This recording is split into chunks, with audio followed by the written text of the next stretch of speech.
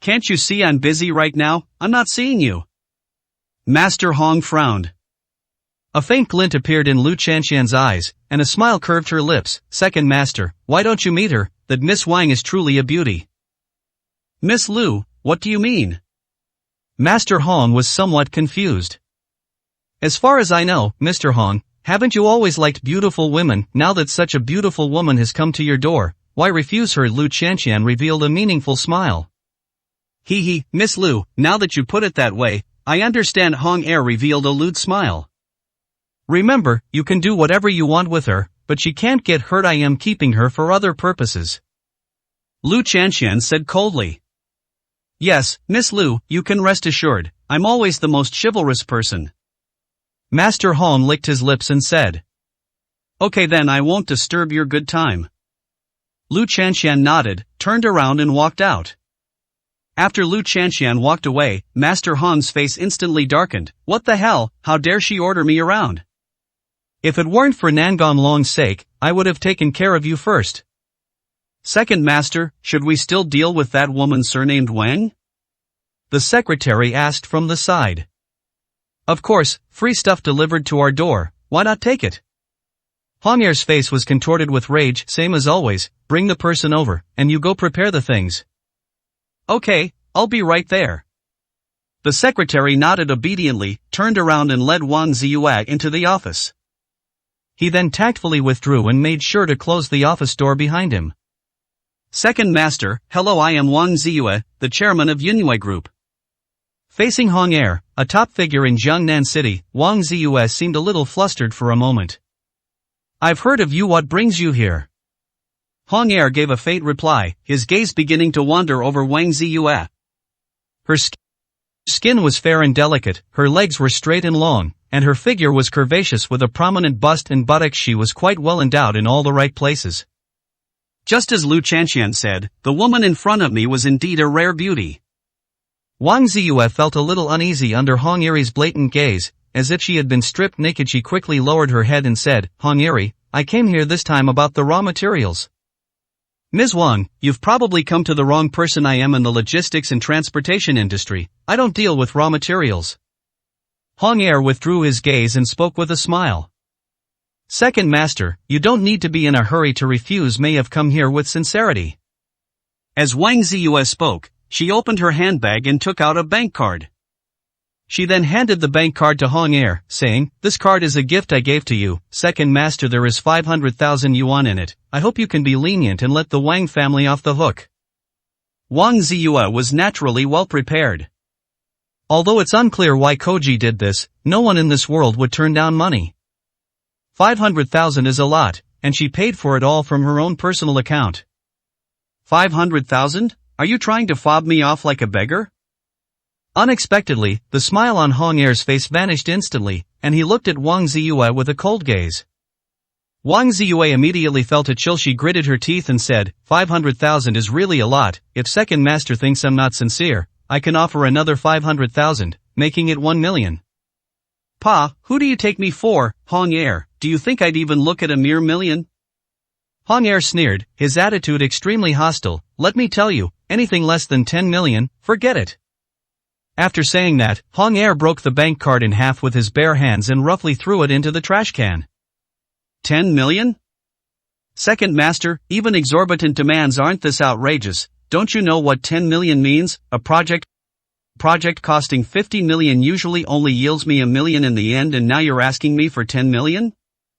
Upon hearing this exorbitant price, Wang Ziyue's tone was filled with anger. Are you kidding me? You want 10 million? Why don't you just rob a bank? Seeing this, Hong Er suddenly stood up, staring intently at Wang Ziyue like a tiger released from its cage. I want it, so what? Get your facts straight, do you dare talk to me like that? Second Master, your wine is here.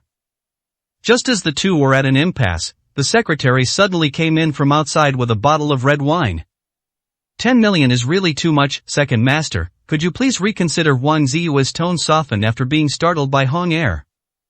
Yes, she has absolutely no right to have a fair dialogue with the other party right now. Looking at the woman in front of him, who was as delicate as a little white rabbit, Hong Er suddenly burst into laughter. Alright, don't say I didn't give you a chance. Okay, if you have a few drinks with me, I'll agree to your request.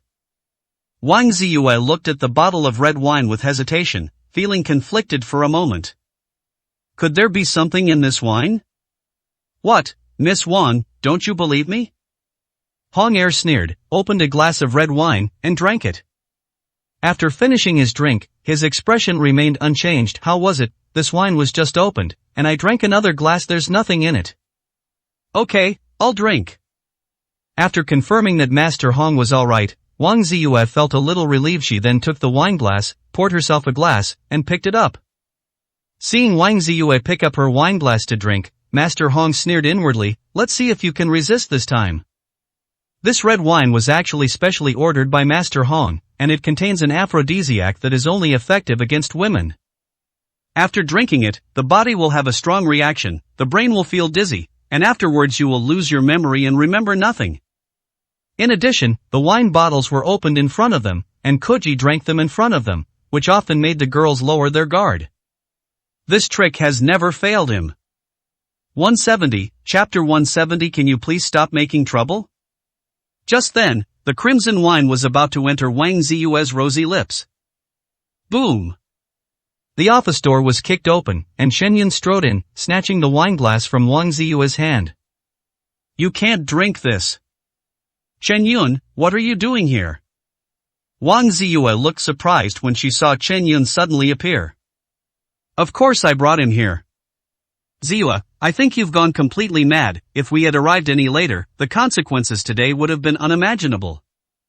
Jiang Nana followed closely behind and stepped forward to protect Wang Ziyue behind her. Miss Wang, what do you mean by this? Hong Er frowned as he watched his good time being interrupted. Chen Yun didn't speak to Wang Ziyue. He picked up his wine glass and walked up to Hong Er. You just said that as long as I drink this wine, you won't make things difficult for Yunwei Group. Do you still stand by that promise? I, Hong Er, always keep my word, but I only agreed to it because of Miss Wang. If you, a man, are going to drink for her, I have additional conditions, Hong Er sneered. Say. This wine is for women. If you want to drink it, you'll have to choose another one.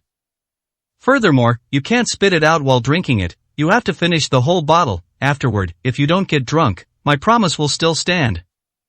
After he finished speaking, the secretary handed him another bottle of spirits, which was nearly 700 milliliters in size. The group glanced at it, and Jiang Nana exclaimed, Chen Yun, you can't drink this, drinking such a large bottle of this strong liquor will kill you.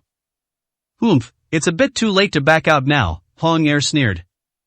Just as Jiang Nana said, drinking too much high-proof liquor can be fatal. The bottle that Hong Er is taking out now is a specially made wine. One bottle of this would knock out an elephant on the spot, let alone a person. This kid in front of me, if he dares to drink, he'll be unconscious after just 2 cups. Then, he'll have 2 girls in front of him to do whatever he wants with. Okay, I'll drink it. I hope you keep your promise. Without the slightest hesitation, Chen Yun picked up the bottle and downed it. Glug glug. In less than a minute, a large bottle of liquor was emptied. The wine is good, but there's too little, it's not enough to drink. Chen Yun wiped his mouth, his expression indifferent. You. Everyone present was stunned. He downed this huge bottle of strong liquor in one gulp. And after drinking it, his face didn't turn red and his heart didn't skip a beat. Is this really drinking alcohol? Even if you drink a whole bottle of Sprite, you'd still burp a couple of times. Hong Er stood there stunned, speechless for a long time. This is a special liquor, the kind that can make an elephant faint. Why do you feel like you haven't drunk anything at all? That's impossible. Are you kidding me? Hong Er determined what methods Chen Yun used to cheat. Ha, you just said that as long as I finish the wine, it'll be fine. What, are you going to go back on your word now? Chen Yun laughed. Fine, you've got guts, I can let Yunwei Group off the hook. Hong Er's tone shifted, but you can't let this go so easily. Chen Yun, who told you to meddle in other people's business? Wang Ziyue was startled by Hong Er's appearance and quickly said, aren't you going to apologize to Master Hong Er right now? What could have been resolved with just a drink from her has now become much more serious thanks to Chen Yun's outburst. Apologize? I didn't do anything wrong, why should I apologize? Chen Yun said with a nonchalant expression. Ha ha ha, what a fearless newborn calf, how dare you be so arrogant in front of me? Fine, based on what you just said, I'll make sure you don't leave this place alive if I don't make you pay the price today. Hong Er was so angry he laughed, and then waved to his secretary standing to the side. The secretary immediately understood and walked outside. Chen Yun saw all of this but made no attempt to stop it. Second master, please don't be angry. As long as you let us go today, I'll agree to any condition. Wang Ziyue hurriedly stepped forward and said, seeing that things were going badly. Alright, I'm not an unreasonable person, here's what we'll do, you two, each give me 5 million, 10 million in total, and we'll call it even. As for him, kneel down and kowtow to me 20 times, and I'll spare him today. Hong Er pointed at Chen Yun and said lightly. Oh, what if I don't agree? Chen Yun raised an eyebrow. Heh, do you think it's up to you to decide whether to agree or not? Hong Er sneered. Chen Yun, let's run before they arrive. Jiang Nana looked at the dense crowd of people walking towards the office outside and instinctively tried to pull Wang Ziyue away. Second master, please tell your men to stop, I'll give you the 10 million, please, have mercy on us. In a panic, Wang Ziyue hurriedly took out the 10 million yuan check that Morong Hai had given her that morning from her bag. Hong Er glanced at the check casually, his eyes immediately filled with greed. Surprisingly, this woman actually gave me what I said casually. Just as he was about to get the check, Chen Yun stopped him. A good dog doesn't block the way, kid, for the sake of 10 million, I can let you go today. But if you dare to continue causing trouble like this, I can't guarantee you'll be able to leave this place. Hong Er's eyes were cold. Wang Ziyue pleaded, her voice trembling with tears, Chen Yun, I'm begging you, please stop causing trouble here. Did you hear that? Get out of here. Hong Er lit a cigar with a smug look on his face. Hey, you're not entitled to this money. Chen Yun said calmly, how about this, I'll give you a chance, kneel down and kowtow to me to apologize, and I'll consider letting you off the hook. Chen Yun, are you crazy? What kind of time is this to be provoking him? Are you trying to drag us all down with you? Wang Ziyue was so anxious she was almost in tears. Jiang Nana, who was standing to the side, didn't say anything, but her palms were also sweaty. You brat, are you looking for death? A fierce glint flashed in Hong Er's eyes, and he raised his hand to slap Chen Yun across the face. Chen Yun's eyes turned cold, and he raised the empty wine bottle in his hand and smashed it towards Hong Er's head.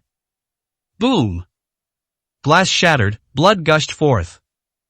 A thin, scarlet strand of hair ran down Hiroji's head, staining his entire face red. Ah dash! The intense pain stimulated Hiroji's nerves. Second master. At the same time, a large group of people followed the secretary and rushed into the office. The group immediately surrounded Chen Yun, Jiang Nana, and Wang Ziyue. 171, Chapter 171 arrived in 2 minutes. Kid, even if the King of Heaven himself comes, I'll still kill you today. Hong Er's face was contorted with rage, and with his face covered in blood, he looked as if he had come out of hell. This is terrible, I shouldn't have called Chen Yun. Seeing Hong Er's murderous expression, Jiang Nana was terrified. I'm doomed, I'm really doomed this time. Witnessing this scene, Wang Ziyue closed her eyes in fear. She simply didn't have the courage to face what was about to happen. Ha, when you said that, did you think about what kind of outcome you would have?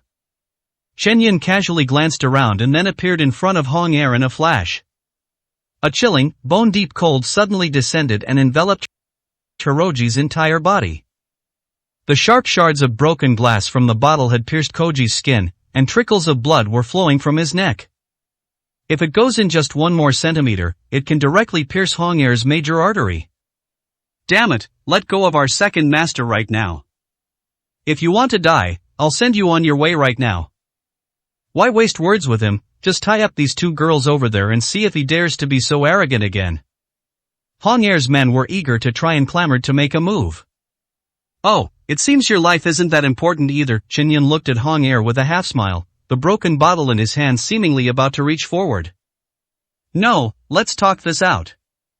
Hong Er swallowed hard. Everyone, put down your weapons, are you trying to force me to die? Upon hearing this, the men immediately became much more subdued and put away their weapons. Brother Chansant, we talk things out, why fight like this and ruin our harmony? Hong Er forced a look that was more like crying. Oh, now you know how to back down, you were pretty arrogant just now. Chen Yun gave a cold laugh. I misspoke just now, I was being inconsiderate. I'll let you go now, I'll let you go right now. Hong Er immediately yelled at his men around him, get out of the way and get the hell out of here. Seeing this, the group of subordinates dared not hesitate and hurriedly withdrew. Zhang Nana, you take Ziyue and go first. Chen Yun said calmly. Upon hearing this, Zhang Nana was taken aback. Then what are you going to do? I'll stay here, I still have things to discuss with him, Chen Yun said with a smile. No, let's go together, I don't want to have to burn paper money for you next year at this time. Seeing that Chen Yun could still laugh at a time like this, Zhang Nana wondered if he was drunk and the effects of the alcohol were only starting to kick in now. Nana, let's go quickly. Let him go crazy if he wants to. Wang Ziyue said angrily. If you don't leave now, you'll regret it later, Chen Yun warned. Then you must hold on, I'll get someone to rescue you right away. Seeing Chen Yun's resolute attitude, Zhang Nana had no choice but to leave with Wang Ziyue first. After the two women left, Chen Yun's worries were completely resolved. He casually tossed the bottle on the ground, left Hong Er, and sat down in the boss's chair in the office. With a smile, he said, "All right, Mr. Hong, now we can have a proper talk." Talk your ass off, you just wait. I won't take your life today, but from now on, I, Hong Er, will be your dog. Hong Er pressed his aching neck and said fiercely. His men swarmed in the moment Chen Yun laid down his weapon. 30 or 40 fierce-looking, burly men completely surrounded the office. You really can't change your nature. I was originally thinking of sparing your life for your brother's sake, but now I'm afraid there's no need for that. Chen Yun stood up, his expression calm. My brother, you piece of trash, don't even deserve to know my brother. Then you should also know that my brother is the mayor of Jiangnan City, the most powerful person in Jiangnan City. Hong Er looked smug, believing he had Chen Yun completely under his control. Wait, I'm calling my brother right now and he'll tell you himself that you're dead meat. After saying that, Hong Er immediately took out his phone and dialed Wang Hong's number. Hey, what's up? I'm in a meeting right now, so get to the point. Wang Hong's voice came from the other end of the phone. Hey bro, some bastard surnamed Chen came here to cause trouble. He said he knows you. Hong Er glanced at Chen Yun sideways, his face full of contempt. So, I called you to ask you, so you can tell him his fate yourself. His surname is Chen, tell me quickly, what is his full name? Wang Hong's voice suddenly became urgent. His name should be Chen Yun, Hong Er said nonchalantly. What? Give him the phone right now. The voice on the phone suddenly became louder, and Wang Hong almost roared. Ah, big brother, what's wrong? Hong Er froze on the spot. Stop talking nonsense and do what I say. Give him the phone. Hong Er gave Chen Yun a strange look, then handed the phone to his subordinate, who then passed it to Chen Yun. He didn't step forward himself, he couldn't bear to experience another instance of having a broken bottle stuck in his throat. Master Chen, is itis at you? When he answered the phone, Wang Hong's trembling voice came through. Chen Yun said casually, you really have a good younger brother. I'm giving you 20 minutes to get over here. If you don't make it and don't handle this matter well, you can think about what will happen to your younger brother. After saying that, Chen Yun didn't listen to another word from Wang Hong, hung up the phone, and threw it on his desk. You're such a good actor. I might believe you a little if you said you knew my cousin, but ordering my cousin around, you should know your own limitations. I'll give you 20 minutes. I want to see what you're really capable of. Hong Er immediately started the timer. Zhang Feng, you and your men stay here and keep an eye on this kid. I am going to treat my wounds first. He looked at the person next to him. Remember, in 20 minutes, I will personally come and see him off. If he makes any attempt to escape during this time, just beat him and leave him alive. Yes, don't worry, second master, I will definitely handle it well. Zhang Feng nodded in agreement. You bastard, I'll let you live a little longer. I'll play with you slowly later. Hong Er stared at Chen Yun with a sinister grin, then turned and walked out of the office. Oh, you're really unlucky, you just had to offend Master Hong. But don't worry, I'll beg Master Hong to leave you with a whole corpse. 172, Chapter 172 He is Master Chen. Zheng Feng looked at Chen Yun with a hint of pity in his eyes. Oh, in your eyes, do you still have any rules or laws? Chen Yun asked curiously. Rules, laws? Zhang Feng sneered, let me tell you, in Jiangnan City, Master Hong's words are the law. Forget it, why should I waste my energy arguing with a dead man like you, just cherish the last moments of your life. Zhang Feng was too lazy to waste any more words with Chen Yun. He ordered a few of his men to block the office door, then sat down on the sofa and lit a cigarette. From time to time, he would discuss with others around him how to dispose of Chen Yun's body. Judging from their appearance, they've probably done similar things quite a few times. 20 minutes passed in the blink of an eye. With only 3 minutes left on the countdown, Hiroji returned to his office. By this time, the wound on his head from being hit by the bottle had been bandaged with white gauze, and the bloodstains on his face had been completely cleaned. Then, he slowly walked to the desk, picked up his phone, and waved it in front of Chen Yun. There are only 3 minutes left. You'd better pray that my brother gets here quickly. Otherwise, if he had arrived late, you might have been left with only one breath left. Heh, didn't you say you were going to kill me? Why are you chickening out now? Chen Yun shrugged. Hong Er smiled and shook his head. You think you can fool me with such childish tricks? If I really killed you in front of my brother, I'd probably be in jail myself. But don't be too happy yet. Even if I don't kill you. Hong Er suddenly pulled a sharp long knife from the bookshelf in his office. He strode up to Chen Yun, planted the chilling longsword on the desk, looked at Chen Yun, and revealed a devilish smile. Crippling you is still very easy. Ding. Next moment. The 20-minute countdown began. Time's up. Do you want me to chop off your left hand first, or your right hand? Hong Er looked at Chen Yun with a chillingly cruel smile on his face. Indeed, the time has come. Chen Yun suddenly raised his head, his eyes extremely cold. Hong Er immediately felt a terrifying chill, and his whole body began to tremble. You, what do you want to do? Hong Er quickly retreated and hid behind his men. You were right about something earlier. We should pray that your brother gets here soon. Chen Yun moved with lightning speed, rushing into the crowd in an instant. However, the one who should be praying is you. The words fell. Before Hong Er's horrified eyes, his group of tall, strong, and fiercely fighting subordinates were sent flying like paper, either knocked unconscious by Chen Yun's casual chop to the ground, or kicked away by Chen Yun with a light kick. Chen Yun's movements were so fast that he was almost a blur. Even though he was right in front of them, no one could touch the hem of his clothes. Passing through a sea of flowers, not a single petal clings to me. When Hong Er came to his senses again, all that remained were the painful wails all over the place, and Chen Yun standing right in front of him. You stay away. If you dare touch me, I guarantee that Yunyue Group will never have peace again. Hong Er, his face filled with fear, kept backing away. Ha, even now, you still dare to threaten me? Chen Yun sneered, grabbed Hong Er by the collar, and slapped him across the face. Cough.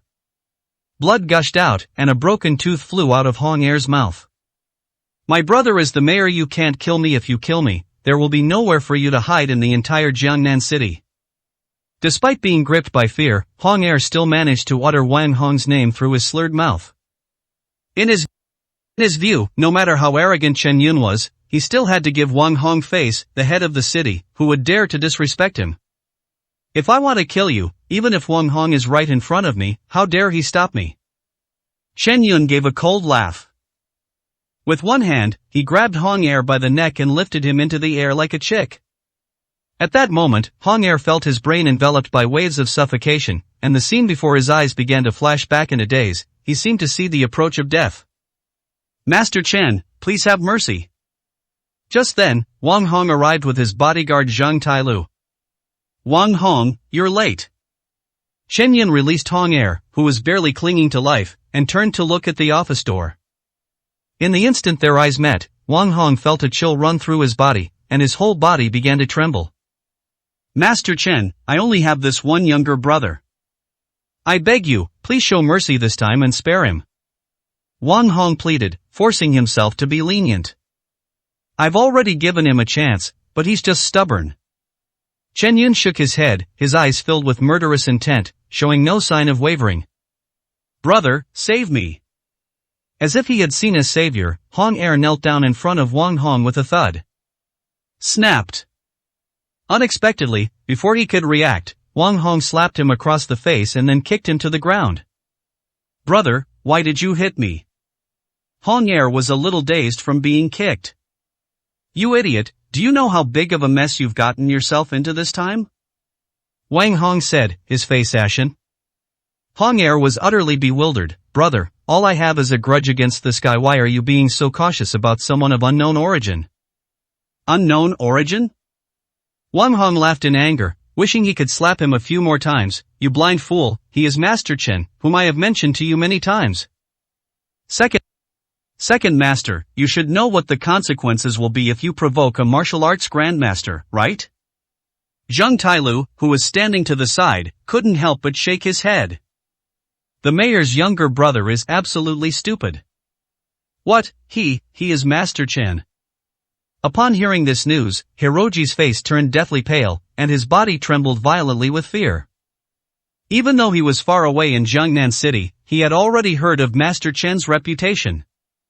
In Yunhang City, the story of Master Chen killing a martial arts grandmaster in 2 moves has already spread like wildfire in Yunhang and Jiangnan cities. His cousin Wang Hong had mentioned Master Chen's name to him many times, but Hong Er never expected it.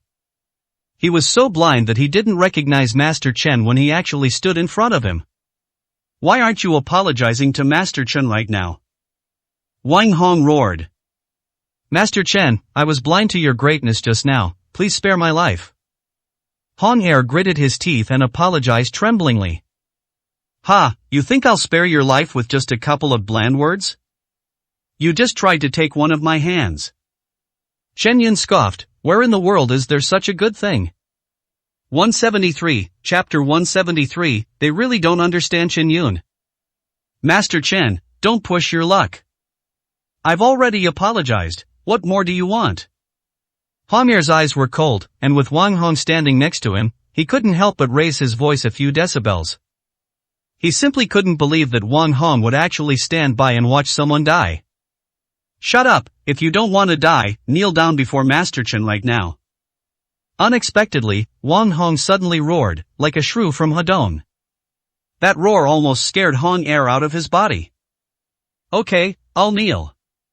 At this moment, Hong Er finally recognized reality and knelt down before Chen Yun with a plop.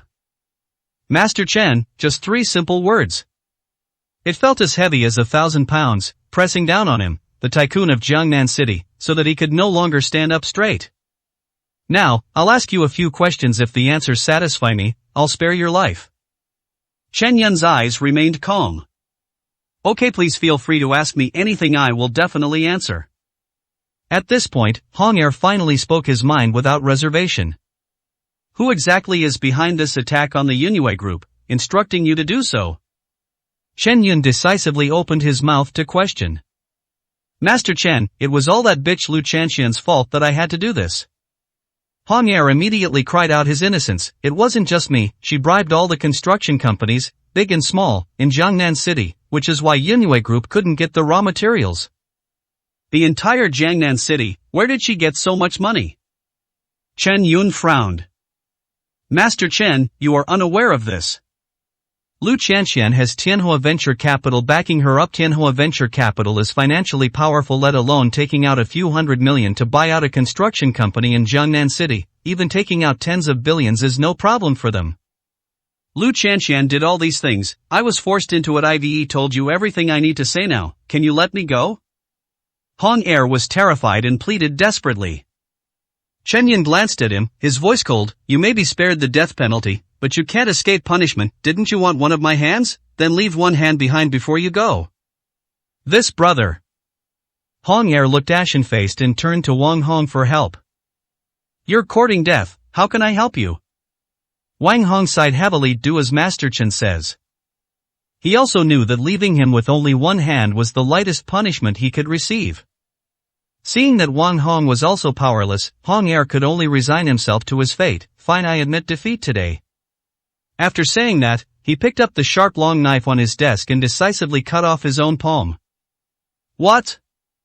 After a painful howl, Hong Er, enduring the pain, asked weakly, Master Chen, are you satisfied now? Get out.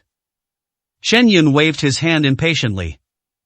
Upon hearing this, Hong Er felt as if he had been granted a pardon and ran out with his bloody severed hand. He had to treat his wound immediately, otherwise the bleeding alone would be enough to kill him. Master Chen, thank you for showing mercy. Wang Hong clasped his hands in a gesture of respect and said apologetically. He understood that Chen Yun's willingness to spare Hong Er's life was already a huge favor to him. After all, even a martial arts master like Zhao Wanjun died at Chen Yun's hands. If Chen Yun really wanted to kill someone, even if a god came today, Hong Er would have to spare his life. You've put in a lot of effort and helped me a lot, so I should naturally give you this face. Chen Yun said, alright, there's nothing more for you to do here, go back to your meeting.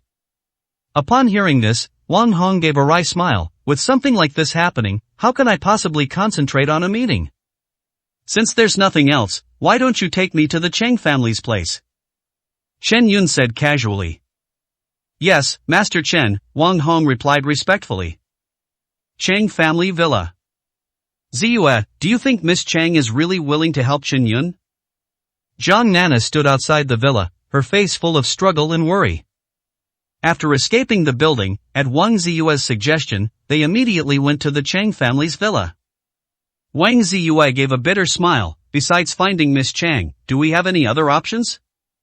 I didn't expect that you said you didn't care whether Chen Yun lived or died, but in reality you were more anxious than anyone else, Zhang Nana couldn't help but say.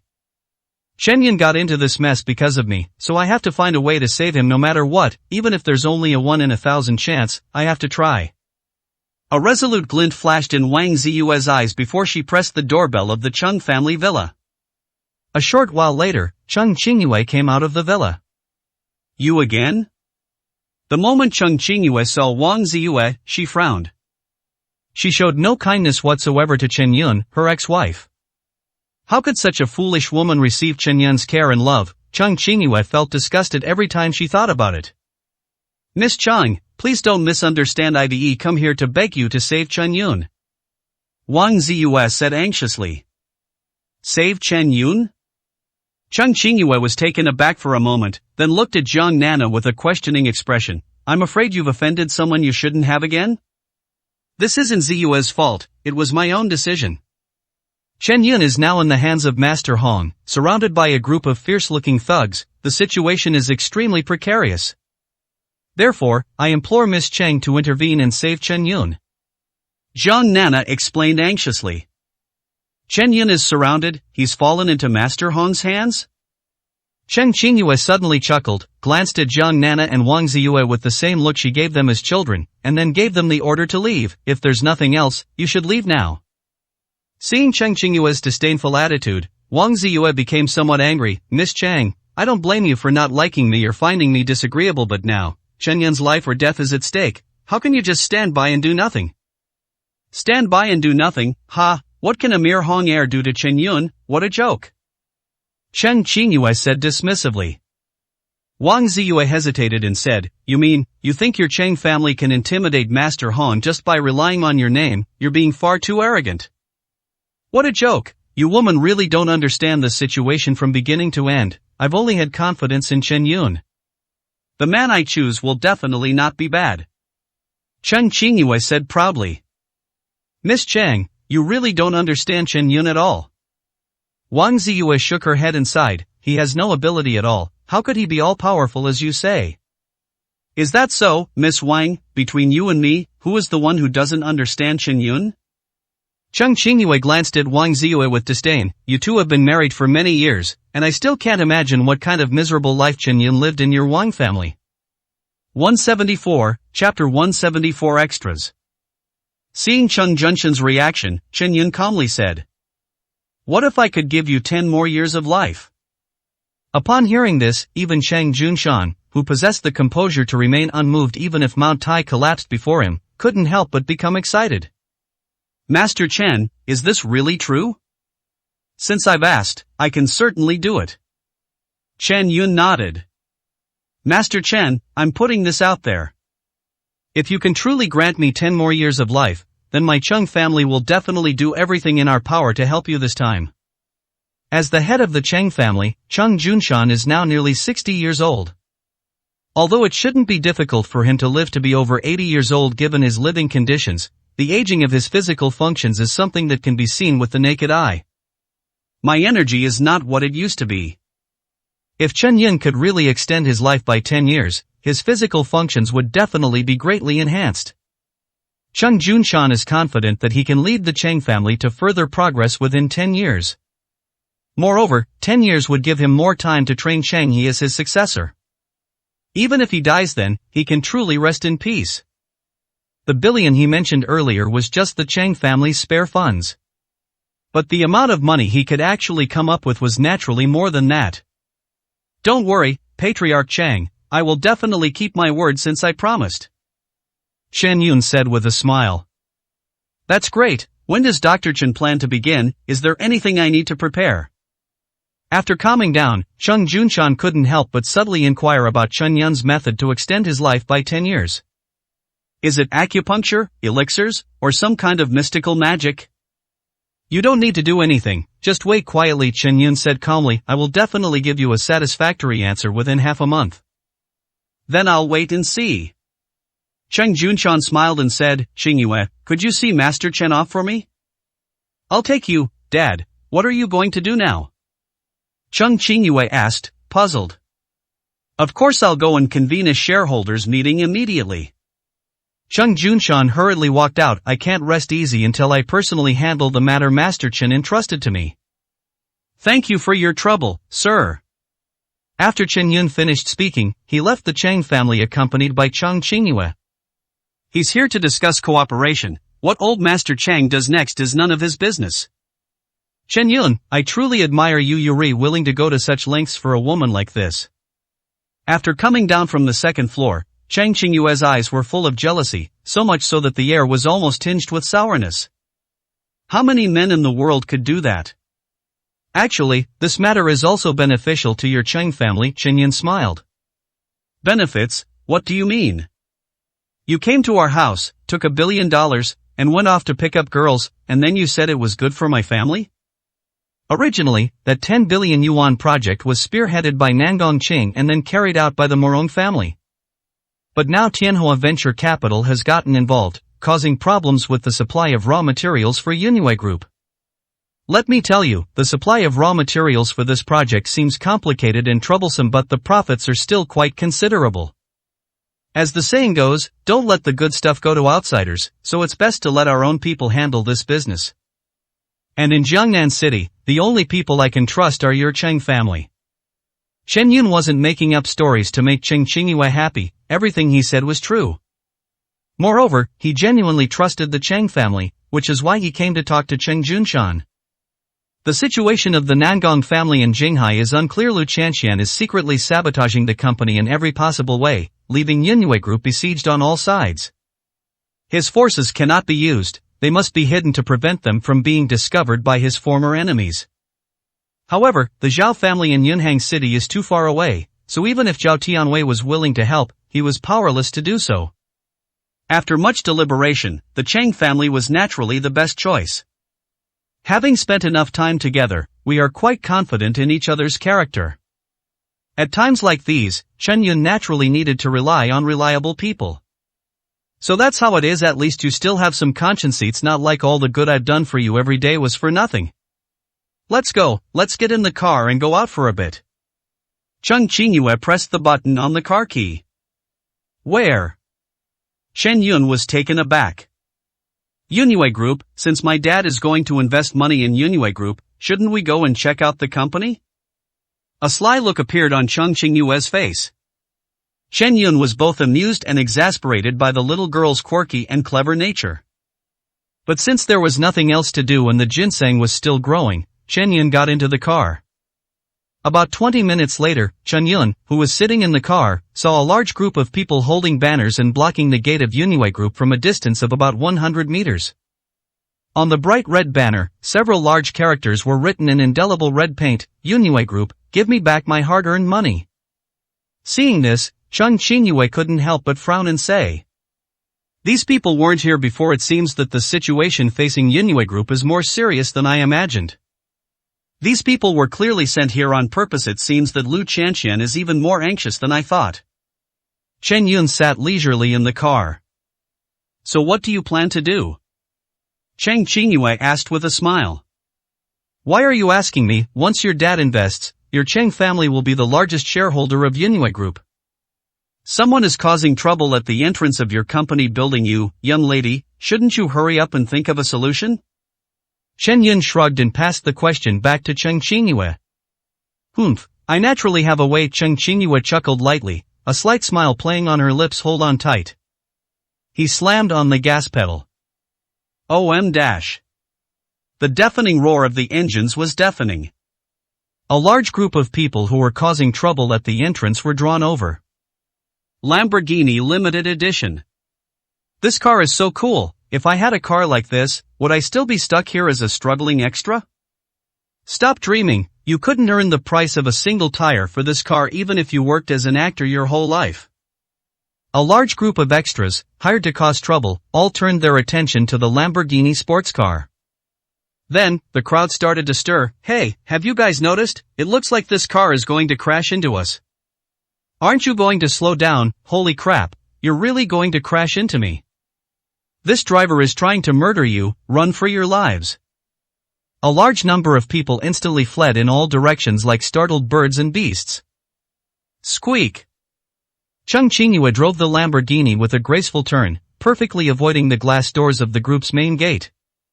Humph, a bunch of good-for-nothings, you dare to cause trouble here with such little courage.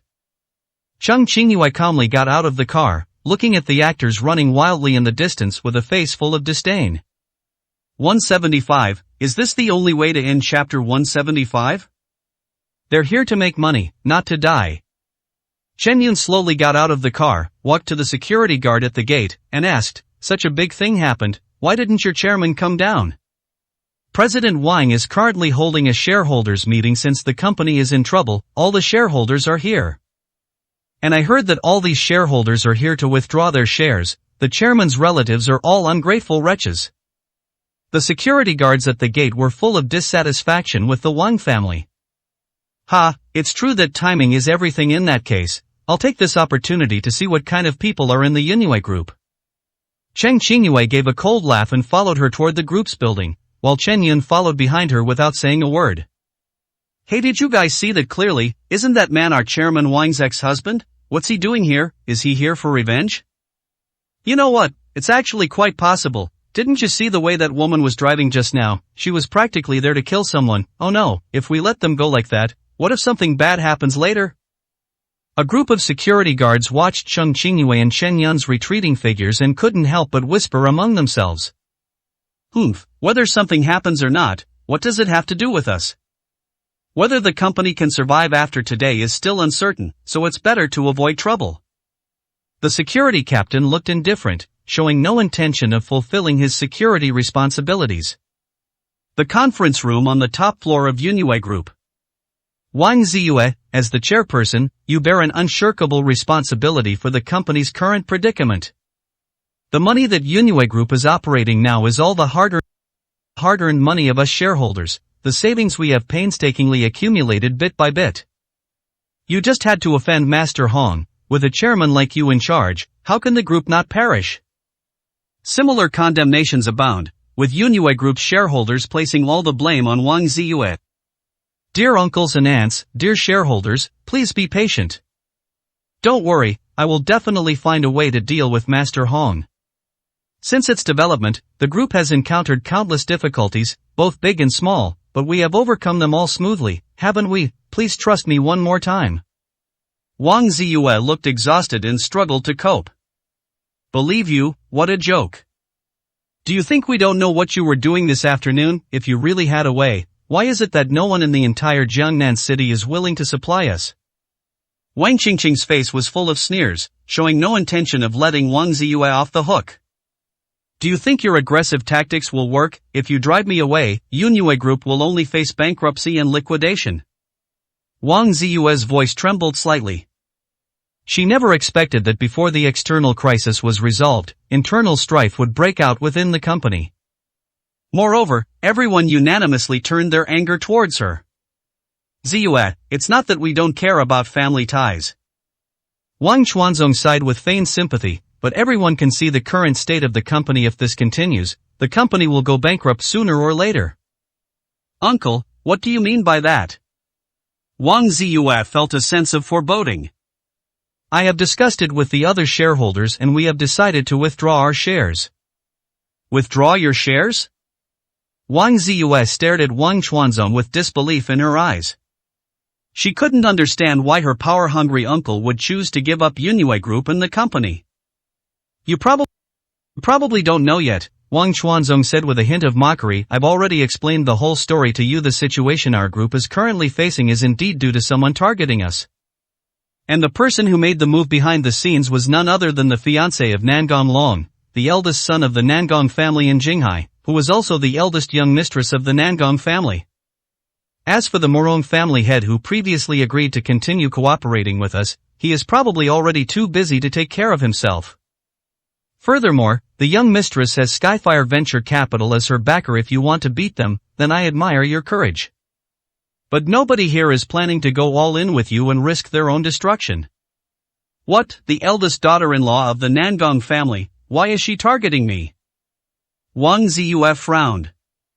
Wang Qingqing stood up, her smile playful. Do I even need to ask why? Haven't you been bragging about how young Master Nangong has taken a liking to you every day, both openly and secretly? Now look what's happened. You've taken a liking to him, but that also means you're on the opposite side of the eldest young master. Isn't it only natural that the eldest young mistress wants to get rid of you? It's just pitiful. You've dragged down the entire group, forcing us shareholders to withdraw our shares and leave. You. Wang Ziyue wanted to refute, but couldn't find any excuse. She had to admit that earlier, she had indeed taken advantage of the second young master Nangong's reputation. Ha, do you really think that a long-established and powerful family like the Nangong family is something you can dream of? You only see the immediate profits but ignore the potential risks. How foolish. Many women think they can marry into a wealthy family and live a carefree life just because they have a pretty face, but they never understand that a casual ripple within a wealthy family is enough to destroy them. Wang Qingqing smiled contemptuously. You are not worthy of sitting in this position at all. Because of her beautiful appearance and outstanding personal abilities. For many years, Wang Ziyue has consistently outshone her cousins. Wang Qingqing thus lived under the shadow of Wang Ziyue, serving as a green leaf to set off the flower. Whenever the Wang family relatives have a gathering, she is always compared to Wang Ziyue. Now, seeing Wang Ziyue finally meet such an end, a sense of vengeful pleasure rose in Wang Qingqing's heart. She had waited for this day for far too long. Alright, there's no point in continuing. Let's part ways amicably. Those who should withdraw their shares should withdraw, and those who should exit should exit. Let's cut our losses in time, Wang Chuanzong said, standing up. The other members of the Wang family also stood up, looking at Wang Ziyue with disappointment on their faces. Faced with the accusations from the crowd, especially since these people were her relatives, Wang Ziyue could only helplessly lower her head, her eyes reddening. Yunhua Group is now truly standing at the edge of a precipice, facing life or death. But now, who can save her? With the second young master of the Nangong family in dire straits, the shareholders abandoned ship and fled, and the head of the Morong family was powerless to contend with Tianhua Venture Capital. Wang Ziyue searched her mind for all the names, but she still couldn't find anyone who could help her. Is this really the only way things can end? 176, Chapter 176 The Share Withdrawal Crisis. Wow, I didn't expect to see such a lively scene as soon as I arrived. At the entrance of the conference room, Cheng Qingyue and Chen Yun walked in one after the other. The moment Wang Ziyue saw Chen Yun, it was as if her emotions had found an outlet. Chen Yun, what are you doing here again? Don't you think my place is chaotic enough already? Do you just enjoy seeing me make a fool of myself? You always seem to be there whenever I'm down on my luck. Wang Ziyue felt furious when she saw Chen Yun. But then Cheng Qingyue, a woman who had always been at odds with her, appeared beside her, and her anger immediately reached its peak. I'm here to help you solve your problem. I've already dealt with Hong Eras for the eldest young mistress of the Nangong family. I will naturally find a way to deal with her as well. Chen Yun's voice is quite gentle, and he is very patient. However, before Wang Ziyue could respond, a jarring laugh suddenly erupted from the side. Ha ha, you're just a useless son-in-law who relies on our Wang family to survive, yet you dare to spout such nonsense here. We've already resolved the issue with Master Hong. Aren't you afraid of making a fool of yourself by saying such things? Wang Chuanzong sneered repeatedly. Wang Ziyue, you've really gone to great lengths to prevent us shareholders from withdrawing our shares. You even brought in such a useless ex-husband for help. Wang Qingqing then directly targeted Wang Ziyue, her words full of mockery. Wang Ziyue, even if you're desperate, this isn't the way to help. Of all the actors, why did you have to choose your spineless ex-husband? No matter how eloquently he talks, do you think we'd believe him? Exactly, speaking of which, you're such a coward, you piece of trash. His woman's heart has already flown to the second young master Nandong, yet he still comes here to protect her? If I were you, I would have jumped off the building long ago. You're so despicable. The Wang family members all spoke in extremely unpleasant ways. Not only did they completely disbelieve Chen Yun's words, they even used Nangong Qing to attack him. They said he was being cuckolded and didn't even know the shame. Have you said enough? Wang Ziyue roared, her lips trembling with anger. While these relatives of the Wang family were cursing Chen Yun, weren't they also cursing her? We're not completely devoid of human compassion. As Wang Chuanzong spoke, he handed over a contract from the conference table, saying, since you consider Yunue Group to be your life's work, then you should keep it safe. You buy these shares from us through these share transfer agreements from now on. Yunue Group will be your sole domain. You can do whatever you want with it. The other shareholders followed suit, each handing out their contracts, saying, this is mine. Mine is here too. And mine. Looking at the numerous contracts on the table, Wang Ziyue's face turned grim. Everyone, could you please give me a few more days? I will definitely find a way to resolve this. Give you a few more days? What a joke. Just yesterday, the group's stock had already shrunk by half. If we wait a few more days, we can sell these stocks for less than the price of cabbage. Exactly, this whole thing started because of you, so you should be responsible for it. Why should we have to pay for your mistakes? A group of shareholders were indignant and seemed determined to leave Yunue Group. Uncles and elders, please calm down. Even if you wanted to transfer your shares now, I don't have that much money to spare. In these difficult times, shouldn't we stand together and help each other? As long as we don't give up, I believe we can get through this. Now that things have come to this, Wang Ziyue can only stand on her own and try her best to persuade them. I saw with my own eyes that Patriarch Morong gave you a check for 10 million. Wang Chuanzong sneered, stop using lack of money as an excuse, hurry up and buy the shares. Wang Ziyue's expression was full of sorrow. Even if I had that 10 million, with so many people here, how could I possibly buy it all? Isn't this simple? Wang Chuanzong gave a forced smile and said, you still have quite a lot of stocks left. Even if they've already dropped by half, they'd still be worth at least 20 million if you sold them all. No, I absolutely cannot sell my shares. If I sell them, Yunue Group will truly be a dead company. Wang Ziyue completely disagreed with Wang Chuanzong's terrible idea. Oh, so you're just going to stand by and watch us shareholders go bankrupt, aren't you? Wang Chuanzong's expression changed drastically, and his voice turned cold. Wang Ziyue, how can you be so selfish? Your father is a disgrace to the Wang family for having a daughter like you. I'm telling you, you have to sell today, whether you like it or not. Someone has to bear our losses. At this moment, all of Wang's relatives turned hostile. They cursed and insulted each other, saying all sorts of things. It was as if Wang Ziyue, who was standing in front of them, was their father's killer. Faced with enormous profits, kinship seems utterly ridiculous. No matter what you say, I will absolutely not sell my shares. As long as the company exists, I will never compromise. Wang Ziyue's face was extremely pale, but she still managed to withstand the pressure. Ha, You think we can't do anything if you don't sell? At worst, we can sell the stocks we have ourselves anyway. We won't lose too much money by cashing out now. I've heard that the eldest young mistress of the Nangong family has already announced that she's willing to buy our company's stock at a high price. Since you're not willing to buy it, then we'll have no choice but to sell it to the eldest young mistress. The problem is the combined percentage of the shares we all hold is not small. Once we all sell them to the young mistress, it's hard to say whether you'll still have a say in Yunwei Group. Wang Ziyue was struck dumb. She never imagined that her relatives, who always greeted her with smiles, could go to such extremes. Alright, it's just signing a contract to buy shares, just agree to it. Once Yunwei Group turns things around, I really want to see these ungrateful wretches regretting it and crying their eyes out. Chen Yun walked to his side and slowly spoke. Chen Yun, you still dare to talk back. Now is the time for you to cause trouble. The combined value of all the shares held by these people present, based on the current share price, exceeds 30 million. Even if I wanted to sign, where would I get so much money? Wang Ziyue glared at Chen Yun with annoyance. 177, the eldest daughter of the Zhang family, number 177? This guy not only can't help, but he's also making sarcastic remarks. Are you kidding me? If she could afford the shares, would she be suffering like this here? Boom! The next moment, Wang Chuanzong slammed his hand on the desk, stood up, and glared at Chen Yun. We are having a meeting among our shareholders. What right do you, an outsider, have to interrupt?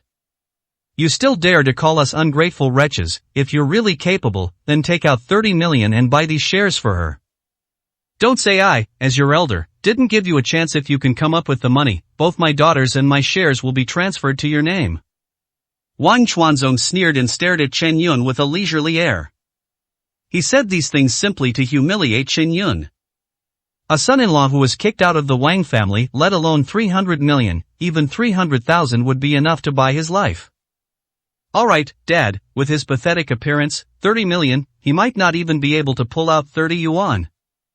If he can do that, I'd kneel down and apologize to him on the spot without any problem.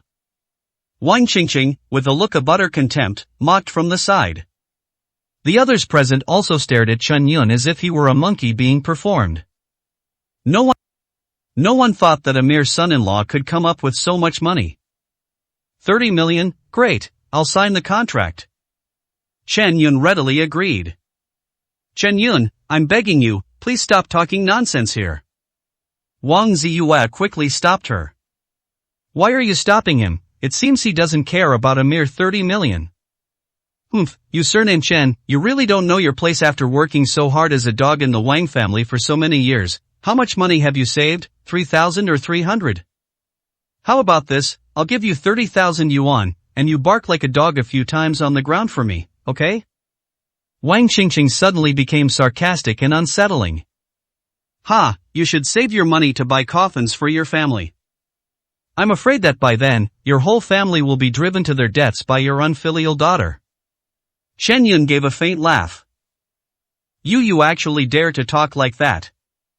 Wang Chuanzong's lips trembled with anger. He then picked up the contract, slammed it on the table, and shouted, fine, if you have the guts, sign the contract now. I'd like to see where a piece of trash like you got a full 30 million from. All talk and no action is useless. Let's see where you got this money from. Wang Qingqing crossed her arms over her chest, looking on with amusement. Chen Yun smiled, but did not reach out to take the contract. Cheng Qingyue, who was standing to the side, took the contract in a domineering manner and signed it with a pen. The entire process was completed in one go, without the slightest pause, leaving no time for anyone present to react. And who are you? Wang Chuanzong looked at Cheng Qingyue, his face extremely grim. Do you know that signing a contract means taking legal responsibility? In reality, Wang Chuanzong has been acting from the very beginning until now. He never intended to sell his shares. His real target was Wang Ziyue's shares. As for giving the contract to Chen Yun, it was entirely because he was certain that Chen Yun wouldn't dare to sign it. But who would have thought that a woman would suddenly appear and actually sign it? I will naturally bear the consequences. Why do you, an old man, need to interfere? Cheng Qingyue snorted coldly, then her expression softened as she looked at Chen Yun. Sorry, I couldn't hold back for a moment. These useless bastards are just too infuriating. It's alright, since you'll be the one taking over the company anyway, it saves me the trouble. Chen Yun smiled. Oh my, they're putting on an act again. That's 30 million, do you really think I wouldn't dare call the police? Wang Qingqing sneered and was about to take out her phone. Just then, a voice suddenly rang out. I advise you not to make the call. If you really call the police, you'll only be the one embarrassed in the end. Wang Ziyue sighed, then looked at Cheng Qingyue with a complicated expression. Stop playing tricks on me, are you trying to embarrass me? Anyone who didn't know better would think you were all acting students. Just wait, I'm calling the police right now. Wang Qingqing's expression was indifferent, she didn't believe Wang Ziyue's story at all. Suit yourself, but by now you still haven't recognized who this is? Wang Ziyue said coldly. She's just a little girl, how could she possibly come up with 30 million? Wang Chuanzong sneered. Don't even mention 30 million, she could come up with 300 million. Wang Ziyue sighed and gave a bitter smile. Although I don't know why she signed the contract. What I want to say is that the little brat you're talking about is the eldest daughter of the Cheng family, the number one family in Jiangnan City. The eldest daughter of the Cheng family? Wang Qingqing's face stiffened, and her fingers, which were about to dial the number to call the police, also froze. Do you think I would need to lie to you at a time like this? Wang Ziyue retorted. Bullshit, would the eldest daughter of the Cheng family help a coward like Chen Yun? Impossible, absolutely impossible. Wang Qingqing started yelling, she simply couldn't accept this situation. Are you really Miss Cheng? Wang Chuanzong asked suspiciously. There's no point in saying more, just give me your bank account number. Cheng Qingyue was too lazy to waste words with him. Okay. Wang Chuanzong didn't hesitate any longer and gave his bank account details. Just minutes later, his phone received a notification from the bank that 30 million yuan had been transferred. Wang Chuanzong was stunned when he saw the account balance and the text message on his phone. After a long while, he finally came to his senses and glared angrily at Wang Ziyue. Well, Wang Ziyue, you really know how to calculate prices. You actually conspired with two outsiders to scheme against your own uncle. Wang Ziyue quickly explained, you misunderstood. I had no idea Miss Chang would come, let alone that she would sign the contract. Oh, old man, you've got some nerve, now you're playing the victim. Anyone who didn't know better would think Ziyue was bullying all of you shareholders. Chen Yun sneered, mercilessly exposing Wang Chuanzong's act. Chen Yun, you traitorous bastard. The Wang family has raised you for so many years, and you actually let a wolf into the house. Yes, I've lost my shares, but Yunue Group will be ruined in your hands sooner or later. Wang Chuanzong was furious and vented all his anger on Chen Yun. I'll let it go today because you're Ziyue's uncle.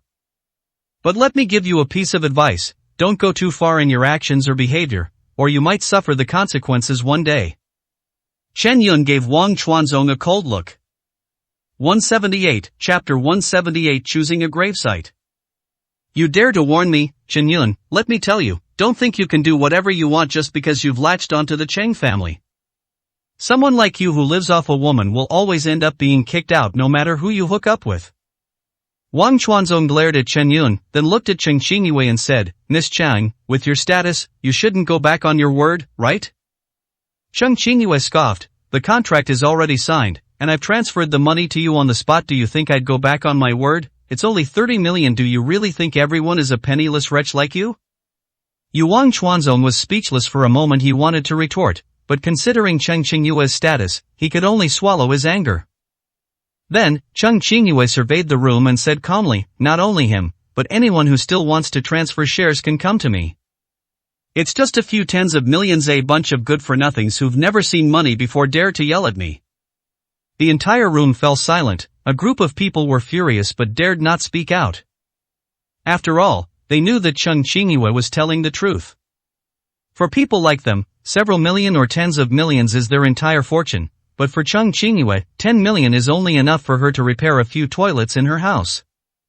Oof, Miss Chang, don't be so smug. So what if you're rich, you spend tens of millions on a piece of junk? I don't believe you wouldn't feel the pinch.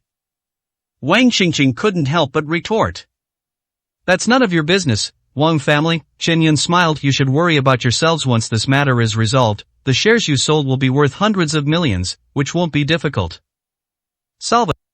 Solve it, what a joke. With the young mistress targeting us, Yunwei Group wouldn't even last 3 days, let alone solve the problem anyway. With 30 million, what's so difficult about starting from scratch? Wang Chuanzong said dismissively. Dad, stop wasting your breath on them. Since they like to dream, let them dream. When the company goes bankrupt, Wang Ziyue will naturally have to ask us for help. Wang Qingqing snorted coldly and prepared to leave. Don't rush off. Chen Yun stepped forward, blocking Wang Qingqing's path. It seems you've forgotten something. Hey Chen, what exactly do you want? Wang Qingqing gritted her teeth and stared at Chen Yun, looking like she wanted to devour him. Chen Yun chuckled lightly. Don't glare at me with those dead fish eyes of yours. I just remember clearly that someone made a bet with me that if I could come up with the money, he would kneel down and apologize to me on the spot. You paid for it. Help. Wang Qingqing put her hands on her hips. That was the Chang family's money. Yuri, just a lucky gigolo. What's so great about you? Snapped. A crisp sound rang out in the room, and Chen Yun raised his hand and slapped him across the face. You actually dared to hit me? Wang Qingqing stared wide-eyed at Chen Yun, covering her face in disbelief. She never imagined that the son-in-law of the Wang family, who was treated like a dog, would one day dare to hit her. Watch your mouth, or I guarantee this slap is just the beginning, Chen Yun said coldly. Fine, you've got guts. Wang Qingqing gritted her teeth. This is outrageous, this is absolutely outrageous. You hit my daughter right in front of me. Since you're going to break off all relations, don't blame me for going to extremes. What are you all standing there for? Hurry up and get the contract for Miss Cheng to sign. She wants to take all the shares, right? I want to see if the Cheng family's spending tens of millions to buy this piece of junk is of any use. Wang Chuanzong was furious. He usually dotes on his daughter, and it pains him to say even a few words to her, but now she's been beaten up. The other shareholders also rushed over with their prepared contracts. Cheng Qingyue accepted all comers, found a seat, and began signing contracts. Uncle, are you really going to put the company in dire straits? Wang Ziyue's face was pale. All shareholders selling their shares is an extremely dangerous thing for any company, as it will inevitably send a signal to the outside world that the company is about to be abandoned. If you want to blame someone, blame your ex-husband. If he hadn't been stirring things up, how could things have gotten to this point? Don't worry, when Yunwei Group goes bankrupt and you, the chairman, are left with nothing, even if you come begging at my door, I'll still give you a bite to eat. Looking at Wang Ziyue pleading desperately, Wang Chuanzong felt a sense of triumph. After saying that, he and Wang Qingqing prepared to leave. The shareholders who had signed the contracts were overjoyed as they looked at the transfer notifications on their phones. Anyone with eyes to see knows that Yunwei Group is doomed, so being able to cash out the shares as soon as possible is already a pleasant surprise. Very good. Know that your contracts have been signed. I have some news to announce. After signing the contract, Wang Ziyue announced with a slight smile, our Cheng family has decided to invest in Yunwei Group. The first batch of funds will be in place within 3 days at most. The first sum of money is 500 million. 500 million? Someone murmured. But most people just stood there, frozen in place, and even Wang Ziyue couldn't help but cover her mouth. 500 million. With such a massive cash flow, this investment seems far too extravagant. What did you say? Wang Chuanzong, who had just reached the door, suddenly turned around, his whole body trembling. Does getting old cause hearing loss? Someone like you really doesn't deserve to be a shareholder anymore. I've made it very clear that the Cheng family will invest 500 million yuan in Yunwei Group next. Cheng Qingyue paused for a moment, then said, word by word, moreover, this is just the beginning. Our Cheng family will spare no effort to help Yunwei Group overcome this crisis. The Cheng family and Yunwei Group will live and die together. You. Wang Chuanzong raised his arm tremblingly and pointed at Cheng Qingyue. He wanted to say something, but he couldn't speak for a long time. A sharp, stabbing pain shot through my heart. Boom. The next moment, Wang Chuanzong felt dizzy and weak, and he fainted. Dad. Wang Qingqing, who was still immersed in the joy of revenge, suddenly heard Cheng Qingyue's shocking news, which was like a thunderbolt from the heavens. Looking at Wang Chuanzong lying unconscious on the ground, Wang Qingqing felt completely lost, as if the sky had fallen. As people get older, their health really does decline. Your dad has definitely had a heart attack. We need to get him to the hospital right away. If it's too late, you'll probably only be able to use that 30 million to buy your dad a coffin and choose a burial plot. Chen Yun spoke slowly and deliberately. You just wait, you surnamed Chen. 179, Chapter 179. The human heart is not enough and the snake swallows the elephant. The humiliation I suffer today, I will repay tenfold in the future. Wang Qingqing blared fiercely at Chen Yun, her pupils filled with hatred and resentment. Today was clearly a day in which they unilaterally crushed Wang Ziyue and wantonly humiliated her.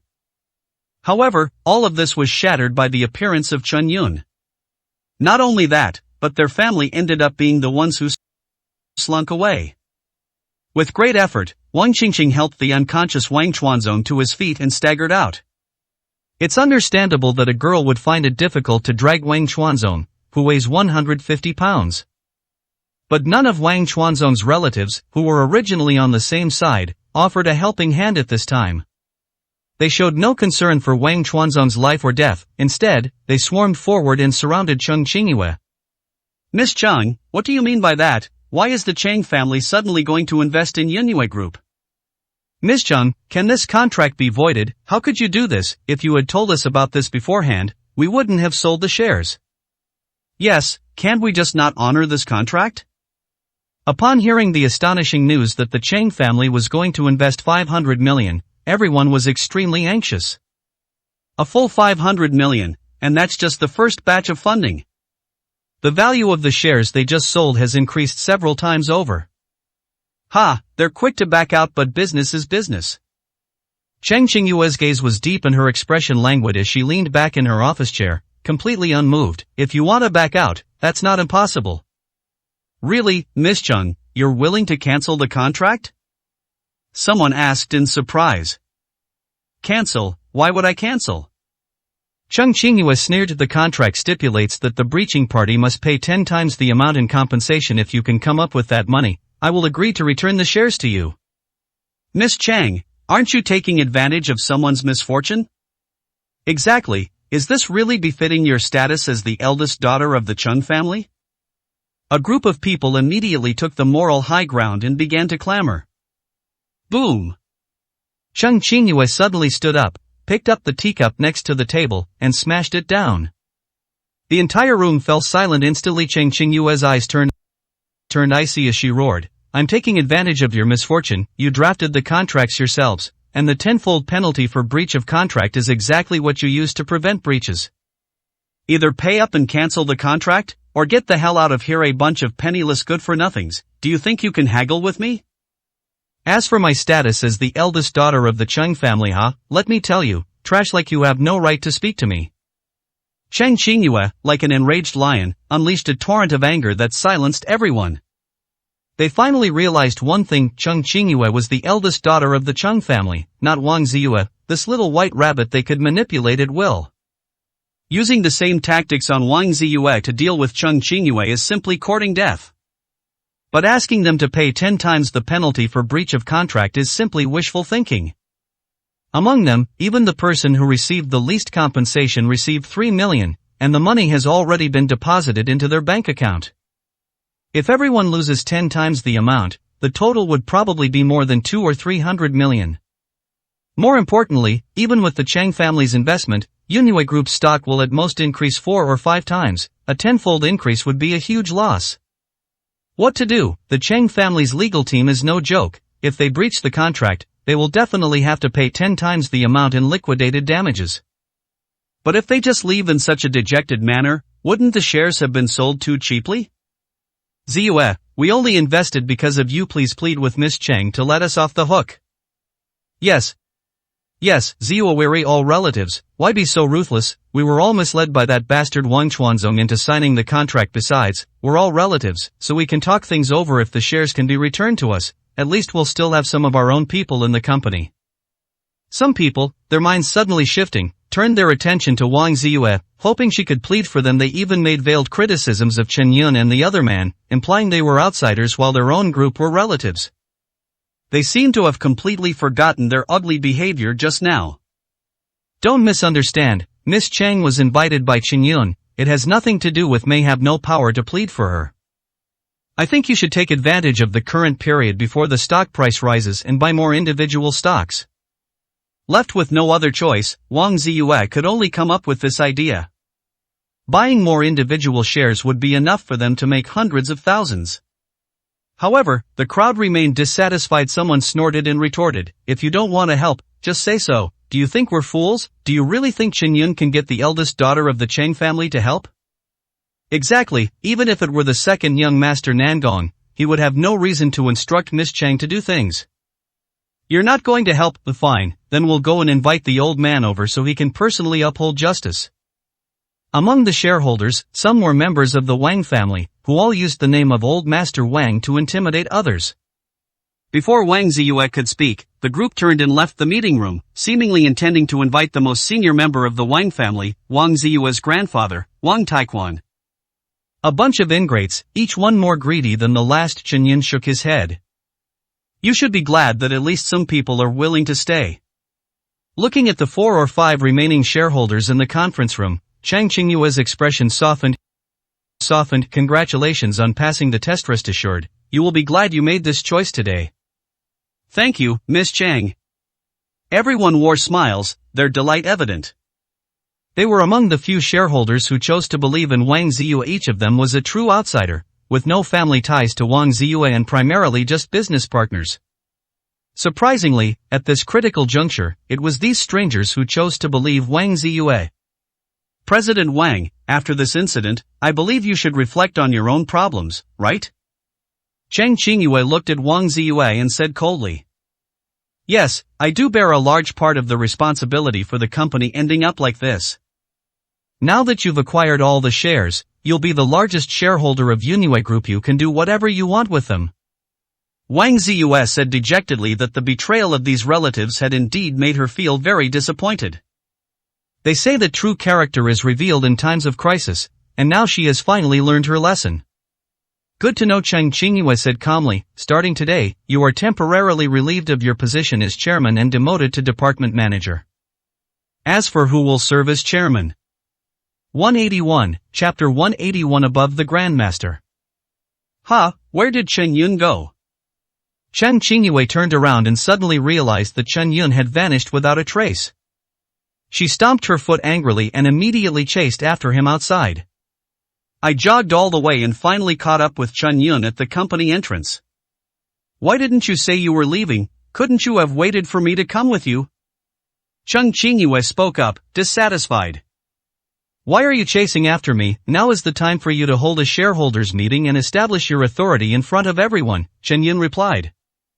You really think I came here for this lousy company?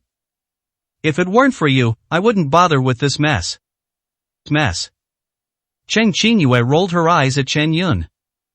Alright then, thank you very much for your help this time, Miss Chen. Consider it a favor I owe you. That's even human language. Chang Qingyue nodded arrogantly, then stroked her chin. Now, let me think of a way to make you repay this favor. How about you come work for the company as my secretary from now on, the kind that's very personal. Don't talk nonsense. If I, a man, were to become your secretary, the company would be buzzing with gossip the very next day. Chen Yun immediately waved his hand in refusal.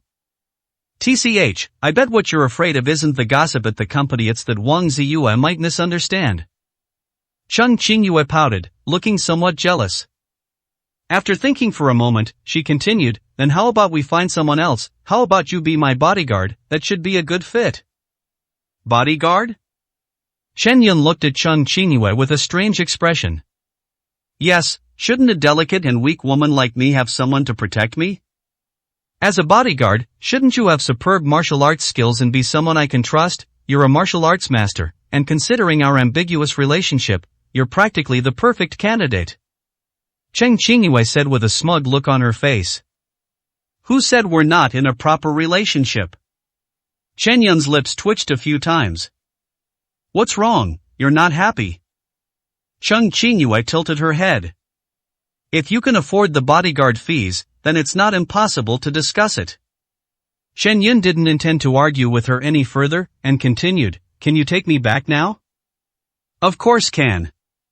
Chung Qingyue proudly took out her car keys, and a soft beep sounded. Get in the car. The Lamborghini sped away. Boom. Inside a luxuriously decorated villa, Lu Chanshan smashed the wineglass in her hand. The crimson wine spilled all over the floor, landing on the expensive carpet, and it looked like tens of thousands of dollars had been wasted. Useless, a complete bunch of useless trash. They can't even handle a mere Qingyun. Lu Chanshan paid no attention to the carpet, her face was contorted with rage, and her eyes were filled with intense killing intent. Young madam, since that's the case, why don't I take matters into my own hands and kill that brat myself? Gu Wushuang said coldly from the side. Oh, Elder Gu, if you were to take action, what are your chances of killing him? Lu Chanshan asked. Of course I'm 100% confident, below the level of a grandmaster, everyone is just an Antan, nobody like him won't last 3 moves against me, Gu Wushuang said with extreme confidence. Alright, in that case, I'll leave this matter to you, Mr. Gu. Lu Chanshan nodded. Shoo dash.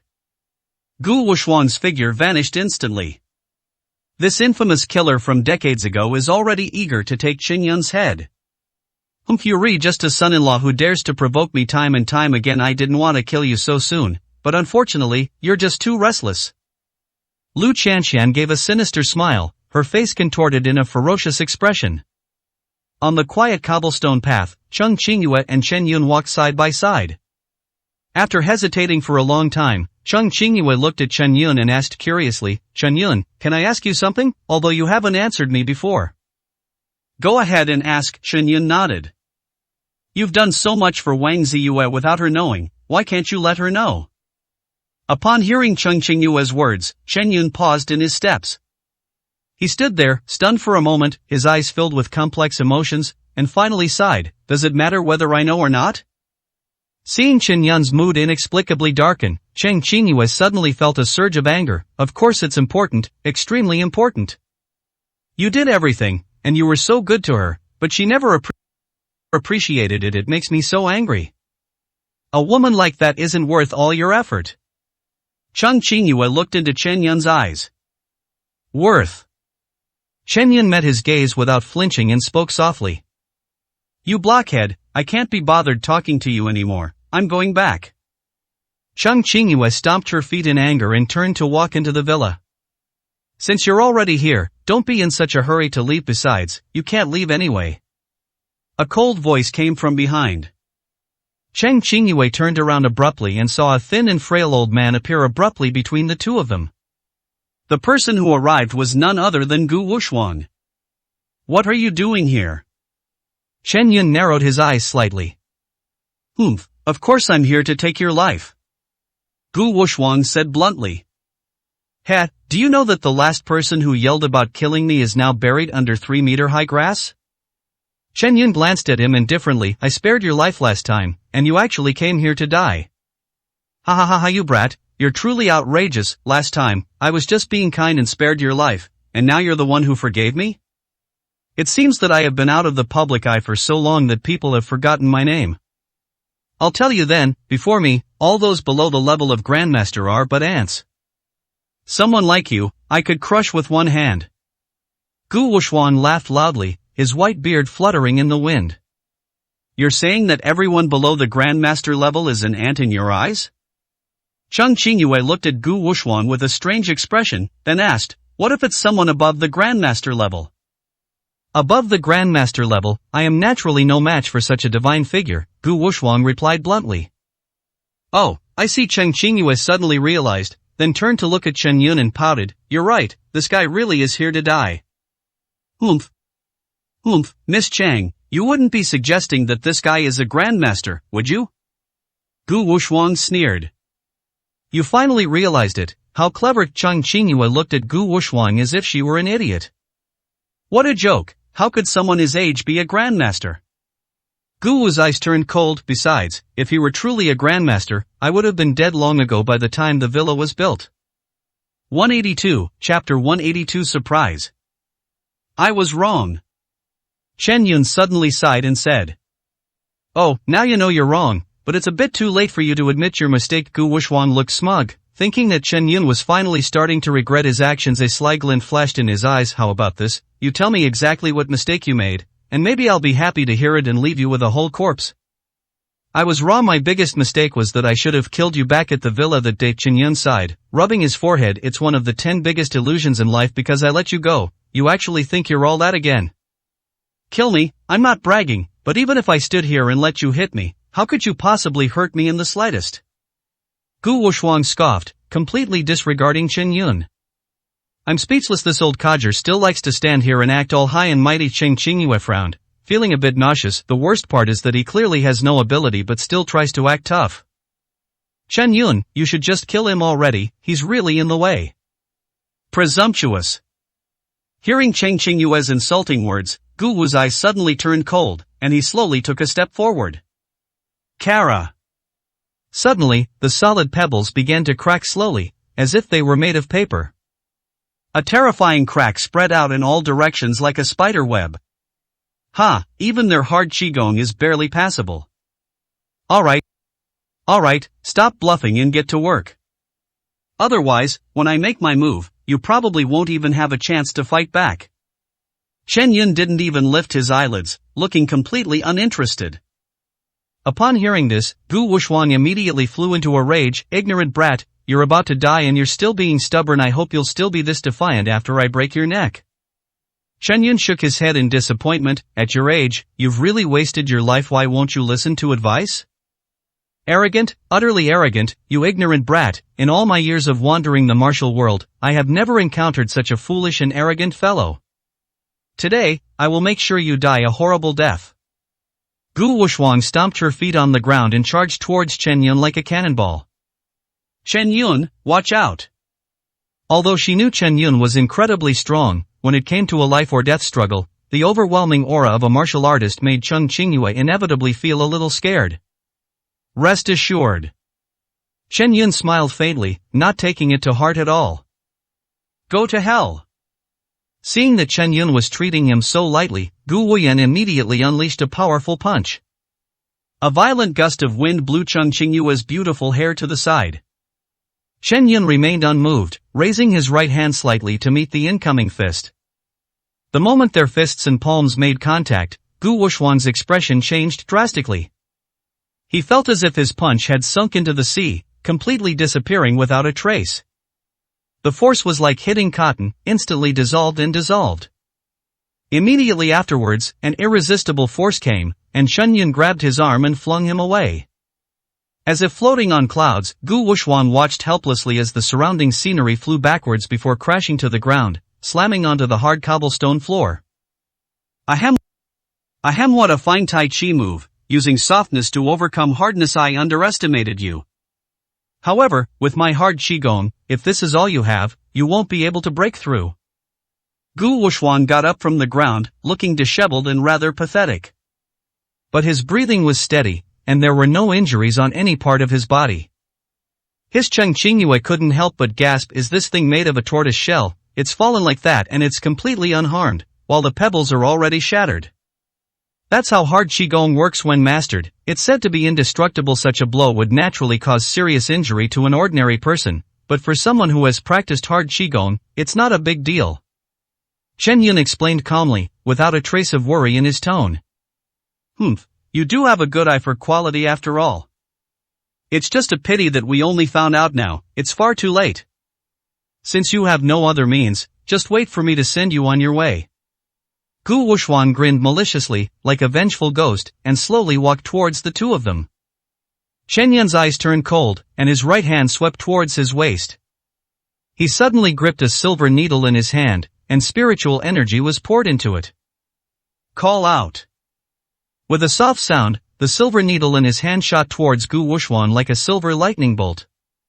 Gu Wu's eyes narrowed slightly, and his rough, large hand reached forward, clearly aware of the presence of the silver needles. Put.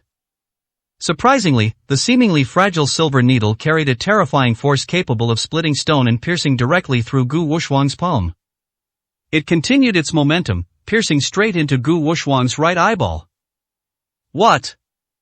A pitiful wail escaped Gu Wushwang's mouth, and gushing blood flowed from his eyes. This energy, you really are a martial arts master. Gu Wushwang endured the pain and pulled out the silver needles then, while covering her bleeding right eye, she stared wide-eyed at her other eye. Do you believe it now? Chen Yun sneered, since that's the case, you should know the consequences of angering a grandmaster. Gu Wushwang's heart trembled, and she immediately knelt down, her voice shaking. I was blind to your greatness, I was wrong, I begged the grandmaster to spare my life. Go back and tell your master that she'd better stop resorting to such underhanded tactics. If something like this happens again, she can just wait to go to the underworld and into hell. Roll. Chen Yun's voice was like thunder, shaking the very air. The intense killing intent stirred Gu Wushwang's soul, filling her with fear. Thank you for sparing my life. Gu Wushwang covered her eyes and fled in panic like a stray dog. Chen Yun, why didn't you just kill him? Chen Qingyue asked, slightly puzzled. He's just a mouthpiece, killing him won't make much difference. Often, the fear of the unknown is a better way to intimidate the other party. But his master will definitely find a way to retaliate. Chen Qingyue's face was full of worry. Ha, then I'll wait for her revenge. Chen Yun's gaze drifted into the distance. The show has only just begun. Lu Chanxian's true trump card is far from being revealed. I'd like to see what her real source of confidence is. Hopefully, she'll be good enough to surprise me. Chen Qingyue was slightly taken aback upon hearing this. What does Lu Chanxian mean by saying Lu Chanxian's true trump card? Does she have other plans? Since Chen Yun has spoken, there must be more to the story. No, I must inform my father and tell him to be more careful. With this thought in mind, Chen Qingyue hurriedly left. 183, Chapter 183. Old Master Wang. Hahai Manor is a quiet and expensive manor in Jiangnan City. Further in, the villa worth tens of millions is the residence of Old Master Wang. All of Wang's relatives gathered here, and the atmosphere in the hall was quite somber. Grandpa, you absolutely have to take care of this matter. Yes, Wang Ziyue has become quite something. She doesn't even care about the kinship among us relatives anymore. She teamed up with a bunch of outsiders to kick us all out of the company. She's not only slapping us in the face, but also you, Grandpa. That's right, this kind of thing needs to be discussed properly. How could such an ungrateful wretch appear in our otherwise harmonious family? As compensation, she must now give up all her shares for us to divide equally. The Wang family members who had previously sold their shares to Chen Qingyue began to file complaints against the Wang family patriarch.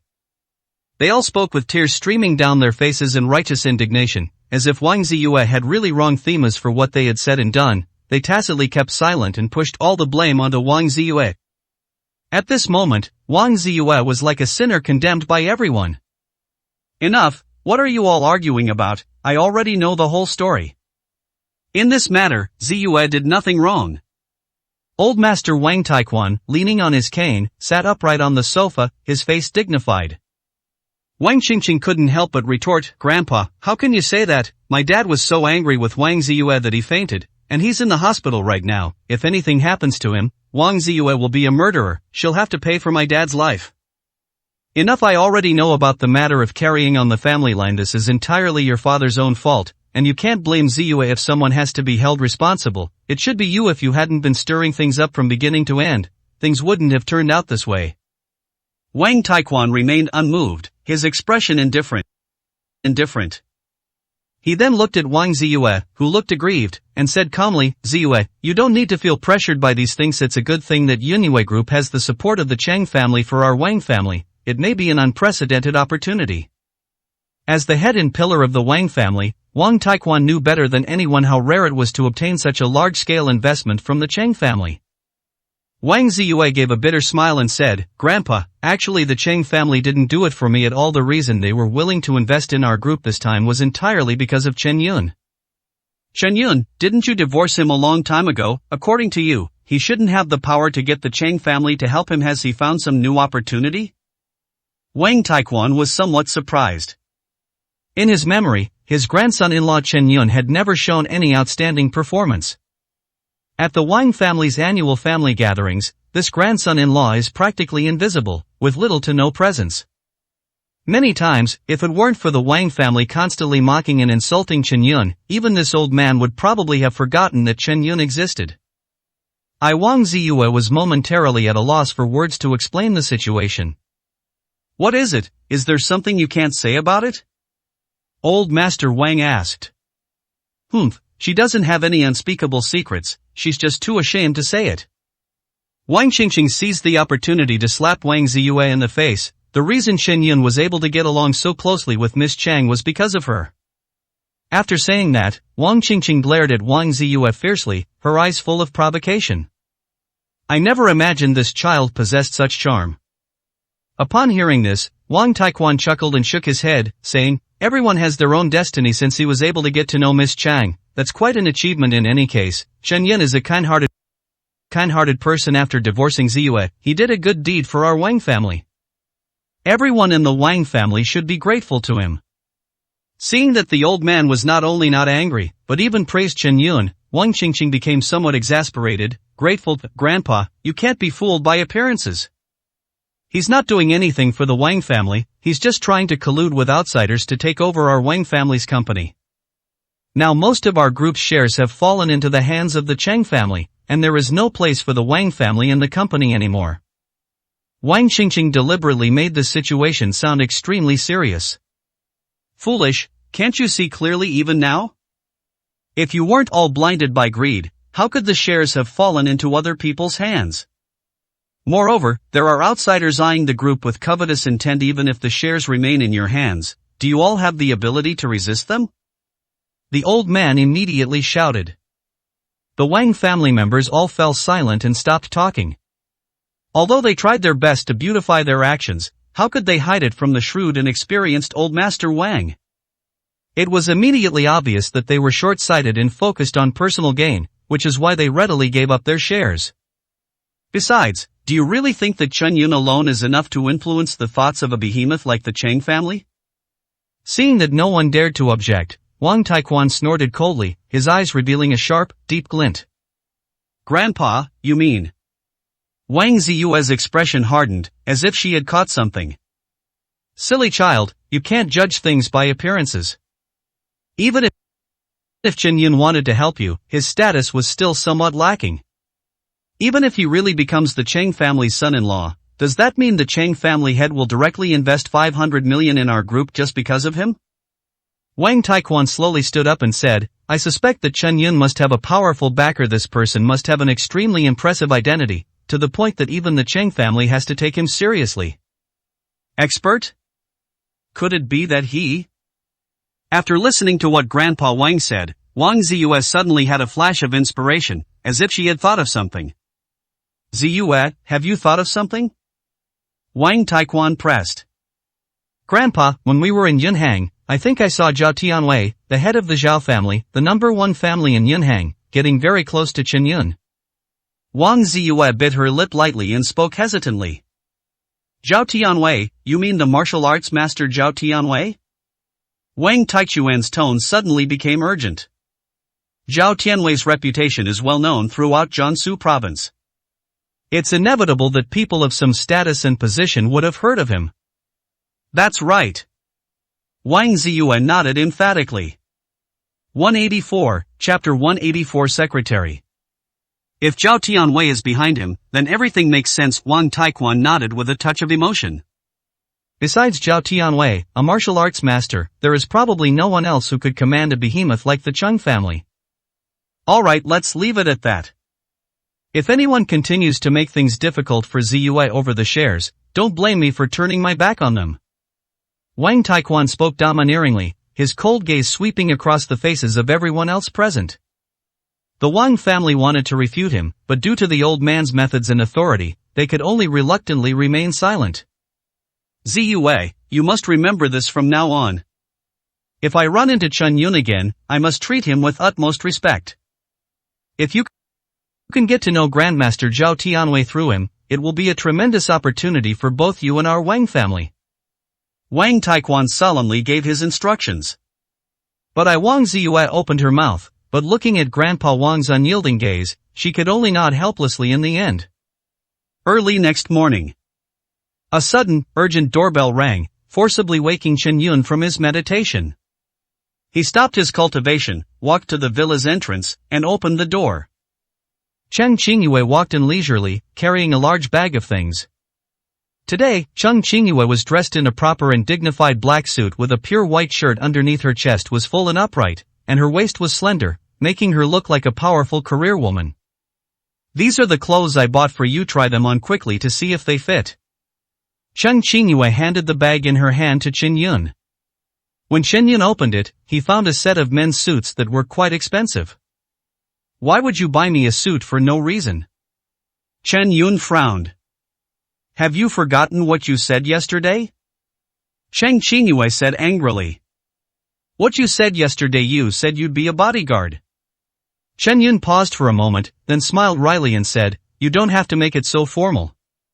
Chen Yun prefers loose and comfortable casual wear to tight-fitting suits. "If you're not going to wear it, then just throw it away," Chen Qingyue said, pursing her lips. Chen Yun looked helpless, opened the unopened suit and glanced at the price tag, which was over 100,000 yuan. "Even if you have money, you wouldn't just throw it away like this, would you?"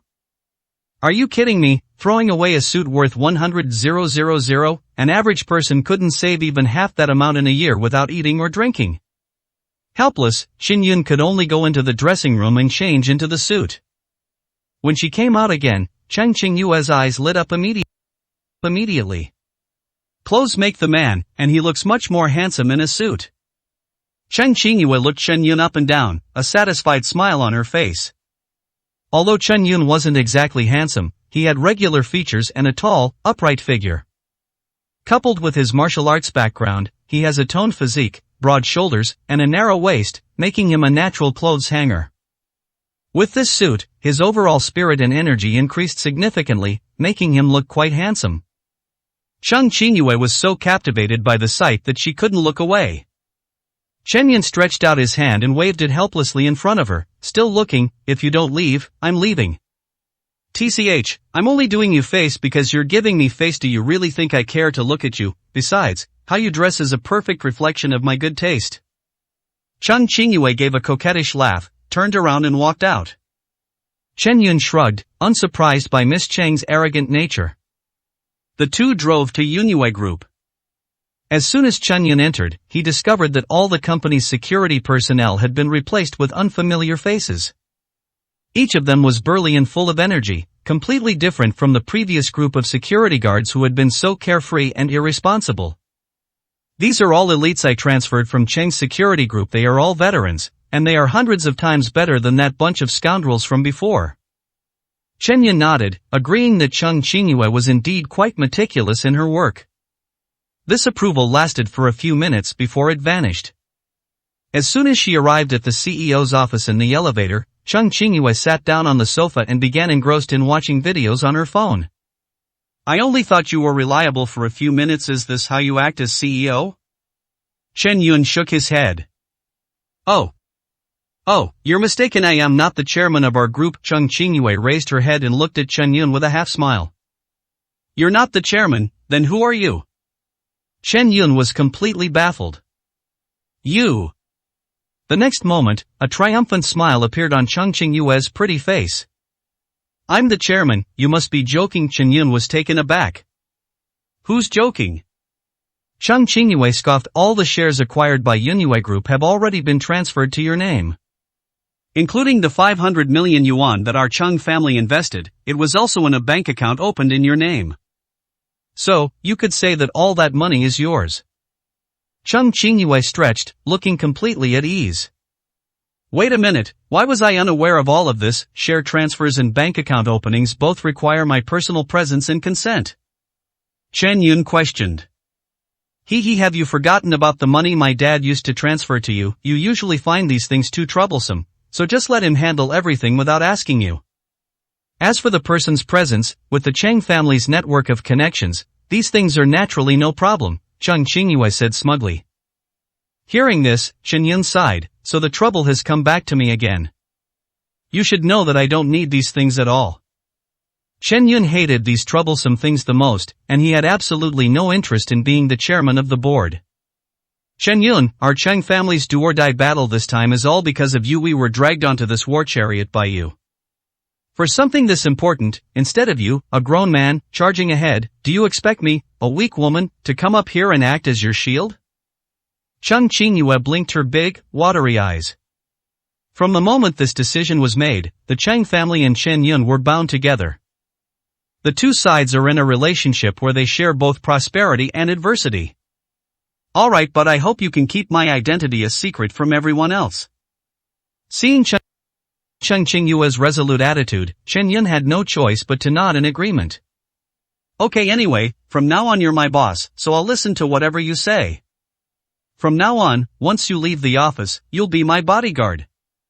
Once I'm in the office, I'm the secretary. Cheng Qingyue slowly walked to Chen Yun's side, her eyes alluring, her delicate hand resting on his shoulder, her voice soft. Excuse me, boss, is there anything your secretary needs to do? 185, Chapter 185 Ronqing Heaven. A faint fragrance wafted into my nose, and suddenly a soft, boneless body pressed against me. The two soft mounds rubbed against each other, seemingly intentionally or unintentionally, bringing a slightly different feeling. This office suddenly feels a bit warm. Mr. Chung, all the shareholders have arrived. We can now convene the shareholders' meeting. An untimely voice suddenly rang out, and Wang Ziyue abruptly pushed open the door. Three pairs of eyes stared at each other, frozen in awkward silence. Two didn't disturb you, did I? Seeing the extremely ambiguous atmosphere between the two, Wang Ziyue stood there stunned for a moment, somewhat at a loss. She seems to have arrived at a rather untimely time. Perhaps she should have come later? No, wouldn't it be even worse if we waited longer? You've misunderstood. Actually, Chen Yun hurriedly pushed Cheng Qingyue away. You don't need to explain, we're no longer husband and wife, Cheng Qingyue said coldly. Manager Wang, I forgot to tell you, from today onwards, Chen Yun will be my personal bodyguard and 24-hour personal assistant. Cheng Qingyue deliberately emphasized the word personal, a faint smile on her lips, and continued, from now on, everyone in the company will have to take his orders, except for me, the chairman, occasionally, of course. Except occasionally? So you're saying you have to listen to him too? A nameless fire suddenly welled up in Wang Ziyue's heart, but she had no right to resist, so she could only weakly ask, does the everyone you're talking about include me? Of course, you're part of the company too. Cheng Qingyue nodded. If Chen Yun asks you to do something, you naturally have to do it. What, you have a problem with that? Of course, strictly speaking, he is not a member of our company. Even if you are the chairman, it would be difficult to convince everyone if you made such a request. Wang Ziyue said with a face full of reluctance. Just kidding, I have to do whatever he tells me to do, but what if he suggests doing? What should I do? Moreover, Chen Yun has always been obedient to her, so why is it that now it's Chen Yun's turn to give her orders? Wang Ziyue's proud self-esteem absolutely could not tolerate this happening. What a joke, do I need your permission to do things? I hope you recognize your place. The Yunue group is now under the control of the Cheng family, and I am the eldest daughter of the Cheng family. Anyone who doesn't listen to me can get out of the company on their own. I, Cheng Qingyue, will not allow anyone to defy me.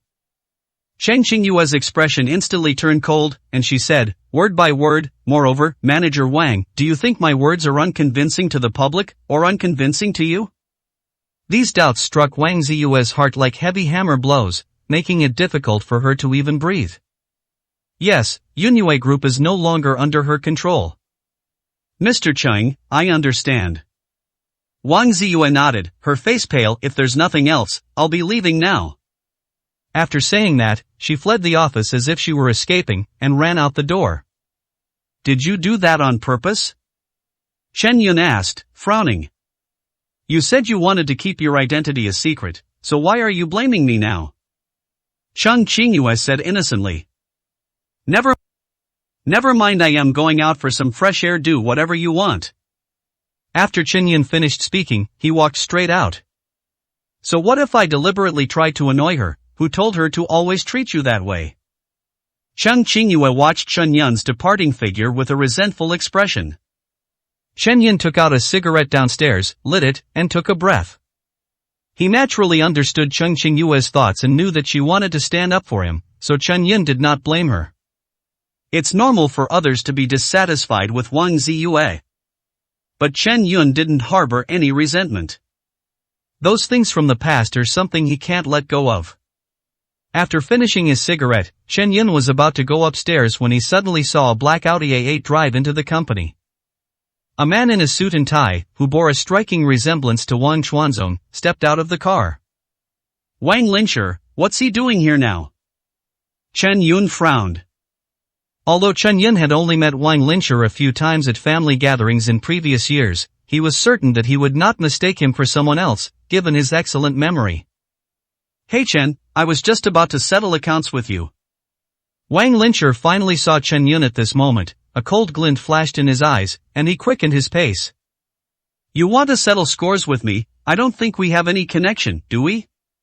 Chen Yun frowned slowly as he looked at Wang Linshi, who seemed to have ill intentions. It's okay, don't pretend to be innocent.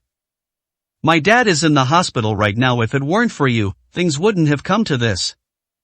I'm going to settle this score with you today. Wang raised his fist, intending to give Chen Yun a good beating. Chen Yun's eyes sharpened. If Wang dares to make a move, he doesn't recommend letting him suffer a bit.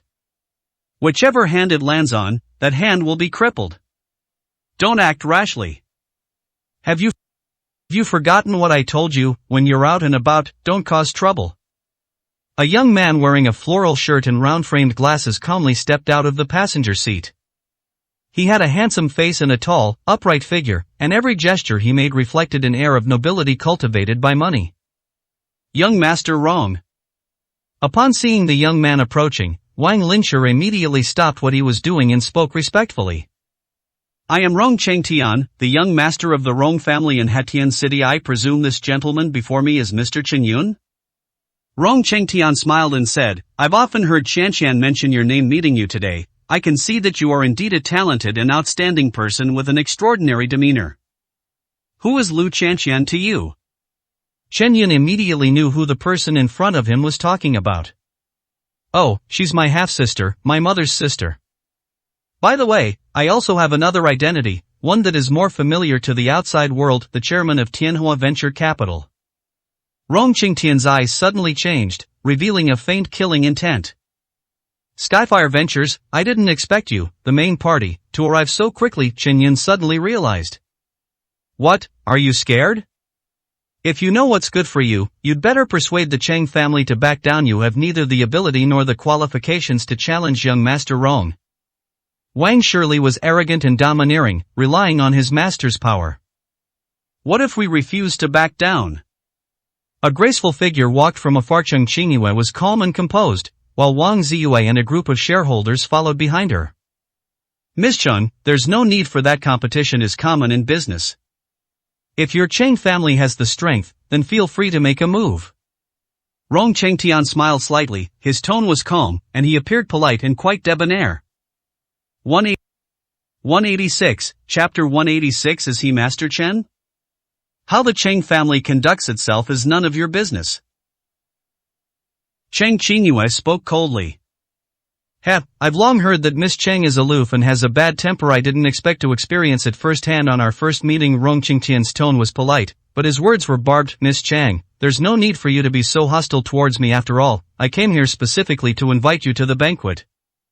As soon as he finished speaking, Wang, who was standing to the side, understood and took out 2 invitation cards from his pocket, handing them to Cheng Qingyue. Dinner party? Cheng Qingyue frowned slightly. That's right, this banquet is hosted by our Tianhua Venture Capital, specifically to invite social elites like Ms. Cheng, Wang explained. Cheng Qingyue took the invitation, her eyes narrowing slightly. Then who is this other invitation for? At this moment, Rong Chengtian showed a rare respect and said seriously, I know that your Cheng family has a relationship with that Master Chen, so I hope you can pass on this invitation. Oh, I didn't expect that someone from Hotan City like you would know Master Chen's name? After Cheng Qingyue finished speaking, she couldn't help but secretly glance at Chen Yun. After the battle between the grandmasters, in order to increase the Cheng family's influence, Chung Junshan began to intentionally or unintentionally reveal in his daily interactions with others that the Chang family had a very deep relationship with that Master Chen. Although Chen Yun knew about the Chang family's little trick, he didn't say anything. After all, the Chang family had helped him a lot, and Chang Junshan was very discreet and never revealed his true identity. Chen Yun naturally turned a blind eye and let them take advantage of his power. Unexpectedly, the news spread like wildfire, eventually reaching Rong Qingtian's ears. After the Battle of Yunhang, Master Chen's reputation had already spread throughout the entire Jiangsu province.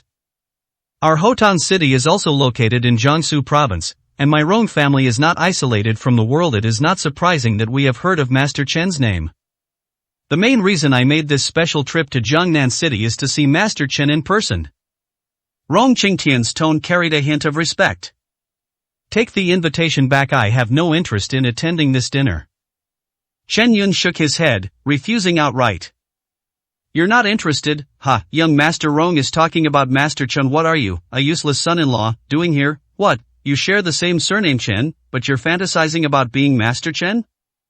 Wang Linshur chuckled and couldn't help but mock him. He thought Chen Yun had completely lost his mind, actually pretending to be Master Chen here. Chen Yun glanced at him and said calmly, what I say represents Master Chen's meaning. Ha, you're getting cocky now that I'm calling you fat. You should at least have a mirror to pee in, right? How dare you overstep your bounds here? Wang Linshur was so angry at Chen Yun that he laughed. Who does this guy think he is, daring to act all high and mighty here? Mr. Chen, please watch your words and actions. Even Rong Changtian, who had always been all smiles, couldn't help but have his face darken. How could a grandmaster be so powerful as to be desecrated? Rong Xiao looked at Chung Qingyue and said in a gentler tone, Miss Chang, I have already given you the invitation. Please be sure to invite Master Chen to attend. After saying that, he left Yunyue Group with Wang Linshur. Chen Yun, you can handle the rest with Miss Chang backing you up, there's no problem. But this won't do. You absolutely cannot use Master Chen's name again. If he finds out and blames us, we will all be implicated. I don't think even Miss Chang can bear the consequences. Wang Ziyue immediately stepped forward and gave Chen Yun a serious warning. She was sincerely advising Chen Yun. Chen Yun smiled faintly, without offering any explanation. Alright, since they've already given me an invitation, just do me the honor and come with me. Chung Qingyue completely ignored Wang Ziyue and extended an invitation to Chen Yun. Alright, then I'll go see what he's up to. Chen Yun thought for a moment, then nodded in agreement. Tianhua Venture Capital is the enemy, but behind it is the Rong family. It's not necessarily a bad thing to find out more about the other person. President Chang, why are you joining in his nonsense? Wang Ziyue's eyes widened instantly. She had originally hoped that Chung Qingyue could say a few words of advice to Chen Yun and tell him the seriousness of the matter. But it turned out the other way around. Has spending so much time with Chen Yun made Miss Chang's brain stop working properly?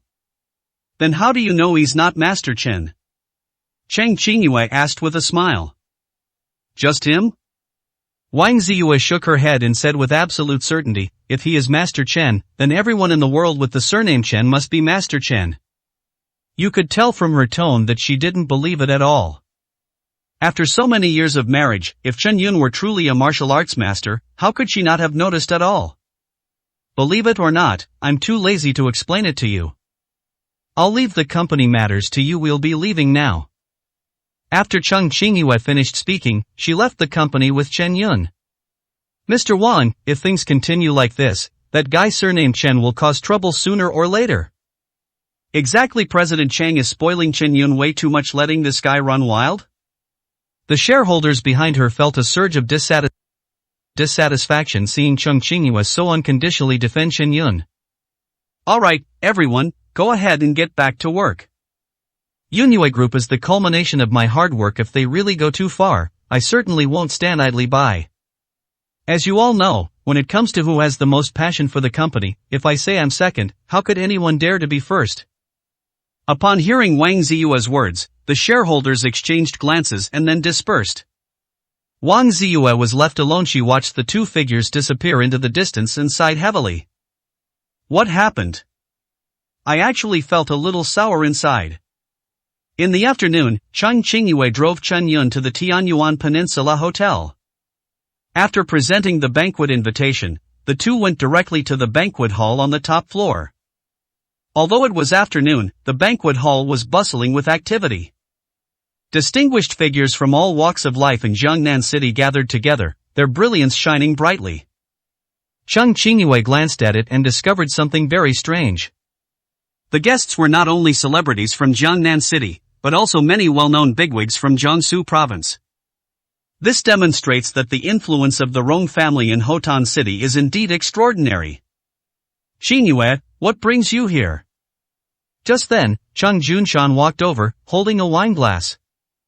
Beside him was a middle-aged man with slicked back hair, wearing a black suit. The middle-aged man, perhaps due to his long-standing high position, had a somewhat arrogant expression and didn't even glance at Chen Yun. 187, Chapter 187. Whoever has the higher status calls the shots. Dad, I came here with Chen Yun, Cheng Qingyue explained. Master Chen.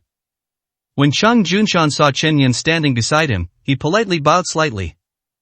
Chen Yun nodded in acknowledgement, then said, "There's no need to be so polite on this occasion, please make yourself at home."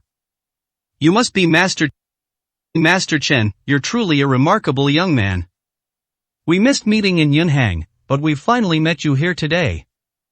The square-faced middle-aged man immediately dropped his arrogance and became extremely respectful the moment he heard Cheng Junshan address Chen Yun as Master Chen. Who is this? Chen Yun frowned slightly and glanced at him. Master Chen, let me introduce you, this is Qi Shanhong, General Manager Qi. Cheng Junshan introduced him, saying, he and I are old friends, and he is a very famous figure in Yunhang. Qishan Flood. Upon hearing this name, Chen Yun's eyes flickered slightly. He was familiar with this name. His son, Qi Chang, is an old acquaintance. You flatter me, brother.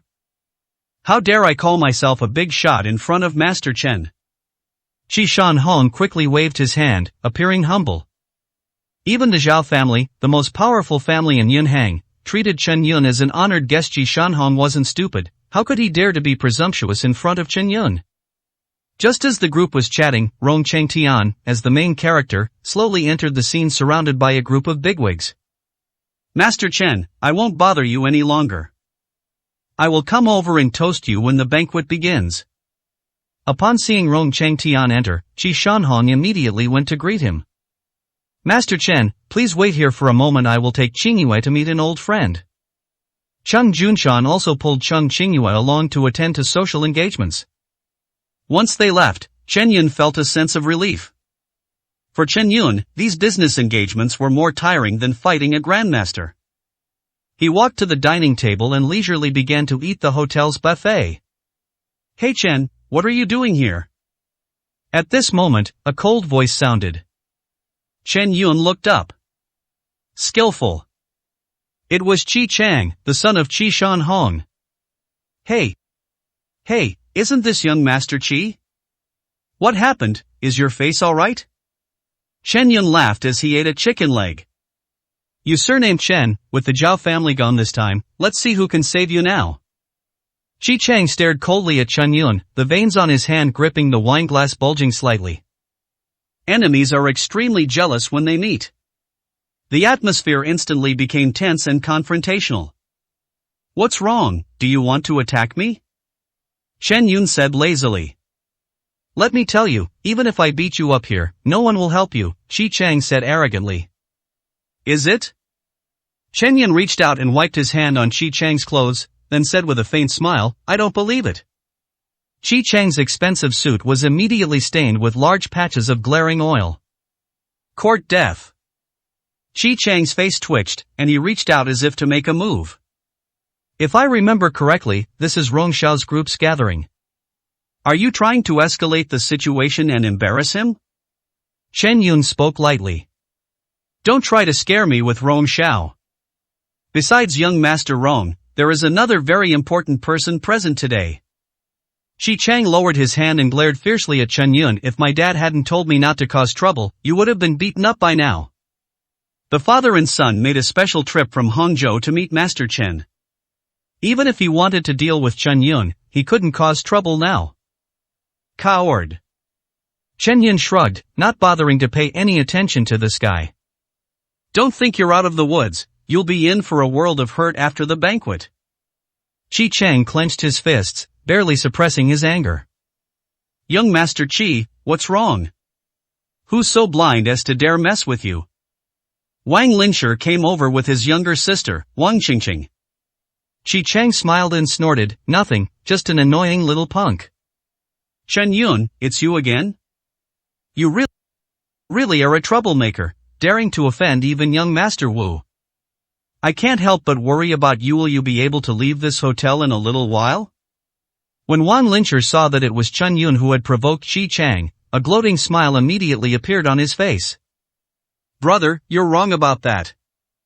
Chen Yun is Miss Cheng's lover, so maybe she's not afraid at all.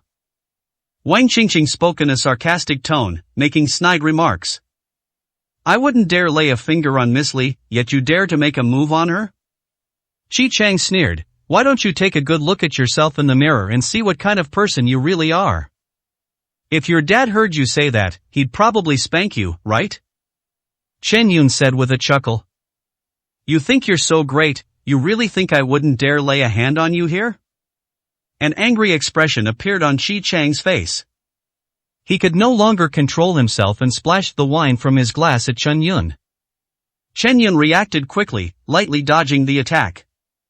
However, because the two were so close, some wine stains still got onto the cuffs of their suits. Are you really going to do it? Chen Yun's expression also darkened. Upon hearing this, Qi Chang said arrogantly, Secretary Wang, do you think young Master Rong will blame me if I make a move here? Young Master Qi is joking here, whoever has the higher status calls the shots. With your status, it wouldn't be a big deal even if you crippled this guy surnamed Chen, let alone took action. Wang kept stirring things up, hoping the two would fight to the death. In his view, Chen Yun was nothing more than a lucky young man who had gotten lucky, and he was incomparable to Qi Chang, the eldest young master of the Qi family. Even if Rong Chengtian finds out later, he won't say much. That's good. Qi Chang grinned maliciously and swung his fist at Chen Yun's head. This seemingly powerful punch was full of flaws in Chen Yun's eyes. Chen Yun easily dodged it by simply turning his head. Then, he kicked Qi Chang in the stomach. Boom! The burly Qi Chang was kicked away and slammed hard into the dining table. The pastries mixed with scalding soup spilled all over him, and he let out a scream like a pig being slaughtered. Chen Yun, I think you really want to die. Wang Linshi gasped, staring angrily at Chen Yun. Didn't you just say that people here are judged by their status, so what's wrong with me hitting him? Chen Yun glanced at him, his tone indifferent. Identity, you have no identity whatsoever. You're just Miss Cheng's bodyguard, how dare you act so arrogantly here, you're simply courting death. Wang roared. Well, you probably don't know that the Cheng family and the Qi family have always been close friends. You hit young Master Qi, even if Cheng Qingyue intervenes, I'm afraid she won't be able to protect you. Wang Qingqing sneered. Disrupting the Rong family's banquet and injuring young Master Qi, these two crimes alone are enough to send you to jail for a few days. Wang surely spoke from his elevated position.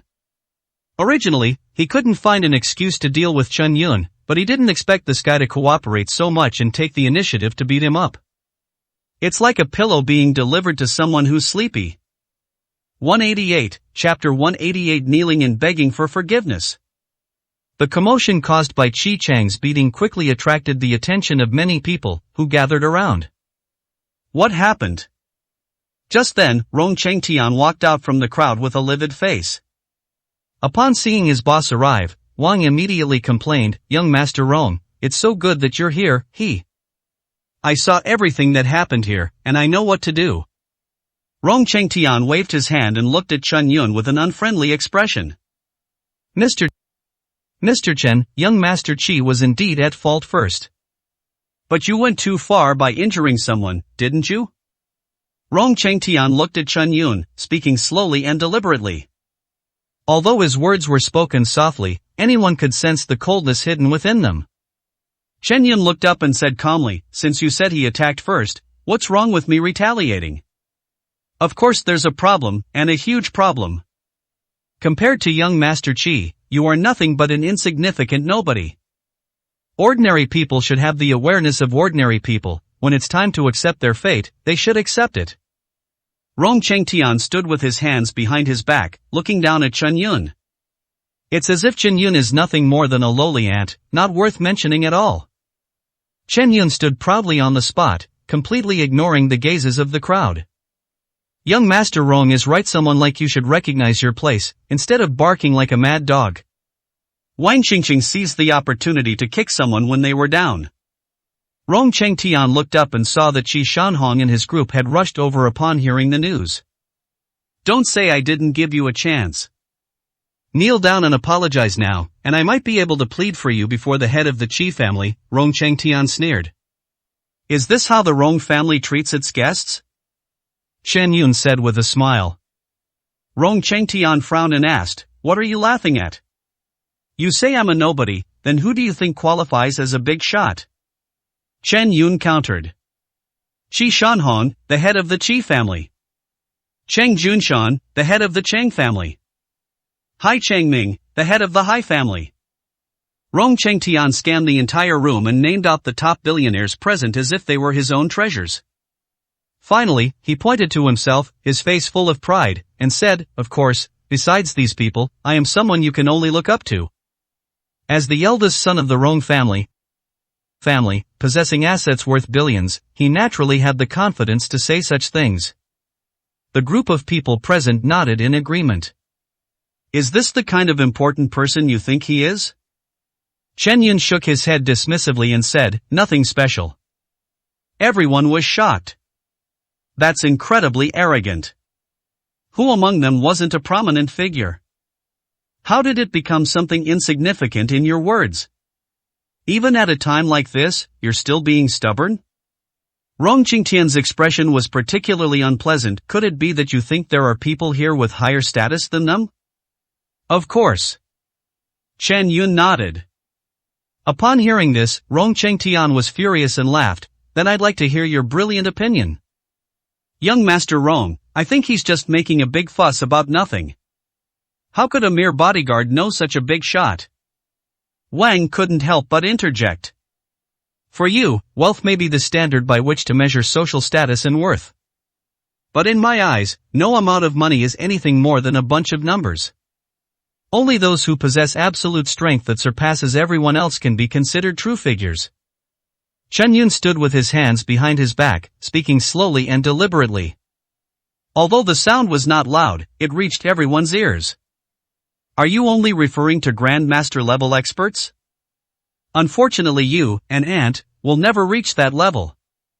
Rong Chengtian looked at Qi Shanhong walking slowly towards him, his tone tinged with pity. Who dares to lay a hand on my son? When Qi Shanhong first saw Qi Chang's miserable appearance, he was furious. His eyes held a murderous aura, sharp and ruthless. Wherever his gaze fell, everyone lowered their heads, not daring to meet his eyes.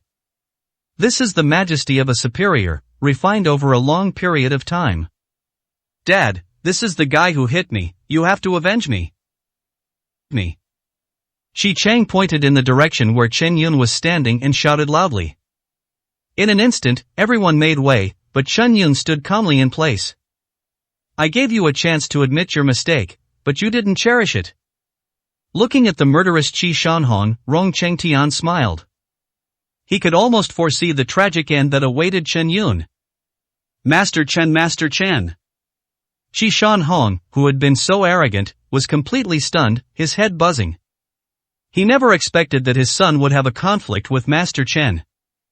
Dad, you absolutely mustn't go easy on him. That guy was so arrogant just now, saying you should treat him with utmost respect. Seeing that his father was backing him up, Qi Chang immediately felt confident and looked at Chen Yun with disdain. You beast, kneel down right now. Coming to his senses, Qi Shanhong roared and kicked Qi Chang hard in the buttocks. Qi Chang never expected his own father to lay a hand on him, and caught completely off guard, he fell flat on his face. The onlookers were completely stunned. Uncle Qi, what are you doing? Rong Chengtian asked in shock. Lying on the ground, Shi Chang looked even more puzzled and said, "Dad, are you crazy? I'm your own son." "You all shut up." Chi Shan Hong roared angrily and walked heavily to Chen Yun. "Master Chen, it was my son who was blind and offended you. Please, have mercy and spare my son's life." Then, to the astonishment of the many guests, he knelt down in front of Chen Yun with a thud. "This." The entire audience gasped in astonishment, their expressions one of utter disbelief. The mighty Chi Shan Hong, a force to be reckoned with in Yunhang, actually knelt before a young man. If this gets out, it'll probably become explosive news. Get up. You should discipline him properly when you get back, he might not be so lucky next time. Chen Yun stood with his hands behind his back and spoke calmly. "Thank you, Master Chen." Chi Shan Hong breathed a sigh of relief upon hearing this. He stood up instantly and wiped the cold sweat from his forehead. He had a sudden inspiration and used the most simple and unadorned method of kneeling down and begging for mercy. Fortunately, Master Chen didn't blame him, and his son's life was saved. "This guy is nothing but a useless son-in-law who was kicked out of our Wang family. How could he possibly be Master Chen?" "Mr. Qi, you must have made a mistake somewhere." Wang, snapping out of his shock, quickly denied it. "Master Chen is such a distinguished person, how could he possibly be such a lowly person?" Wang Qingqing scoffed, not believing it at all. Even Rong Chengtian looked doubtful and asked, "Uncle Qi, what evidence do you have that you claim he is Master Chen?" 189, Chapter 189. Old Master Nangong is dying. Even though Chi Shanhong said those words, everyone still had to remain skeptical. There's no way around it, the names Chen Yun and Master Chen are worlds apart. Who would believe they could be the same person? If you don't believe what I'm saying, you can ask Brother Chang. Chi Shanhong glanced at Rong Chengtian and said irritably. "Xiao Rong, what President Qi said is right." Cheng Junshan coughed lightly and said, "The man before you is none other than the legendary Master Chen." "Young Master Rong, what President Qi said is indeed correct. On the day of the Grandmaster battle, I was in the pavilion in the middle of the lake and had the good fortune to witness Master Chen's true appearance. This person can testify that this is indeed Master Chen himself." A bigwig who came all the way from Hangzhou to attend the banquet also spoke up. At this moment, the entire audience was stunned. Chen Yun really is that elusive Master Chen. So, this is your real source of confidence. Rong Chengtian stared at Chen Yun, his fists clenching involuntarily. No wonder Cheng Qingyue gave the invitation to Chen Yun back then. No wonder Chen Yun had the ability to get the Cheng family to invest in Yunyue Group. If he is Master Chen, then everything makes sense. I never imagined that Master Chen, whom I idolized, was actually the guy I had always looked down on. This is a rather harsh slap in the face. Now, in your eyes, am I still a nobody? Chen Yun stared at Rong Chengtian with a half-smile. I admit, I really misjudged him. However, even if you are a martial arts master, you can't succeed in everything. At least in business, I have things I can be proud of. As the young master of the Rong family, Rong Chengtian could not admit defeat so easily. Instead, he felt a burning fighting spirit rise in his heart when facing a martial arts master. In the business world, Rong Chengshan has always possessed strong resources and skill. That's what he's truly proud of. Do you think I would care? Chen Yun smiled faintly and asked in return. These words deeply stung Rong Chengtian, and he felt a burning pain on his face. Indeed, in Chen Yun's eyes, he was not even a worthy opponent. After a brief moment of stunned silence, the others at the scene began to whisper among themselves. Some are even more eager to extend an olive branch to Chen Yun. After all, having the opportunity to establish a relationship with a martial arts master is an incredible chance. Seeing that his role as the main character at the banquet was gradually shifting towards Chen Yun, Rong Chengtian gritted his teeth and walked straight to the center of the stage. The lights in the lobby suddenly dimmed. Everyone present wisely stood still and kept quiet, vaguely guessing what might happen next. Sure enough, a bright light shone on the center of the stage. Rong Chengtian, dressed in a suit and tie, walked straight onto the stage, cleared his throat, and said, "Distinguished guests, thank you all for taking time out of your busy schedules to attend the banquet. The reason I invited you all here is to have you as witnesses. Our Tianhua Venture Capital will invest 20 billion yuan in real estate projects in Jiangnan City. Rong Changtian said calmly. Upon hearing this news, the audience immediately erupted in excitement. Hasn't the real estate project in Jiangnan City already been handed over to the Morong family? The Morong family is backed by the Nangong family of Jinghai. Isn't Rong Changtian afraid of offending the Nangong family by suddenly intervening? The bigwigs who had attended the Morong family's victory celebration banquet in the audience raised questions one after another. Your information is way behind the times. The Nangong family is already too busy taking care of themselves to have time to manage projects in Jiangnan City. Young Master Rong probably saw this opportunity, which is why he made this decision. Among those present were naturally well-informed individuals who were fully aware of the current situation of the Jinghai Gong family. As expected of the Rong family, they just threw out 20 billion. Compared to this, our Cheng family's 10 billion is nothing. Cheng Junshan, the richest man in Jiangnan City, couldn't help but sigh. People who can invest 20 billion yuan at a time are far beyond what the Cheng family can match. Isn't he just relying on the Rong family's backing? We're not without support. After Cheng Qingyue finished speaking, she looked to the side and asked, Chen Yun, don't you think so? The Rong family has indeed gone all out this time. They are certainly well prepared. However, 200 billion is not enough to snatch the project. Chen Yun shook his head, not taking it to heart at all. Ha, aren't you afraid of biting your tongue in the wind? As soon as he finished speaking, Lu Chanxian, dressed in a fiery red chongsalmon with a friendly face, slowly walked towards Chen Yun. Behind her followed Gu Wushuang, whose eye was wrapped in gauze. Lu Chanxian, you actually dare to show yourself. I think you're really not afraid of death. Cheng Qingyue said coldly. Lu Chanxian didn't seem to care at all, and said with a soft laugh, no need to be nervous, I'm not here for revenge today. Then what do you want to do? Cheng Qingyue asked warily. Old Master Nangong is dying.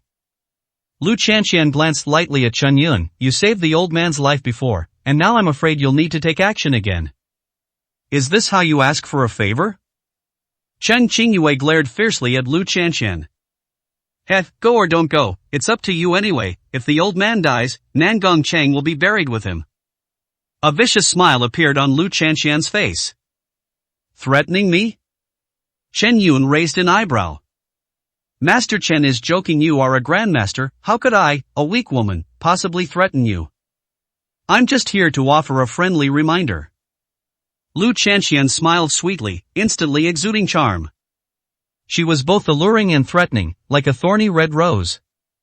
Do you really think I wouldn't dare kill you? Chen Yun's eyes instantly turned cold, and a solid killing intent enveloped the entire scene. Young madam, be careful. Gu Wushuang reacted immediately and stepped forward to protect Lu Chanxian behind her. Go away. Chen Yun didn't even glance at it, and kicked it directly. Boom! Gu Wushuang didn't even have a chance to resist before being kicked away by Chen Yun's powerful energy. So, he's actually holding back now. As Gu Wushuang fell from midair, her eyes were filled with fear. Since you are looking for death, then I will help you. Chen Yun acted swiftly, grabbing Lu Chanxian's fair neck.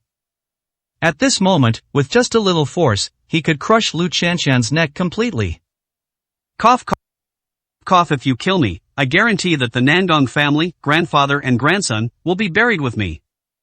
If you don't believe me, you can try it.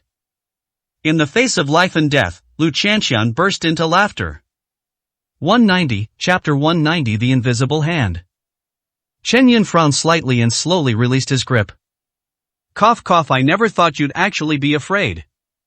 Having narrowly escaped death, Lu Chanxian coughed a few times while pressing her neck, but her face showed an indescribable sense of pleasure.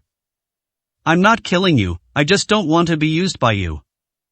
I'll spare your life for now. I'll come back for it after I've dealt with the Qin family's affairs. After saying this coldly, Chen Yun walked out without looking back. Upon seeing this, Cheng Junshan and his daughter Cheng Qingyue immediately gave chase. Sister, are you okay? Only after Chen Yun left did Rong Chung dare to step forward. Although he was not afraid of Chen Yun, it did not mean he was not willing to risk his life. It's alright, I risked my life to buy you enough time this time. Lu Chanxian waved her hand and said, I don't think he'll have time to interfere here within a week. A week may be a bit short, but it's enough for me. As long as the Nangong family doesn't interfere, the Cheng family and the collateral Morong family don't even have the qualifications to compete with me. Rong Chengtian revealed an extremely confident smile. Chen Yun, don't be impulsive. This woman is clearly using a diversionary tactic. Cheng Qingyue chased after Chen Yun and stopped him. Chen Yun suddenly turned around and then smiled. Even you can see that out of the ordinary, do you think I'd fall for it? Then what were you doing just now? Cheng Qingyue asked, puzzled. Of course, it was a performance for them on purpose. However, I really wanted to kill Lu Chanxian just now. Chen Yun had seen far too many vicious criminals, but few were as ruthless as Lu Chanxian to exact revenge. She was even willing to use her own life as bait. What about old Master Nangong? Cheng Junshan frowned and said, I don't think she was lying just now. The Nangong family is currently in a precarious situation. If the eldest son of the Nangong family were to take over, it would likely influence the future course of events. The Cheng family has completely tied themselves to Chen Yun's worship. If anything goes wrong, it will be a devastating blow. I'll figure something out about the Nangong family. Chen Yun pondered for a moment, then said, what you need to do now is to mobilize all available funds and compete with them to the very end. Cheng Junshan hesitated slightly before saying, however, if we're talking about comparing our family's wealth with the Rong family's, I'm afraid our Cheng family alone is far from enough. If you try to put on a brave face at this point, you'll only end up hurting yourself. Therefore, he decisively pointed out the problem. Don't worry, I have my own way of handling the money, Chen Yun said calmly. After returning to the villa, Chen Yun took out the old-fashioned cell phone from the box. I dialed Xue Wan's number again. Dragon Emperor, please feel free to give your orders. The Sparrow Phoenix said respectfully. How much usable money is in the account you opened for me in China? Chen Yun asked in a deep voice. I don't know the exact figure, but it will definitely not be less than 60 billion. On the other end of the phone, Ke Huang rattled off an astronomical figure. Okay, make arrangements to transfer 30 billion yuan from the account within the next few days, and transfer the money to the Cheng family's account in Jiangnan City under a reasonable pretext. Yes, I will take care of what you have asked me to do immediately. The Phoenix paused for a moment, then said, Dragon Emperor, may I take this opportunity to meet with you? This is such a small matter, why did you need to come personally? Don't worry, my return is not far off. Chen Yun smiled. Okay. The Phoenix's voice betrayed her frustration. Chen Yun then hung up the phone and dialed Chang Junshan's number instead. Patriarch Chang, please make the arrangements now. I plan to depart for Jinghai tomorrow. Yes, Master Chen. Cheng Junshan replied respectfully. After finishing his phone call, Chen Yun entered a meditative state. The next morning, a black Maybach drove out of Yunlong Villa. With the Cheng family watching him go, Chen Yun embarked on his journey to Jinghai. Ah, the fish has finally fallen into the net. In another villa 100 meters away from Yunlong Villa, Lu Chanxian put down the binoculars in her hand. With a smile, he dialed a number along. The guy surnamed Chen has already set off. It's up to you to take care of things from here on out. On the other end of the phone came the steady and powerful voice of Nangong Long, the eldest son of the Nangong family. Don't worry, I've made all the preparations. As soon as he leaves Jiangnan City, I will make sure he's crushed to pieces and his remains are never found. His voice carried a chilling, killing intent. As long as the Chen family dies, the Morong family will naturally turn against us, and the Cheng family will be no threat. The project will surely fall into our hands. Lu Chanxian's lips curled into a slight smile. That project in Jiangnan City was something I promised the Rong family. Nangong Long said indifferently, as a condition of the deal, I hope they will keep their promise after this matter is over. Don't worry, everything has been settled with the Rong family. Once the old man dies, the Rong family will use all their resources to help you seize control of the Nangong family. Lu Chanxian stroked the dazzling crystal diamond ring on her right hand. The ring sparkled brilliantly in the sunlight. Delay will only cause problems. You need to resolve this as soon as possible. I'll be waiting for you to come back in Jinghai, Nangon Long said before hanging up the phone. Lu Chanxian's gaze sharpened as she looked into the distance. Things have come to this point. It's time to make a decision. Around noon, Cheng Junshan, who was handling business at the company, was suddenly taken away by tax officials on charges of tax evasion and asked to cooperate with the investigation.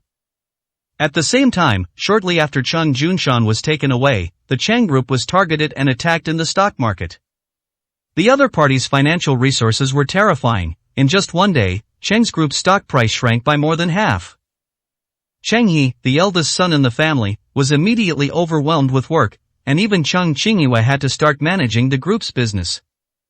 However, one problem after another arose as bank executives called one after another, demanding that the Cheng family immediately repay the loans.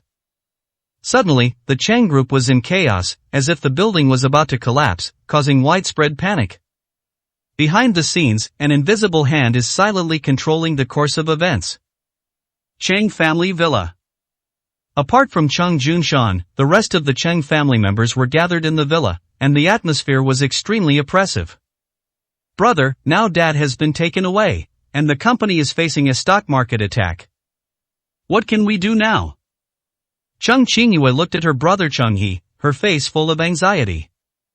With Cheng Junshan gone, Cheng He is now the only one left to lead the Cheng family. Have you contacted Mayor Wang yet? Cheng He asked. I can't get through on the phone. Should I go there myself?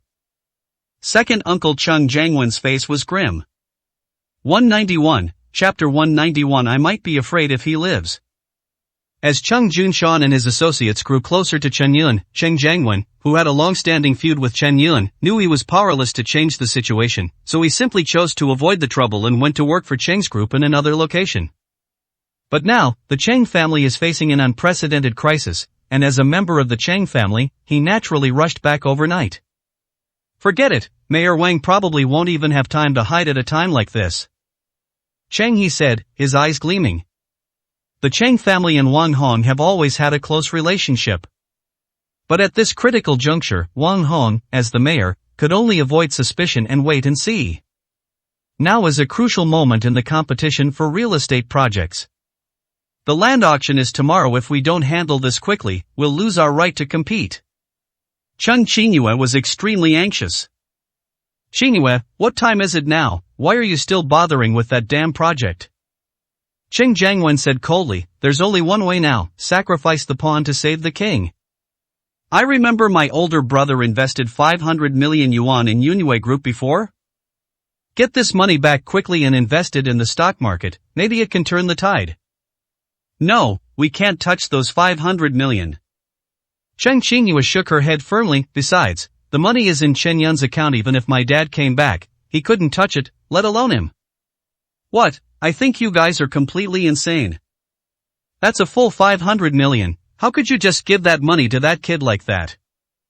Cheng Jiangwen slammed his hand on the table and said fiercely, tell that guy surnamed Chen to get over here right now and hand over the money. Chen Yun is probably already in Jinghai. Even if he transfers the money now, the stock market will have already closed by the time it arrives. Cheng Qingyue said with difficulty. Are you all confused? You gave such a large sum of money to a stranger, and he just went to Jinghai. He clearly ran off with the money. Cheng Jiangwen's face was gloomy. Alright, Master Chen wouldn't do something like that. Cheng He, who was in charge, waved his hand and then said, Qingyue, call Master Chen now, I have something to discuss with him. Cheng Qingyue nodded and took out her phone to call Chen Yun. Miss Chang, there's no need to trouble yourself. Chen Yun will probably never answer your call again. Just then, Rong Chengtian casually pushed open the door and walked in. Behind him, Lu Chanxian and Gu Wushuan followed closely. All of them wore victorious smiles. A sense of foreboding flashed through Cheng Qingyue's mind, and she immediately pressed the dial button. Sorry, the number you dialed is currently switched off. Please try again later. Upon seeing the three uninvited guests, Cheng Qingyue's heart sank to the bottom. Rong Chengtian, what did you do to Chen Yun? Li Qingyue asked with a stern face. MSLI, you can eat whatever you want, but you can't say whatever you want. We are all law-abiding citizens. Rong Chengtian still maintained the debonair demeanor of a young master. Humph, I've never seen a law-abiding citizen trespass on private property. Chang He snorted coldly, his eyes filled with indifference. Who said we trespassed? Lu Chanxian smiled and said, we are here today at the invitation of Mr. Cheng Jiangwen, and we are here as guests of the Cheng family in a perfectly legitimate manner. What? Chang He, who had been calm and composed, suddenly changed his expression. He turned to stare at Cheng Jiangwen and demanded, second uncle, what's going on? The situation is beyond our control now. We have to bow our heads when it's time to do so. Our Chang group is beset by internal and external troubles, but as long as you agree to give me the position of chairman of the group, all problems will be solved. Cheng Jiangwen stood tall with a smug smile on his face. My elder brother is in dire straits himself. Only I can save the Cheng family. You can guard against thieves day and night, but you can't guard against thieves within your own household. Although I knew you and my father had always been at odds, I never imagined you would join forces with outsiders to deal with him. Cheng He was so angry that he trembled all over.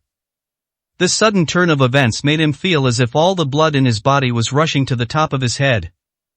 To unite with outsiders, that's a misconception. Those who understand the times are the heroes.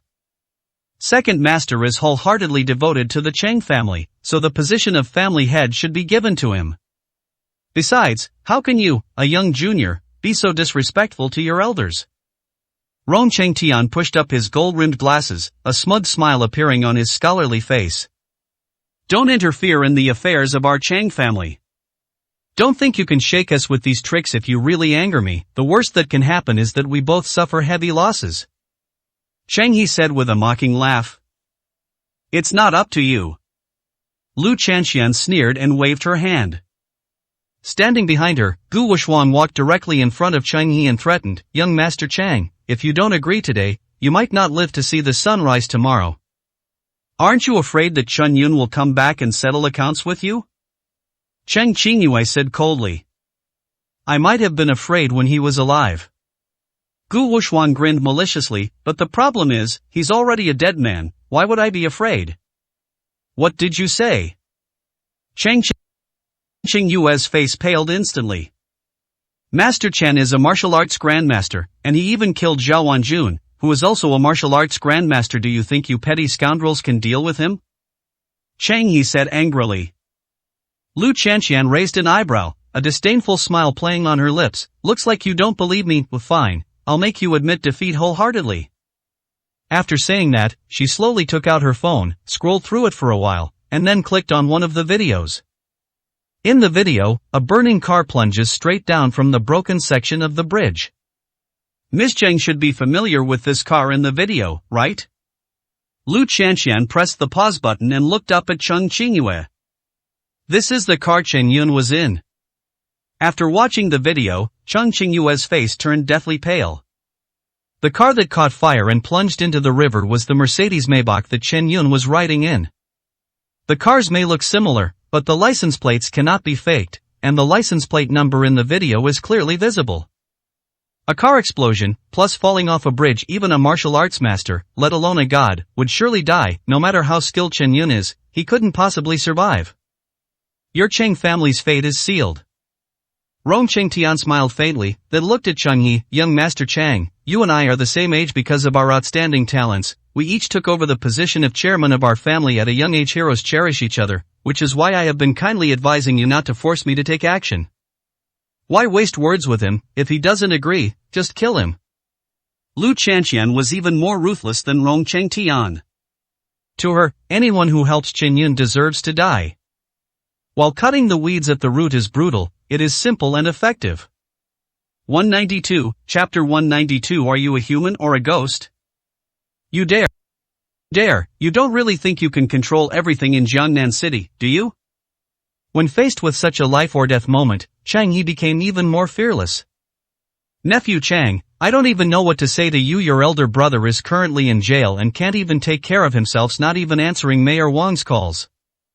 As for the others, who dares to get involved in this mess? What hope do you think you have left? Cheng Jiangwen sneered. You're not hoping to rely on that dead man Chen Yun, are you? Death, what makes you so sure that Master Chen will die? Instead of getting angry, Chang Yi became excited. Cheng Yi, even if you're young, you're still the chairman of a group. Do you really think Chen Yun is a god?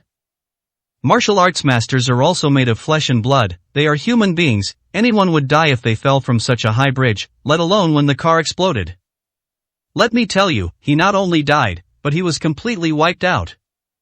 Without Chen Yun's restraint, the old man Gu Wushuang immediately became extremely arrogant again, completely forgetting the pain of having lost an eye. Lu Chanxian waved her hand, not intending to waste any more words here, a chilling killing intent flashing in her eyes. Make your move, send them on their way.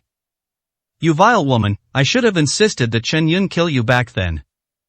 Chen Qingyue glared angrily at Lu Chanxian. Ha, then you can slowly regret your decision on your way to the underworld.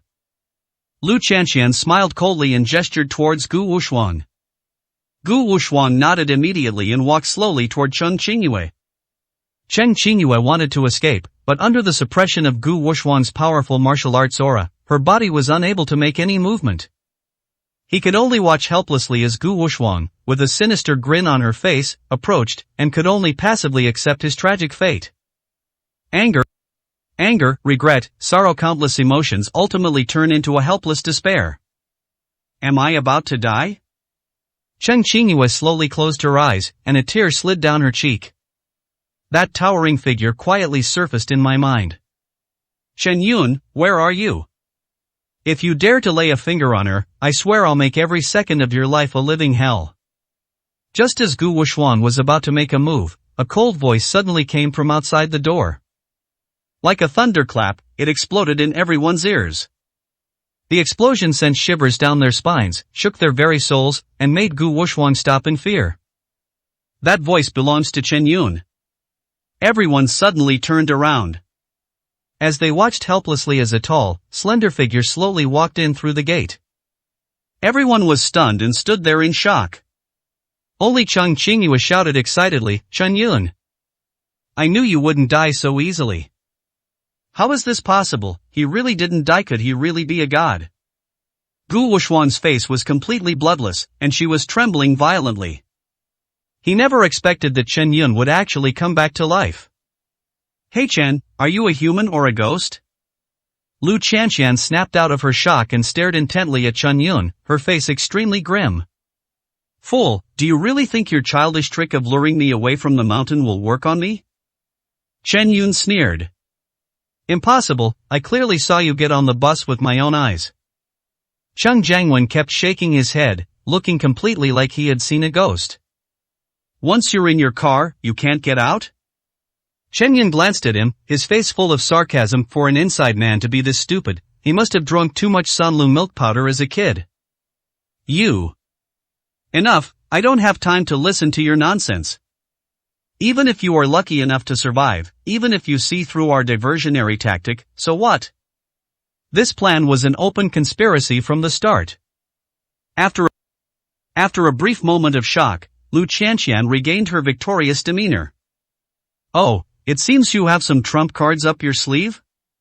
Chen Yun said with a half smile. Of course, since you're not going to Jinghai, the lives of Nangong Cheng and Old Master Nangong are still in our hands. Lu Chanxian spoke slowly and deliberately, her eyes fixed on Chen Yun, trying to find any flaw in his expression. Upon hearing this, Lang Shang laughed loudly. I thought you had something to say, but it's just the same old threat. Where do you think I went after disappearing for so long? Don't tell me you went to Jinghai. Unless you are truly a god who can fly and disappear into the earth, there is no way you could travel back and forth between Jinghai in such a short time. Besides, if you really had arrived in Jinghai, there's no way I wouldn't have received the news. Stop playing tricks on me. Lu Chanxian sneered repeatedly, rejecting the idea. A bunch of idiots. Your brain isn't much different from Cheng Jiangwen's. Old Master Cheng's illness was caused by drinking, and I have to go in person? Chen Yun looked relaxed and carefree. If I'm not mistaken, the old man has already been discharged from the hospital. Impossible, even if you were Hua Tuo reincarnated, could you cure diseases from a distance? Lu Chanxian laughed in a high-pitched voice, feeling that Chen Yun was talking more and more outrageous. as if he really wanted to exaggerate himself into a god. Jingle bell. Just then, Chen Yun's cell phone rang in his pocket. Chen Yun took out his old-fashioned spare phone and glanced at it. Well, Grandpa Nangong has already called. If you don't believe me, why don't you answer it for me yourself? Ha ha ha, keep blowing as hard as you can. Even I, an outsider, know that old Master Nangong is currently in a coma, causing a great uproar throughout the city. Still calling? What, did he call you in a dream? Ha ha ha. Ha ha ha. Cheng Jiangwen started laughing loudly, finding it utterly absurd. Although he was initially startled by Chen Yun's appearance, he quickly regained his composure. As long as old Master Nangong and Nangong Qing's lives are still in their hands, Chen Yun will never be able to turn the tide. It should be noted that, in addition to Rong Chengtian and Lu Chanxian, Nangong Long, the eldest son of the Nangong family, also secretly played a significant role. The key factor that made Cheng Jiangwen willing to cooperate was the young master's control over Jinghai. With inside and outside cooperation, this is a situation where victory is guaranteed. Come on, you think I don't know what you're up to? You just want to use the phone call as bait to lure me to your side and take me hostage? Forget it, I'm not falling for that kind of kidding. Lu Chanxian crossed her arms, as if she knew everything about Chen Yun's thoughts. 193, Chapter 193. Then I'll go with you. To lure you into being a hostage? Chen Yun was so angry he laughed, looking at the self-righteous Lu Chanxian in front of him. He shook his head slightly. You underestimate me too much. Don't tell me I don't need such a despicable tactic as hostages. Even if I did use it, would I need to lure someone? Even if Nangong Long were here, killing you would be as easy as snapping his fingers. As soon as he finished speaking, Chen Yun took a step forward. A deep footprint suddenly appeared on the marble floor of the hall. Before Lu Chanxian could react, Chen Yun flashed and appeared in front of her. Chen Yun, what do you want to do? Lu Chanxian's face turned deathly pale, and she stared at the man in front of her with a look of terror on her face. I thought you weren't scared at all. Don't worry, I'm not planning to kill you right now, I just want you to answer a phone call. Chen Yun smiled faintly. Fine, I'll listen. I want to see if you're just faking it. Lu Chanxian gritted her teeth, knowing she couldn't avoid it, and snatched the phone from Chen Yun's hand, pressing the dial button. Mr. Chen, we really owe you a huge debt of gratitude this time. Thanks to you for bringing in the legendary Dr. Yang, I am indebted to you once again. Once I've fully recovered, I'll definitely come to Jiangnan City to thank you in person. On the other end of the phone came a hearty laugh from an elderly man, his voice full of energy, not at all like that of a dying person. No need for thanks now that you're better, I'm relieved. Sir, I have some personal matters to attend to. Let's talk later. After saying that, Chen Yun hung up the phone and looked at Lu Chanxian in front of him with a half-smile. Lu Chanxian's expression was uncertain, but her slightly trembling body already indicated some ominous signs. She heard it clearly. The voice on the phone was none other than old Master Nangong, Nangong Ji. Dr. Yang You mean Yang Yi, the six-fingered miracle doctor from Yunhang City? Cheng Jiangwen's face was full of disbelief. You have quite the eye for quality, Chen Yun chuckled. Even if you can save old Master Nangong, so what? As if grasping at the last straw, Lu Chanxian shouted, I have people watching over Nangong Qing, there's absolutely no way you can save him. He will surely die if I give the order. After speaking, Lu Chanxian stared intently into Chen Yun's eyes, trying to detect any sign of panic. Then, she watched as a smile appeared on Chen Yun's lips. Oh, is that so? I wonder if your men can hold off a martial arts grandmaster. Chen Yun's unhurried tone sent a chill down everyone's spine. Rong Chengtian scoffed, Master Chen, I admit you're amazing. But martial arts masters aren't like cabbages. How can you expect them to be at your beck and call? Every martial arts master has their own pride, and they would never work for someone else. These words were like a shot in the arm, allowing everyone else present to breathe a sigh of relief. Cheng Jiangwen shouted even louder, that's right, don't think you're so great just because you're a martial arts grandmaster. Aren't other martial arts grandmasters grandmasters too? Why would they listen to you and do whatever you tell them to do? Stop playing tricks here, Mr. Chen. If you don't want Nangong Qing to die, you'd better leave now. Lu Chanxian's eyes were cold, and she clenched her fists tightly. No wonder you're all useless, you three idiots. Chen Yun curled his lip in disdain. The answer to why I can command martial arts masters lies in your very questions. The answer lies within our question? Rong Chengtian was stunned for a moment, then slowly pondered the words before exclaiming in surprise, Master Chen? Yes. How did Master Chen get his title? It was just the Battle of Yunhang that day. Chen Yun became famous for killing Grandmaster Zhao Wanjun single-handedly, but the biggest problem is that by killing Zhao Wanjun, he actually helped Grandmaster Zhao Tianwei. Since he had been saved, Zhao Tianwei would certainly help him. It's over, it's over. A sense of dejection emanated from the three of them. Rong Chengtian was struck dumb as if by lightning. For the first time in his life, he felt this sense of utter helplessness and frustration. All the meticulous planning turned out to be a complete failure. In terms of cunning, methods, resources, connections, and even personal strength gained no advantage in any aspect. After a long while, Rong Chengtian looked at Chen Yun unwillingly and said, This time, you won. I'll settle our score later now. You can get lost. Chen Yun's eyes narrowed slightly, radiating a dangerous aura. And what about her? Rong Chengtian pointed at Lu Chanxian, trying to make a last-ditch effort. What right do you have to question me? Chen Yun sneered, If you don't want to leave, you can stay and keep her company. It'll be good to have someone to keep you company on your journey to the underworld. Road to the underworld. Rong Chengtian dared not hesitate any longer and fled the villa. Just before running out of the villa, he couldn't help but look back one last time.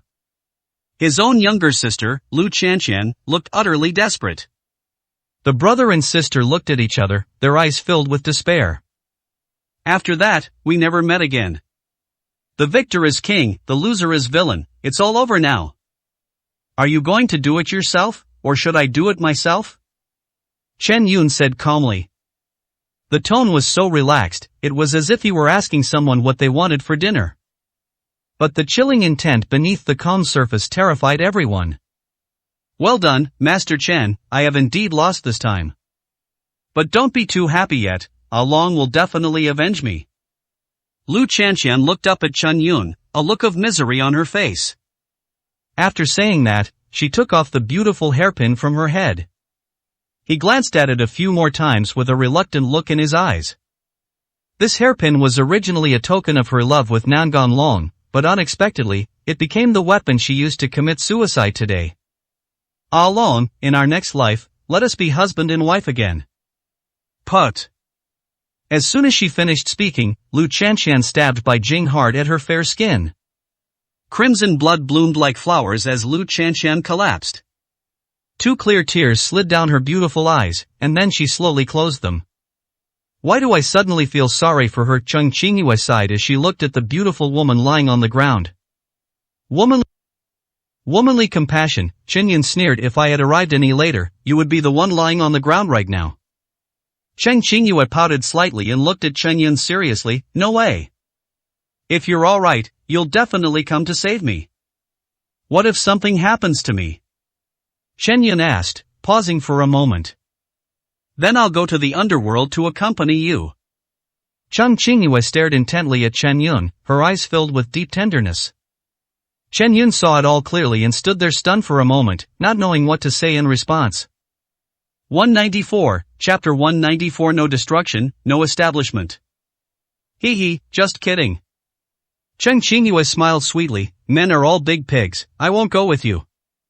Without dwelling on the topic, Cheng Qingyue turned to Cheng He and asked, Brother, you were so calm just now, did you already know that Chen Yun wasn't dead? Ahem, Master Chen, what should we do with these two people now? Cheng He coughed twice, without directly answering his sister's question. Chen Yun glanced at Qing Jiangwen and said coldly. He is a member of your Cheng family, and it is not my place to interfere in your family affairs. As for you. Chen Yun looked at Gu Wushuang. Master Chen, I know I was wrong, please forgive me this time. I'm willing to be your slave, and I'll do whatever you ask me to do from now on. Gu Wushuang, who had been incredibly arrogant, knelt down the moment she met Chen Yun's gaze. I told you before, if there's a next time, I will definitely kill you. Chen Yun remained unmoved, his body standing as firm as a rock. Hey Chen, don't push me, I'm a disciple of the martial sect. If you dare to kill me, our martial arts master will definitely not let you go. Seeing Chen Yun's cold eyes, Gu Wuxuan knew that he would never let her go, so she gritted her teeth and brought up her identity as a successor of the martial sect.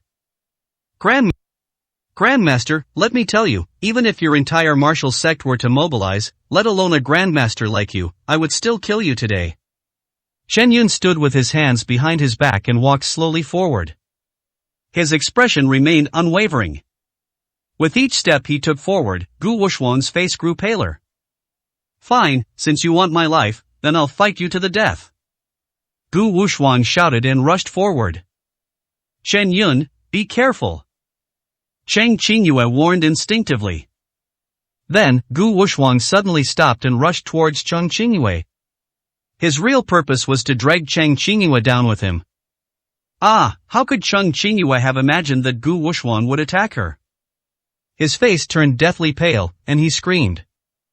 Chen Yun's eyes turned cold, and he stomped his feet hard. Suddenly, the entire hall shook violently as if an earthquake had struck. Gu Wuxuan, who was originally filled with murderous intent and pouncing towards Cheng Qingyue, suddenly became dazed and lost her focus for a moment. It was this brief pause that gave Chen Yun the opportunity to make his move. He circulated his spiritual energy, clenched his right fist, and slammed it into Gu Wuxuan's back. As soon as the punch was thrown, Chang Yi, who was standing next to him, could clearly see that the air was distorted, and ripples appeared like water. Boom! Gu Wuxuan's body jolted violently. His back looked as if it had been struck by a 10,000-ton hammer, and it was dented inward. Then, a large amount of blood oozed from every pore of his body, and in the blink of an eye, he was covered in blood. Releasing internal energy outwards, this is something only masters and above can do. Gu Wuxuan stared at Chen Yun with eyes full of fear, asking this question in his last moments.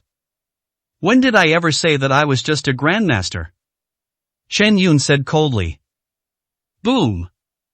His body fell to the ground, and Gu Wuxuan crashed heavily onto the ground. It wasn't until her last breath that Gu Wuxuan finally understood a truth. Below the level of a grandmaster, everyone is truly just an ant. Looking at the two corpses on the ground, Chen Yun spoke, waking the shocked Cheng Yi, you're in charge of cleaning up this mess, he have other things to take care of. After saying that, Chen Yun glanced at Cheng Qingyue, who was still shaken, a few more times, then turned and left without saying anything. Falling flowers are intentional, flowing water is ruthless. Cheng Qingyue is a good person, but in life, the order in which people appear in your life is extremely important. Outside the Cheng family villa, a huge RV was already parked at the entrance. As soon as Chen Yun stepped inside, he smelled a strong stench of blood. Master Chen, I've saved the person for you. But his tendons in his hands and feet have all been severed, his injuries are serious, whether he can survive the night is probably unknown. Zhao Tianwei sighed, feeling somewhat ashamed. Upon receiving Chen Yun's call, he immediately set off for Jinghai. Unfortunately, the distance between Yunhang and Jinghai was also quite far. Despite his best efforts, he was still a step too late. On the bed in the RV lay Nangong Qing, covered in blood. His face was pale, his lips trembled, and his breath was extremely weak. Leave this to me, you have someone drive the car to Yunlong Villa right now. Chen Yun immediately ordered. Zhao Tianwei nodded and quickly instructed the driver to start the car. Upon seeing Chen Yun arrive, Nangong Qing's lips trembled, as if she wanted to say something. We can talk about it after we're better. Chen Yun grabbed his wrist. With me here, even if the king of hell himself came, he absolutely couldn't take your life. The spiritual energy within his body surged into Nangong Qing's body like ocean waves. Zhao Tianwei, who was standing guard to the side, was shocked to find that Nangong Qing's body was actually shrouded in a thin layer of mist. This is the release of internal energy. Master Chen's strength truly surpasses that of a grandmaster. Zhao Tianwei was unaware that the energy Chen Yun was using was actually spiritual energy. But this doesn't prevent him from making a judgment about Chen Yun's abilities.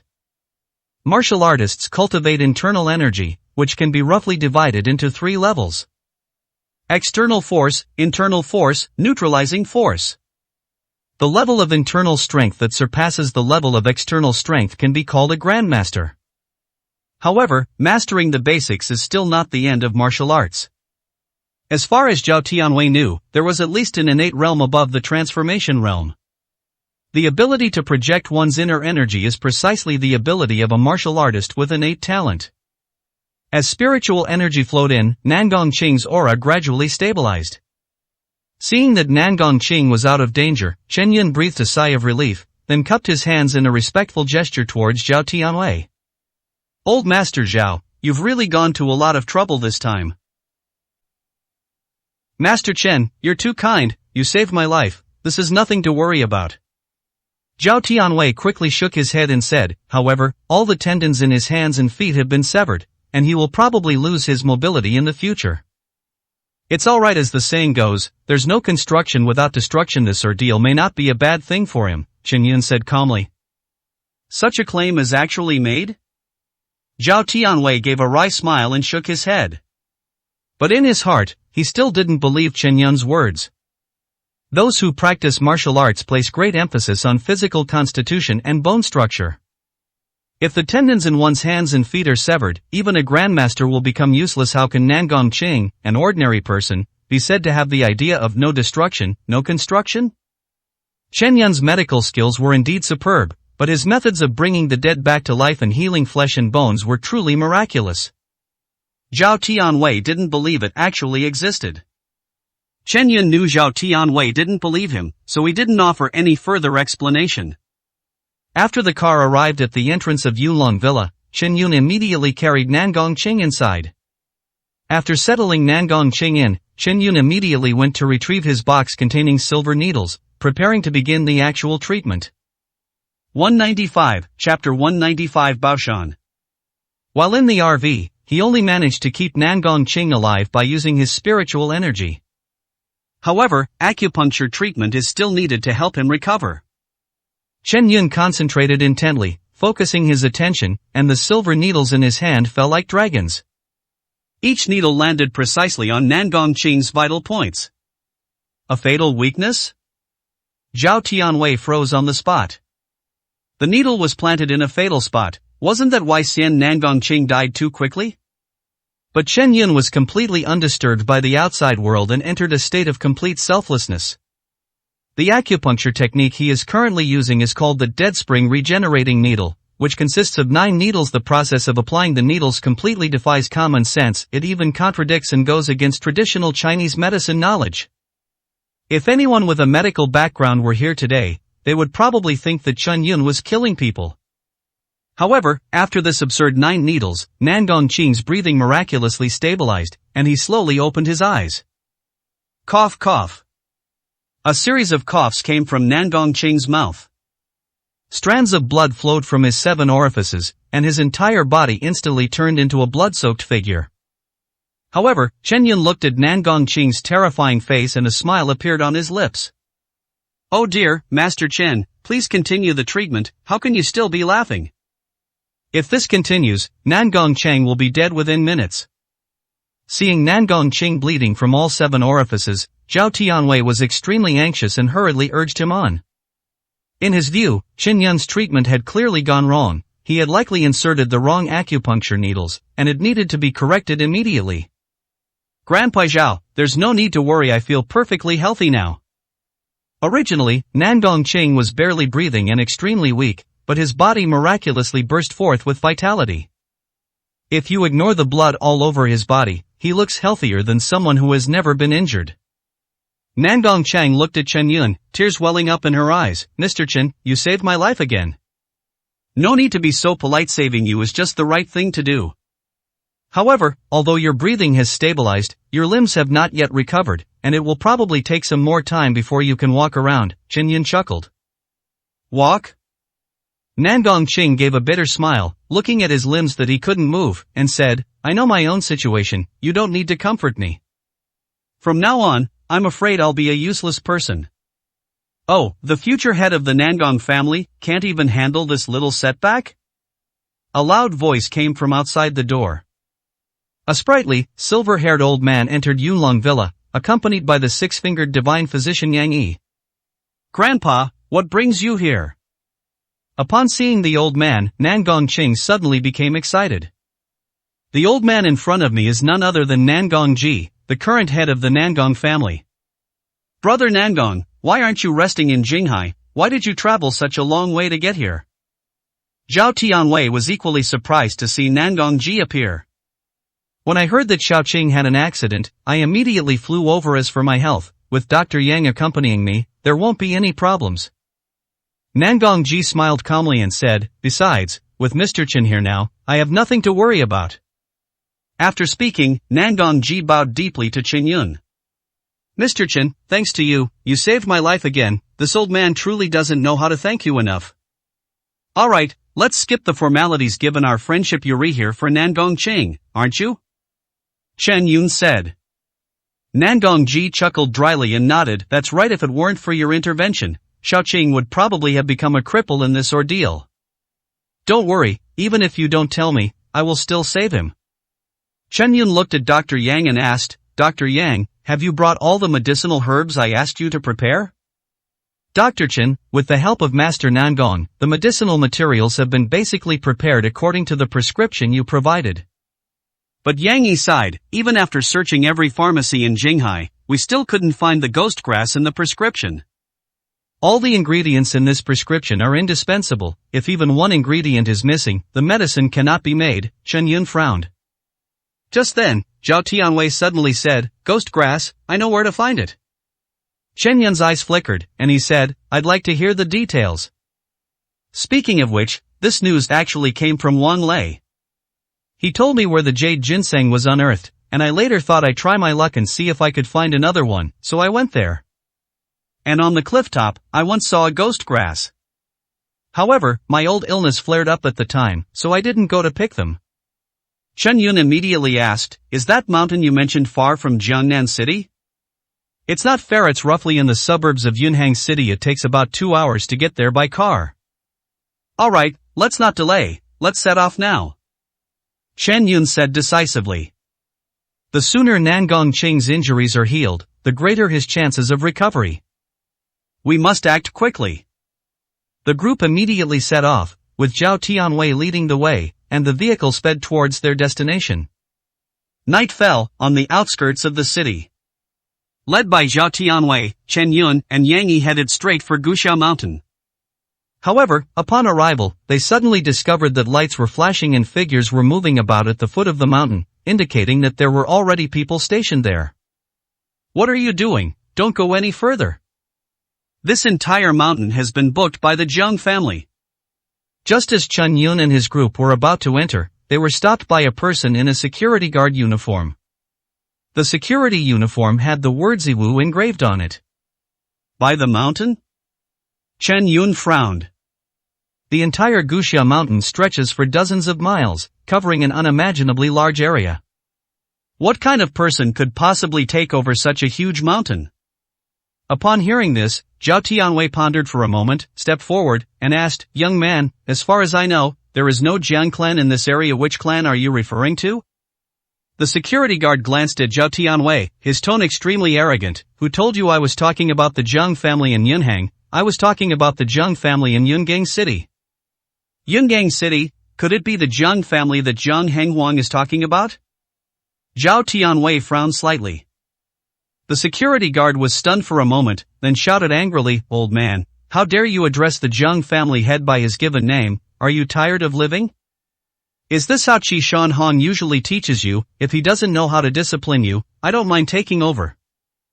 Zhao Tianwei's eyes were cold. He was usually very amiable in front of Chen Yun, but in Yunhang he was an absolute top-level big shot. Yiwu Security is one of the security companies under Qi Shanhong, so the security personnel in front of you are naturally Qi Shanhong's subordinates. 196, is chapter 196 really Master Chen? In the past, even Qi Shanhong wouldn't dare to act recklessly in front of Zhao Tianwei. How dare a mere security guard be so arrogant? You old bastard, I think you're asking for death. I'll show you what happens when you're blind. The security guard found Zhao Tianwei extremely arrogant, so he immediately pulled out a retractable baton from his waist and smashed it down on Zhao Tianwei's head. Yiwu Security has long been arrogant in the Yunhang area, relying on its large size and powerful legal team. It has always acted domineeringly and without any scruples. If you disagree, take action. If I don't teach you a lesson, you'll really get too big for your britches.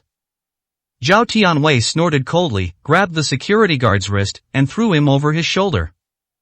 Boom! A muffled thud followed, sending up a cloud of dust. Someone is trying to force their way through the mountain. Come and help immediately. The security guard, seeing stars from the fall, shakily pulled out his walkie-talkie and began calling for backup. Before long, dozens of people rushed over with powerful flashlights. A group of tall, burly security personnel, exuding a fierce aura, surrounded Chen Yun, Zhao Tianwei, and Yang Yi. Master Chen, a wise man doesn't fight a losing battle. How about we call it quits and come back another time? Yang Yi, who was just a doctor, immediately had second thoughts. The scene was a bit too frightening for him. Don't panic, the old man can handle this number of men by himself. Chen Yun stood still, hands in his pockets.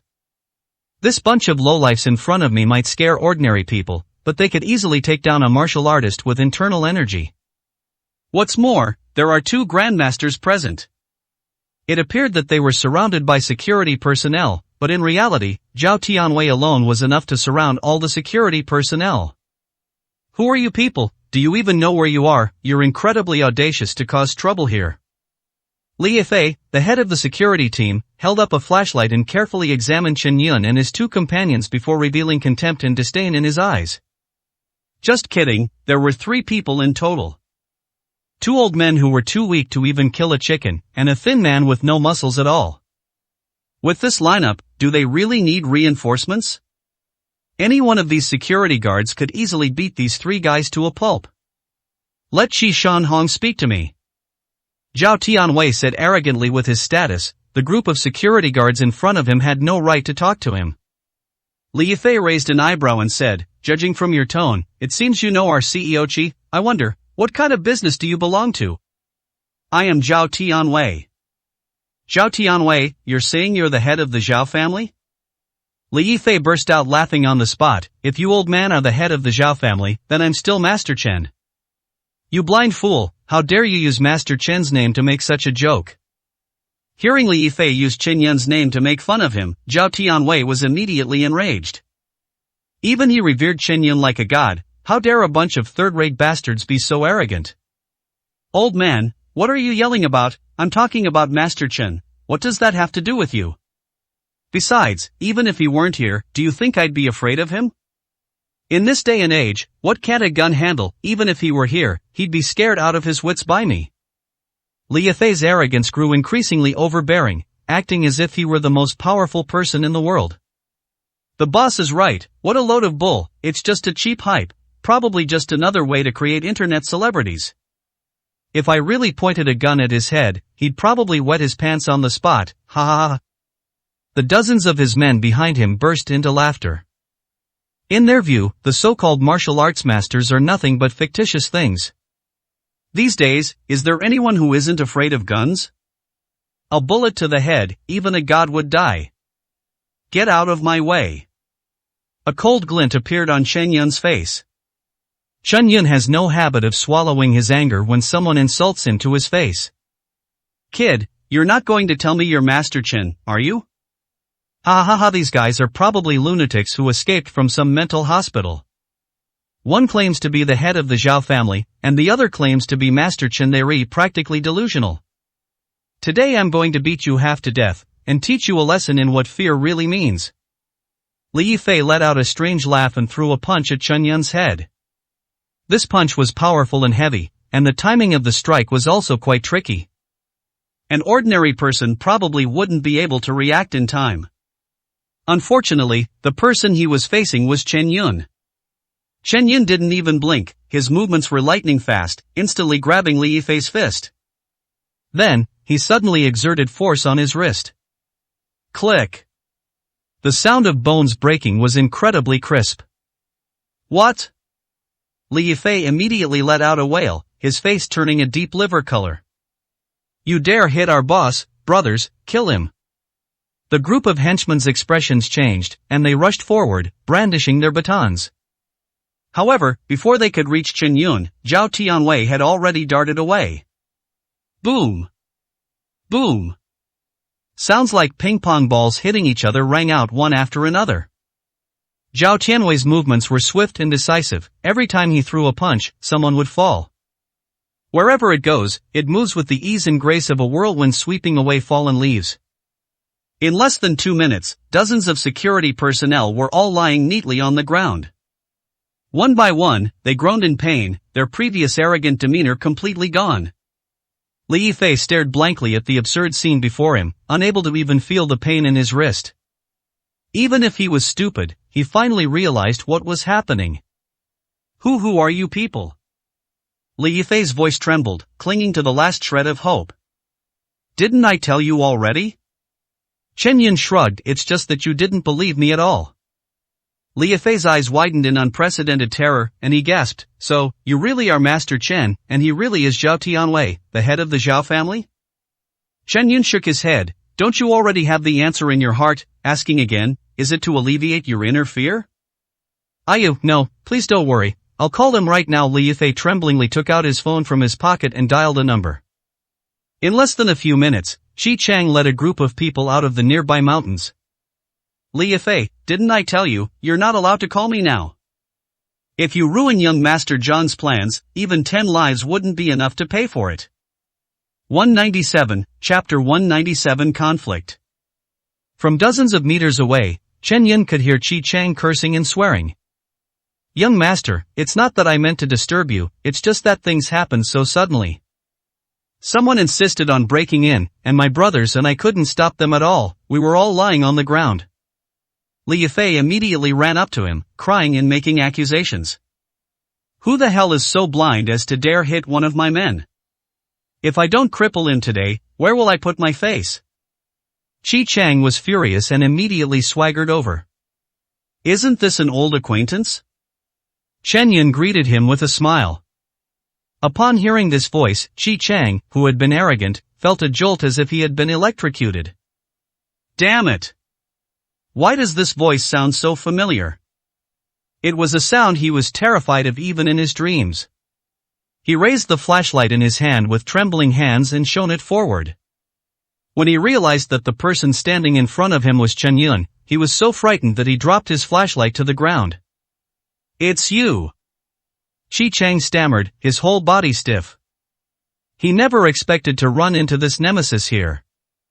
Damn it! After suffering 2 consecutive setbacks, Qi Chang was almost traumatized by Chen Yun. Every time I run into Chen Yun, nothing good ever happens. Kid, you're asking for it, you actually scared young Master Qi so much that he dropped his flashlight. I'm going to beat you so badly today that you're kneeling on the ground begging for my life. Qi Chang's underlings saw this as an opportunity to prove themselves and immediately perked up. He grinned maliciously, rolled up his sleeves, and prepared to go and cause trouble for Chen Yun. If you fucking want to die, don't drag me down with you. Qi Chang kicked the ignorant guy away. Then, amidst the shocked gazes of his underlings, he ran directly to Chen Yun, bowing and scraping, Master Chen, I really didn't know it was you, otherwise I would have definitely come to greet you personally. Master Chen. The underling who had been kicked away by Qi Chang was about to get up and ask what had happened. However, when he heard Qi Chang call Chen Yun Master Chen, he was so frightened that he collapsed to the ground.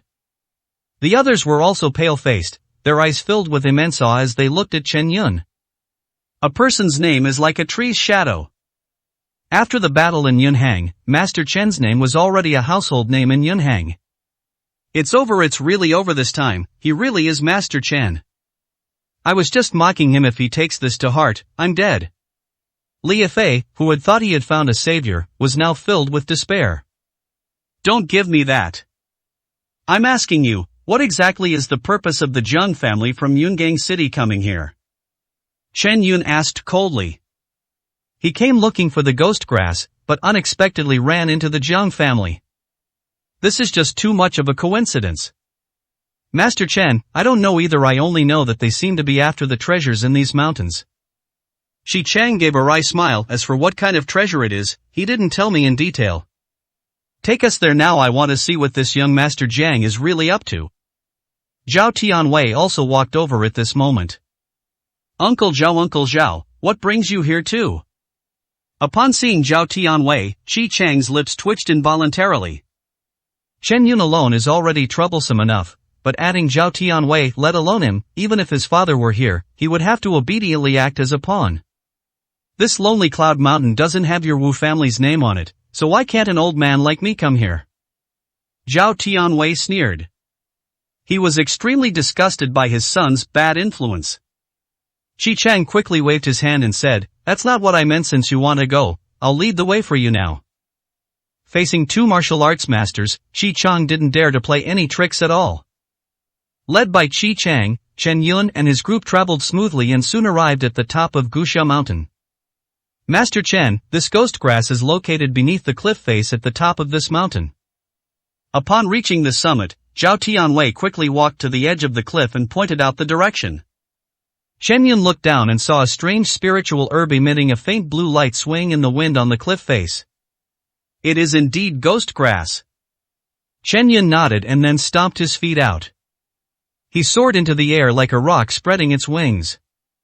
Then, to everyone's horrified gaze, he plummeted toward the cliff at high speed.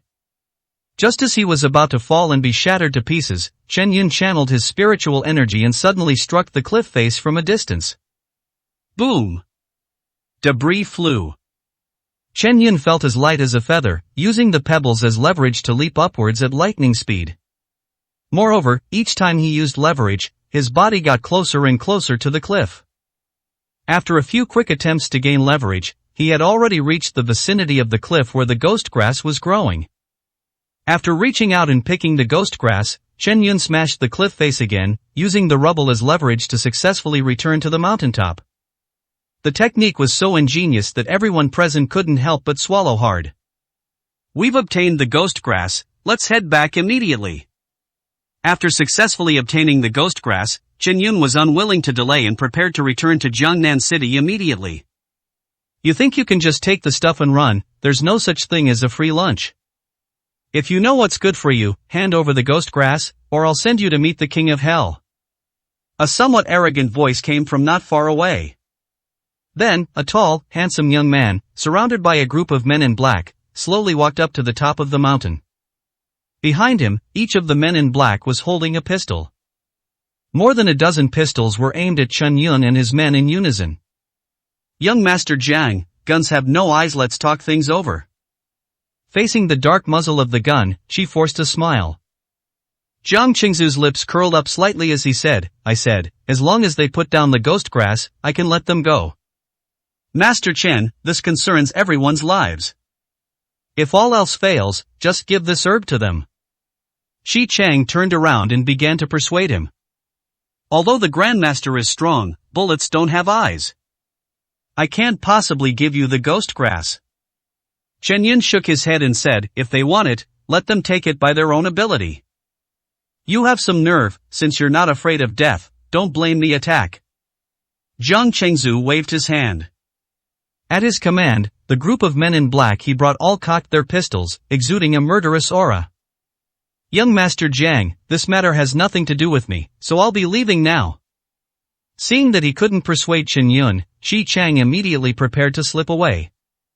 When did I ever say I would let you go? No one here can leave before Master Huangfu arrives. Before Qi Chang could react, Jiang Qingzu pulled out a pistol from his pocket and pointed it at Qi Chang. 198, Chapter 198 Soft Armor Saves Lives. Jiang Qingzu, what do you mean by this? Qi Chang's eyes were bloodshot as he stared at the dark gun barrels in the distance. He never imagined that Jiang Qingzu had never intended to let him go from beginning to end. Ha, you fool, only just realized it now? Jiang Qingzu smiled faintly. When you get to the Yellow Springs, I'll burn more paper money for you. Blame it on your bad luck. This is Master Huangfu's order, and I'm just following orders. You bastard, you dare to use Master Huangfu's name to scare me? Let me tell you, all the people at the foot of this mountain are mine. I don't believe you dare to touch me. If anything happens to me, do you think my dad will let you leave Yunhang alive?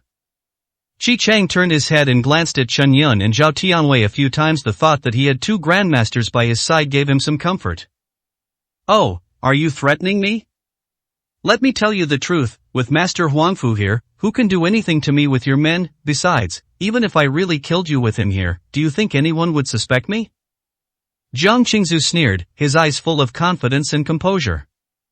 Then, seeing Qin Yun still calmly and unhurriedly walking down the mountain, completely ignoring his presence, he roared, "You stop right there. Jiang Qingzu, I advise you to behave yourself. You can yell at anyone, but you'd better keep your head down in front of Master Chen. If you anger Master Chen, no one can save your dog's life." Qi Chang's eyes darted around, and he immediately shouted out. He put in all his effort so that everyone could hear him clearly. Qi Chang's idea was simple. Jiang Qingzu had a gun and clearly intended to kill him. The only way to save themselves now is to tie themselves to Qin Yun tightly. Now, Qin Yun is his last lifeline, and he must hold on to him tightly. Qi Chang, I think you're so confused on your deathbed that you've gone completely mad. With his build and looks, he dares to call himself a master. Every master has an extraordinary presence. Compared to them, this guy is just a background actor. If people like this can be called masters, then beggars on the street are no exception. Jiang Qingzu glanced at Chen Yun with disdain. He didn't believe Qi Chang's words at all. Hey, you really are courting death. Hearing Jiang Qingzu's mockery of Chen Yun, Qi Chang sneered, "You're just a frog in a well. This man is a true martial arts master. You're such a narrow-minded person, you're only fit to be fooled by that charlatan named Huangfu. You're asking for death. Shut your mouth. I will never allow anyone to insult Master Huangfu in front of me." Jiang Qingzu's eyes turned cold, and he raised his hand and pulled the trigger on Qi Chang's thigh. Boom! Flames flickered from the dark muzzle of the gun, and a cold metal bullet pierced through Qi Chang's thigh. What? Qi Chang let out a wail and fell to the ground. Beads of cold sweat dripped from his forehead. Qi Chang gritted his teeth, enduring the pain, and shouted with difficulty. "We beg Master Chen to save us. What does your personal feud have to do with me?" Chen Yun shook his head, showing no intention of intervening, and walked straight down the mountain. Boom! The next moment, a bullet accurately struck the path Chen Yun was about to walk. Mud flew everywhere, soiling Chen Yun's trouser legs.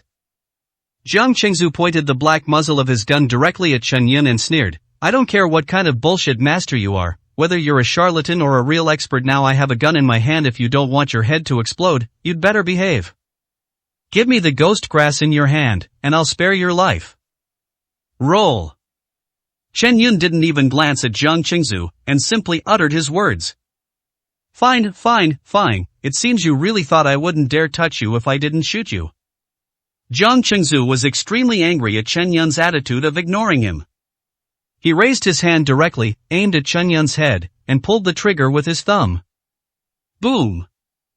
Just a second before Jiang Cheng fired, Chen Yun, as if he had foreseen the future, took the initiative and dodged the incoming bullet. Then, his body moved like lightning, suddenly accelerating as he rushed towards Jiang Qingzu, who was filled with shock. "Ba Jiquan, Liang Yizhuang. Step forward and thrust your elbow forward, using your elbow as a fist." Boom! Jiang Qingzu was caught completely off guard and was sent flying by Qin Yun's elbow. Little Lord! Seeing their young master being attacked, the group of men in black rushed forward in a hurry. However, it was precisely because of this momentary lapse in concentration that the rows of gun barrels became vulnerable. "It's now!" Zhao Tianwei, who had been waiting for his chance, had a sharp glint in his eyes. He leaped into the air, his figure like a swimming dragon, his steps strange and incredibly fast, his hands transforming into blades as he weaved freely through the crowd. Each move, each style, was as effortless and decisive as autumn winds sweeping away fallen leaves. All the men in black who were struck by his handchop lost their ability to fight back in an instant, and regardless of their physical strength, they all fell to the ground and could not get up. As easily as chopping melons and vegetables, Zhao Tianwei dealt with the group of men in black. "Alright, Dr. Yang, stop standing there and hurry up, we still need to treat Nangong Qing's injuries." After easily dealing with the group of men in black, Zhao Tianwei looked at Yang Yi, who was still standing there in a daze, and called out to wake him up. "Patriarch Zhao, you truly are still as sharp as ever." After being jolted out of his shock, Yang Yi looked at the man in black on the ground, screaming and wailing, completely unable to move, and praised him from the bottom of his heart. If Master Chen hadn't taken the initiative and drawn their attention, I wouldn't have been able to deal with these guys so easily, Zhao Tianwei said modestly, shaking his head. Hey, you've all left. What am I going to do? Someone, take me with you. Qi Chang wailed in despair, his leg injured and unable to walk. If we leave him here, he'll be finished once these men in black recover. In the end, Yang Yi saw that Qi Chang was indeed pitiful, so he turned back and went back to help Qi Chang walk down the mountain. Just as the group was about to leave, a loud shout came from behind them. You hit my man, do you really think you can just walk away like that? Jiang Qingzu staggered to his feet. He reached out and took off his suit jacket, revealing a shimmering silver soft armor underneath. Damn it, luckily Master Huangfu foresaw that I would face a calamity in my life and told me to wear soft armor. Otherwise, that attack just now would probably have been enough to kill me. Despite his disheveled appearance, Jiang Qingzu's words were filled with deep resentment. Oh, since Master Huangfu you mentioned is so powerful, why doesn't he come here in person? Chen Yun stopped and turned his head with interest. 199, Chapter 199 A celestial being descends to earth? We are here to find the spiritual veins. Once the master finds the mountain treasure hidden in the spiritual vein, your deaths will not be far off. Jiang Qingzu smiled dismissively. I was wondering why there would be two spirit herbs here, ghost grass and jade flower. There is a spiritual vein here. Chen Yun nodded, seemingly understanding what was going on. The Jiang family must have come to this place because of that spiritual vein, and they bumped into him by chance. So what if you know? While a martial artist like you is strong, Master Huangfu is even stronger. He possesses the ability to command lightning. When he arrives, none of you will escape. Jiang Qingzu's tone was filled with pride. Boom! The moment the words were spoken, the entire Lonely Cloud Mountain suddenly trembled violently. The mountains are shaking. It seems Master Huangfu has found the mountain treasure. Your deaths are imminent. Upon noticing the tremors in the mountain range, Jiang Qingzu immediately revealed a sinister smile. If what you say is true, then there are probably strange beasts guarding the center of the spiritual vein, and this mountain treasure won't be so easy to obtain, Chen Yun scoffed. How could you possibly fathom Master Huangfu's abilities? Jiang Qingzu coldly replied dismissively, a mere exotic beast is nothing to the master. Young Master Jiang, this spiritual vein is guarded by strange beasts, so I cannot obtain the mountain treasure. The best course of action now is for us to leave. A panicked voice rang out, and a figure rushed up the mountaintop. A middle-aged man with a long beard, dressed in a black and white Taoist robe and carrying a long sword, appeared to be a Taoist immortal in an instant and came to Jiang Qingzu's side. Master Huangfu, with your abilities, are you really not even able to deal with a beast? Jiang Qingzu's eyes were full of surprise. He wasn't surprised that Master Huangfu hadn't handled the matter, but rather that Chen Yun's words were absolutely accurate. Could this guy possibly be able to predict the future? The strange beast has taken over the spiritual vein, and the power it can wield is extraordinary. Master Huangfu blushed, coughed, and said, therefore, we should go back and discuss this further. Don't rush to do Shanbao's things. Master, I found a treasure on the mountaintop, but unfortunately this guy beat me to it.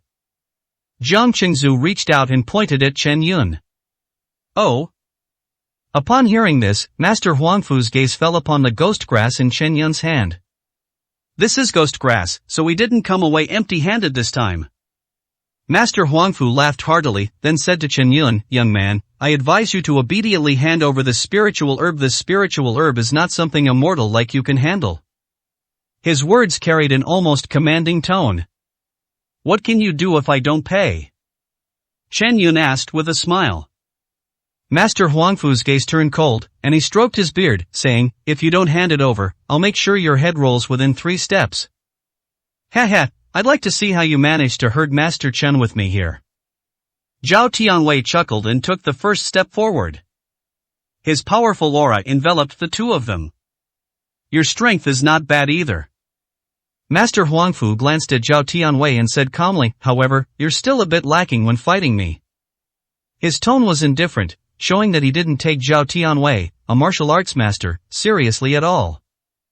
Then I'd like to see for myself whether the sect is really that powerful. As grandmasters, which one of them isn't proud and arrogant? Zhao Tianwei was enraged by the other party's arrogance, so he wanted to teach him a lesson. He gave a cold shout and assumed the Xingyi San Ti stance. The moment he formed his stance, Zhao Tianwei resembled a tiger descending from the mountain, exuding an unparalleled aura. He lunged forward and unleashed a fierce punch that made everyone present wince. Is this the true power of a martial arts grandmaster? It's absolutely amazing. Yang Yi, who was watching from the sidelines, stared wide-eyed, his face full of shock. The old man is probably no match for that person. Chen Yun's eyes narrowed, and he couldn't help but shake his head slightly. Master Chen, although I am not a martial artist, I can still tell the difference in the situation. The old man is incredibly skilled in martial arts and has an imposing presence. On the other hand, that damned Huangfu looks sickly and is really weak and frail. Although Jiang Qingzu praised Master Huangfu to the skies, in terms of martial arts prowess, he is no match for Uncle Zhou. Although Qi Chang is a spoiled rich kid, he still has this much discernment. He could tell at a glance who was stronger and who was weaker. To use the word stupid to describe you would be an insult to the word stupid. Chen Yun shook his head, too lazy to explain to the guy. Qi Chang was scolded for no reason, and his face turned red. He was filled with resentment, but he dared not argue with Chen Yun. He could only stare intently at the battle in front of him, hoping that Zhao Tianwei would win and prove Chen Yun wrong. You're just a martial artist who has only reached the entry level, yet you dare to boast in front of me. Thunder and lightning howl, strike. Master Huangfu conjured a mysterious hand seal, and as he moved, his robes fluttered in the wind, and suddenly a great wind arose between heaven and earth. Zhao Tianwei's fist arrived in an instant, but Huangfu did not dodge or evade, and directly took the blow with his seemingly weak body. Boom! The moment their bodies collided, a muffled thud, like a thunderclap, resounded from Master Huangfu's body. Subsequently, Zhao Tianwei's body was uncontrollably blasted away. He backed away, his body plowing across the ground for dozens of meters before finally coming to a stop. Moreover, Zhao Tianwei felt a faint electric current running through his arm as he threw the punch. His arm went numb and he couldn't lift it anymore. The two fought for a very short time, less than a minute. Zhao Tianwei's combat strength has undoubtedly been greatly reduced. A bunch of mortals. I told you long ago, Master Huangfu was a true immortal descended to earth. He possesses the power of a god. If you know what's good for you, hand over the ghost grass right away, kowtow to me a few times to admit your mistakes and apologize, and I'll take pity on you and say a few good words to Master Huangfu so he can spare your lives. Seeing this, Jiang Qingzu looked disdainful and said smugly. How is this possible? The Zhao family head, a martial arts grandmaster, was defeated in just one move. What is this person's background? Does he really possess the power of an immortal? The renowned Dr. Yang Yi, standing to the side, was utterly shocked and bewildered. Qi Chang stared at the ethereal Master Huangfu in the distance with eyes full of fear, his lips trembling as he said, could it be that this Master Huangfu is truly a deity descended to earth? I just fatally saw lightning surging within his body. How could a human possibly harbor lightning within their body? Martial arts grandmasters are already the pinnacle of martial arts in the eyes of ordinary people, yet Master Huangfu defeated Zhao Tianwei in a single move. Who but a god could achieve such a feat? 200, Chapter 200 Stars shift and constellations turn. Patriarch Zhao, are you alright? Chen Yun stepped forward and placed his hand on Zhao Tianwei's shoulder. Instantly, Zhao Tianwei felt a surge of pure energy emanating from Chen Yun's hand, instantly calming the turbulent blood and qi within his body, and the tingling numbness in his arm also quickly disappeared. I'm fine, but I lost to him inexplicably, and I feel really frustrated. Zhao Tianwei shook his head and smiled bitterly. During his exchange with Master Huangfu, he did not notice anything unusual about the other party. But when he slammed his fist down, it felt as if he had actually been struck by lightning. His entire right arm had been completely paralyzed. If Chen Yun hadn't intervened, he probably wouldn't have been able to lift his arm for a while. The other party seemed to truly possess the ability to command thunder and lightning, just as Jiang Qingzu had said. Chen Yun smiled faintly and said, with his level of skill, he can hardly be considered a highly accomplished master, let alone an exaggerated claim like a deity descended to earth. In ordinary sparring, it's fine as long as we're talking about winning or losing, but if it's a real life or death battle, his tricks might not be a match for you. Facts speak louder than words. If what you say is true, then I should be the one who just lost. Upon hearing Chen Yun's assessment of him, Master Huangfu sneered, if you're not convinced, feel free to try. I, Huangfu Do, specialize in dealing with all kinds of dissent. You're getting all worked up over me just because I said you're fat. Do you really think I can't tell where you're from? Taoists possess the art of shifting stars and changing constellations when cultivated to a high level. They have the ability to restrain ghosts and gods, break the earth to summon thunder, and call upon wind and rain. But judging from the ability you just displayed, it's barely at the entry level of the star-shifting technique. I really don't know where you get the nerve to boast like this. As Chen Yun spoke, he walked towards Huangfu Do. You actually managed to tell that I was using the star shift and dipper reversal technique? I didn't expect you to have some insight. I underestimated you before. However, knowing this is one thing, but whether you can actually crack it is another matter entirely. Although Chen Yun saw through his scheme, Huangfu Do remained calm. It's just a side path, nothing special.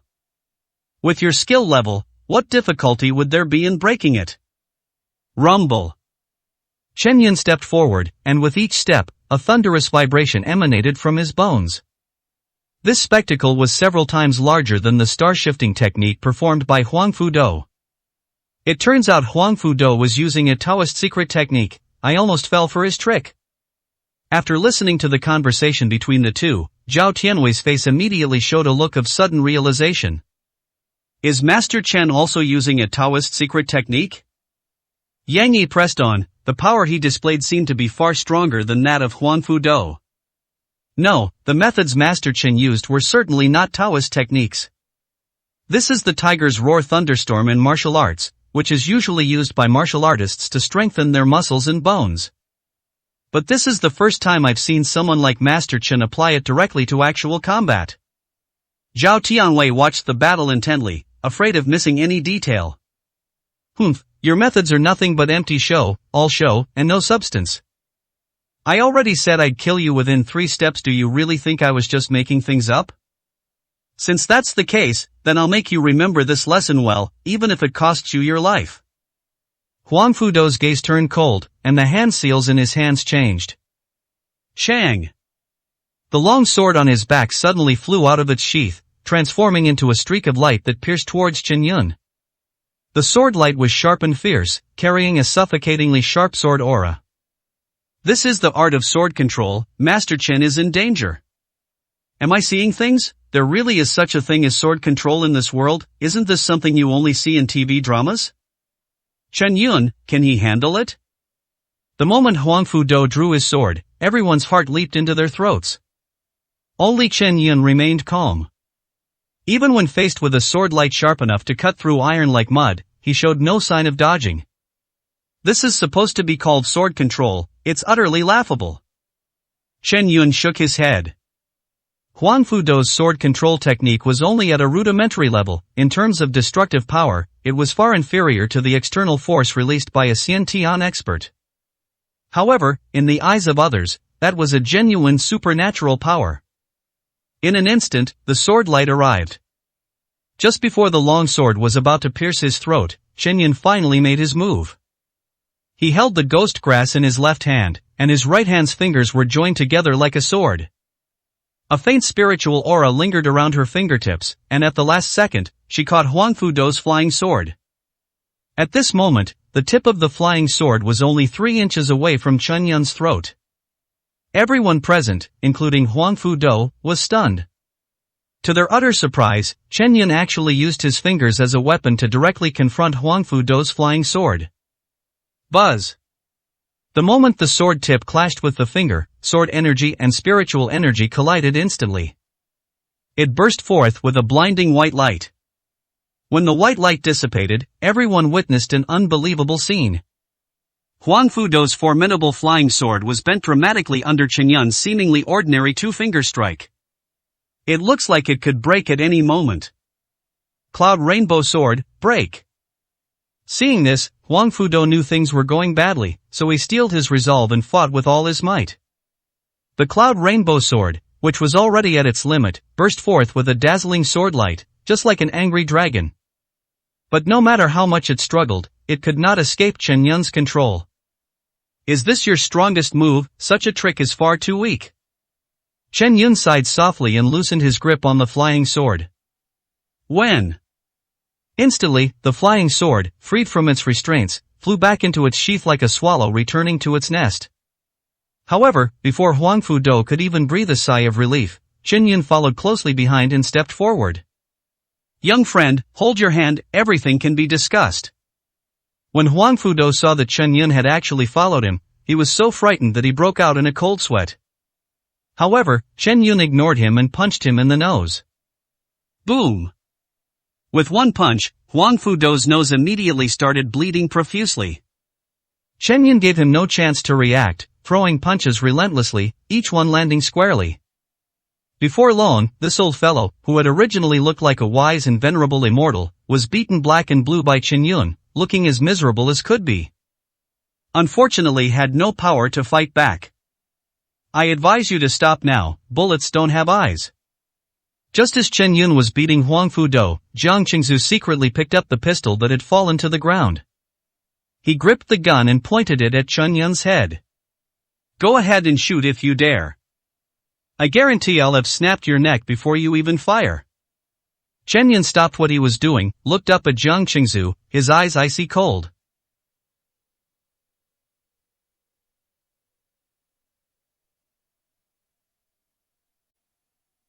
Chapter 201 Conquer. I advise you not to be too overconfident. No matter how fast you are or how strong your martial arts are, you are still just flesh and blood. Bullets don't have eyes. Jiang Qingzu shouted loudly, gripping his pistol tightly in his right hand and pointing it at Chen Yun. Taking advantage of the opportunity, Huang Fudo distanced himself from Chen Yun and stood behind Jiang Qingzu. In terms of martial arts skills, he was no match for Chen Yun. Even the flying sword he had painstakingly refined was easily manipulated by Chen Yun. He is now truly at his wit's end. "Master Huangfu, you must not be careless this time. The best way to deal with such an arrogant person is to kill them outright, as a warning to others." Jiang Qingzu became smug when he saw Huang Fudo standing guard beside him. "Young Master Jiang, one should be lenient when one can. Let's leave it at that for today. We can settle this score later." Huang Fudo was not a fool like Jiang Qingzu. He knew that Chen Yun was capable and that it was better to leave than to continue entangled with him. "Ha, come and go as you please, there's no such thing as an easy life in this world." Chen Yun gave a cold laugh. His figure was as swift as the wind, and his steps were as fast as lightning. In the blink of an eye, he arrived in front of Huang Fudo. "Young man, don't push your luck." Huang Fudo's face turned cold, and he thrust out his long sword. The chilling sword energy, like a river flowing backward, pierced towards Chen Yun's chest with unparalleled sharpness. This time, Huang Fudo did not overestimate himself. He abandoned the flashy but impractical sword control techniques and directly unleashed his killing sword moves. "Is this all you have?" Chen Yun chuckled lightly, slightly turned his body, and easily dodged the sword. At the same time, his fingers lightly tapped the blade of the sword as if skimming the water. Instantly, a tremendous shockwave spread throughout the entire sword. Huang Fudo felt a tremor in his hand, and before he could react, the Cloud Rainbow Sword was already in Chen Yun's hand. "You wanna die?"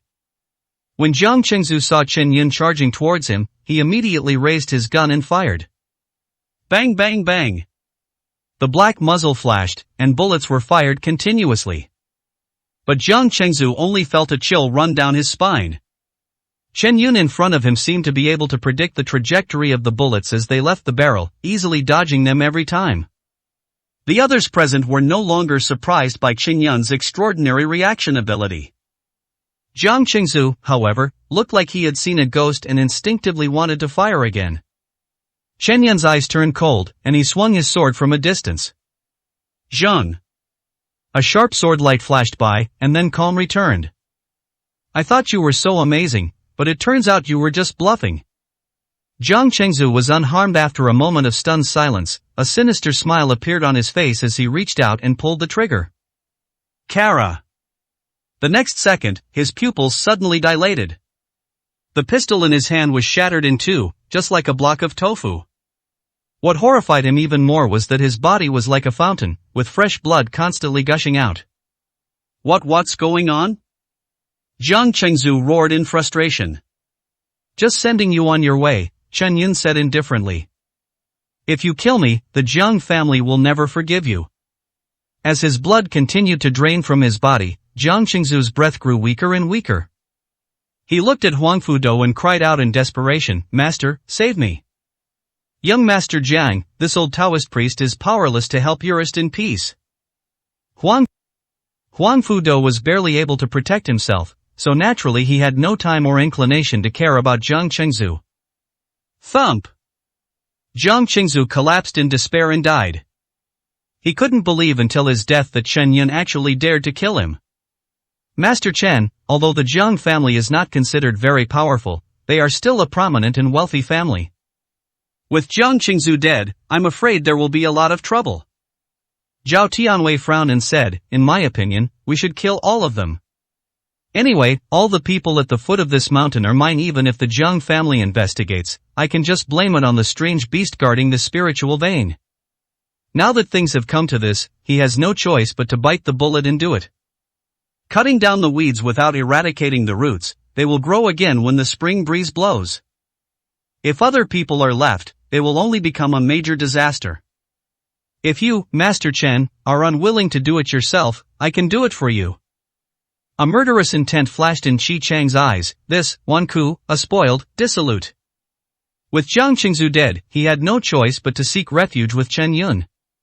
The lives of these people can be used as a pledge of loyalty to him. I killed Jiang Chengzu because he tried to kill me twice. As for the others, let them go.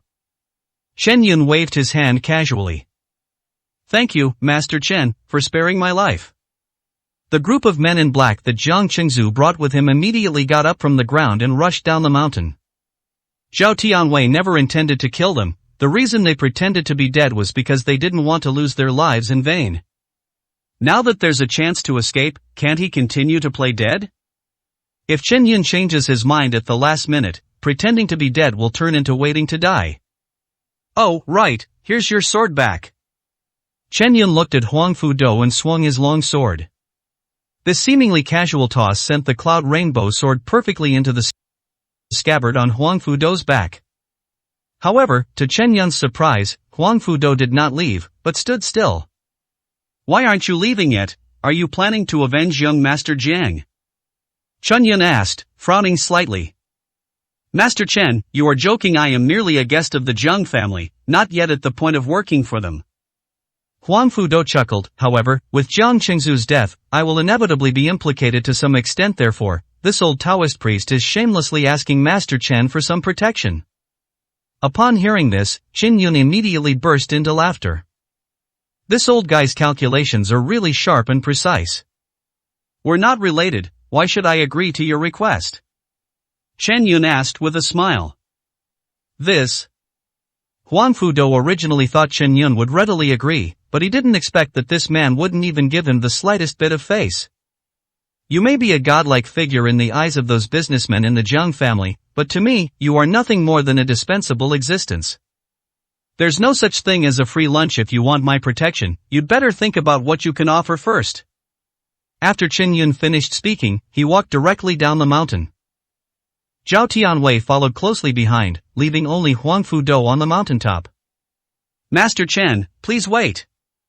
If you are willing to take me in, I promise to serve you for 6 months. For the next 6 months, you're at my beck and call. Just as Chen Yun and the others reached the halfway point of the mountain, Huang Fudo hurriedly caught up with them. After much deliberation, the Taoist master finally compromised. Chen Yun nodded slightly, indicating his tacit approval. Although Huang Fudo's combat strength is not as great as that of a martial arts master, his Taoist skills are quite remarkable, making him a good helper.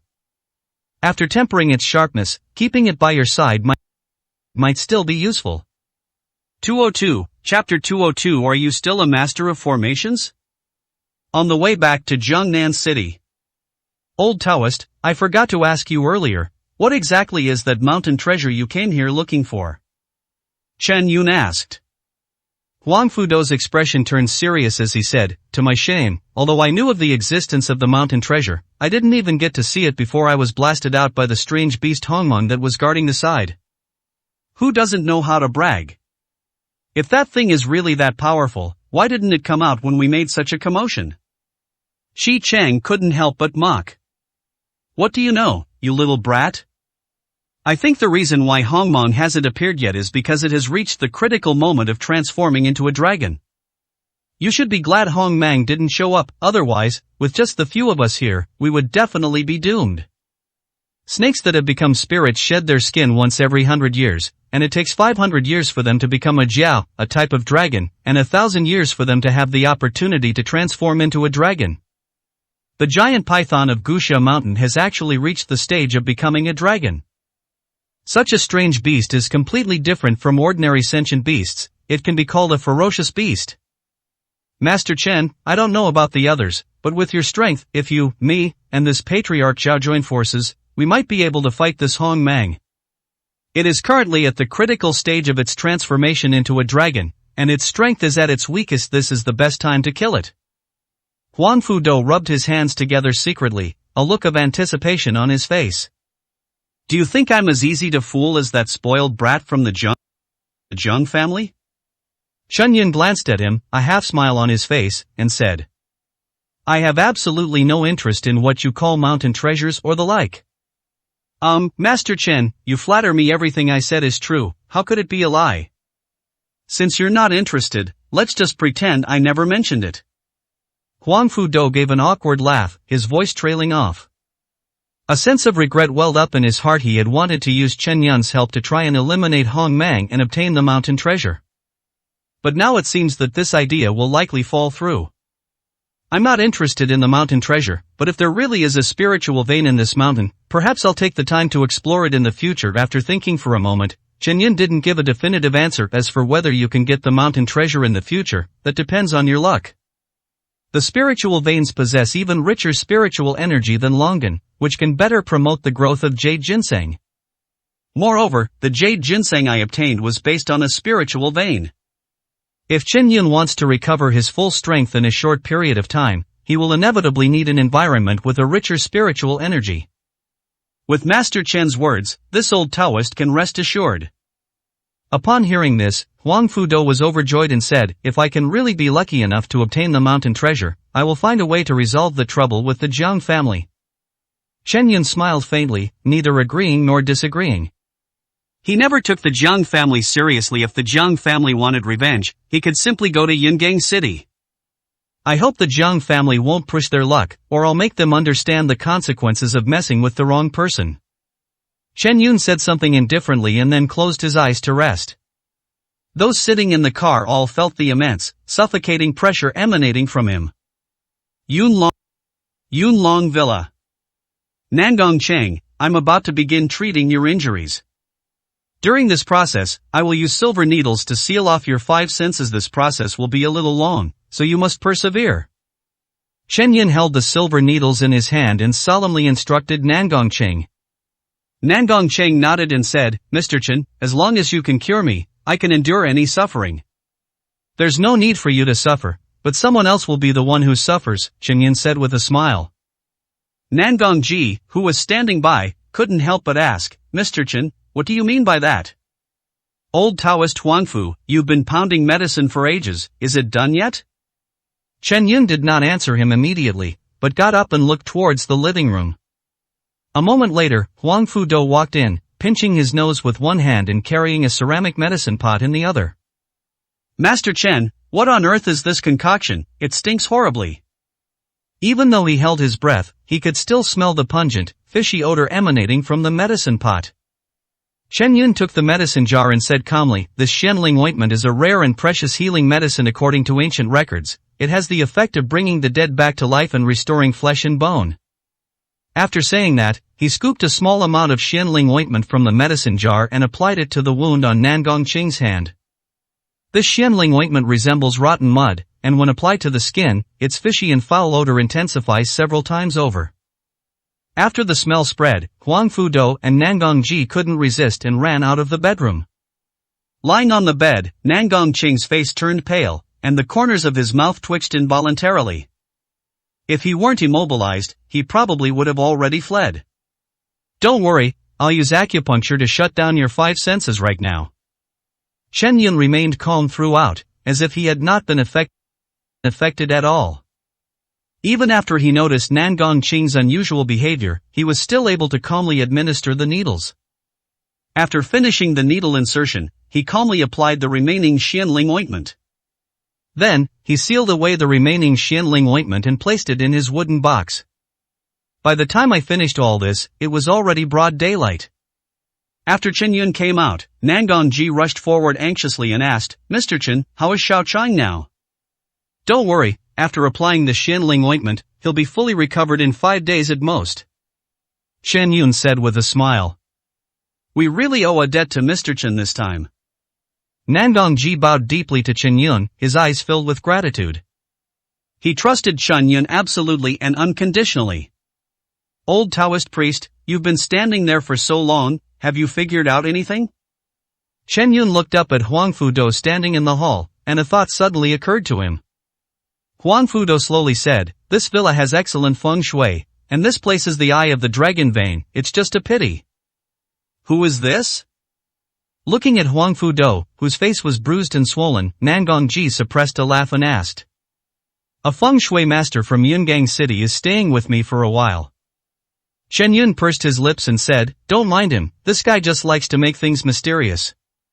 "Ahem, this humble Taoist is Jinyang Daoran Huang Fudo." Huang Fudo coughed lightly, put his hands behind his back, and exuded the air of a master. If it weren't for the obvious scars on his face, Nangong Ji would have really thought he was some kind of deity descended to earth. "What, you are Master Ouyang?" "I have visited Yungang City 3 times, but I have never been able to meet you. I never expected to see you here." Nangong Ji, however, seemed very excited. "Is he very famous?" Chen Yun asked curiously. 203, Chapter 203, doubled? Nangong Ji nodded and said, "Master Huangfu is not only famous, he is a leading figure in the feng shui world of Yungang City. Even Li, the richest man in Yungang City, needs to make an appointment 6 months in advance to see him." "Old man, I didn't realize you were so famous," Chen Yun said with a smile. "These are nothing but empty titles." Huang Fudo felt extremely satisfied, but he pretended to be modest and said, "I dare not say anything else, but I do have some authority to speak on the subject of feng shui and numerology." "Judging from what you just said, it seems there's still some problem with my villa?" Chen Yun said calmly. Huang Fudo put his hands behind his back and walked around the hall twice in a rather serious manner. Then, he smiled and said, "It's not a problem, it's just that if I set up a few formations in such an excellent place, the speed at which spiritual energy gathers will be more than twice as fast as before." Master Huangfu truly lives up to his reputation as a feng shui master. He is actually proficient in formations. Although I don't know much about this, please feel free to ask if you need anything. Nangong Ji immediately became interested. Chen Yun shook his head and refused directly, saying, "If it's just a mere double, I advise you not to waste your time. I don't need it." "Master Chen, I know that you have entered the Tao of martial arts at such a young age, which must be extraordinary. However, everyone has their own area of expertise in the field of formations. You may not know as much as I do." Although Huang Fudo spoke in a gentle manner, there was a hint of arrogance on his face. Since the two met, he has been suppressed by Chen Yun. Now that they've finally found a place where they can surpass Chen Yun, they naturally want to have a proper comparison. "Mr. Chen, Master Huangfu is acting out of kindness, so please don't refuse." In the outside world, the formations set up by Master Huangfu are worth over 100 million. Even Nangong Ji felt that Chen Yun refused because he couldn't let go of his pride. "When it comes to feng shui arrangements, I am indeed not as knowledgeable as you. But for me, a magic array that can only double the condensation speed is nothing more than a useless tool." After Chen Yun finished speaking, he slowly walked to the white jade platform and raised his hand to form a mysterious hand seal. In an instant, all the spiritual energy in the air frantically converged in the direction of Chen Yun. In just a few breaths, the spiritual energy transformed into wisps of tangible mist, which then enveloped Chen Yun. The morning sunlight made him appear even more like a god descending to earth. This is a profound technique that transforms spiritual energy into mist? Could it be that you have already entered the Tao and become a true person? Huang Fudo's eyes widened, his gaze filled with unprecedented awe. I don't understand your Taoist concept of real people and fake people. I'm just reminding you that if you're really going to set up an array, you need the best of the best. Chen Yun slowly dissipated the mist formed from spiritual energy, and then stepped down from the white jade platform. Just now, he intentionally wanted to give Huang Fudo a hard time. Huang Fudo will be here for at least 6 months if we don't keep him in check early. He might develop other ideas over time. I will do my utmost to fulfill what you have said, Master. Huang Fudo immediately lowered his head, his face full of respect. It must be said that Chen Yun's technique of turning spiritual energy into mist just now really shocked Huang Fudo, the feng shui master. What are you two talking about? I can't understand a word you're saying.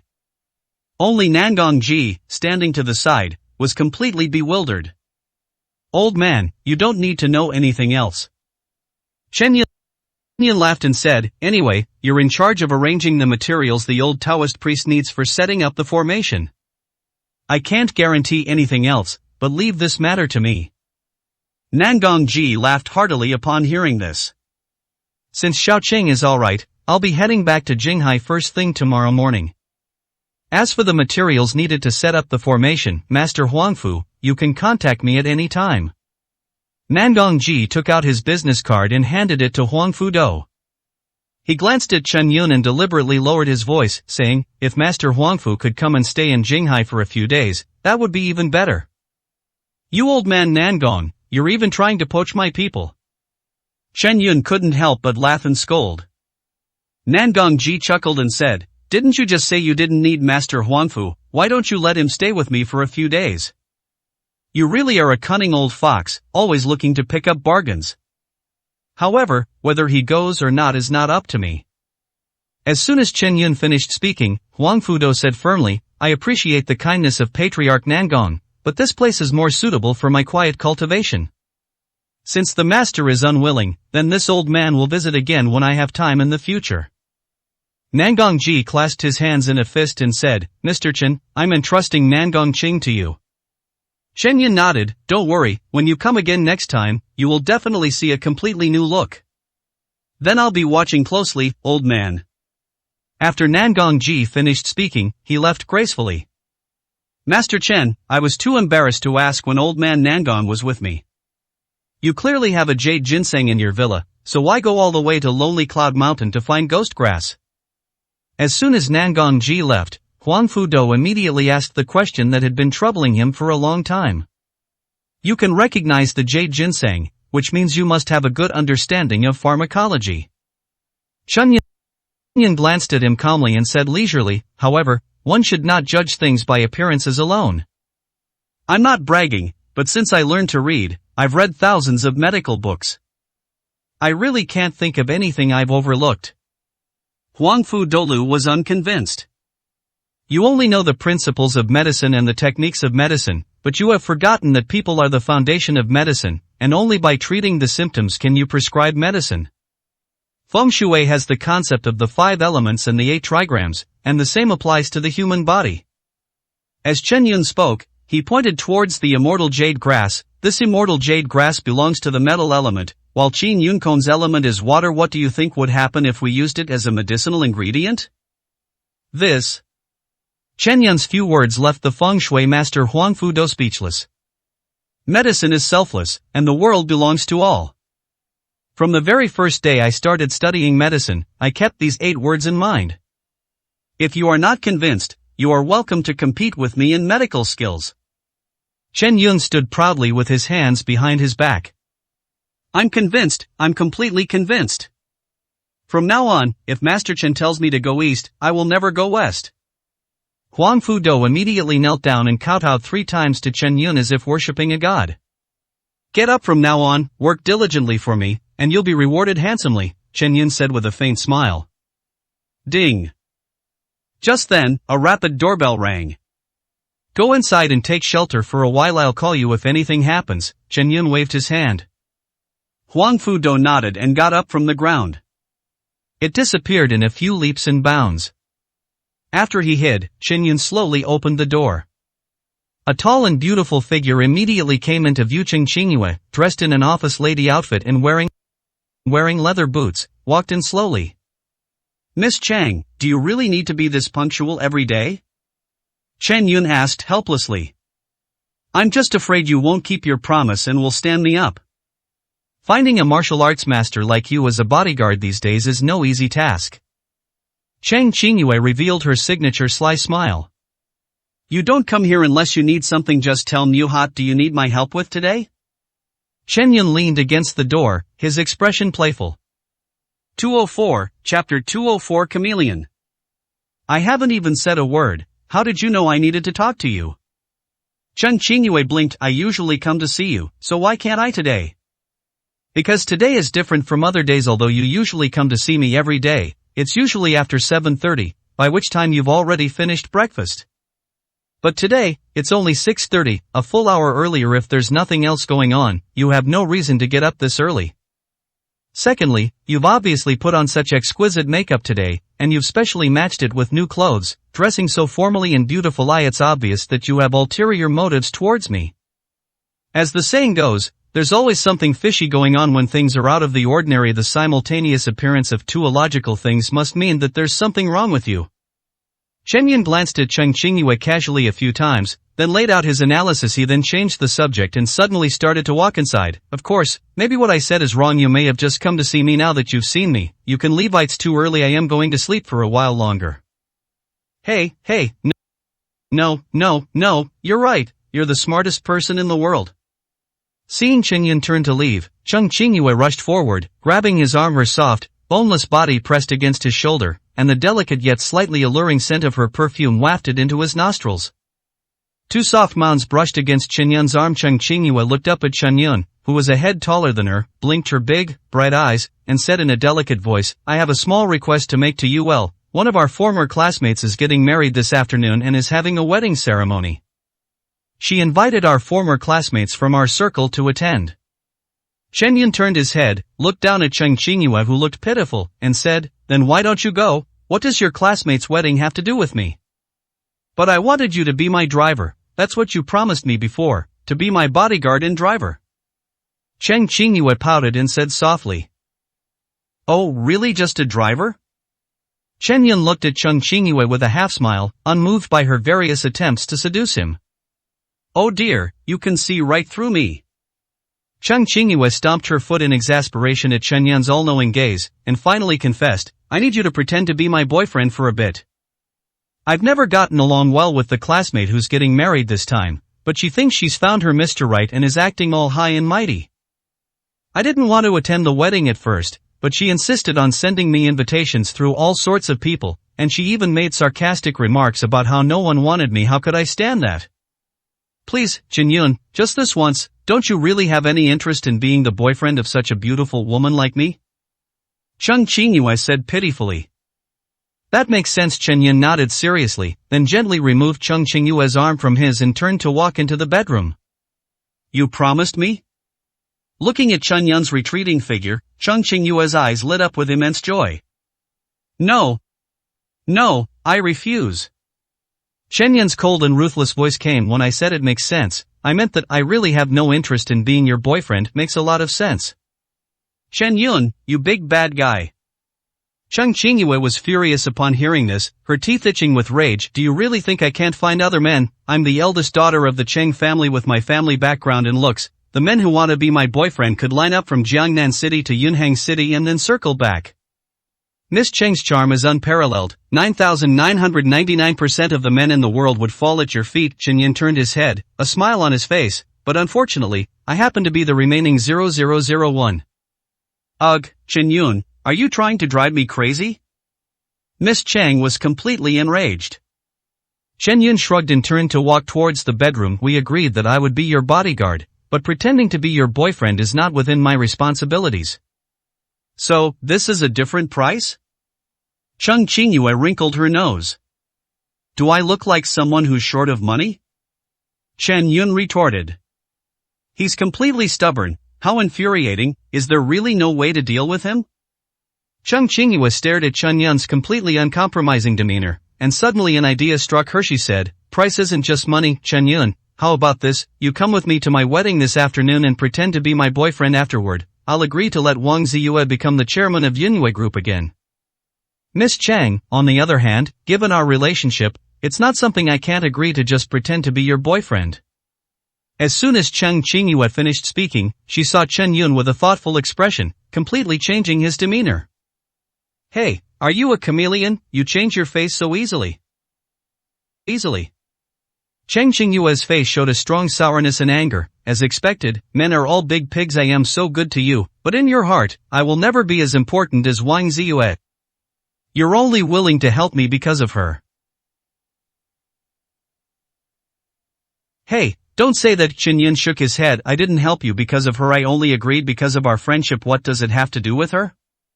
"Really? Then to prove you're right, I'll change the conditions. If you impersonate my boyfriend, Wang Ziyue shouldn't be the chairperson anymore," Chung Qingyue said. I suddenly feel a bit sleepy. I think I'll go back to sleep." Chen Yun's expression changed again, and he turned and walked into the bedroom. "Chen Yun, you big bad guy, you only agreed to my request because of Wang Ziyue." Chen Qingyue stomped her foot angrily and said, "I'll never believe you again. I promise you, after you come with me to the wedding, I'll find a way to get Wang Ziyue back as chairman in the next few days." "Understood." Chen Yun chuckled and continued walking into the bedroom. Chung Qingyue was taken aback for a moment upon seeing this. "You understand everything, so why are you still heading towards the bedroom? I already agreed." Chen Yun shook his head helplessly. "Miss Chang, I agree, but the wedding doesn't start until the afternoon. It's only 6 in the morning. What do you want me to do if you don't let me sleep?" After saying that, Chen Yun walked into the bedroom. 205, Chapter 205. What are you doing in my bedroom? Chen Qingyue remained where she was, pouting, watching Chen Yun's departing figure, feeling both anxious and angry. "Since I met Chen Yun, we've gone from not knowing each other at the beginning to sharing every little thing we've done together." She felt as if her life was already filled with traces left by Chen Yun. He cured his father's illness, destroyed the Chen family, killed Lu Shudi, fought the battle of the Yunhang Grandmasters, and is now at odds with the Rong family. The Cheng family and Chen Yun were now tightly bound together, and her heart was firmly embedded in Chen Yun's. Chung Qingyue was right with her status, family background, and position. What kind of man couldn't she find? She didn't care at all about the sarcastic remarks of that so-called female classmate. After all, with her abilities, she could never lack men if she wanted to. However, Chung Qingyue still agreed to attend that classmate's wedding and even planned to ask Chen Yun to play the role of a fake boyfriend. Why? Because she wanted to seize this opportunity, this chance to make Chen Yun her boyfriend. So what if it's fake? Perhaps this will be her only chance in this lifetime? Chung Qingyue took a step and followed Chen Yun over. The villa's bedrooms are quite large. Even Chen Yun's room alone covers nearly 100 square meters. When Chung Qingyue reached the door, she immediately took in the entire bedroom scene. The room was quite clean and tidy. The blankets were folded like tofu blocks, the books on the desk were neatly arranged, and the floor was spotless, faintly reflecting a glimmer of light. What are you doing here? Chen Yun was about to lie down on the bed to rest when he saw Chung Qingyue standing at the door. What's wrong? I was just looking. Is it illegal? Upon hearing the voice, Chung Qingyue walked directly into the bedroom and then sat down on the sofa opposite the bed. What's so interesting about a bedroom? I want to sleep, so get out of here. Chen Yun shook his head helplessly. Let me see if you've done anything naughty. Chung Qingyue pouted, walked to the trash can, and looked inside seriously. There's no toilet paper. Aren't they saying that there's plenty of toilet paper in the trash can if a guy lives alone? The trash can was clean, there wasn't a single piece of trash in it. Chen Yun laughed. Where did you learn all this stuff in your day? As the eldest daughter of the Cheng family, can't you look at something serious? Alright, go ahead and look if you want, but get out of here right now. I'm going to sleep. After saying that, Chen Yun lay down on the bed, fully clothed. There's no need to cover yourself with a blanket, as the air conditioning in the villa is on 24 hours a day, so even in winter, it's not cold at all. In fact, with Chen Yun's martial arts prowess, he only needs to circulate his spiritual energy to cultivate and conserve his energy. The act of sleeping is no longer necessary. But he still maintained this habit. Eating, drinking, defecating, and sleeping are things that a normal person cannot do without. When he was living with Wang Ziyue, Chen Yun would take a nap after finishing the housework for him. It was a very relaxing thing. Chen Qingyue didn't go out. She quietly sat on the sofa, hugged a soft cushion to her chest, and then gazed quietly in Chen Yun's direction. I gazed quietly into his eyes, his lips, his cheeks, imagining Chen Yun's past in my mind. There was no ambiguity, no disturbance, nothing superfluous. The room was extremely quiet. Seeing that Chen Qingyue really didn't make any movements and just sat there quietly, Chen Yun stopped insisting on driving Chen Qingyue away. His breathing gradually became steady, and he slowly drifted into sleep. He had always been a light sleeper. If Chen Qingyue made any other movements or even the slightest sound, Chen Yun would immediately wake up. However, Chen Qingyue simply sat quietly on the sofa and watched Chen Yun. About half an hour later, a light drowsiness came over her, and Chen Qingyue gradually turned her head and fell asleep. The room was silent, with a man and a woman sleeping in their respective corners, undisturbed. Chen Yun? Chen Qingyue opened her eyes groggily. The pillow in her hand was slightly wet. Her pretty face flushed slightly, and she wiped her mouth embarrassedly before turning her gaze to the bed. The place was deserted. It seemed Chen Yun had already left long ago. Chen Qingyue jumped up from the sofa and began calling out, Chen Yun, Chen Yun? He seemed rather flustered. You're awake, come and have lunch. Chen Yunping's gentle voice came from the living room outside. Chen Qingyue followed the sound and walked outside. I immediately spotted the 2 plates of fried rice with eggs on the table. It was a very ordinary meal, but the eggs were bright yellow, and a faint aroma wafted in the air, tempting Chen Qingyue's slightly greedy mouth. What time did you wake up? The dignified eldest daughter of the Cheng family hurriedly walked to the dining table, picked up a plate of fried rice, and began to eat it without any manners. As soon as she took a bite of the food, Chen Qingyue paused, her eyes wide with surprise. You made this, it's so delicious. After saying that, Chen Qingyue picked up her rice bowl and started eating heartily. Chen Yun said, not bad. I don't really like eating takeout. I used to research recipes myself when I had free time. I am not kidding, but my cooking skills are probably on par with my martial arts and medical skills. Seeing Chen Qingyue wolfing down her food, Chen Yun smiled, sat down, and started eating his own portion. The greatest compliment you can give a chef is to eat his food heartily. Such a sincere act, completely unrelated to appearance, wealth, social status, or other material conditions, is a genuine compliment to anyone. Chen Yun was no exception. Delicious, so delicious, I've never eaten such a delicious meal before. Chen Yun, you're amazing, I have no idea what you can't do.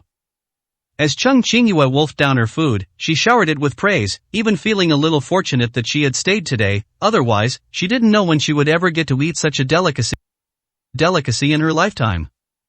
She's someone who's tasted all sorts of delicious food from all over China, but this seemingly ordinary egg fried rice made by Chen Yun left her wanting more.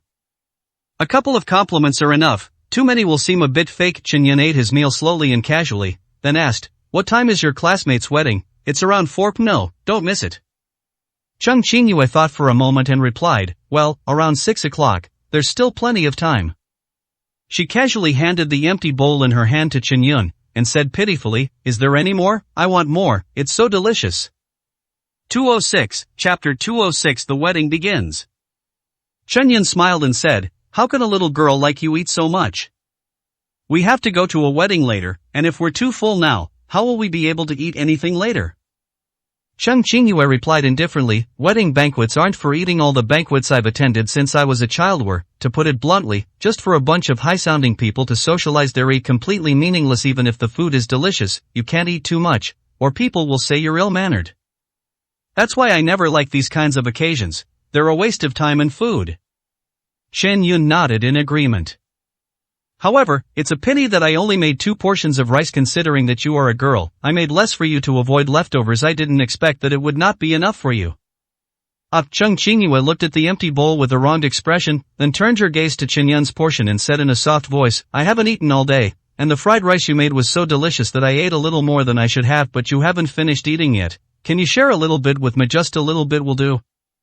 I ate this, don't you mind that it has my saliva on it? Chen Yun stared helplessly at Chen Qingyue, who looked like a little girl asking for candy. I don't mind at all, I don't mind at all. Cheng Qingyue nodded emphatically.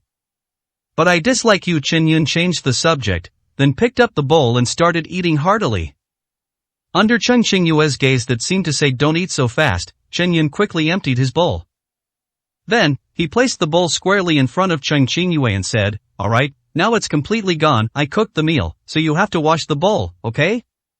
After saying that, Chen Yun thought that the young lady would refuse and ask the housekeeper to wash the dishes instead, but he did not expect that Cheng Qingyue would just stare at the empty bowls in front of her, and then consciously pick up 2 bowls and walk to the kitchen. Okay. Unexpectedly sensible, Chen Yun watched Cheng Qingyue's departing figure, a hint of admiration in his eyes. It must be admitted that, although the Cheng family may not be the most powerful among all wealthy families, Cheng Junshan, the head of the family, is absolutely the most outstanding in educating his children. Neither Cheng He nor Cheng Qingyue lived a life of luxury, but at least they did not bully the weak, act like spoiled brats, spend money extravagantly, or develop bad habits. Their basic morals were still acceptable. As for Yun Hang, Zhao Tianwei goes without saying, and Qi Chang, the son of Qi Shanhong, bullies the weak in Jiangnan City. Almost none of the Wang family's children are good, they're all just sucking Wang Ziyue dry. Morong Hai's son, Morong Tian, is a fool, and the Chen family, which has already been destroyed, has a son named Chen Chen who is indulging in sensual pleasures and has no ambition. As the ancients said, wealth does not last beyond 3 generations.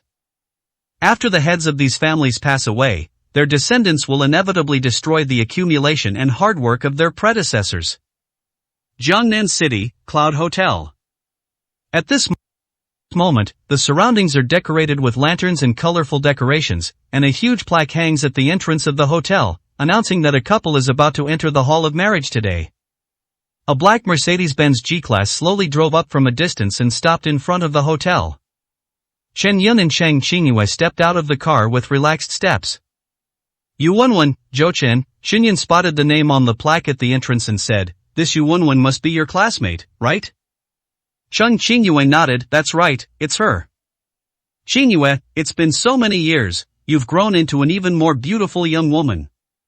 As the two were talking, a glamorous woman dressed in luxurious clothes and adorned with expensive jewelry walked out of the hotel. "Zhou Shanshan, it's been so many years, you're really quite different from before." Looking at the elegantly dressed woman in front of her, Cheng Qingyue's eyes flashed with deep surprise. Zhou Shanshan was Cheng Qingyue's former classmate. Her family background might be considered decent by ordinary standards, but compared to Cheng Qingyue's social circle, it was inevitably somewhat beneath her. From junior high to high school, Cheng Qingyue attended only private schools with high tuition fees, which ordinary people were not qualified to enter. Originally, Zhou Shanshan couldn't afford the exorbitant fees of several 100,000 yuan a year, but the school couldn't just have rich kids and no high-achieving students to represent it. As a result, the school offered full scholarships, and even provided financial support to students with excellent grades to attend school every year. Although Zhou Shanshan came from an ordinary family, she was quite talented in her studies and won a scholarship, which is how she became high school classmates with Cheng Qingyue. "I just got lucky. No matter how hard I try, there's still an unpleasant gap between us." Zhou Shanshan covered her mouth and laughed, then turned her gaze to Chen Yun beside her. "Qingyue, this must be your boyfriend, right? Given your status, shouldn't you find someone with better prospects?" Looking at Chen Yun, who was dressed in cheap clothes from a street stall, he didn't even have a watch on his wrist.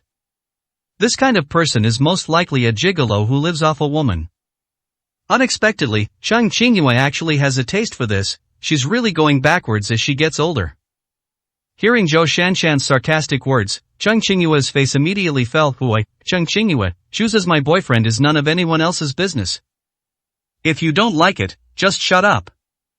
Also, what you just said is quite right. Someone like you, no matter how hard you try your whole life, will never catch up with me. Instead of wasting time gossiping, you should go and get a couple more jobs." Cheng Qingyue's words were increasingly venomous as Zhou Shanshan's classmate, and having spent several years with her, she knew better than anyone what Zhou Shanshan cared about most. She would stab her where it hurt most. Sure enough, Zhou Shanshan's face immediately darkened. Miss Cheng is formidable. I, an ordinary person, really can't afford to offend her. Today is Wenwen's birthday, and I'm too lazy to argue with you here. You probably know which floor the wedding is on, so go up by yourself. I promised Wenwen that I have to stay here and help her greet the other guests."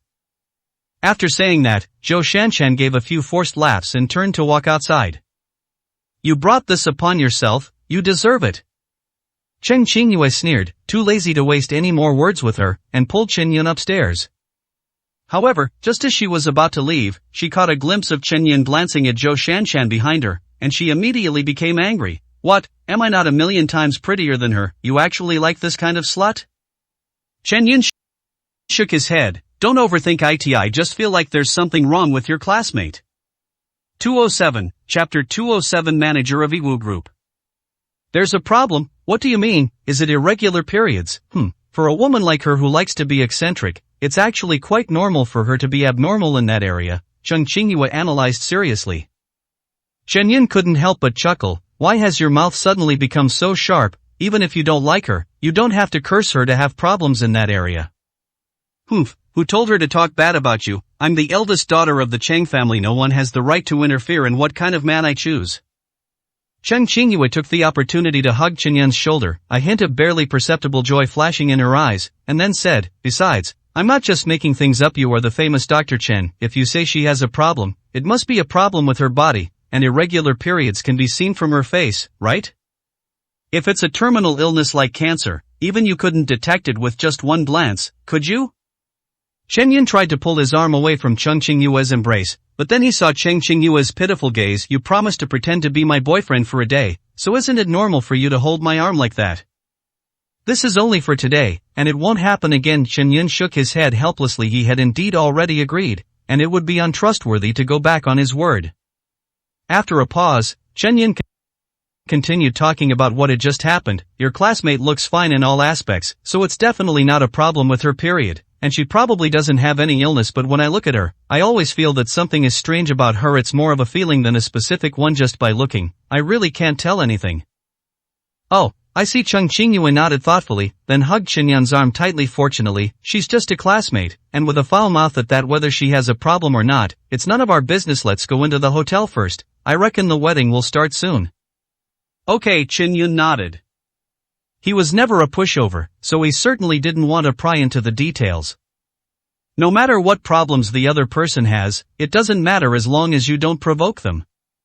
Following the information on the invitation, Chen Qingyue and Chen Yun took the elevator up to the third floor.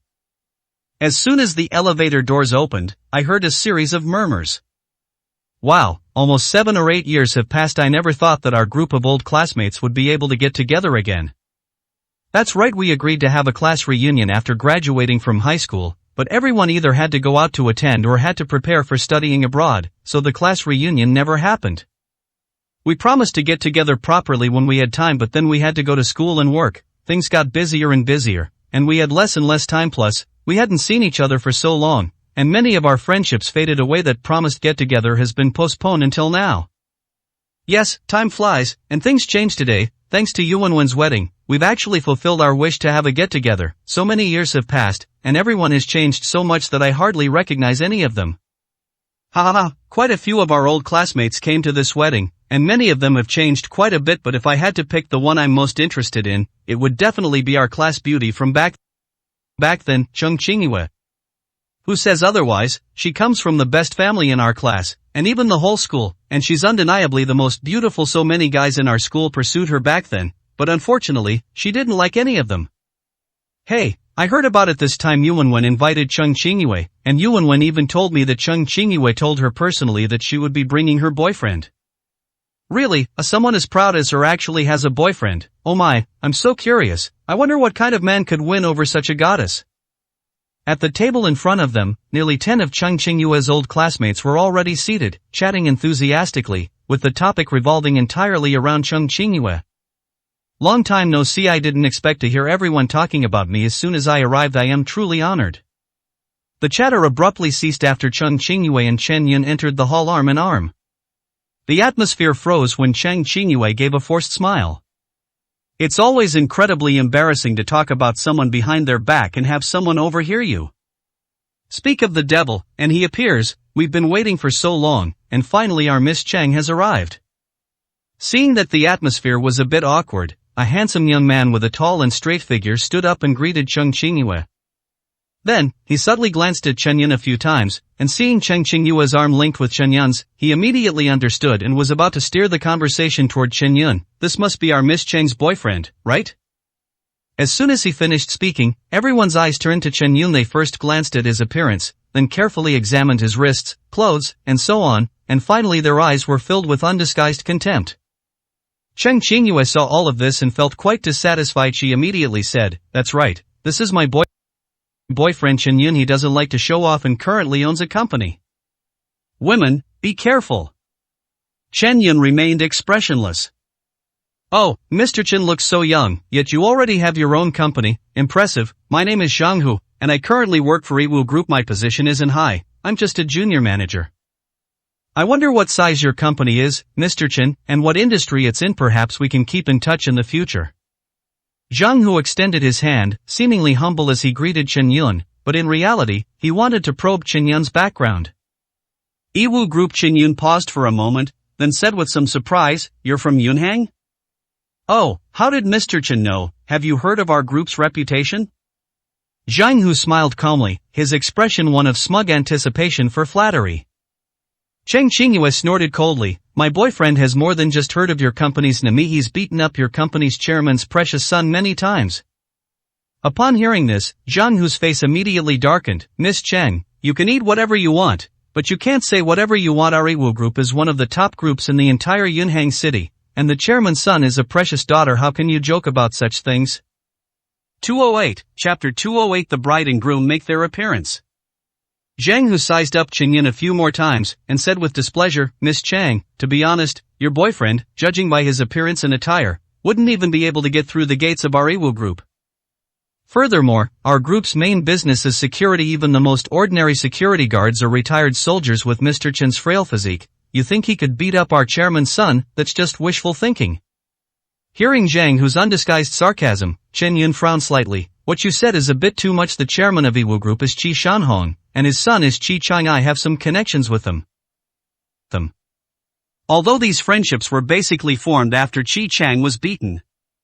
To be precise, there was only hatred, no friendship, before. Only after the ghost grass incident did Qi Chang truly admire Chen Yun and treat him with utmost respect. "Humph, you think you can claim to have a relationship with our chairman just because you know his name? This is the internet age, and Yiwu Group is a large company. It's not like you have to take it for granted that you know his name. It just shows that we are well known. But if you keep trying to use this kind of thing to extort money from our chairman and his son, you might receive a lawyer's letter any day now. Besides, do you really think it's appropriate for you to brag like this? Even if you're shameless, you're still Miss Cheng's boyfriend, and what you say represents her reputation." Zhang Hu's face was full of disdain, and his tone carried a hint of threat. Although he still didn't know who Chen Yun was, Zhang Hu was already convinced in his heart that Chen Yun was just a pretty face who could only brag. "Are you kidding me? Chairman Qi Shanhong is one of the wealthiest people in Yunhang City, and his son Qi Chang is under constant protection. Is known for his domineering behavior in Yunhang City. Getting beaten up? That's utter nonsense." Putting everything else aside, even Cheng Qingyue, the eldest daughter of the Cheng family, would never dare to say that she hit Qi Chang. What does this poorly dressed guy in front of her mean? She really thinks she can speak recklessly just because she's hooked up with Cheng Qingyue. If you don't believe me, just call Qi Chang yourself and you'll see. Chen Yun shook his head. "Alright." Zhang Hu waved his hand dismissively, as if he couldn't be bothered to argue. "No matter what, you're representing Miss Cheng today, and we're old classmates. Why should we make things difficult for each other? But buddy, I still have to give you a piece of advice. We're all adults, and we're all men. It's normal to care about your image, but you have to keep it within limits. Don't exaggerate and fool yourself." After saying that, Zhang Hu turned and walked towards his seat, looking magnanimous. TSK, I really can't believe it. I was just wondering what kind of handsome, dashing, and charismatic man would win over our school beauty, Chang, but it turns out, after only meeting him once, he's just such a vain guy. Sigh, who can argue with that? Looks plain looking, nothing special. Family background, doesn't even own a watch. All his clothes are cheap knockoffs, not a single brand name item. It's just too shabby. But we're not materialistic people. We don't care about looks or material possessions as long as his character is decent. That's a virtue, isn't it? And yet. So, it turns out he's such a vain and ambitious person. It's a shame that Campus Belchang even covered for him, saying he owns a company. I bet he just holds a position at some small company under the Chang family, and then says it's his own company. Forget it, let's stop talking about this if you ask me. Among all of us old classmates, Yu Wenwen has probably done the best all these years. I heard that her husband, Zhou Chen, is a real estate tycoon in Haicheng, worth over 100 million. Over 100 million? That's so rich. Wow, Yu Wenwen is really something else. I've never seen her this capable before. People's lives are really different. I totally agree with that. Zhou Shanshan in our class has such good grades and works so hard, but after all these years, she's only a manager at a company. She works herself to the bone every day and has only just managed to improve her standard of living. Some things, you're born with them, and if you're not born with them, you'll never have them. After mocking Chen Yun for a while, the group of classmates gradually shifted the topic to other people. 1 minute it's Yu Wenwen, the matchmaker, the next it's Zhou Shanshan, who just met Chen Yun. She just talks about whoever comes to mind. It's all idle gossip. Chen Yun was too lazy to explain anything to this group of people, so he simply found a corner and sat down. Cheng Qingyue sat beside her, looking sullen. Back when I was in school, I never saw these classmates being so snobbish. In just a few short years, why does everything he talks about involve money? Distinguished guests, thank you very much for taking time out of your busy schedules to attend the wedding of our newlyweds, Yu Wenwen and Zhou Chen. A host dressed in a bright red cheongsam walked towards the center of the stage and began a series of speeches with a smile on her face. The guests stopped talking and turned to look at the stage. Next, let me invite the bride and groom to the stage. The host began with a smile. Clap clap dash. The guests were very accommodating, and the applause was thunderous. Surrounded by flower beds, with a red carpet laid out and lights shining in the middle of the aisle, the bride, dressed in a pure white wedding gown, gracefully makes her entrance. The bride, Yu Wenwen, wore a beautiful and exquisite makeup and a pure white wedding dress as she slowly walked down the red carpet. The train of the wedding dress was held up by 2 flower girls, while the groom, dressed in a formal suit, stood solemnly and quietly in front of her.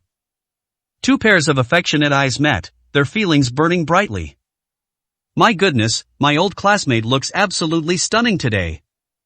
Yes, it's been years since I last saw her. I never expected her to grow up to be so beautiful and graceful. People say money makes people stronger, and now I finally believe it.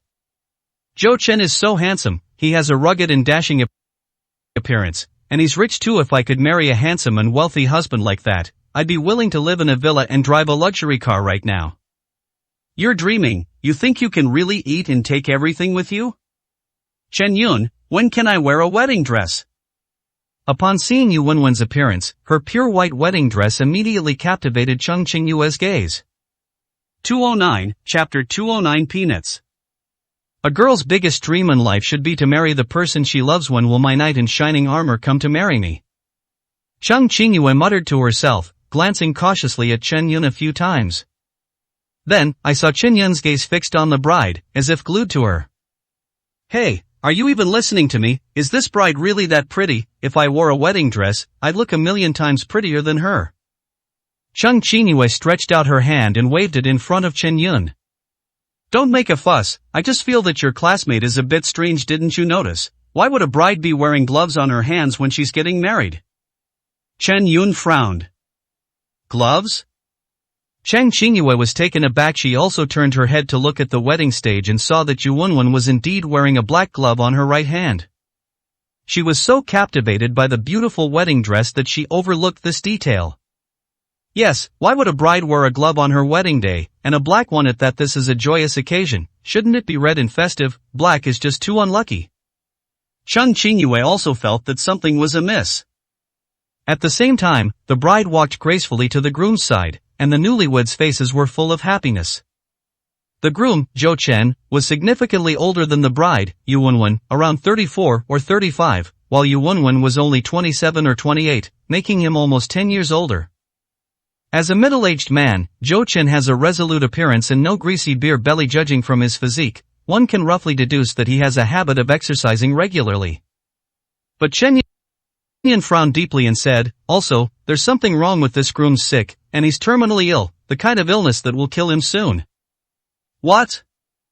Cheng Qingyue covered her mouth, exclaiming in disbelief, really? Chen Yun, take a closer look. He looks quite healthy. Although he's a bit older than Yu Wenwen, his gait and posture are quite strong. He doesn't look weak at all, like someone suffering from a serious illness. Chen Yun shook his head. With his condition, ordinary people wouldn't be able to detect anything from his appearance alone. Cheng Qingyue asked curiously, if that's the case, how did you determine that he's sick?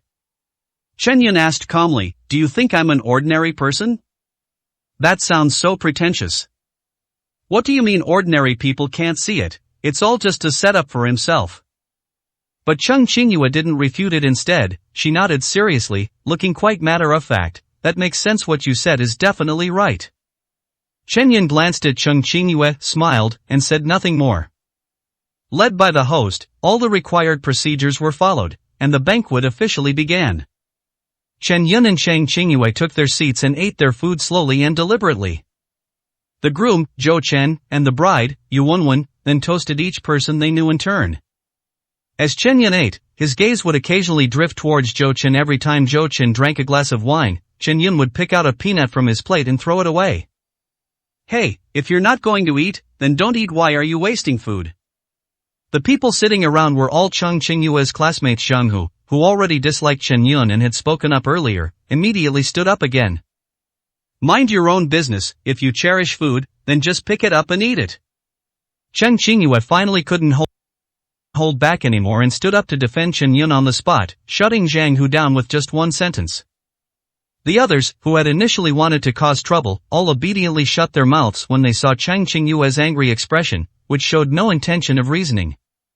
Ultimately, this group of people wasn't qualified to sit down and eat with Cheng Qingyue, much less capable of handling the potential consequences of angering her. Even a few sarcastic remarks were already their limit. If they really anger Cheng Qingyue, they'll all be in deep trouble. After forcefully stopping these snobs, Cheng Qingyue quietly approached Chen Yun again and asked, what's your intention in doing this? Chen Yun calmly gestured with her chin towards the groom, Zhou Chen, and asked, do you see that over there? Cheng Qingyue nodded. Chen Yun continued, he's currently offering a toast, and he's drinking baijiu, Chinese liquor. There are still 12 peanuts left on this plate, which also represents his fate. With each cup he drinks, one peanut disappears from this plate. When all the peanuts are thrown away, his life will come to an end. Oh, that's terrible.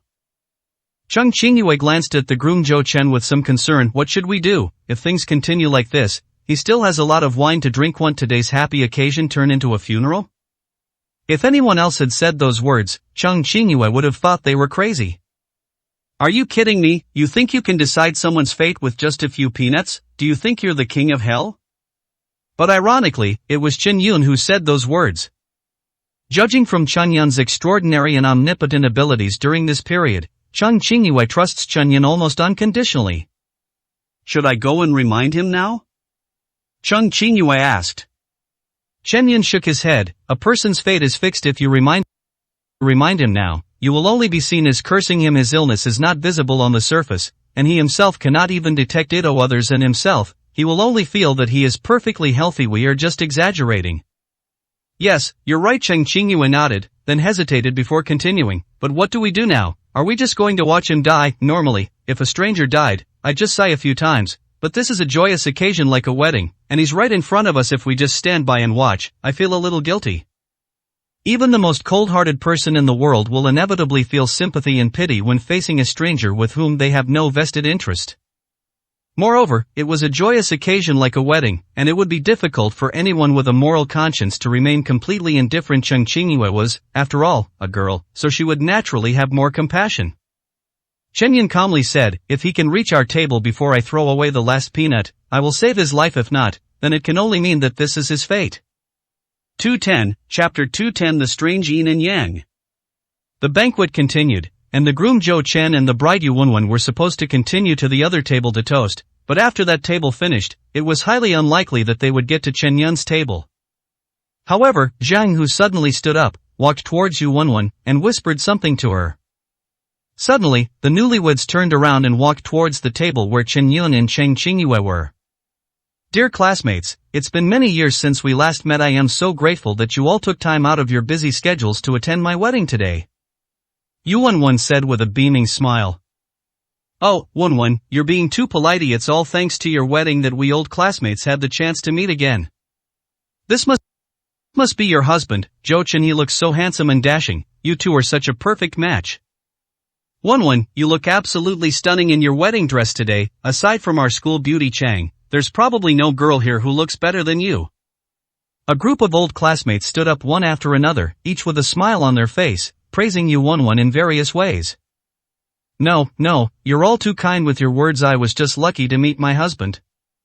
Yu Wenwen said modestly, then her gaze slowly settled on Cheng Qingyue, her expression slightly unfriendly. Cheng Qingyue was a prominent figure in high school. Yu Wenwen was not bad-looking, but she was always overshadowed by Cheng Qingyue.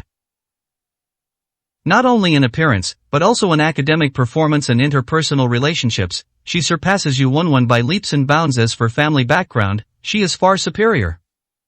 Moreover, there was a rather sensational event at the time. When Yu Wenwen was in her first year of high school, she fell in love with a senior in the same school. That senior was handsome, humble, and from a good family. Yu Wenwen had admired him for a long time. However, just as she was about to confess her feelings, she suddenly heard that the senior had confessed to Cheng Qingyue and had been rejected without hesitation. The person she longed for day and night was completely disregarded by others. This crushing contrast made Yu Wenwen harbor resentment towards Cheng Qingyue. Even after graduation, Yu Wenwen always tried to win over Cheng Qingyue, so she secretly worked hard to find a partner.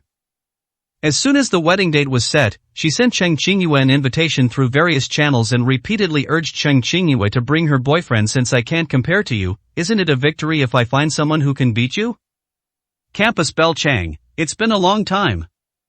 Yu Wenwen said with a forced smile, her gaze sweeping over Chen Yun and then around him. If I'm not mistaken, this must be our Campus Belle Chang's boyfriend, right?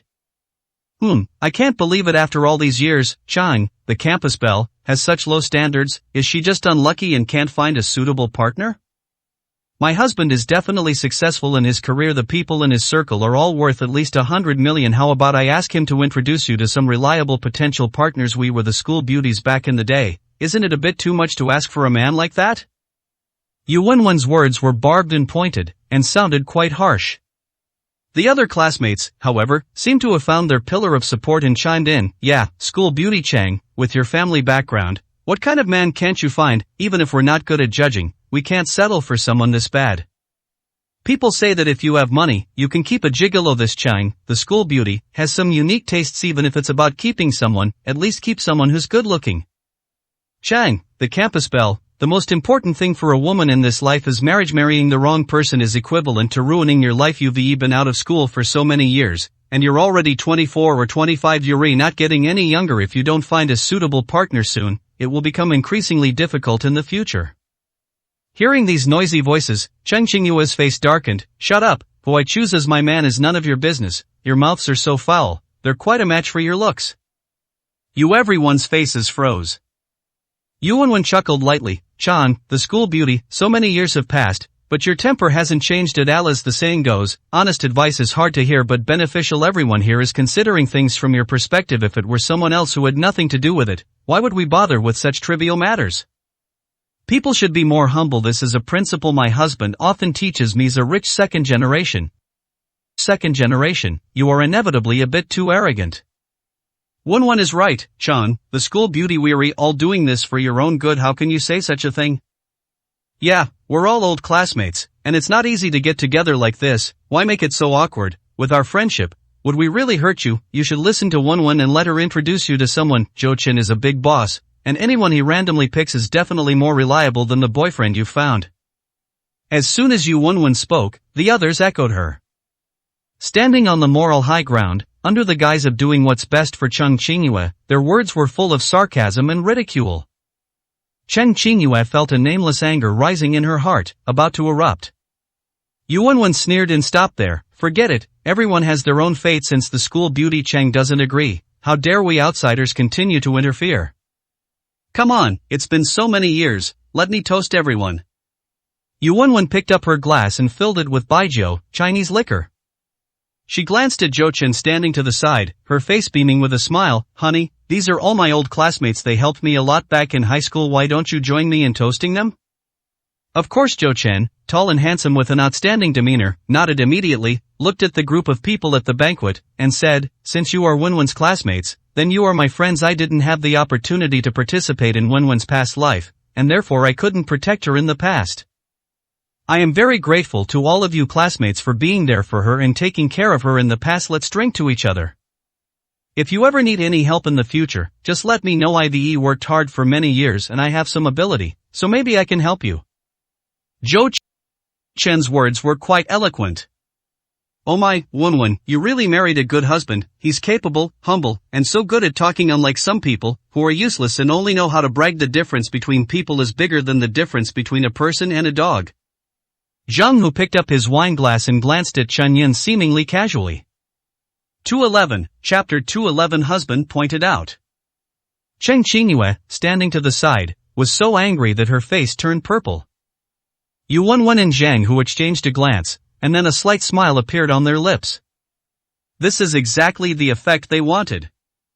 Just now, Zhang Hu went to Yu Wenwen and told her about Chen Yun and Cheng Qingyue. The two hit it off immediately and decided to thoroughly humiliate Chen Yun in order to dampen Cheng Qingyue's arrogance. Thus, the series of events just now unfolded. The two of them worked in perfect harmony, putting on a show called Suppression to the fullest extent. The only thing that disappointed them was that the man Cheng Qingyue brought, despite listening to their conversation the whole time, remained calm and showed no anger whatsoever. Zhou Chen picked up his wine glass, filled it with baijiu, and was about to drink it all in one gulp. Then, everyone heard a sudden voice. If you don't want to turn today's celebration into a funeral, you'd better not drink this glass of wine. Zhou Chen paused for a moment, then looked in the direction of the voice towards Chen Yun. The other person was holding a pair of chopsticks, the ends of which pointed directly at a small dish containing peanuts, and there was only one peanut left in the dish. All the old classmates also turned their attention to Chen Yun. The first person to challenge Chen Yun was his bride, Yu Wenwen. What exactly do you mean by that, Chang, the school beauty? Do you know that today is my wedding day, and you, this boyfriend of unknown origin, actually cursed my husband right in front of me? I kindly invited you to this banquet. Even if you have 1,000 complaints about me, you can take them out on me. Why do you have to talk to my husband like that? Zhang Hu snorted and chimed in. That's right, school beauty Chang, your boyfriend's behavior is a bit too much. He was bragging about hitting our group's chairman's son, and I didn't hold it against you, but today is Yu Wenwen's wedding, and we're all old classmates. If you have any complaints, you can just say them. Cursing her like that is just too much. Yeah, how can you talk like that? Mr. Zhou is healthy and successful. You're just being blatantly jealous. Chang, the boyfriend you found is completely morally corrupt and has a truly wicked heart. Immediately, Chen Yun and Cheng Qingyue became the target of everyone's attacks. Young man, we are complete strangers. I don't think I've done anything to offend you. Why are you speaking so rudely to me?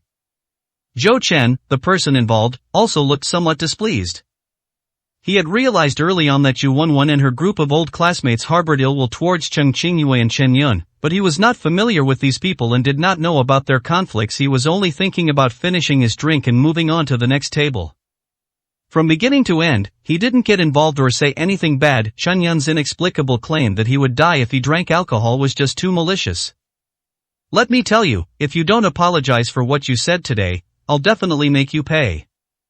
Yu Wenwen sneered. Cheng Qingyue, I respected you as an old classmate and kindly invited you to my wedding, but I never expected your boyfriend to be so vicious. If you don't make him apologize to me, even if you are the eldest daughter of the Cheng family, I will find a way to make your boyfriend pay the price.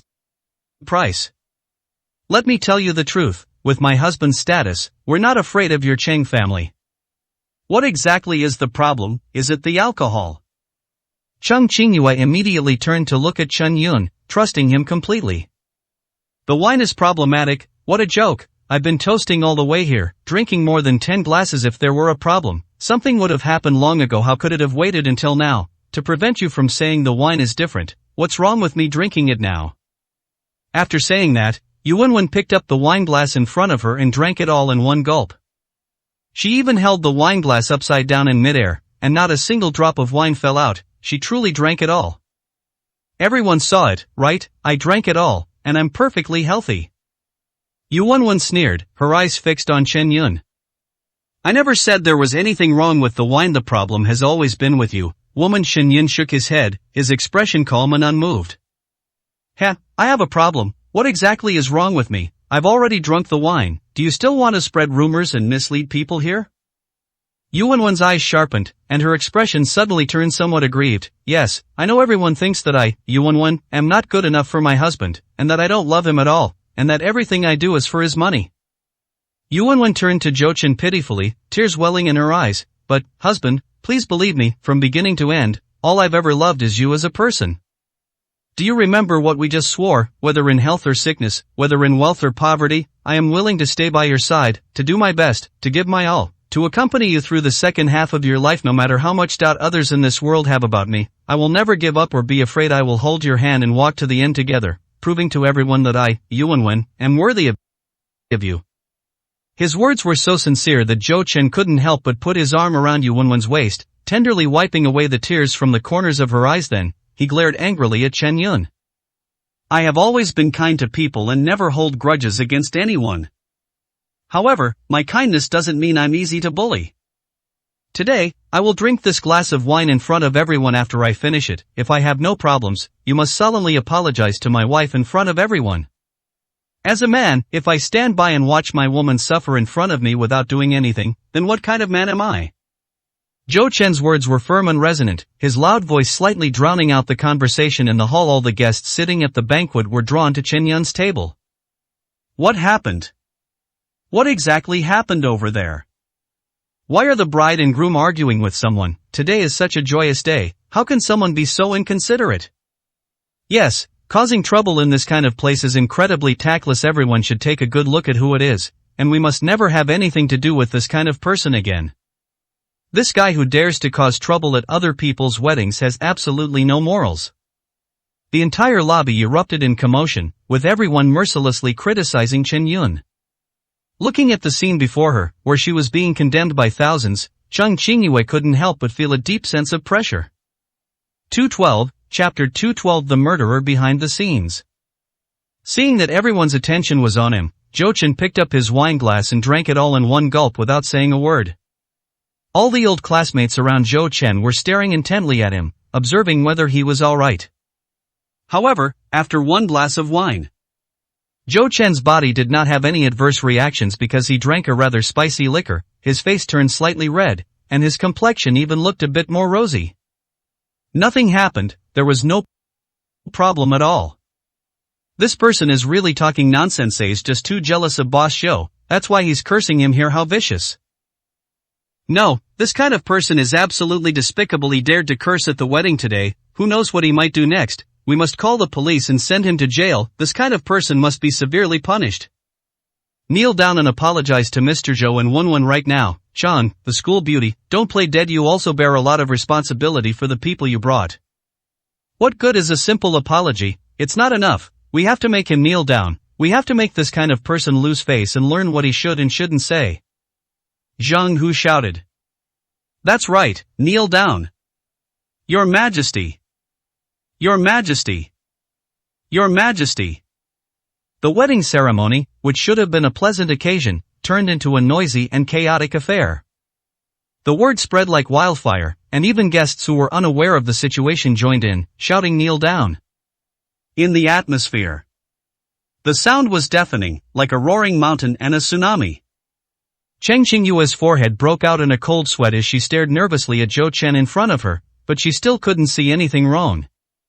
At this moment, even Cheng Qingyue couldn't help but feel worried. Could it be that Chen Yun has really misjudged this time? Quiet. Chen Yun spoke calmly, exuding a magnificent and imposing aura. This aura swept across the entire area. In an instant everyone enveloped by it felt their minds freeze, as if they were being watched by a prehistoric beast. This terrifying feeling made their bodies tremble slightly, and they could no longer utter a word. From boiling to silence, it only took a moment. Chen Yun slowly turned his gaze to Yuanwen in front of him, completely ignoring Zhou Chen beside him, and said, Your methods are passable. However, I'm very curious, what methods do you plan to use to escape later? What escape? I have no idea what you're talking about. Yuanwen's expression suddenly changed, and she let out a shrill scream. She took a step forward, looking as if she was ready to fight Chen Yun to the death.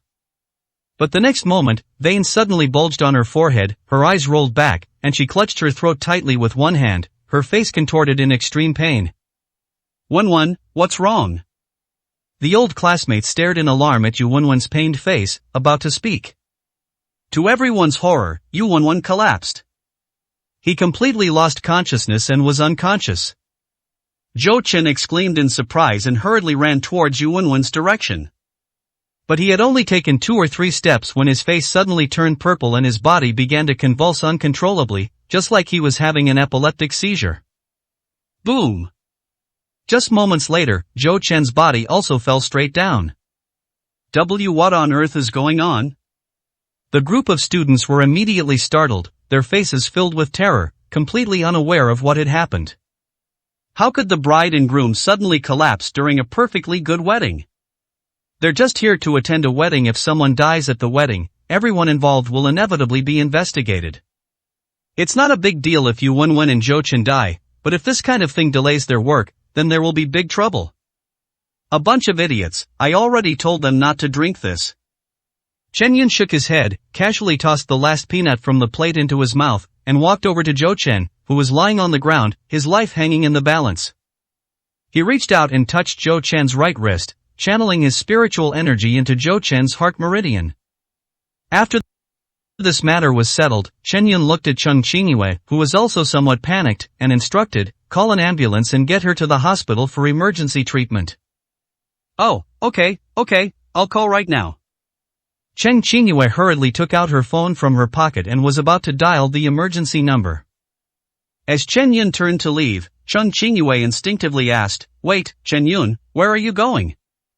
I already know who the murderer is. Take a good look around the wedding venue, isn't a familiar face missing? Chen Yun's voice drifted to Cheng Qingyue's ears, but she didn't pause in her departure.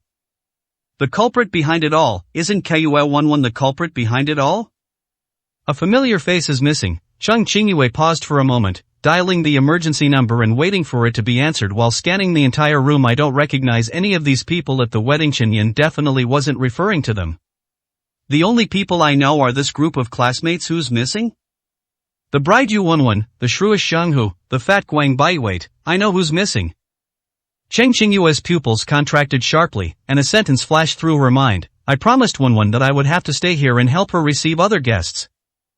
The person missing is Zhou Shanshan, who was supposed to help greet guests at the hotel entrance.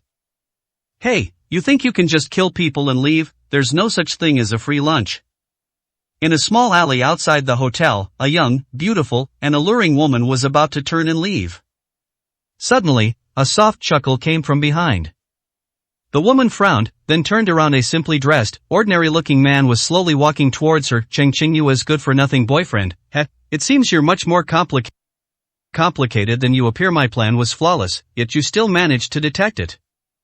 Chen Yun said calmly, flawless? You dare to use such a word to describe your plan, which is full of loopholes. You're not very capable, but you're certainly shameless. Upon hearing Chen Yun's words, Zhou Shanshan's face immediately darkened. If it weren't for that stupid woman Yu Wenwen's eagerness to kill Zhou Chen, my plan would have been implemented a month later. Moreover, that stupid woman, for the sake of her damned vanity, even specially invited Cheng Qingyue over. If it weren't for Cheng Qingyue, why would you have come? At this point, Zhou Shanshan's brows slowly relaxed, and the corners of her mouth curved into a smile. But it doesn't matter anymore anyway. Zhou Chen is already dead, and Yu Wenwen is under my control. So what if you've discovered my plan? Zhou Chen and Yu Wenwen are already married, and his hundreds of millions in assets already belong to me. 213, Chapter 213 Collapse Inch by Inch. Chen Yun nodded and said, you're right, Zhou Chen was indeed dead. It's just a pity that you met me. What do you mean? Zhou Shanshan's eyes narrowed. It means exactly what it says. I happen to know a few tricks that can save Zhou Chen's life, Chen Yun said matter-of-factly. We have no grudges against each other, so why are you interfering in the affairs between me and Zhou Chen? Zhou Shanshan's voice was low, and her arms seemed to fall behind her back.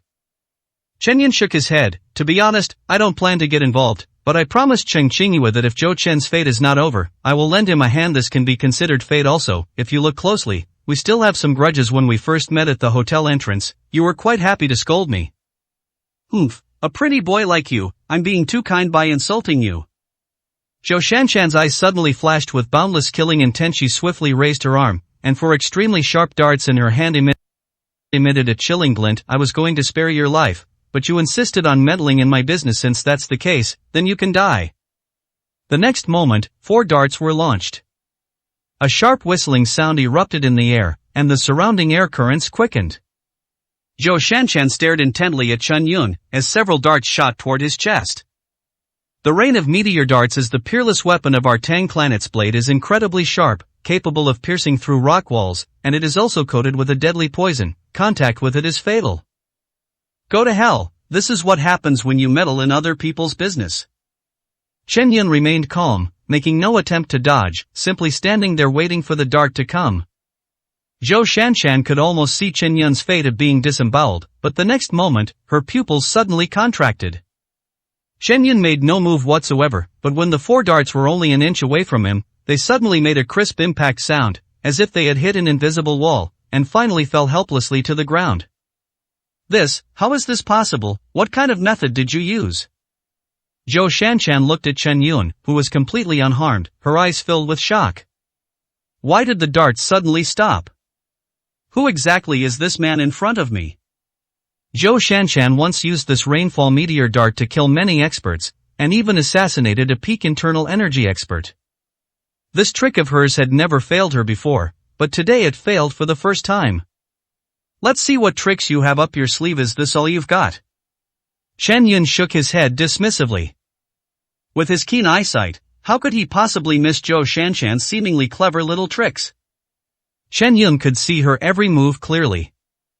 Just as she raised her hand to throw the dart, Chen Yun mobilized the spiritual energy within his body to form a shield in front of him, blocking the dart. Just kidding, Chen Yun used this move to block large caliber sniper bullets before, so throwing darts are naturally no problem for him. Thump! Zhou Shanshan knew she had met her match, so she immediately knelt down, her eyes pleading, and said, I was blind and accidentally offended you. Please spare my life this time. I will soon receive the entire inheritance of the Zhou family, and I am willing to give you half of it. She acts without hesitation, and kneels down without warning. It has to be said that Zhou Shanshan is quite capable, able to bend and stretch. Chen Yun walked towards Zhou Shanshan unhurriedly. Do you think someone like me would care about the money you have? Upon hearing this, Zhou Shanshan broke out in a cold sweat and said awkwardly, with your abilities, of course you're not short of money, but when it comes to money, who would complain if they had a little more?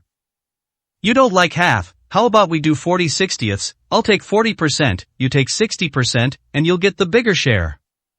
Oh, you think your life is only worth 60%?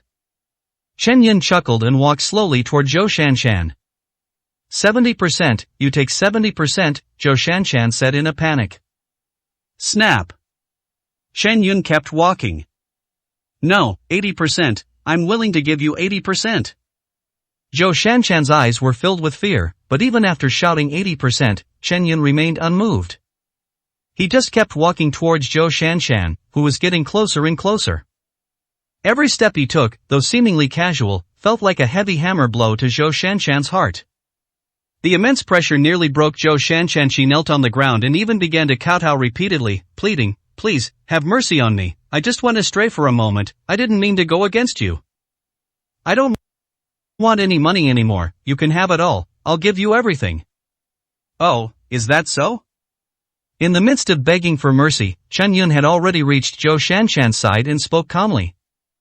Zhou Shanshan suddenly looked up. Her skin was fair and soft, like snow. Underneath her purple uniform was a magnificent sight, with the neckline slightly open from Chen Yun's current height, he could see it clearly with just a glance down. Chen Yun stood there, not making a move. Zhou Shanshan was secretly delighted and stood up, deliberately revealing even more of the breathtaking scenery in front of her. You are undoubtedly a strong person. I am not only willing to give you all of Zhou Chen's wealth, but from now on, I also belong to you, as long as you can grant me a small request. As she spoke, Zhou Shanshan gently walked forward and tried to press herself against Chen Yun's body. What request is it? Chen Yun asked calmly.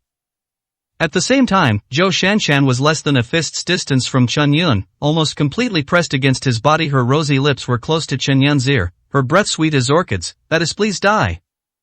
With an endless killing intent flashing in her eyes, a dagger slipped from the sleeve of her right hand and was tightly gripped by Zhou Shanshan. She then stabbed it fiercely towards Chen Yun's body. At the critical moment, Chen Yun's eyes turned cold. I've told you, don't play such childish tricks in front of me. Why won't you listen to advice? Boom! Chen Yun clenched his fist with one hand, his arm bulging, and his fist struck straight at the dagger in Zhou Shanshan's hand. What a joke! This dagger of mine is a weapon specially crafted by the Tang clan. It can cut through iron like mud. You, a mere mortal, dare to confront it head-on. Zhou Shanshan sneered and thrust the dagger forward with even more force. Next moment. Like a collision between Mars and Earth, fists and daggers, flesh and iron, collided head-on. However, the imagined scene of Chen Yun's hand being pierced did not happen at all. Instead, the dagger in Zhou Shanshan's hand shattered into pieces the moment it hit Chen Yun's fist. 214, Chapter 214. Why compare yourself to others? Boom! A violet aura erupted from Chen Yun, causing the ground to crack with patterns resembling a spider web. The terrifying force sent Zhou Shanshan flying, crashing into the wall like a cannonball. The dagger had shattered into dozens of pieces, scattered all over the ground. Cough, cough.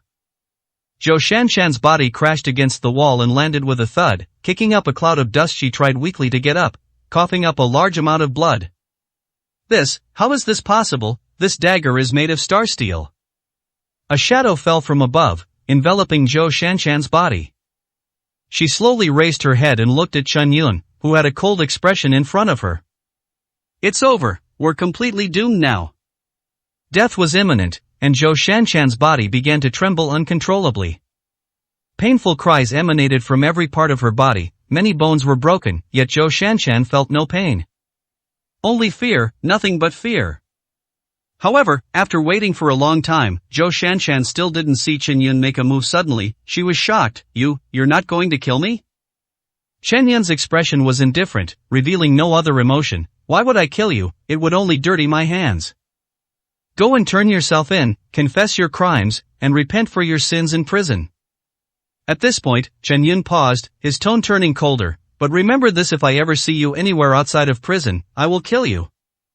To understand, Zhou Shanshan collapsed weakly to the ground, her eyes filled with deep sorrow. I came from a poor family and placed all my hopes on studying, hoping to change my fate. In elementary and middle school, I was always first in the whole school, and in the end, I even entered the prestigious school where Cheng Qingyue and the others were with the best grades. I thought my life would be smooth sailing from then on, but I was completely wrong. It was there that I truly understood the meaning of the saying amniotic fluid is a watershed moment in life. Even with a full scholarship and no expensive tuition, even something as simple as eating was a huge problem for me. Everything at that school was too expensive. A regular lunch cost 30 yuan, which was my living expenses for a week during junior high school. I had no choice but to try every means to earn money, doing other people's homework, cleaning, buying meals. I worked so hard, and I could only afford to eat a full meal, while the poorest student there, besides me, had more than 1,000 yuan a week for living expenses. Cheng Qingyue was the girl from the wealthiest family in the school. She had a perfect appearance and a privileged background. She was the undisputed princess of the school. Almost every girl in the school envied Cheng Qingyue's life, and I was no exception. It wasn't until after I graduated high school that I learned of the Tang clan's existence by chance. At that moment, I finally found a chance to defy fate. So I came up with this plan, to have Yu Wenwen seduce Zhou Chen, a real estate tycoon, and marry him. After their marriage, I would poison Zhou Chen, so that Yu Wenwen could inherit all his wealth. Zhou Shanshan's voice stopped abruptly. She slowly raised her head and looked at Chen Yun, who had never interrupted her. I know I've taken the wrong path. I don't intend to argue about anything, and I understand that I should pay the price for this. Thank you for listening to me finish what I have to say. Unlike other sects, the Tang sect is extremely domineering and especially protective of its own. Although I am just an ordinary outer disciple, if the Tang sect finds out what happened to me, they will definitely try to harm you. Chen Yun did not answer, and turned to walk outside. Zhou Shanshan collapsed to the ground, watching Chen Yun's retreating figure as he disappeared from sight. Then she heard this saying, "Let him be strong, the breeze still caresses the mountain, let him be arrogant, the bright moon still shines on the great river. Life is your own, why compare yourself to others? Life is your own, why compare yourself to others?" Zhou Shanshan pondered these words carefully, tears glistening in the corners of her eyes.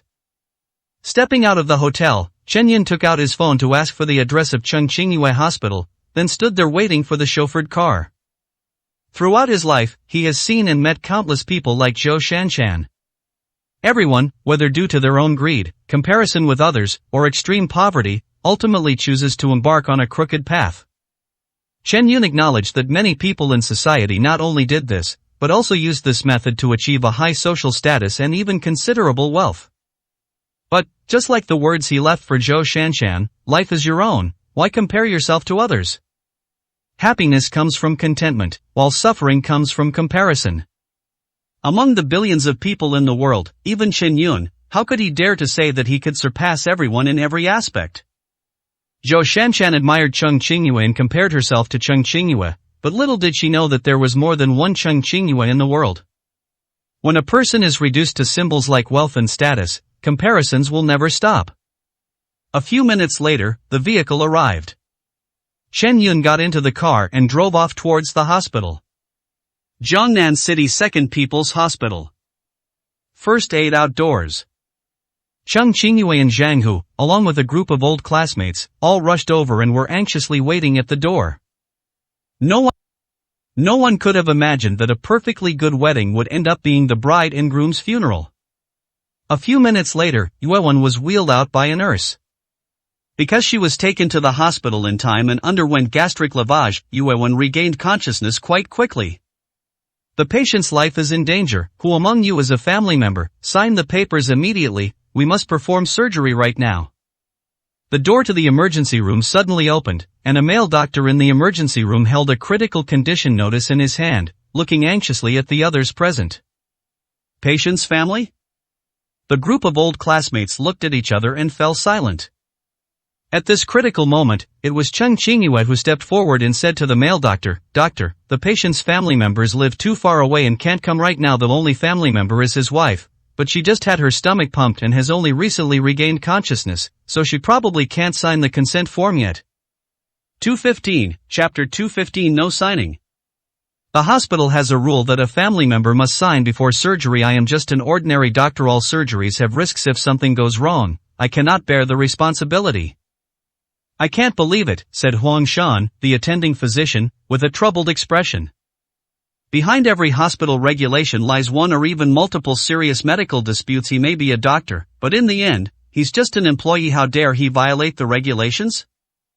No, I don't agree to sign. I think that given Zhou Chen's current physical condition, he must be transferred to a better hospital, the First People's Hospital, immediately for treatment. Just as everyone was in a dilemma, Yu Wenwen, who was still lying on the stretcher, suddenly got up and said something that shocked everyone present. Yu Wenwen, have you lost your mind? The doctor said that given Zhou Chen's current physical condition, treatment must begin immediately. You want to transfer him to another hospital now? All those procedures are so complicated. By the time he gets to the People's Hospital, he'll probably be dead. Are you out of your mind? Cheng Qingyue shouted, how could Yu Wenwen say such a stupid thing at such a critical moment?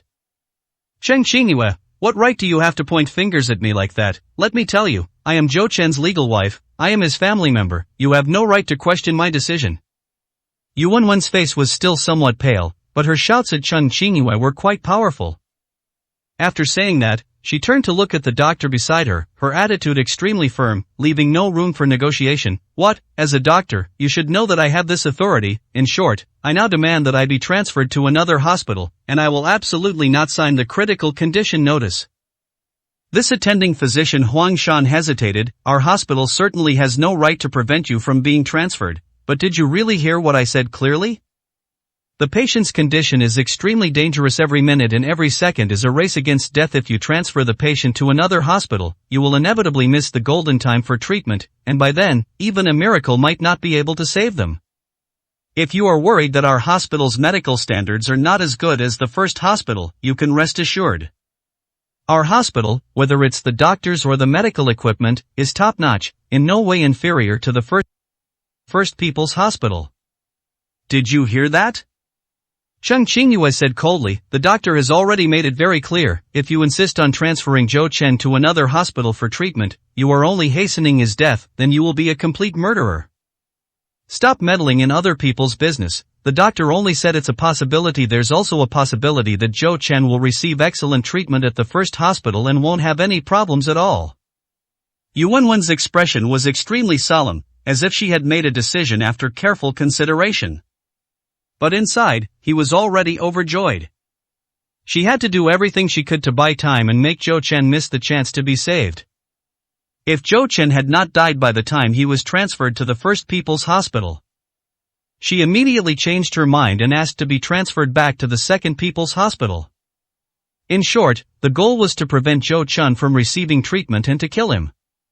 In this way, I would be the rightful heir to those hundreds of millions of dollars. I know you're doing this to get Zhou Chen's inheritance, but I advise you to give up that little scheme if you insist on doing it, then you can expect to spend your life in jail with Zhou Shanshan. As the situation remained deadlocked, a detached business call came from the elevator entrance. Chen Yun, you're finally here. Upon seeing who it was, Cheng Qingyue rushed forward with a look of surprise and went to Chen Yun's side. Zhou Shanshan? Upon hearing this name, Yu Wenwen's heart skipped a beat, her eyes flickering uncertainly. She asked, "What did you mean by what you just said?" "I'm too lazy to waste any more words with you. Your plan has failed. Zhou Shanshan has told me everything, including the details of your operation. She has now turned herself in. I advise you to behave yourself too," Chen Yun said coldly. What? Impossible. How could Zhou Shanshan turn herself in? You must be bluffing me." Yu Wenwen's eyes widened in disbelief.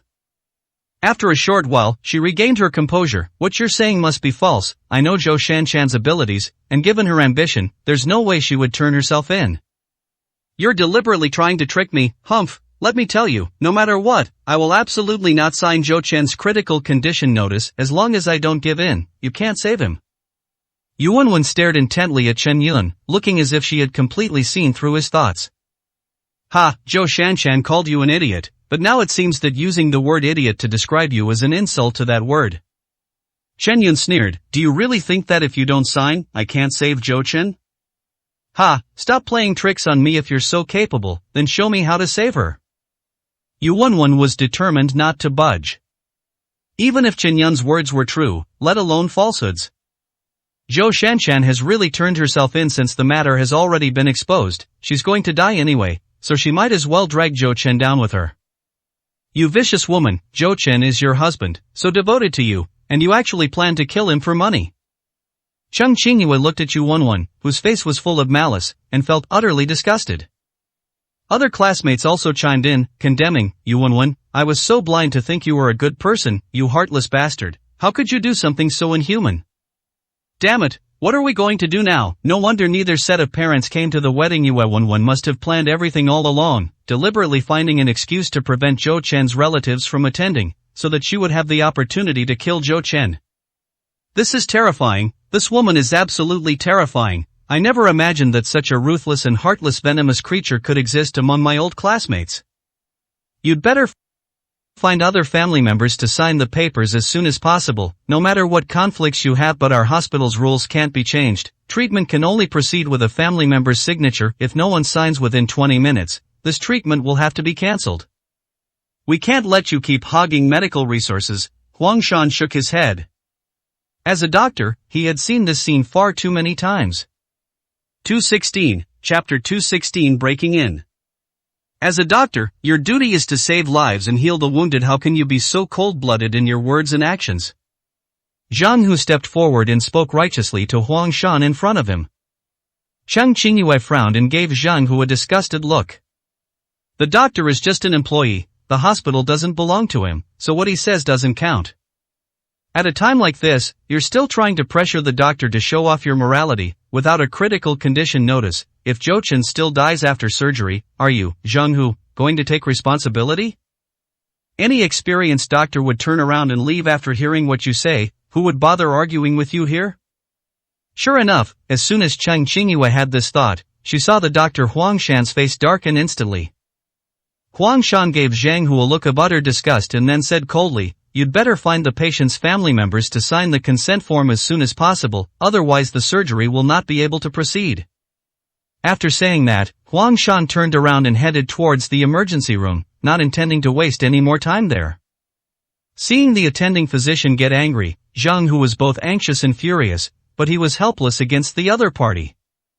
Cheng Qingyue glared coldly at Zhang Hu, "If you don't speak, no one here will think you're mute." The next moment, the attending physician Huang Shan's voice suddenly rang out. This is the emergency room. No unauthorized personnel are allowed to enter. What exactly do you want? All eyes turned to him, and they were surprised to find that Chen Yun actually wanted to follow Huang Shan into the emergency room. Hey, aren't you in enough trouble already? Do you even know where you are? Be careful, they get security to kick you out.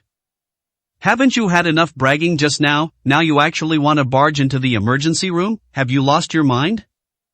As if he had found a target, Zhang Hu immediately turned his attention to Chen Yun. Chang, the school beauty, this is a matter of life and death. Can't you control your so-called boyfriend? He's a grown man. Even if he's not exactly helpful, at least he shouldn't keep causing trouble. That's right, he's the one who made a mess of everything at the banquet. Now that Boss Zhou is facing a life or death situation, how can your boyfriend be so inconsiderate? Can you please make him leave already? Stop embarrassing him here. Chang, the campus belle, it's been so many years, your taste is really terrible. The other classmates chimed in with agreement. Chang Qingyue walked over to Chen Yun with some concern, her eyes filled with worry. This is a hospital, there are rules here, why don't we just forget about it? If we ignore these rules now, Zhou Chen will just be waiting to die. Chen Yun shook his head, glanced at the Dr. Huang Shan in front of him, ignored him, and walked straight into the emergency room. Outrageous, utterly outrageous. You wait, I'll get security right now and take you to the station. Seeing that Chen Yun was treating him like he was invisible, Huang Shan felt extremely annoyed. From his conversation with this group of people, he felt that the patient's relatives were likely the type to cause trouble at medical facilities, so he didn't plan to continue arguing with them outside. But he never expected that among these people would be someone like Chen Yun, who dared to disregard hospital rules and regulations and forcibly break into the emergency room. Seeing that Chen Yun had already entered the emergency room, there was nothing that could be done to stop him. Huang Shan immediately went to the front desk, and the nurses at the medical station called the security room on the first floor, asking all the security guards to come immediately and subdue Chen Yun. Subsequently, Huang Shan sensed considerable danger and quickly followed him into the emergency room. If we just let Chen Yun stay inside, who knows what he might do to the patients? Boom! After Huang Shan entered, he slammed the emergency room door shut. Letting in Chen Yun alone already constitutes a medical malpractice incident. We absolutely cannot let any more people in. Cheng Qingyue stared at the tightly closed emergency room door, and couldn't help but clench her fists together. Although it has nothing to do with Zhou Chen, it's still an innocent life. Chen Yun, I believe you can definitely save him. Save someone? So he forced his way into the emergency room to save someone? Zhang Hu was stunned for a moment, then burst into laughter as if he had heard something utterly absurd. Campus belle Chang, I bet you've been drugged by this kid. This kind of braggart dares to say he can save people. What a fool. Idiot, if this kid goes in now, and any problems arise later, I can pin it all on him. I was a little worried about how to explain Zhou Chen's death to his family, but God has kindly sent me a scapegoat. Yu Wenwen was overjoyed to see Chen Yun enter the emergency room. She personally administered the poison to Zhou Chen, bit by bit, using a specially made poison given to her by Zhou Shanshan. This poison is extremely weak and hides in the body without any warning signs. In fact, before the toxins accumulate enough to cause an explosion, the person who takes the poison will appear healthier than usual. This is why Zhou Chen showed no signs of poisoning at all. From the moment she met Zhou Chen, Yu Wenwen poisoned his food with tiny doses every day. These poisons would spread faster in his body when they came into contact with alcohol. Zhou Chen would inevitably drink a lot of alcohol at the wedding, and he would naturally die from the poisoning. Yu Wenwen and Zhou Shanshan had already planned everything, just waiting to kill Zhou Chen and inherit his estate. In order to clear her name, Yu Wenwen even deliberately drank poison wine herself. However, the amount of poison she took was much less than that of Zhou Qin. As long as she had her stomach pumped, she could easily get rid of the danger to her life. Chen Yun walked into the emergency room, where the medical staff stared in astonishment at the unfamiliar face before them, momentarily speechless. Why would a stranger enter the emergency room? Was it invited in by the attending physician, Huang Shan? Chen Yun showed no intention of paying attention or explaining, and walked straight toward Zhou Chen, who was lying on the operating table. He then took out a black cloth bag from his bosom. When the bag was unfolded, it revealed more than a dozen silver needles of varying lengths. I thought you had some extraordinary abilities. but it turns out you just want to use acupuncture, a folk remedy that's been obsolete for hundreds of years. This outdated technology has long been abandoned by modern medicine. Huang Shan, who rushed in hastily, glanced at Chen Yun and immediately understood what methods he intended to use. Medical skills are only divided into whether they can save lives, and there is no such thing as a distinction between ancient and modern times. As for whether acupuncture can actually save lives, it is not surprising that someone as superficial as you cannot understand it, Chen Yun said calmly. 217, Chapter 217 Starlight Shadowless Needle. What a joke! I've been practicing medicine for over 20 years. How many people in the entire Jiangnan city can surpass my medical skills? You don't even have a medical license, so who knows what you actually do? I'm telling you, it's not too late to stop now. At most, you'll be charged with disturbing public order, but if you ignore the warnings and insist on doing anything else to the patient, your actions will be murder. You'll spend the rest of your life in prison. Huang Shan slowly took a few steps back and stood with the group of medical staff. Faced with someone like Chen Yun whose background was unknown, as a doctor, his first priority was to ensure his own safety. There were so many medical staff watching, all of whom were witnesses. If the patient's family tried to cause trouble at the hospital, the responsibility would fall entirely on Chen Yun, and it would have nothing to do with them. Oh, I'm stopping now, so are you planning to save his life? Chen Yun calmly turned his head and glanced at Huang Shan. Huang Shan shook his head. I have no authority to make that decision. The patient's family did not sign a critical condition notice, and the patient's current condition is quite bad. The probability of the surgery failing is very high, and I cannot bear the consequences of failure. That's it then, Chen Yun shrugged. When I asked you to save the person, you said there was no critical condition notice. When I tried to save the person myself, you stopped me. People say that saving a life is better than building a 7-story pagoda, so, if you're blocking me from saving a life, won't you go to the 18th level of hell? Save people, I think you're more like a murderer. Huang Shan's eyes turned cold. Don't waste your breath on me. Security will be here soon and detain you. I've already given you all the advice I could. You'd better watch yourself. Shut up and stop bothering me, Chen Yun said calmly, then turned his gaze to Zhou Chen on the operating table. I have to admit, Huang Shan is absolutely right. Because of the prolonged delay, Zhou Chen's current situation is indeed very dangerous. The person's lips and cheeks turned an eerie purple, their hands and feet twitched involuntarily, and their eyes rolled back slightly.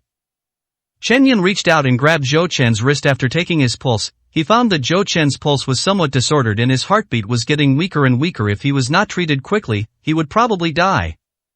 It seems I'll have to use that needlework technique. Chen Yun's eyes narrowed, and his fingers reached for the cloth bag. Next moment. Shua shua shua. The silver needles in his hand fell on the pulse with divine precision and speed. Each silver needle was precisely inserted into the corresponding acupoints on Zhou Chen's body. It vaguely resembles the shape of a 6-pointed star. Starlight Shadowless Needle. The key to this acupuncture technique lies in 3 words: steady, accurate, and ruthless. It gets its name from the fact that the silver needles inserted into the corresponding acupoints subtly resemble the shape of a 6-pointed star.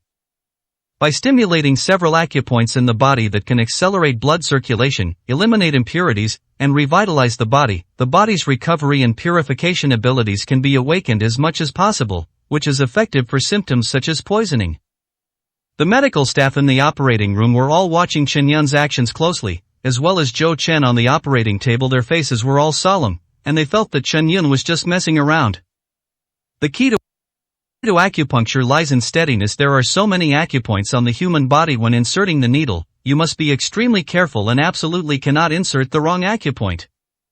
The speed at which this guy inserts the needles is so fast that it's almost impossible to see. Anyone who didn't know better would think he was just playing around. This kind of acupuncture technique is simply taking lives at will. Huang Shan stared intently at Chen Yun, his tone unfriendly. As a doctor with over 20 years of experience, Huang Shan truly possesses genuine medical expertise. I also have a lot of knowledge about acupuncture. However, he looked down on acupuncture from the bottom of his heart. The reason is simple: it's too ancient. The acupoints on the human body are extremely complex, and there are various subtle differences between people's bodies. Those who are proficient in acupuncture are usually elderly men in their 50s or 60s, but Chen Yun is so young. In addition, acupuncture involves extremely slow needle insertion and has too many limitations. Therefore, Huangshan felt that this kind of medical technique was an ancient method that had long been completely replaced by modern medicine, and had no value in learning it at all. In just a few dozen seconds, Chen Yun pierced all 12 silver needles into the bearing's body without missing a single one. Various instruments were connected to Zhou Chen's body. However, after Chen Yun finished acupuncture, the vital signs on all the instruments next to him continued to decline. Zhou Chen showed absolutely no signs of recovery. What a joke! What a joke! This is the acupuncture technique you claim can save lives, and what's the result? The patient's condition is actually deteriorating. Huangshan said coldly, I just advised you not to be overconfident and do something you'll regret. Unfortunately, you were stubborn and insisted on doing acupuncture. There's no turning back now that the arrow has been released. With so many medical staff watching, if anything happens to the patient, you'll be the murderer. Your only option now is to quickly find the patient's family members, have them sign the critical condition notice, and then we will immediately perform surgery and begin treatment. If we're lucky enough to make it in time, your charges might be mitigated. Didn't your mother teach you not to make a sound when others are doing something? Chen Yun slowly turned his head, his cold eyes meeting Huangshan's for a moment. Didn't you say I was a murderer? If you utter another word while I'm saving people, believe me, I'll make your words come true. Huangshan's pupils suddenly contracted, and a bone-chilling cold rose from the soles of his feet, heading straight for the top of his head. Chen Yun's cold gaze filled him with unprecedented fear and dread, causing his mind to freeze completely. The other medical staff also fell silent, and no one dared to utter a single word. The emergency room fell into complete silence, utterly still. Chen Yun then slowly turned his head and looked at Zhou Chen, who showed no signs of recovery on the operating table. The outbreak of toxins in Zhou Chen's body was more serious than Chen Yun had imagined. The starlight shadowless needle technique alone was not enough to snatch him back from the brink of death. The real life or death struggle has only just begun. Chen Yun's eyes sharpened, and his body slowly began to circulate in a mysterious and profound way. He mobilized all the spiritual energy in the emergency room, slowly injecting it into Zhou Chen's body through the ends of the 12 silver needles. Chen Yun wanted to use the vibrant spiritual energy to stimulate Zhou Chen's body, thereby maximizing the awakening of his body's potential. The others in the emergency room, however, couldn't help but look confused. Even though emergency rooms are supposed to be enclosed spaces, why does the airflow seem to be subtly faster? 218, Chapter 218 Death recedes, life returns. Chen Yun paid no attention to the reactions of those around him, his entire focus was on Zhou Chen. The spiritual energy within his body condensed into threads, which flowed into Zhou Chen's body through the tips of the silver needles. Slowly close your eyes, your hands move as nimbly as butterflies flitting among flowers. Amidst the horrified gazes of the medical staff in the emergency room, all the silver needles seemed to possess a life of their own, trembling slightly. The various instruments connected to Zhou Chen's body began to vibrate slightly, and the data and curves on the instrument panel, which had been trending downwards, suddenly stopped at the same time. The needle is removed, the poison dissipates, the death aura recedes, and life returns.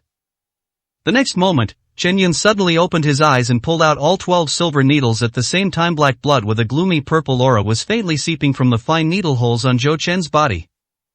This is the toxins accumulated in Zhou Chen's body? Huangshan, who had been watching Chen Yun's movements closely, suddenly narrowed his eyes and his face twitched. The other medical staff also wore expressions of disbelief. Beep beep beep. The instruments connected to Zhou Chen's body began to make sounds, and a series of data began to rise steadily. In particular, the electrocardiogram showed a significantly stronger and more powerful heartbeat. Alright, I have cleared all the toxins accumulated in his body. However, after this ordeal, his body will inevitably be a little weak, and he will need to stay in the hospital for further treatment and recuperation. Chen Yun exhaled softly, his lips slightly pale, and a small amount of cold sweat appeared on his forehead. Just now, he used himself as a guide to channel the spiritual energy in the emergency room into Zhou Chen's body through silver needles, stimulating his body and forcing out the vitality and potential hidden within him. Moreover, the spiritual energy injected into his body, under Chen Yun's control, transformed into security guards chasing the thief, forcibly extracting all the toxins from his body through his bloodstream.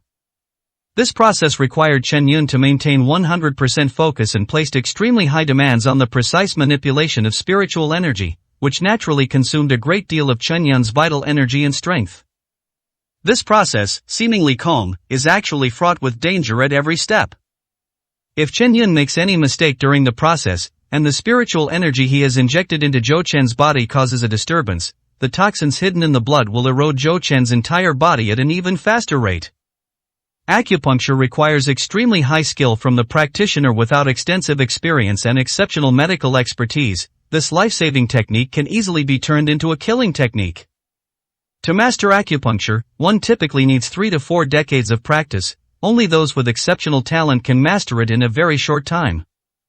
This is why modern medicine has gradually phased out acupuncture. The technique is too difficult and not widely available. What are you all standing there for? Hurry up and diagnose the patient. Chen Yun's mysterious immortal-like abilities completely stunned all the medical staff present, leaving them speechless for a long time. Huang Shan was the first to react and immediately issued orders to the medical staff. Then, looking at Chen Yun's slightly pale face, he carefully stepped forward and respectfully said, "Mr. Chen, has the patient's condition truly stabilized?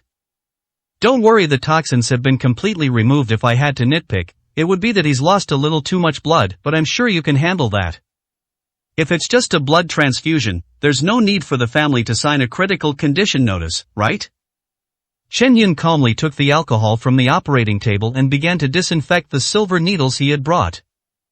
"Mr. Chen, rest assured, we will definitely handle the blood transfusion." Huang Shan's previous disdainful attitude changed, and his eyes were full of admiration. To be honest, as someone who has worked in the medical field for more than 20 years, I have indeed met some doctors who are proficient in acupuncture, but they are usually over 50 years old. Even so, I have never seen anyone with such miraculous medical skills as you. To be frank, the toxins in Mr. Zhou's body had already spread throughout his entire body. Even with a family member signing a critical condition notice, our chances of saving him are less than 30%. Mr. Chen, I was blind just now and offended you greatly. I hope you can forgive me. Huang Shan, who was able to become the director of the emergency department, naturally had his own pride and dignity, and rarely bowed his head to others. But at this moment, he was truly impressed by Chen Yun's miraculous acupuncture skills. Chen Yun placed the clean silver needles into the cloth bag one by one, and said, "There's no need for these polite words. I only did this to save lives. I hope you can take this as a lesson in the future. Always remember your identity as a doctor, and always make saving lives your primary principle." After saying that, Chen Yun turned to leave. "Mr. Chen is right. I wonder if Mr. Chen will have any free time later. May I ask you for some advice on acupuncture?" Huang Shan hurriedly asked as Chen Yun was about to leave. "It's pointless." Chen Yun continued walking toward the door of the emergency room without stopping. "As you said before, acupuncture requires sufficient practical experience or amazing talent. Undoubtedly, you have neither at your current age. Trying to learn acupuncture is just a waste of time." As soon as he finished speaking, Chen Yun walked towards the outside of the emergency room. "Damn it, this guy just saved someone, right? With the capabilities of our emergency room, we could have saved him too. As being way too arrogant." Another attending physician, Zhang Bin, who was also the deputy director of the emergency department, stared at Chen Yun's back with some dissatisfaction. Huang Shan shook his head. "Any talented person in any field in this world is bound to be arrogant. If you and I had such terrifying medical skills at his age, we would probably be even more arrogant than him. Besides, I didn't think much of him before, so there's no reason for him to give us a friendly look." "Director Huang, speaking of which, where did you find this person? We haven't heard of any such expert in the major hospitals in Jiangnan City. Did he come here from another province on short notice?" Deputy Director Zhang Bin's eyes showed deep doubt. Jiangnan City is only so big, and there are only so many skilled doctors. Logically speaking, given his position as deputy director, there's no reason why he wouldn't receive news if a highly skilled doctor appeared. 219, Chapter 219. Waiting to spend the second half of the year in prison. If I knew his background, why would I have said those things just now? Huang Shan shook his head. "I only know that he came with the patient, so he's probably someone the patient knows. By the way, he's probably not a doctor." "What do you mean?" Zhang Bin was taken aback. He doesn't have a medical license, Huang Shan said with a wry smile. Upon hearing this, Zhang Bin was immediately shocked. What, you actually let someone without a medical license come in and treat the patient directly? Huang Shan, as the director, don't you know the hospital's regulations? Outsiders are strictly prohibited from entering the emergency room. How could I not know? I tried my best to stop him at the emergency room door, but he forced his way in. Huang Shan retorted. Are you out of your mind? He forced his way in, so why didn't you go to the information desk and call security? He cured the patient today, but what if he hadn't? Do you even want your white coat anymore? Zhang Bin said heavily. Security? Of course I called security immediately. Huang Shan said, but then his eyes suddenly changed, and he rushed out of the emergency room in a hurry. Oh no, I called security. What on earth is going on inside? Why hasn't there been a sound for so long? Yeah, Chang, the campus bell, what's your boyfriend's background? Did he cause trouble in the emergency room? Zhang Hu has started making trouble again. How dare someone cause trouble in a public place like a hospital? I think your boyfriend is really a bit too arrogant. This is a society governed by the rule of law. How can anyone do something so absurd? Anyone who has gone to elementary school should know whether or not this kind of thing is acceptable. Others echoed in agreement. Cheng Qingyue didn't speak, but looked inside with worried eyes. She knew perfectly well that Chen Yun had entered to save people, but how could these guys around her possibly listen to her words? They'd probably just launch into another round of sarcastic remarks. You can't reason with a fool. After all, the other person will drag you down to their level and then use their years of experience as a fool to defeat you. Just then, a series of hurried footsteps came from the end of the corridor. Everyone looked in the direction of the sound and saw a large group of security guards in matching blue uniforms rushing over menacingly. As soon as they arrived, the head of the security team asked fiercely, who is causing trouble in the hospital? Just as Cheng Qingyue was about to explain, Zhang Hu rushed over with a smile and slickly offered her a cigarette, saying, Brother, don't be angry. We're all law-abiding citizens, not thugs causing trouble at the hospital. That bastard you mentioned has already barged into the emergency room. You guys need to teach him a lesson. It's too dangerous to have someone who disregards the rules like this in a serious place like a hospital. What, he's already in the emergency room? The head of the security team, and Peng, didn't even bother to accept Zhang Hu's cigarette. He just stared at the door of the emergency room with a serious expression. The door was locked tight, and no one except the people inside could open it. They had no idea what was going on in the emergency room, and they didn't dare to rush up and ask the door to be opened.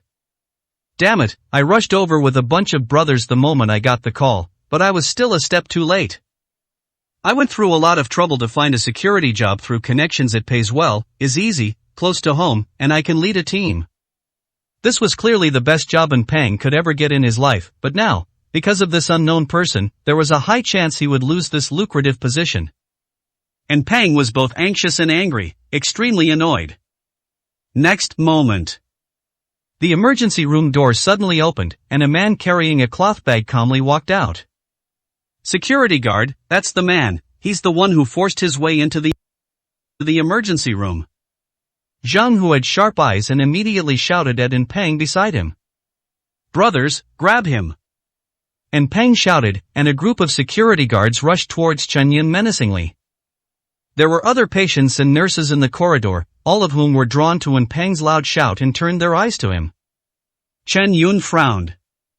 Several security guards who were at the forefront rushed over immediately. With a flick of his wrist, Chen Yun grabbed one person's arm, twisted his thigh to the side, and flung the person back. Tai Chi uses softness to overcome hardness. Wow!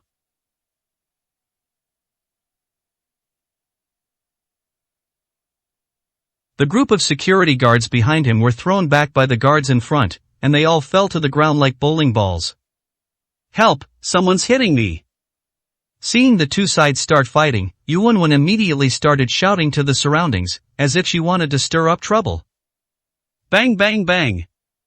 Nurses, patients, men, women, young and old, a lot of people rushed outside. In just a moment, the hospital was in complete chaos.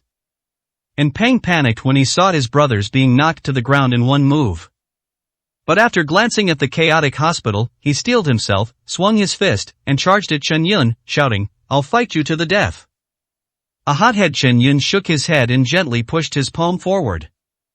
And Peng felt an irresistible force coming at him, and his body staggered backward until he finally fell to the ground due to inertia. Stop it, it's all a misunderstanding. Just then, Huang Shan finally rushed out of the emergency room looking at the mess in front of him. He was speechless with bitterness. We're still a step too late. However, since the riots had already broken out, Huang Shan's shouts alone were clearly of no use. Cheng Qingyue rushed to Chen Yun's side and asked anxiously, "How is he? Did you save him?" You don't trust me to take action? Chen Yun retorted. Cheng Qingyue then spat it out heavily. You're talking nonsense. I know better than anyone the poison Zhou Chen is suffering from. You have no way of saving him. Yu Wenwen, who had been keeping an eye on Chen Yun, immediately shouted at him, Zhou Chen will definitely die. Zhou Chen must die. My hundreds of millions are with him. He has to give me the money. I've worked so hard for so long. I must get my money back. Believe it or not, you may think the poison you used is very potent, but for me, it's just a matter of a little effort. Chen Yun looked at Yu Wenwen, who seemed to be going crazy, and shook his head disdainfully. Impossible, you must be lying to me. I don't believe it, absolutely impossible. Yu Wenwen completely lost her temper and just kept refuting herself. Accept reality, you'll spend the rest of your life in prison. A cold glint flashed in Chen Yun's eyes. 220, Chapter 220. The qualification certificate is missing. What a joke, you think you can put me in jail, even if you did save that good-for-nothing Zhou Chen, so what, you have no evidence to prove that I poisoned him. Yu Wenwen seemed to suddenly wake up, staring at Chen Yun with a sinister look. Don't forget, he's not the only one who was poisoned. I just had my stomach pumped myself. Besides, Zhou Chen and I are legally married now. Even if we divorce in the end, I can still get half of his property. I haven't lost it all. Cheng Qingyue's eyes turned cold with anger, and she clenched her fists tightly. Yu Wenwen, you are simply a vicious snake. A wicked woman like you will surely die a horrible death. You even harmed your own husband like this. Do you have even the slightest bit of conscience left? Cheng Qingyue, you bitch. What right do you have to lecture me like this? If it weren't for you, I wouldn't be where I am today. Yu Wenwen's eyes were filled with resentment and hostility as she roared at Cheng Qingyue. In terms of ability, looks, and interpersonal skills, in what way am I inferior to you? Why did the boy I had a crush on in high school treat me so coldly, but was so enthusiastic towards you? How could someone like you, who was born with a silver spoon in his mouth, possibly understand the situation of people like us? Whether it's Zhou Shanshan or me, whose efforts weren't 100 times greater than yours, Cheng Qingyue's, but what was the result? We worked hard our whole lives and didn't even get a chance to see your taillights. Why do you think we poisoned Zhou Chen? Yu Wenwen stared intently at Cheng Qingyue. We must take his wealth, take everything he has, so that we can surpass you, you bitch, and reclaim everything we have lost. You're truly pathetic. After hearing Yu Wenwen's string of hysterical words, Cheng Qingyue froze for a moment, then endless sorrow rose in her eyes. You really think I've had everything since birth?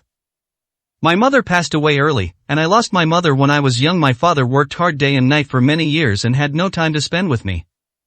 Our Cheng family's rise to prominence in such a short time is no easy feat. Those crises that could have easily destroyed us were all nightmares from my childhood. I never had any friends, neither during my school days nor now. I admit that my prominent family background has indeed brought me status and wealth, but do you know what level of loneliness it also means? I can't make friends like ordinary people. I can't find a man I like to date and marry. I enjoy the wealth brought by my family, and I must bear the constraints that come with it. Behind the glamorous facade, whose life isn't a mess, Yu Wenwen, I thought we were pretty good friends. Which is why I was willing to attend your wedding. You've disappointed me so much. Cheng Qingyue sighed heavily. She turned to Chen Yun and said, I have nothing more to say to her. Can you call the police for me? She really should pay the price for her actions. Chen Yun nodded, his gaze fixed on the end of the corridor. They've arrived. There, 3 officers in standard police uniforms walked straight toward Yu Wenwen. This afternoon, a woman named Zhou Shanshan came to turn herself in and said that you and she conspired to commit a murder. We now need you to come back to the police station with us to cooperate with the investigation. Under Yu Wenwen's shocked and terrified gaze, they directly pulled out handcuffs and cuffed her. Meanwhile, as the police arrived, the chaos in the hospital gradually subsided. The security guards who had been knocked to the ground by Chen Yun got up again, and after hearing Director Huang Shan's explanation, they left looking dejected. Attempted murder, such a crime would probably land you in jail for 10 years, Chung Qingyue murmured as she watched Yu Wenwen's departing figure back in high school. Many people would approach me, but they all had very ulterior motives. I hated that feeling, so I acted quite aloof. So many years have passed, and they still have such thoughts in their hearts. Chen Yun, is it my fault that I come from a wealthy family? Isn't this world really unfair? Of course it's unfair. Unexpectedly, Chen Yun did not refute or comfort him, but instead directly admitted the fact, society is unfair, there is no doubt about it. Some people work 3 jobs a day and work themselves to the bone but can only earn a few dozen yuan to support their families, while others work hard for half their lives and save up hundreds of thousands of yuan, but in the end they become slaves to their RVs. There are also people who can drive Ferraris and live in villas just by talking, and a single meal can cost an ordinary person a year's income. Some people work hard to complete hundreds of practice tests just to get a few more points on the college entrance exam. Others can just wave their hands and go abroad to study, spending millions on lavish entertainment. There are just too many injustices in this world. How can language possibly express them all? Chen Yun paused for a moment, then changed the subject. But even so, that is not a reason for a person to go astray. Within the limits of the rules, making the most of the resources available to you is what an ambitious and capable person should do. Moreover, from ancient times to the present, we Chinese have a saying, what is destined to be yours will be yours, and what is not, you cannot force. The essence of life is experience, and the source of happiness lies in contentment. If you can't afford delicacies, a simple home-cooked meal is happiness. If you can't afford high-rise buildings, a small wooden house of a few dozen square meters is still a viable option. As long as you don't constantly compare yourself to others, wherein life isn't a place to belong? Chen Yun, why are you speaking so philosophically now? Chung Qingyue stared blankly at Chen Yun, never expecting him to say such a thing. I've always been philosophical, it's just that you have poor judgment, Chen Yun said with a smile. You're so arrogant, I just praised you a couple of times and you're already getting restless. Chung Qingyue pouted, feeling that Chen Yun was starting to be narcissistic again. Jingle bell. The next moment, her cell phone rang in her pocket. Who's calling me now? Chung Qingyue asked, taking out her phone in confusion. She saw the name Wang Ziyue on the screen. After answering the call, Wang Ziyue's anxious voice came through. President Chang, something terrible has happened. The qualification certificate we used to bid for the Changhongbei land has disappeared. What did you say? Chung Qingyue exclaimed in surprise. Tomorrow is the auction for the Changhongbei land plot, and you're telling me now that the qualification certificate is missing? The qualification certificate takes at least a week to process. I clearly asked Wang Ziyue to prepare it in advance, but now it's suddenly gone. What are we going to do about tomorrow's auction? 221, Chapter 221. Even a thief in the house is still a thief. Seeing Chen Qingyue's sudden change in expression, Chen Yun couldn't help but ask, who called? What happened? It's your dear ex-wife Wang Ziyue calling. Chung Qingyue frowned deeply. Tomorrow is the day to compete with Rongqing Tian for the Changhongbei land. For large-scale auctions like this, participants must go through a series of procedures such as capital verification and registration in advance, and finally receive a certificate to prove their eligibility to participate. This matter involves a rather complicated process and usually takes at least a week to complete. Wang Ziyue assured me that she could handle it, but with the land bidding day just around the corner, she is now telling me that the certificate is missing. Gone? Chen Yun was taken aback. As Wang Ziyue's ex-husband, he naturally knew how ambitious this woman was in her career, and how much energy and enthusiasm she had for the company's development. Wang Ziyue took the land bidding more seriously than anyone else. After all, Yunyue Group was the culmination of her life's work. Chen Yun didn't believe that Wang Ziyue would lose the certificate so carelessly. There must have been some problem. Thinking of this, Chen Yun reached out to Chung Qingyue, took the phone from her, and asked, where are you now? Chen Yun? Wang Ziyue was taken aback and couldn't help but ask, are you with President Cheng again? The word again sounds a bit sarcastic. Yes, Chen Yun asked. She asked me to help with something that came up after the certificate was processed. Where did you keep it, and around what time did you lose it? Seeing that Chen Yun was not going to elaborate, Wang Ziyue was too embarrassed to ask any more questions and replied, I am at home now. I usually bring some important documents back from work and keep them in the villa. The certificate was processed 3 days ago because it is very important. I check it every day after I finish work and come home to see if it is still there. There were no signs of it being moved for the past 2 days, but when I came back today, I suddenly found it was gone. I thought I might have accidentally put it somewhere else and forgotten about it, but I just searched the whole house, including places like the safe, but I still couldn't find it. Tomorrow is the day for the land bidding. If we can't find the certificate, we'll lose our eligibility to compete and we'll have to hand over Changhong Bay to someone else. On the other end of the phone, Wang Ziyue's voice sounded unusually tense and urgent, even with a faint hint of sobbing. Don't panic, here's what you do, call your family first and ask if anyone has touched your things, Chen Yun said calmly. Okay, I'll ask them right now. Wang Ziyue hurriedly hung up the phone. How is it? Cheng Qingyue asked anxiously. Her level of attention to the Changhong Bay project is no less than that of Wang Ziyue. Now the Cheng family is going all in, betting all their funds on this project. So they were eliminated before the competition even started? If Cheng Qingyue hadn't known that the most urgent task was to solve the problem, she would have already started cursing at Wang Ziyue on the phone. If you can't even handle this small thing, what kind of department manager are you? Chen Yun shook his head. It hasn't been found yet. According to her, the certificate was probably lost today. It was at home, so it's possible that her family put it away somewhere else, or maybe it was stolen. The family is packing. Wang Ziyue should be well aware of the importance of this thing. Didn't she tell her family beforehand not to touch her things? As for the thief, the Wang family lives in a villa worth several million, and their conditions are much better than ordinary people. With the current level of public security, the possibility of an ordinary family being robbed is very small, let alone a villa area with extremely strict security measures.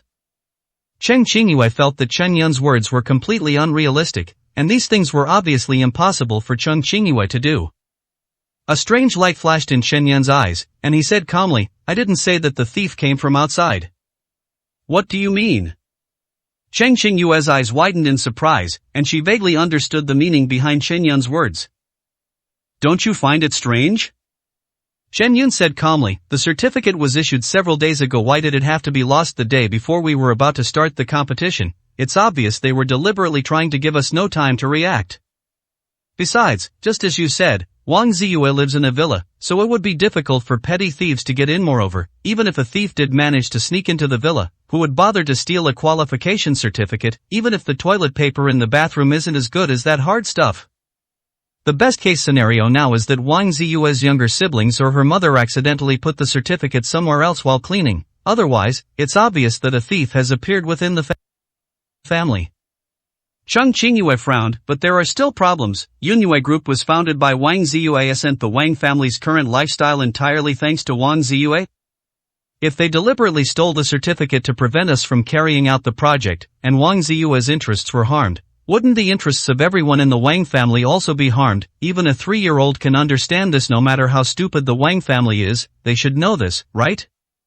Yes, of course, most people wouldn't do that, but unfortunately, those idiots in the Wang family can't understand things with such a simple way of thinking. Chen Yun's eyes flickered, and his voice was slightly cold. After all, for them, Wang Ziyue's interests certainly represent their interests, but Wang Ziyue's interests being harmed does not mean that their interests are harmed. What? Cheng Qingyue's eyes widened, finding Chen Yun's words utterly unbelievable. The Wang family are blood relatives. The most important thing between families is the interests of the family. How could anyone destroy their own family for personal gain in this way? Even if you can make a small profit at the time, in the long run, it's a completely unprofitable business. Don't be surprised. In the eyes of many people in this world, so-called family and bloodline are just about whether there's enough profit to be made. Chen Yun shook his head and said calmly, putting aside other things, didn't your second uncle do something similar? In this world, as long as the benefits are sufficient, there will always be people who will completely abandon their bottom line and do anything for their own selfish interests.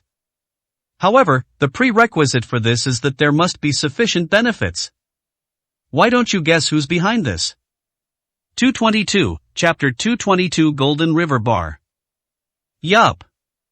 Even if, as Chen Yun said, Wang Ziyue's family deliberately stole the certificate, they wouldn't do such a thing without a reason. There must have been someone instructing them behind the scenes.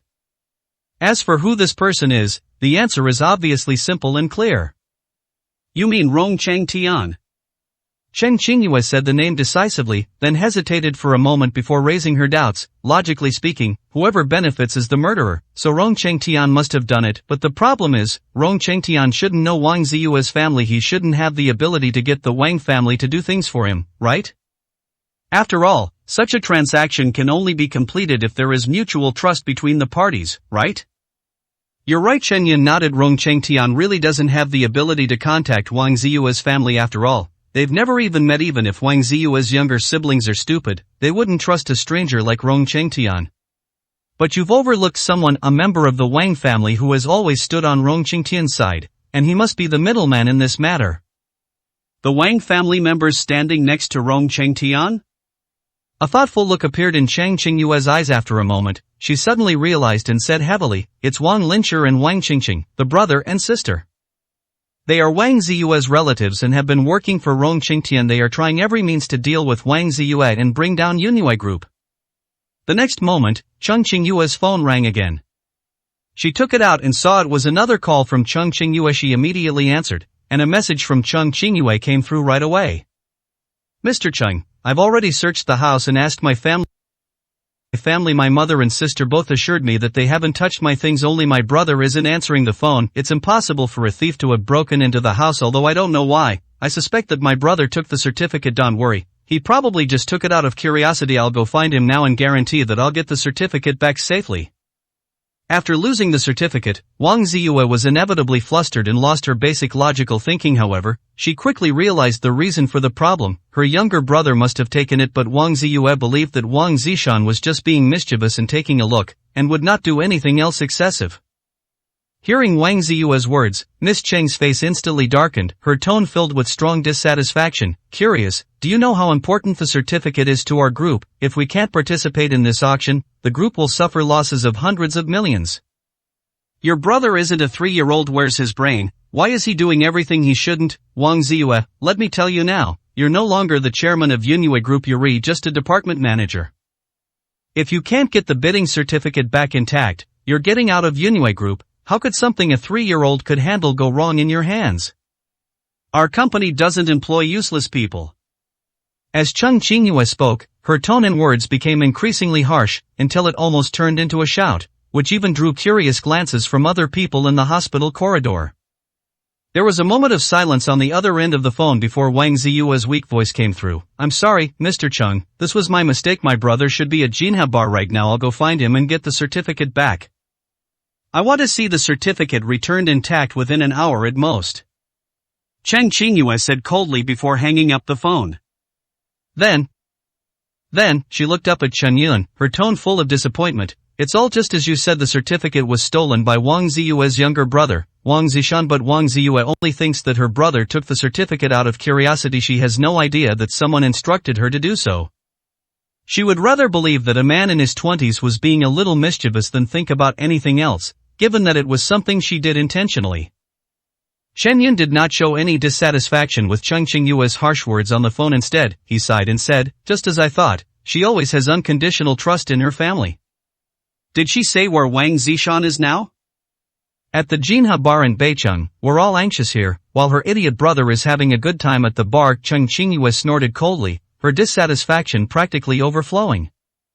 Chen Yun shook his head and turned to walk towards the hospital elevator. Cheng Qingyue quickly followed and asked, "Where are you going?" "Go to Jinha Bar. If things are as I say, the certificate should already be in Wang Lincher's hands. Wang Ziyue alone has no chance of getting the certificate back. Going there would only be humiliating her." "That's true. I hope the certificate hasn't been destroyed yet, otherwise things will be completely beyond repair." Cheng Qingyue's eyes showed worry. Jinha Bar, located in the north of the city, is one of the top 3 bars in Jiangnan City in terms of revenue. At this moment, the bar was filled with all sorts of strange and grotesque people in the dim light. Men and women were arm in arm, some even huddled in corners, doing things they liked. Inside VIP box number 888. A group of young people raised their bottles and drank heartily. "Cousin, well done, I knew you could handle it." Wang Lincher looked at the document in his hand with a satisfied expression. At the very top of the document were the words Changhong Bay Project Bidding Qualification Certificate. "Cousin, given our relationship, how could I possibly refuse to do what you asked me to do? Wang Zishan, who was being praised, sat down next to me with a hint of worry on his face. But are you sure this is just something to look at? My sister has repeatedly warned me never to take anything from her company. If she finds out, I'll probably be skinned alive. She was working overtime at the company today, so I carefully stole it. You have to give it back to me after you've looked at it, because I need to put it back. Cousin, don't worry, I'm just taking a look. When have I ever gone back on my word? Stop thinking about all this nonsense and just enjoy your drink. Also, you should think about how to spend the 500,000 I transferred to your account.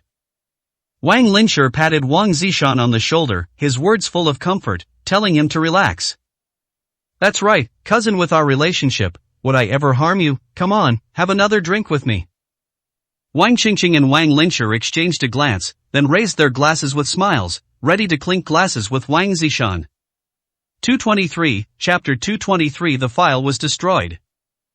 Alright, cousin. Hearing Wang Linshi and the other's words, Wang Zishan immediately felt relieved and picked up his wine glass one after another. Brother Shan, I'm so envious of you having such a great sister. She just shows Brother Wang a piece of paper with something written on it, and she can earn a whole 500,000. I'm just an ordinary person. I work hard my whole life and I don't even know if I can earn 500,000.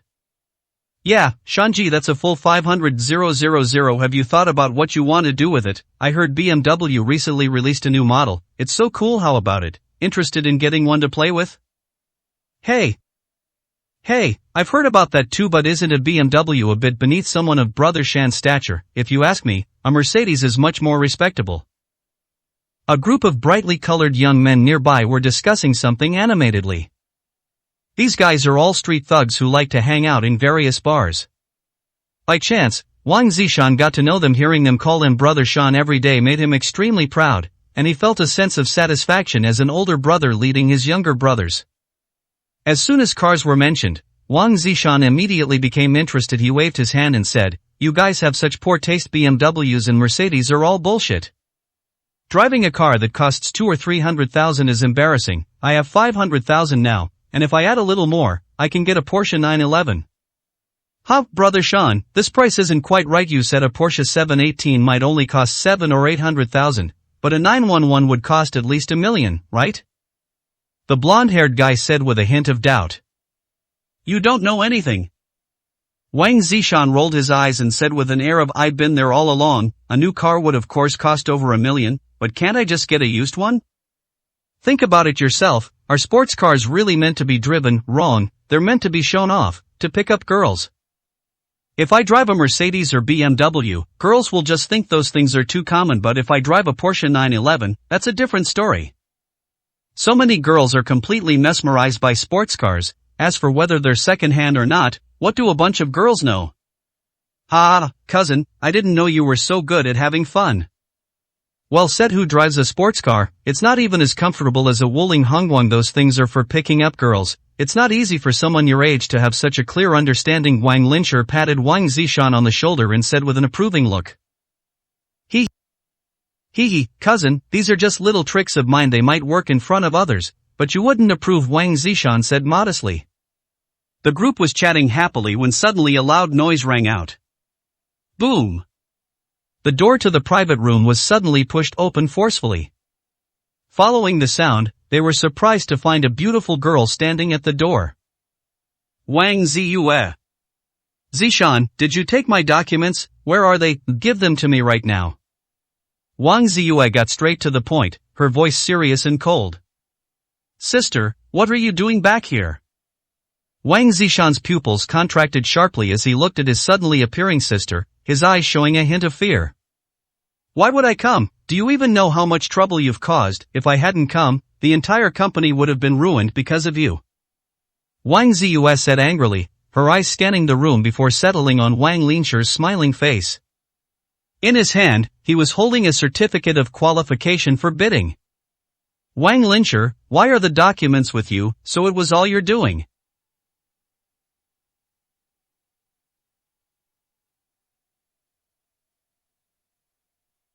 Give me back the documents right now, otherwise, I'll call the police immediately.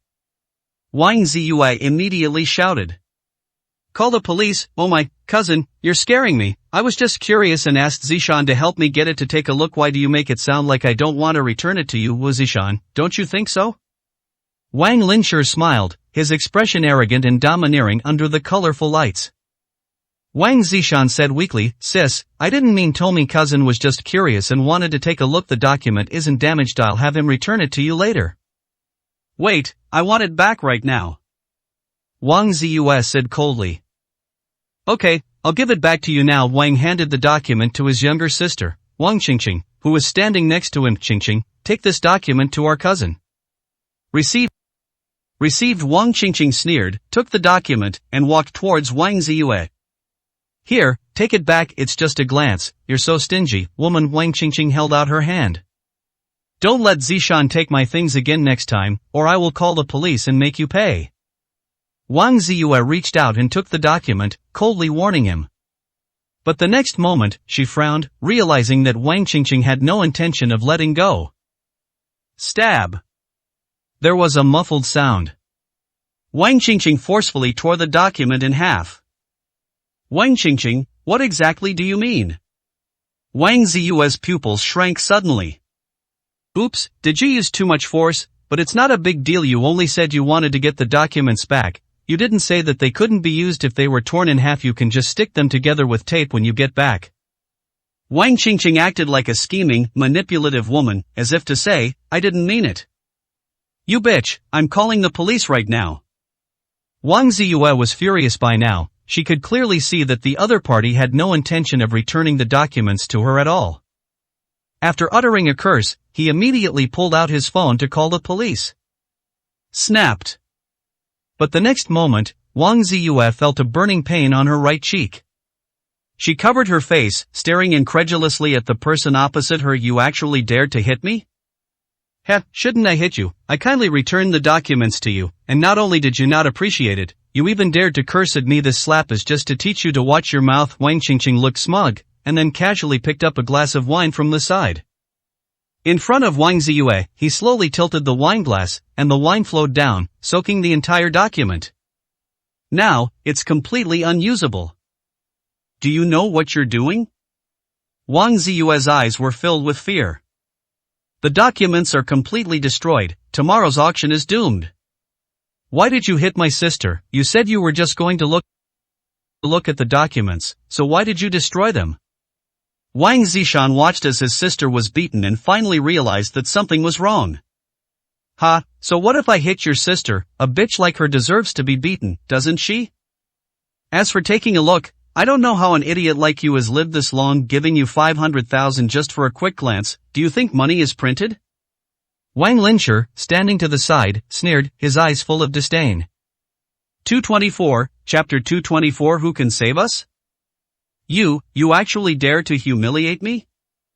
At this moment, Wang Zishan's eyes were bloodshot, and he stood up with a trembling body, staring intently at Wang Linshi in front of him, looking like he was about to fight to the death. Humiliate you? A piece of trash like you still has the nerve to act all high and mighty with me? What, you think you deserve respect? Trash in the trash can should know its place like trash. Wang Linshi sneered repeatedly, showing no fear whatsoever despite Wang Zishan's reaction. Your whole family is like dogs that can't change their nature. You've inherited your useless genes perfectly, a slut sister and a trash brother. What right do you two have to continue holding shares in Yunwei Group? If I were you, I would have jumped off a building long ago to make room for you in the world. Wang Qingqing slowly poured all the liquor onto the documents on the ground, staring at Wang Ziyue in front of her with a provocative and calm expression, showing no intention of stopping. You two treacherous siblings, Yunwei Group is an asset of our Wang family, and you actually help outsiders to deal with your own family. I'm going to call the police and send you all to jail so you'll pay for your actions. Wang Ziyue covered her swollen right cheek, her eyes filled with hatred. She never imagined that Wang Linshi and his sister's attitude towards her family had deteriorated to such an extent that they would go to great lengths to bring down Yunwei Group for the sake of an outsider like Rong Chengtian. Now that the qualification certificate has been destroyed, tomorrow's auction will be a complete failure. Such a huge loss must be borne by Wang Linshi and his sister. Call the police, you bitch, you deserve a beating. Wang Qingqing sneered as she rushed forward, grabbed Wang Ziyue's hair, and began to tear at it violently. Ouch, it hurts. let go, let go. Wang Ziyue screamed. He felt a series of intense pains in his brain. Wang Qingqing was incredibly ruthless when she attacked. Wang Qingqing, you bitch, I'm going to teach you a lesson right now. Seeing Wang Ziyue being beaten, Wang Zishan finally couldn't hold back anymore. He roared and charged towards Wang Qingqing. However, the next moment. Put! A dull thud was heard. Wang Zishan was tripped and fell heavily to the ground, his chest slamming hard against the corner of the table, and he couldn't help but let out a painful howl. Calling you trash is an insult to the word trash. You think you can hit my sister? Wang Linshi stared coldly at Wang Zishan, spat out a mouthful of saliva, and then stepped on Wang Zishan's body. Bang, bang, bang. He kept stomping on it. It was like he was stepping on a piece of useless trash. Stop, stop it, don't hit my brother. Wang Ziyue struggled desperately, pleading in despair as she looked at Wang Zishan writhing in pain on the ground. Things had completely spiraled out of her control. Their qualification certificates were destroyed, and they and their younger brother were wantonly humiliated by Wang Linshi and his sister. In this situation, let alone calling the police, even getting out of here quickly is a pipe dream. What are you guys standing there for? Help me, beat him up. Up! Wang Zishan shouted at his underlings while enduring the stomping from above, clutching his head. These are all people who drink with him. He used to pay for their meals quite often. Oh, you think they'll listen to you? That's a joke. You don't really think someone as useless as you can boss people around, do you? Wang's stomping motion did not stop for a moment while wantonly humiliating Wang Zishan. He coldly glanced at the others around him. Tell me, will you listen to this good-for-nothing or to me? Upon hearing this, the other young men exchanged weak glances before speaking one after another. Of course we'll listen to you, Brother Lin. How dare a good-for-nothing like him order us around?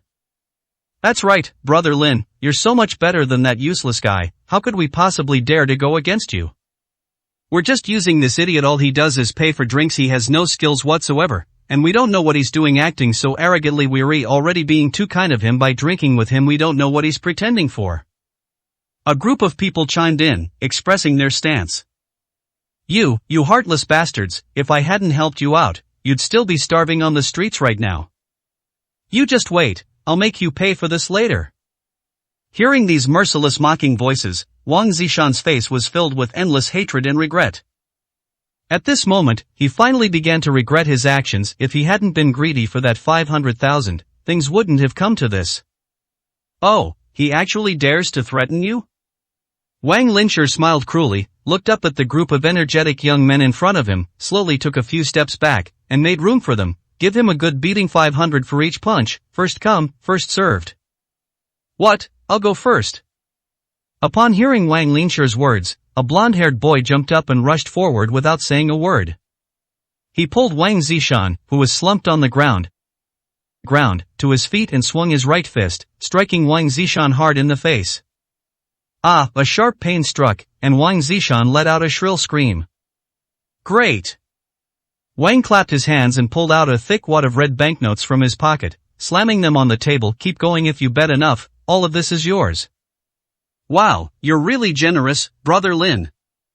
The blonde-haired guy's expression changed, and he stared excitedly at the thick wad of banknotes on the table. He said excitedly, "Don't worry, I'll definitely teach this guy a lesson today." After saying that, he was about to continue attacking Wang Zishan. But then a force pushed from the side. Get out of my way, you think you can eat all by yourself? I'm going to fight you too. Another young man with dyed red hair rushed over and slapped Wang Zishan across the face. I'm coming too, I'm coming too. Let's all make money together, don't think about keeping it all to yourself.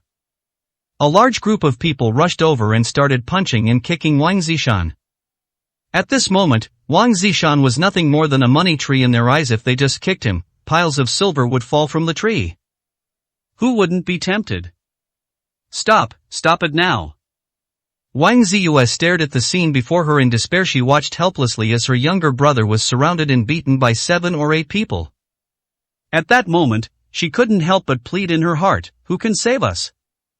225, Chapter 225, Running Away. Boom. Next moment. The door to the private room was subjected to an unprecedented force, and the entire door was kicked in half. Broken logs flew everywhere, and looking through the gap, an ordinary-looking man stood outside. He was dressed in simple casual clothes, and his body didn't look special at all, yet he was able to easily destroy the door of a KTV room. The person who arrived was none other than Chen Yun. "Wang Lincher, I'm giving you 3 minutes to kneel down and kowtow to me to admit your mistake." Chen Yun's cold voice seemed to come from hell. His gaze immediately fell on Wang Ziyue's swollen face and Wang Qingqing's sneer beside her. After glancing a few more times at Wang Zishan, who was lying on the ground groaning in pain, Chen Yun instantly realized what had just happened. "You surnamed Chen, you've really chosen the path to hell when there's a way to heaven. If it weren't for you, Yunwei Group would have already fallen into my hands. Instead of these two good-for-nothings enjoying everything, all of you listen to me, whoever can slap this man in front of you will be rewarded with 10,000. Wang Lincher's eyes were filled with hatred as he turned and gave orders to the others beside him. 10,000? Upon hearing this number, a large group of energetic young men couldn't help but breathe rapidly. Normally, 10,000 yuan would be enough for their living expenses for half a year, but now all they have to do is slap the person in front of them? They were already excited about getting 500 yuan for punching Wang Zishan, so punching this guy in front of them was like having a money printing machine. Although the guy in front of me looks fierce, what kind of strength could he possibly have with that skinny body? With so many of us here, taking him down would be a piece of cake. After exchanging glances, the group of blonde-haired men excitedly rushed towards Chen Yun, their eyes filled with greed and desire for money. Is it meaningful to send such a bunch of useless trash to their deaths? Chen Yun said calmly, looking at the large group of people in front of him. Stop talking nonsense and get down on your knees. It was still the blonde guy who reacted the most quickly and rushed forward the fastest. He swung his fist, about to smash it into Chen Yun's cheek. I'm about to get 10,000 yuan.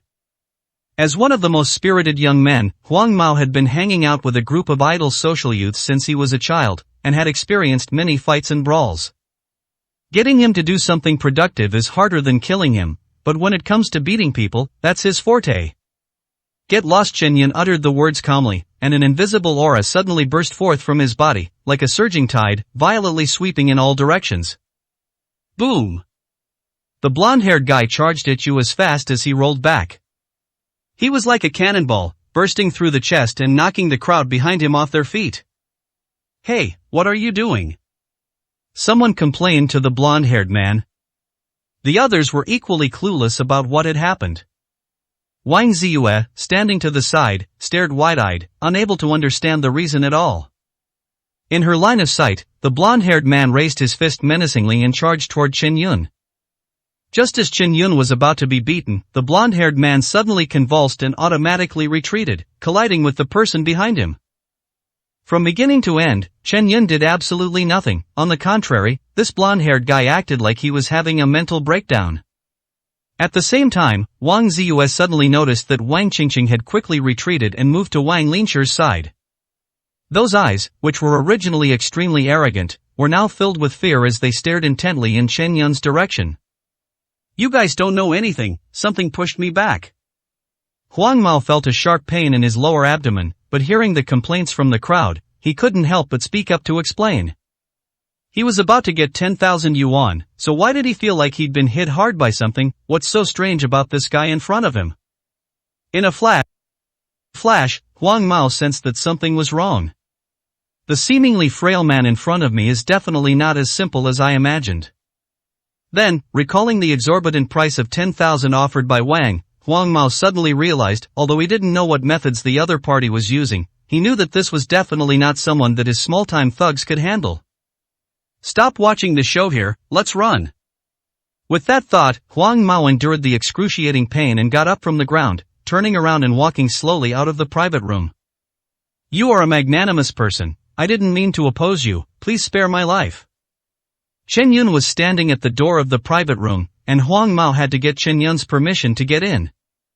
He immediately pleaded, trembling, for Chen Yun to spare him. Get lost, Chen Yun said indifferently, too lazy to bother with such a person. As if granted a pardon, the blonde-haired man turned and ran, while winking at the remaining people inside, urging them to leave as well. use your brains, everyone. If money were so easy to get, would we still be poor? If you don't want to leave your lives behind, you'd better get out of here. The crowd hesitated for a moment. They couldn't understand what had happened to Huang Mao. He was clearly the one who charged the fastest just now, so why did he suddenly turn around and run away? Isn't the change before and after too big? Never mind, let's just follow him. He wants the money more than any of us. There's no reason he'd let such a good opportunity slip by. Something must have gone wrong just now. We can't go wrong listening to him. I'm truly impressed. If he doesn't give me an explanation this time, I'll make sure he suffers. Let's go. I also feel something's not right. Didn't you see this door? A door that weighs 20 or 30 pounds was kicked in half. Is that something a human being could do? Damn it. Why didn't you say so earlier? Nonsense, you all went crazy when you heard about 10,000 yuan. Even if I wanted to say it, where would I get the chance? With Huang Mao's last-minute defection, the greed in the hearts of the young men was temporarily suppressed, but they soon noticed something was amiss. A deep fear and dread quietly surfaced in their eyes. One by one, they cautiously passed by Chen Yun, and only after leaving the private room did they dare to run outside. A bunch of good-for-nothings, no wonder they know a moron like Wang Zishan. They're birds of a feather. As he watched the group of people run away, a deep sense of disgust appeared on Wang Linshi's face. 226, Chapter 226 Sorcery. Are you alright? Chen Yun slowly walked to Wang Ziyue's side, looking at her swollen face, a hint of murderous intent flashing in his eyes. Thank you for saving me. I owe you a favor this time. Even if Wang Ziyue had a problem with Chen Yun, she wasn't the kind of person who couldn't distinguish right from wrong. She was quite grateful to Chen Yun for appearing here to save her. Just wait, I'll make him pay for what he's done. Chen Yun slowly turned his head, his cold gaze sweeping over Wang Linshi opposite him. No, Chen Yun, don't do anything else. Wang Ziyue shook her head urgently, then ran to Wang Zishan's side and carefully helped him walk out of the private room. After returning to Chen Yun's side, Wang Ziyue paused for a moment. I am very grateful that you came to save me, but Miss Cheng is not here. We can't deal with Wang Linshi. In the end, the fault for today's events lies with me, and there is no point in continuing to make trouble. The bidding certificate has been destroyed. I need to take my brother to the hospital now. Please apologize to Mr. Cheng for me. I will find a way to compensate for this loss, no matter what. After saying that, Wang Ziyue turned and left. Wang Zishan's face was already swollen from the beating, and he was in pain all over his body. If he didn't go to the hospital for treatment soon, there might be some hidden dangers. Seeing that Wang Ziyue didn't intend to pursue the matter further, Chen Yun's eyes turned colder. He looked at Wang Linshi opposite him and warned, if you were to compete fairly, I would be willing to play along, but you insist on using such foolish and despicable methods. Go back and tell your master that this matter is not over yet, and I will make him pay the price he deserves. After saying that, Chen Yun turned to leave. Wang Linshi was just a nobody, and getting entangled with such a person was just a waste of his time. Stop right there, did I say you could leave? However, Wang Linshi's arrogant voice suddenly came from behind. Chen Yun paused, then slowly turned around. Wang Linshi suddenly pulled out a pistol from somewhere and pointed it directly at Chen Yun.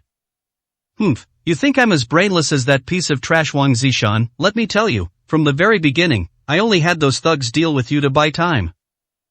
No matter how much you don't want to admit it, you are still a martial arts grandmaster. How could those trash possibly deal with you? But things are different now. Martial arts masters are also made of flesh and blood. They are human beings. But guns don't have eyes. You think you're so tough? Want to try and see if I dare to shoot? Wang Linshi spoke arrogantly, pointing the black barrel of his gun directly at Chen Yun, his eyes fixed on Chen Yun's movements. If he makes any move, Wang Linshi will pull the trigger without hesitation. This gun was something Wang had to go to great lengths to finally get his hands on. Ever since witnessing Chen Yun's martial prowess, he knew he had to find a way to confront Chen Yun head-on. Otherwise, no matter how well they could win elsewhere, once Chen Yun got angry, who could stop him? So, Wang immediately thought of a gun. Just kidding, who can survive a bullet? I was going to spare your life, but I changed my mind now. Chen Yun's eyes turned cold instantly, filled with endless killing intent. Didn't your master tell you, the weapon in your hand is nothing but a toy to me? What a joke! What time is it now, and you still have the mind to brag here? Why don't you go apply for a Guinness World Record? With your shamelessness, I guarantee you'll outshine everyone else. Wang Qingqing sneered from the side, her words full of sarcasm. With a gun in hand, what is there to be afraid of, even if Chen Yun is a martial arts master? That's absolutely right.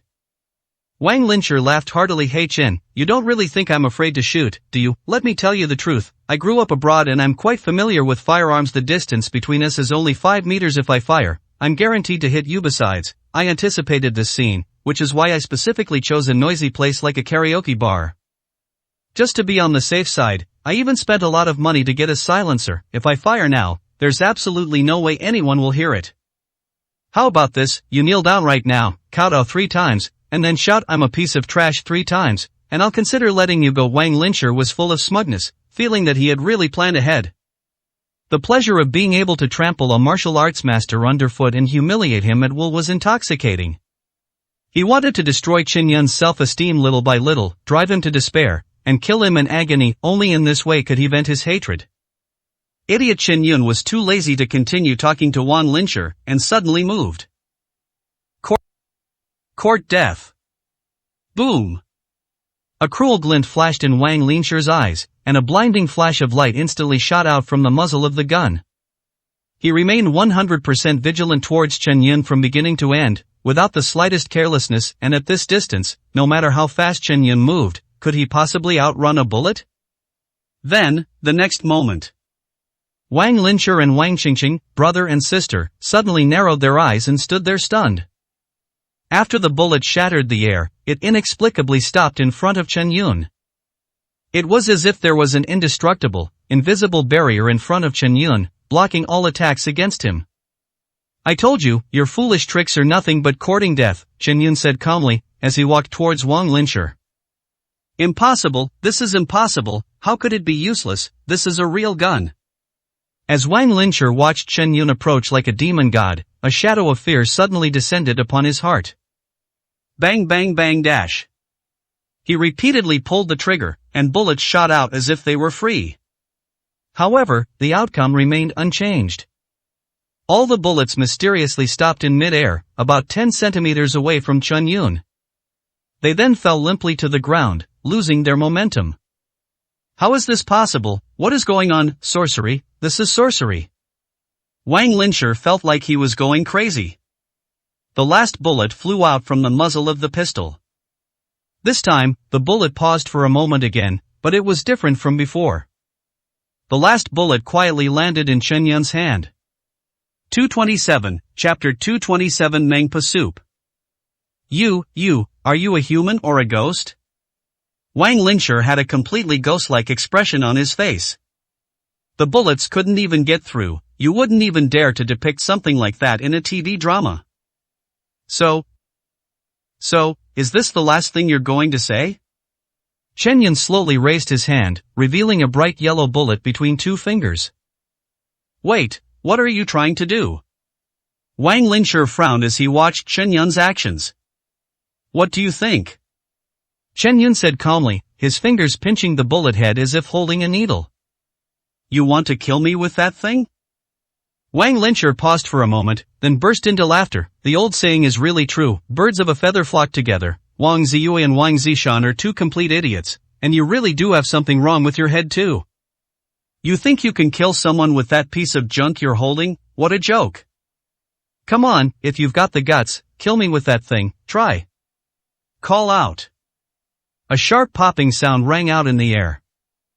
Wang's voice abruptly stopped as a bright yellow bullet pierced through the 5-meter distance and embedded itself in his forehead in an instant. Thump! Wang Lincher's body fell straight down, his eyes instantly turning dark and lifeless, and he had completely lost his vitality. What? Only at this moment did Wang Qingqing, who was standing to the side, let out a sharp, explosive sound. Wang Ziyue had already decided to let you go, but you insisted on courting death. Since that's the case, I have no choice but to grant your wish. Chen Yun coldly glanced at Wang Lincher's corpse, then slowly shifted his gaze to meet Wang Qingqing's eyes for a moment. It was only a fleeting moment, but Wang Qingqing let out a terrified scream, her body trembling uncontrollably. She hugged her chest with both arms and timidly retreated into the corner. What happened in the private room can't be kept secret for long. You'd better dispose of your brother's body as soon as possible. If it's discovered, the arms deal alone will be enough to land you in jail for life, Chen Yun said calmly. You killed someone too. If I get caught, you won't be able to escape either. A fierce glint flashed in Wang Qingqing's eyes. Suit yourself, you're welcome to try and see if you can drag me down with you. Chen Yun didn't intend to stay there any longer, so he turned around and walked out of the private room. The reason for not killing Wang Qingqing is simple: Wang Zishan's body still needs to be disposed of. As for the so-called murder, Chen Yun relied entirely on the spiritual energy within his body to carry out his actions from beginning to end. Even when using a bullet to kill Wan Linshi, he deliberately enveloped the entire bullet with spiritual energy. This would both enhance its power to achieve the goal of killing and ensure that no fingerprints or any evidence were left behind. As for the surveillance in the KTV, Chen Yun had already destroyed the cameras before he even entered. He had already considered all the consequences. The private room was a mess, and under the exaggeratedly dim lighting, Wang Linshi lay motionless on the floor. Wang Qingqing stood to the side, slowly opening her arms from her chest, and murmured, "I'm sorry, brother, I can't gamble. Besides, I'm still so young. Even if I could get Chen Yun arrested, I couldn't possibly go to jail myself." After she finished speaking, a ruthless glint flashed in her eyes.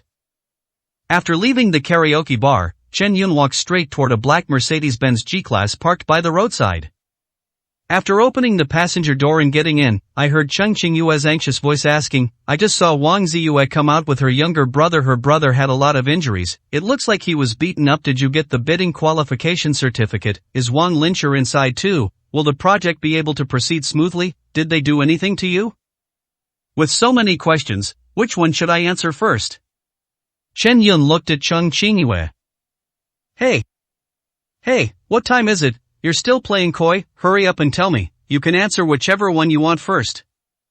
Cheng Qingyue rolled her eyes.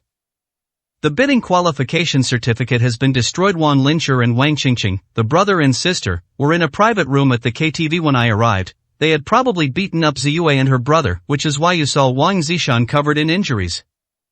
Unfortunately, we were too late. The bidding qualification certificate had been torn in half and completely eroded by beer, rendering it unusable.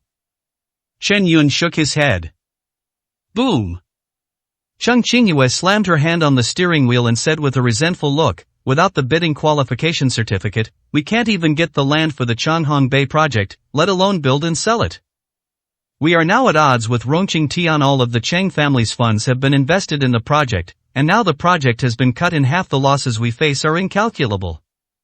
It's all my fault. I should have handled such an important matter myself. Why did I have to trust Wang Ziyue?" Cheng Qingyue looked full of regret. If she could turn back time, she would never have entrusted this matter to Wang Ziyue again. Now things are fine. She had considered that the competition for land in Changhong Bay would be fierce, and that the Cheng family's funds might not be enough to compete with Rongqing Tian. I knew that even if we acquired the land, the subsequent construction and sales would inevitably encounter all sorts of difficulties and obstacles, but that's okay. Cheng Qingyue was never a pampered young lady. She was willing to believe in Chen Yun and in her own abilities. As long as she could get through this project, the Cheng family's status in Jiangnan City and their wealth would inevitably experience a surge. This was the inevitable impact of directly defeating Rongqing Tian. However, despite all her careful planning, Cheng Qingyue hadn't anticipated that they wouldn't even be eligible to participate in the auction. Forget about enduring the darkness and waiting for the dawn. They didn't even see the darkness before the sky collapsed. Thinking of this, Cheng Qingyue reached out to unbuckle her seatbelt, intending to get out of the car. What are you going to do? Chen Yun asked curiously. Isn't Wang Linshi still inside? I'm going to go and tear that bastard to pieces right now, otherwise, I'll never be able to swallow this anger.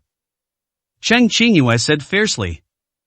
Then you probably won't have a chance, Chen Yun said calmly. Wan Linshi is probably already drinking the soup of oblivion. Drinking Mengpa soup? There's no dish called that in Jiangnan City. Cheng Qingyue paused, then her pupils suddenly contracted as she looked at Chen Yun with an incredulous gaze. You're not talking about that Mengpa soup down there, are you? Of course, Chen Yun nodded calmly. Besides the Mengpa soup, there are probably quite a few other attractions, like the Naiha Bridge, the King of Hell's Palace, and so on. 228, Chapter 228. Kill the brother so that the sister can cover the retreat? Chen Yun, you killed someone, and you just walk out like that? Cheng Qingyue's heart tightened, and she became even more eager to get off the car. What are you up to now? Chen Yun couldn't help but laugh. Go and dispose of the body, this is a public place, leaving a corpse here is a serious matter. Even if you're a martial arts master, if this kind of thing gets out, you'll definitely go to jail. You're practically going against the state apparatus. Looking at Chen Yun's indifferent expression, Cheng Qingyue felt a deep sense of worry. Whether it's black or white, you must follow the rules when doing things. It doesn't matter what happens behind the scenes, but if it's exposed, it's a dead end. The higher one's position and the greater one's power, the more reverence one will have for the rules. Don't worry, do I look like the kind of person who acts recklessly? Someone will take care of the body. Chen Yun gestured towards the entrance of the karaoke bar. Cheng Qingyue looked in that direction and saw a woman wearing sunglasses, acting suspiciously, struggling to put a man on her shoulder and walk outside. As night deepened, the bustling pedestrians and vehicles mostly failed to notice this scene. Even those who witnessed the scene simply thought the man was drunk, without any further speculation. Only Cheng Qingyue felt a jolt of surprise the moment she saw the man's face, Wang Linshi. Wait, the woman who can support Wang Linshi, so, this woman is Wang Qingqing? Cheng Qingyue felt her head spinning. So Wang Qingqing was the scavenger who cleaned up the corpses?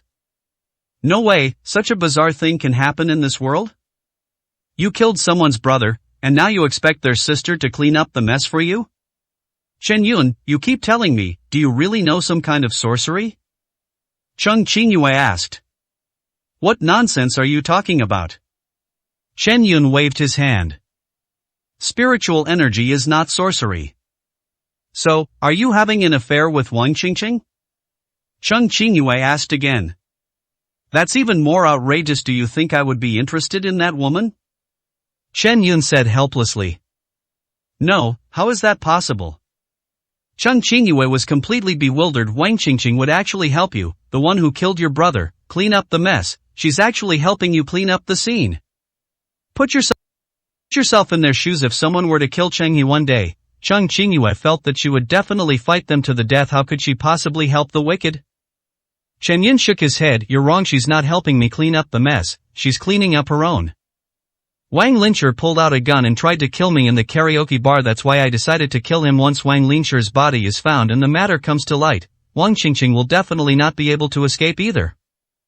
They may seem to be siblings, but deep down they are the kind of people who would do anything for their own selfish interests. That's why Wang Qingqing would rather her brother die in vain than go to jail. This Chen Yun, are you even human? Cheng Qingyue was completely dumbfounded. Chen Yun has considered things to such a detailed extent that he even has a firm grasp on human nature. If you put it that way, then I have nothing to worry about. The project may fail, but if I can get rid of Wang Linshi, it will at least ease some of the hatred in my heart. Cheng Qingyue slowly exhaled.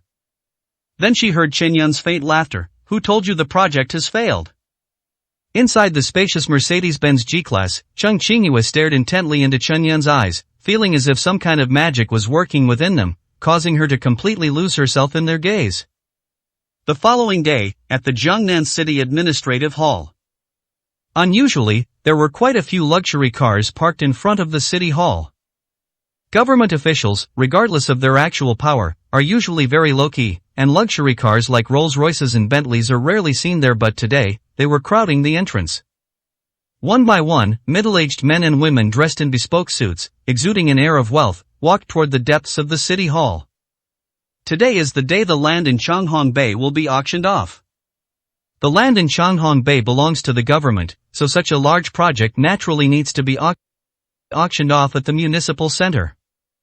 These guests coming and going were undoubtedly all at the top of Jiangnan City, truly belonging to the upper class. The Changhong Bay project has already caused quite a stir.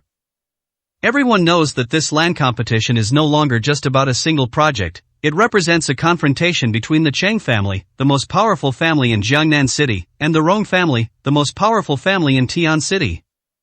Such a lively spectacle is something they might not see even once every few years, so how could they possibly miss it? Look, it's young Master Rong. Just then, the crowd suddenly stopped, and someone immediately shouted. Upon hearing this, everyone turned their attention to a stretched black Rolls-Royce. The vehicle slowly came to a stop, and the driver, who was in the main seat, got out of the car respectfully and jogged over to open the rear door. A tall, well-dressed young man calmly stepped out of the car. His gaze swept across the entire room, as if searching for someone's presence. Young Master Rong, I am the chairman of Jiannan Group. I had the honor of meeting you at the banquet that day. I wonder if you still remember me? A man around 50 years old walked over with a smile on his face. He was more than 20 years older than Rong Chengtian and should have been the elder, but he was extremely humble. President Yang, I saw you at the banquet, how could I not remember? Rong Chengtian returned the smile.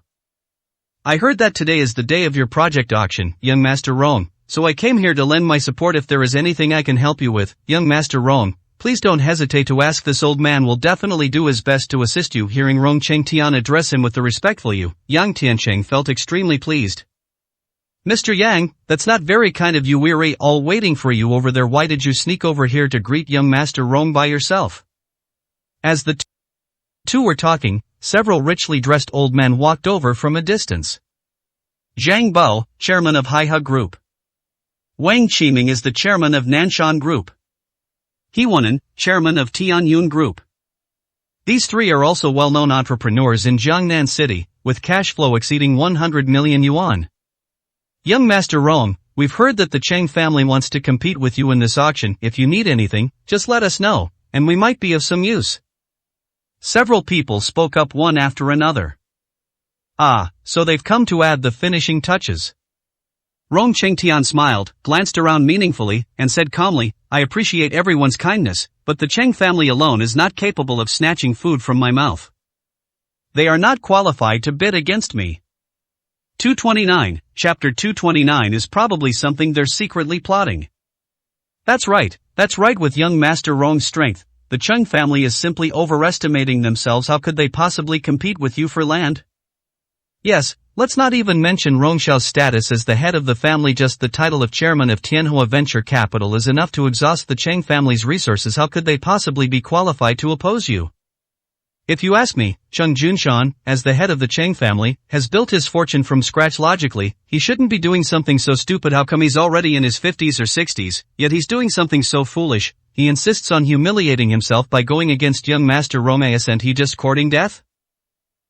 I think it's just that old man who's gotten too cocky. He thinks he's invincible just because he has some reputation in Jiangnan City, and that the Cheng family can look down on everyone else. I've disliked him for years. It's up to young Master Rong to teach him a lesson. A group of wealthy social elites, worth hundreds of millions, suddenly turned into gossipy old men talking behind people's backs. Moreover, each of them was clearly from Jiangnan City and had some business dealings with the Cheng family. But when it came to criticizing Cheng Junshan, they all got really into it, and Rong Chengtian, an outsider, became their close friend. Thank you all for your support. I, Rong Chengtian, will certainly remember this kindness. It's getting late, so let's go into the auction hall now. Rong Chengtian was quite pleased with the sycophantic behavior of the group. The focus is not on Cheng Junshan, but on Chen Yun. He wanted to use the Cheng family's failure to tell Chen Yun that even if he was a martial arts master, he still had to bow down to him in the business world. Rong Chengtian also has his own pride. As Rong Chengtian turned and left, the remaining few people exchanged glances and saw the joy in each other's eyes. Yang Tiancheng cleared his throat and spoke first. Everyone, the effect looks pretty good in any case, at least we've become somewhat well known. Zhang Bao nodded. Although it's a bit awkward for an old man like me to praise a young man in his 20s, we can only blame Cheng Junshan for taking the wrong path. That's right.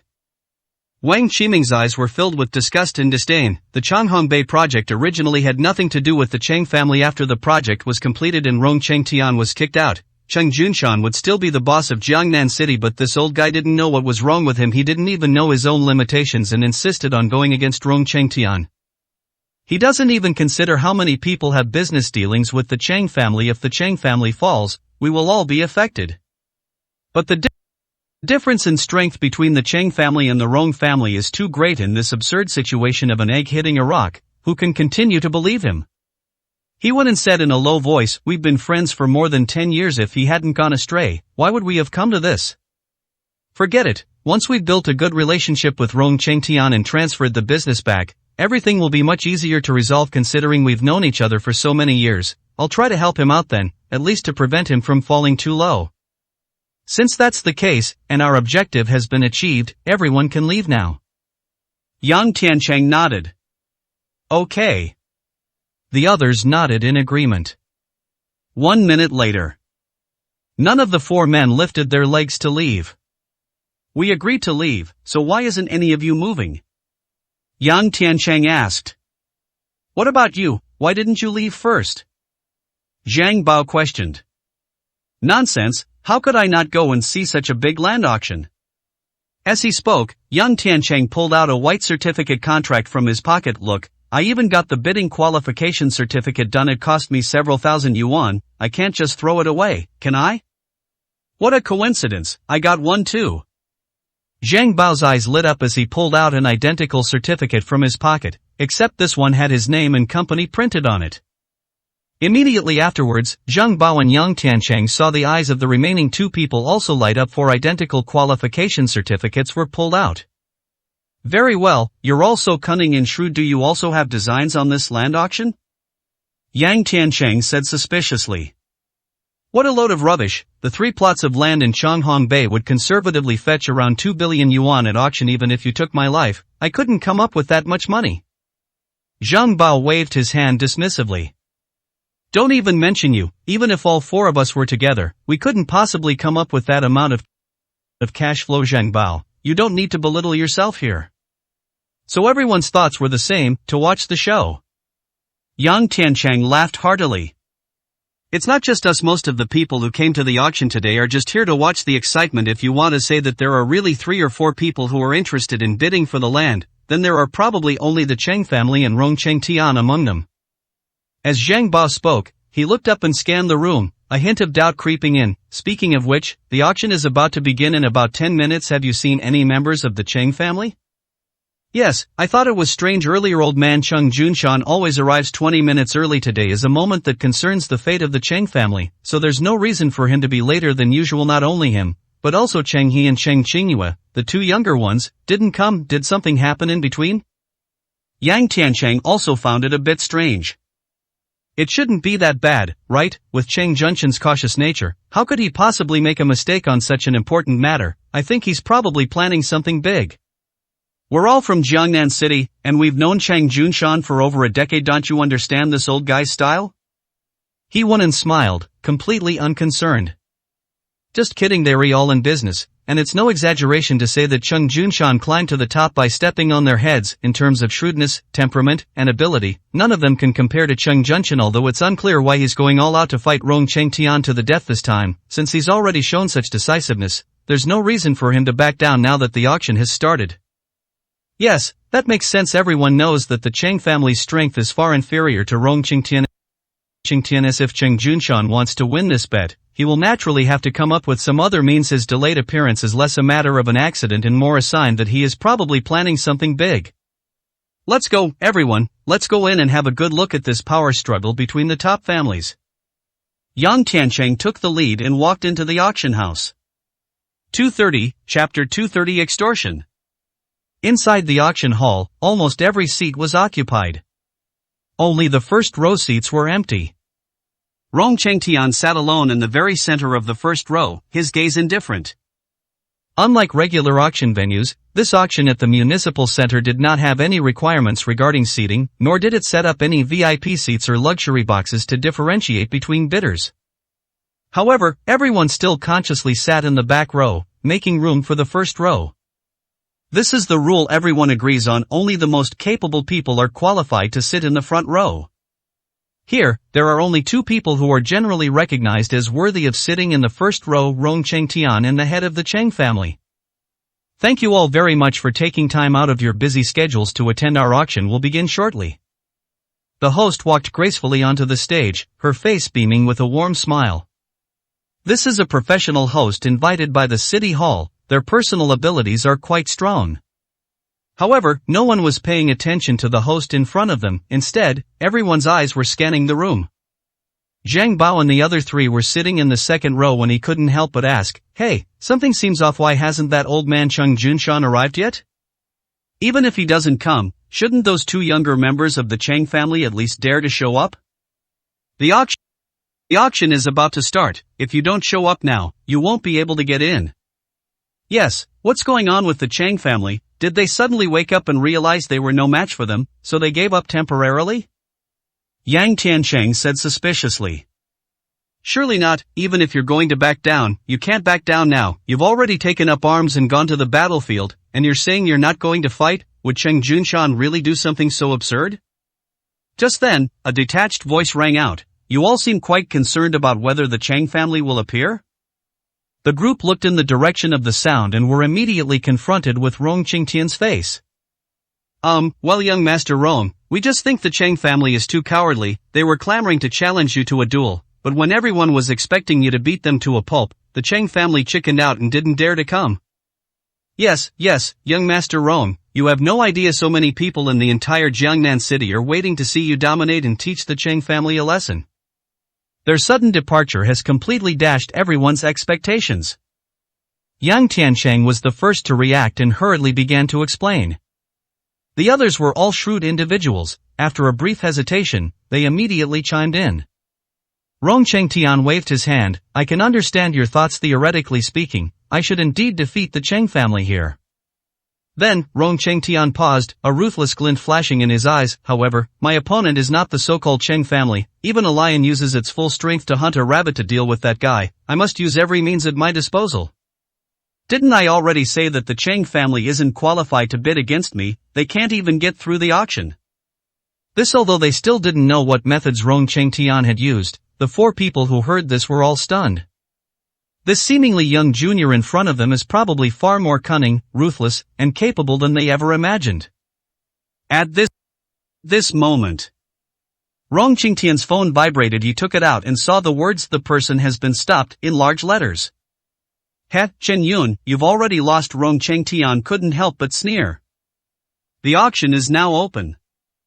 At the same time, the host on stage had completed all the preparations and announced loudly to the audience. The entire room erupted in an uproar, not because they were excited that the auction had finally begun, but because they were astonished that no one from the Cheng family was actually present. This confrontation, which had been hyped up for a long time and was known to everyone in the upper class of Jiangnan City, was declared a defeat by the Cheng family just before it began. What's more, this defeat came so suddenly and in such a sorry state, the Cheng family fled without a fight. How could the most prestigious family in Jiangnan City make such a disgraceful spectacle? 10 minutes ago. Chen Yun and Cheng Qingyue slowly stepped over the stairs and walked towards the municipal center in front of them. Chen Yun, what's your plan? We don't even have the qualification certificates yet, so even if we come to the site, we definitely won't be able to get in. Cheng Qingyue was both worried and hopeful. They worried about returning empty-handed and having no choice but to accept failure. They also hoped that Chen Yun could create a miracle and truly change the situation. Defeating Rong Chengtian might be unrealistic, since it would require Chen Yun to come up with hundreds of billions of yuan.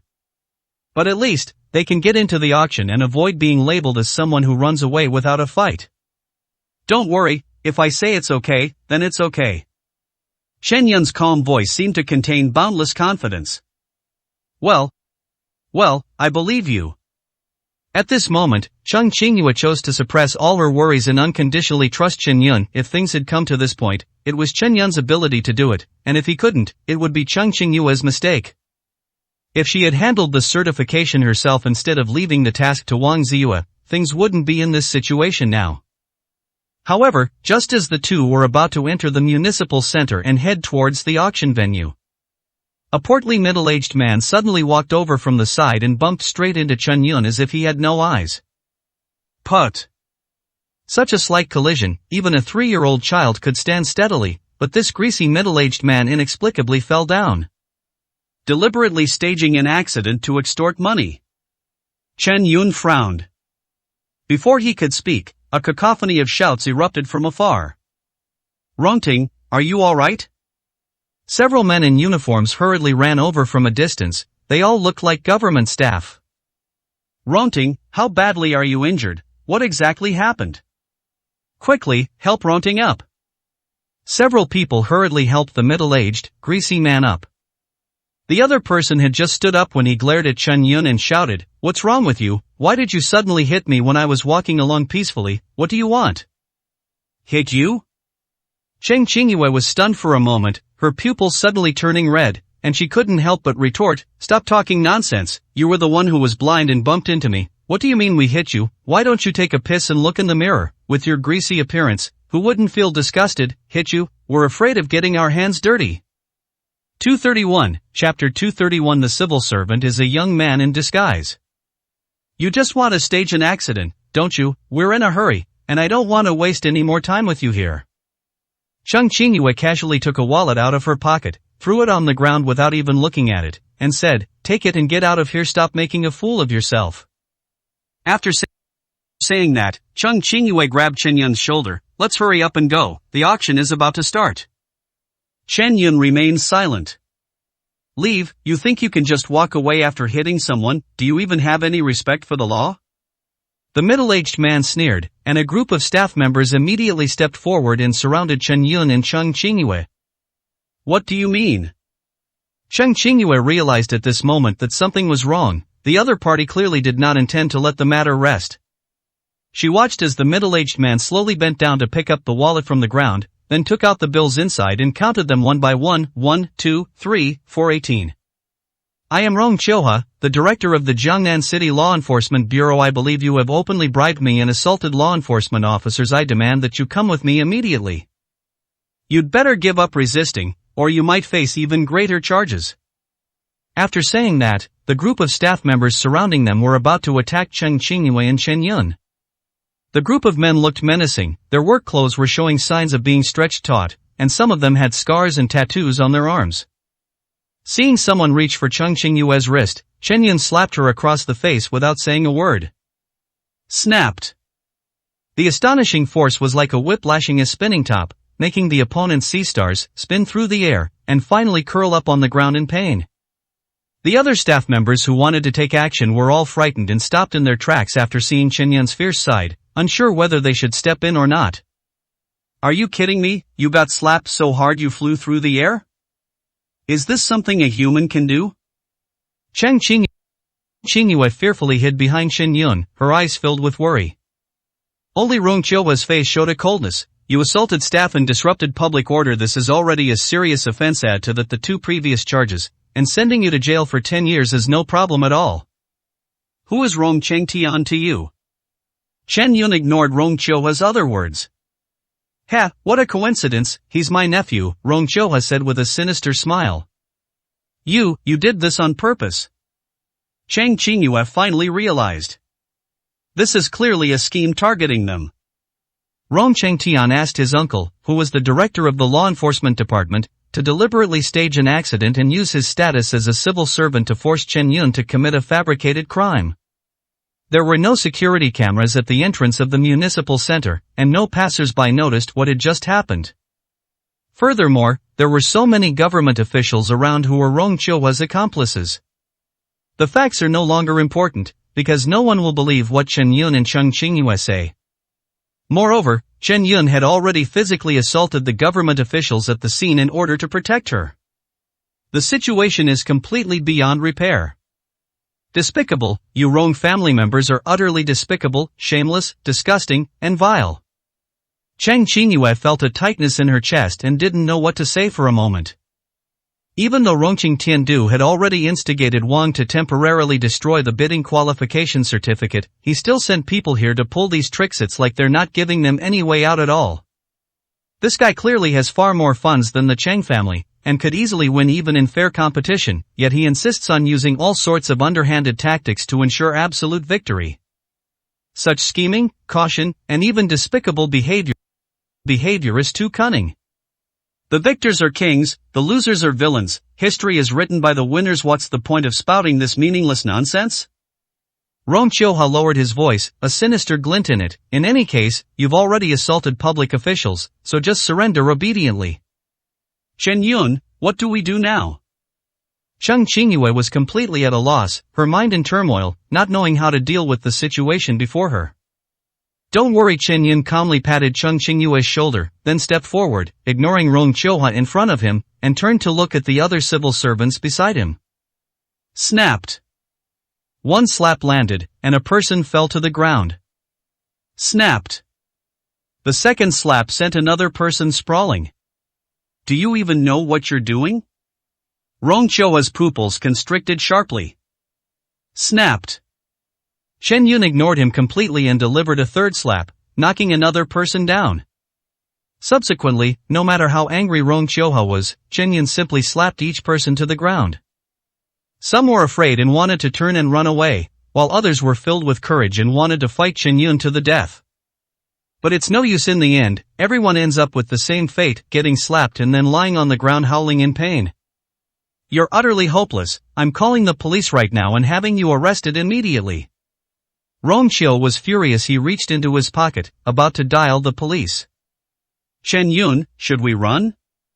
Cheng Qingyue's eyes were filled with worry, and she was already considering retreating. Let's ignore the auction for now. If we leave now, I can find Mayor Wang and then have him privately compensate these officials at most. We'll just have to pay a price, but if we stay here and make a scene, the situation will really get out of control. Chen Yun remained unmoved, simply standing calmly in place, quietly watching Rong Qiuhua across from him. A minute passed before Rong Qiuhua finally took out his phone. 2 minutes passed, and Rong Qiuhua began dialing a number. 3 minutes passed, and Rong Qiuhua's call still hadn't gone through. Now, Chung Qingyue finally realized that something was wrong. Isn't it a bit too slow to call the police? Why haven't you gotten through yet? Do you not want to call, or are you afraid to call? Chen Yun sneered. Rong Qiuhua's expression stiffened. Don't be so presumptuous, the system over there is just busy right now. Once I get through, you'll be in for a world of hurt. Let me tell you, intentional assault, blatant bribery, and assaulting law enforcement officers, each of these charges is enough to put you in jail for 17 or 18 years. If I were you, I'd run away while I have the chance. Assaulting law enforcement officers, you mean, these tattooed, permed-haired young men are actually government employees from Jiangnan City? Chen Yun smiled faintly, walked to the nearest civil servant, and casually ripped off the skin on the other person's body. His neck and arms were clearly visible, covered in tattoos of various sizes. What kind of damn civil servants are they? These are clearly a bunch of energetic young men. 232, Chapter 232. Jiangnan City is my territory. Director Rong, assaulting a public official might be serious, but impersonating a public official is probably even more serious, Chen Yun said with a faint smile. Only you, a director, are instructing others to impersonate public officials. I assent. That even more serious? It's clear that you're not very comfortable wearing this hat, so you want to spend 10 years in jail for nothing? You Rong Qiuhua stood there angrily, his lips trembling, but he couldn't utter a word for a long time. Something's not right. How could this guy surnamed Chen spot the problem at a glance? Rong Qiuhua is indeed Rong Qingtian's uncle, and he is also the director of Jiangnan City. After learning that Chen Yun was a martial arts master, Rong Qingtian decided to do everything in his power to defeat him.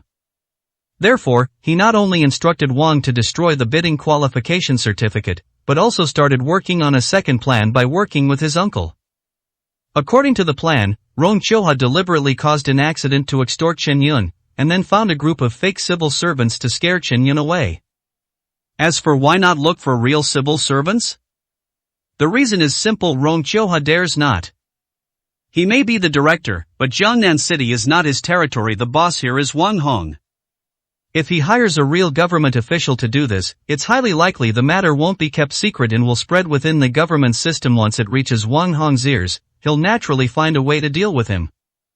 He thought he had done everything perfectly, and that with his position as the director, he could easily scare Chen Yun into a panic with just a few words, ensuring that the auction would be a sure thing. Now look what happened. Not only did it fail to scare them away, but it also gave them leverage over us. If I'm going to go all the way, Rong Qiuhua thought angrily, so what if you're right? That's right, I deliberately came here to stop you from participating in the auction, so what can you do about it? Jiangnan City is my territory. Even if you know I instructed someone to impersonate a government official, what can you do to me? Let me tell you, if you know what's good for you, get out of here and stop getting in my way. For the Rong family, crushing an ant like you is just a matter of minutes. Since the tricks didn't work, Rong Chioha would have to resort to force. Given his position as the department head, and the fact that Chen Yun didn't know anyone, what could the police do to him even if they called the police? You powerless piece of trash, how dare you provoke a department head like me? Jiangnan City is your territory, how dare a mere department head shout like that here? Do you think no one in Jiangnan City is more powerful than you?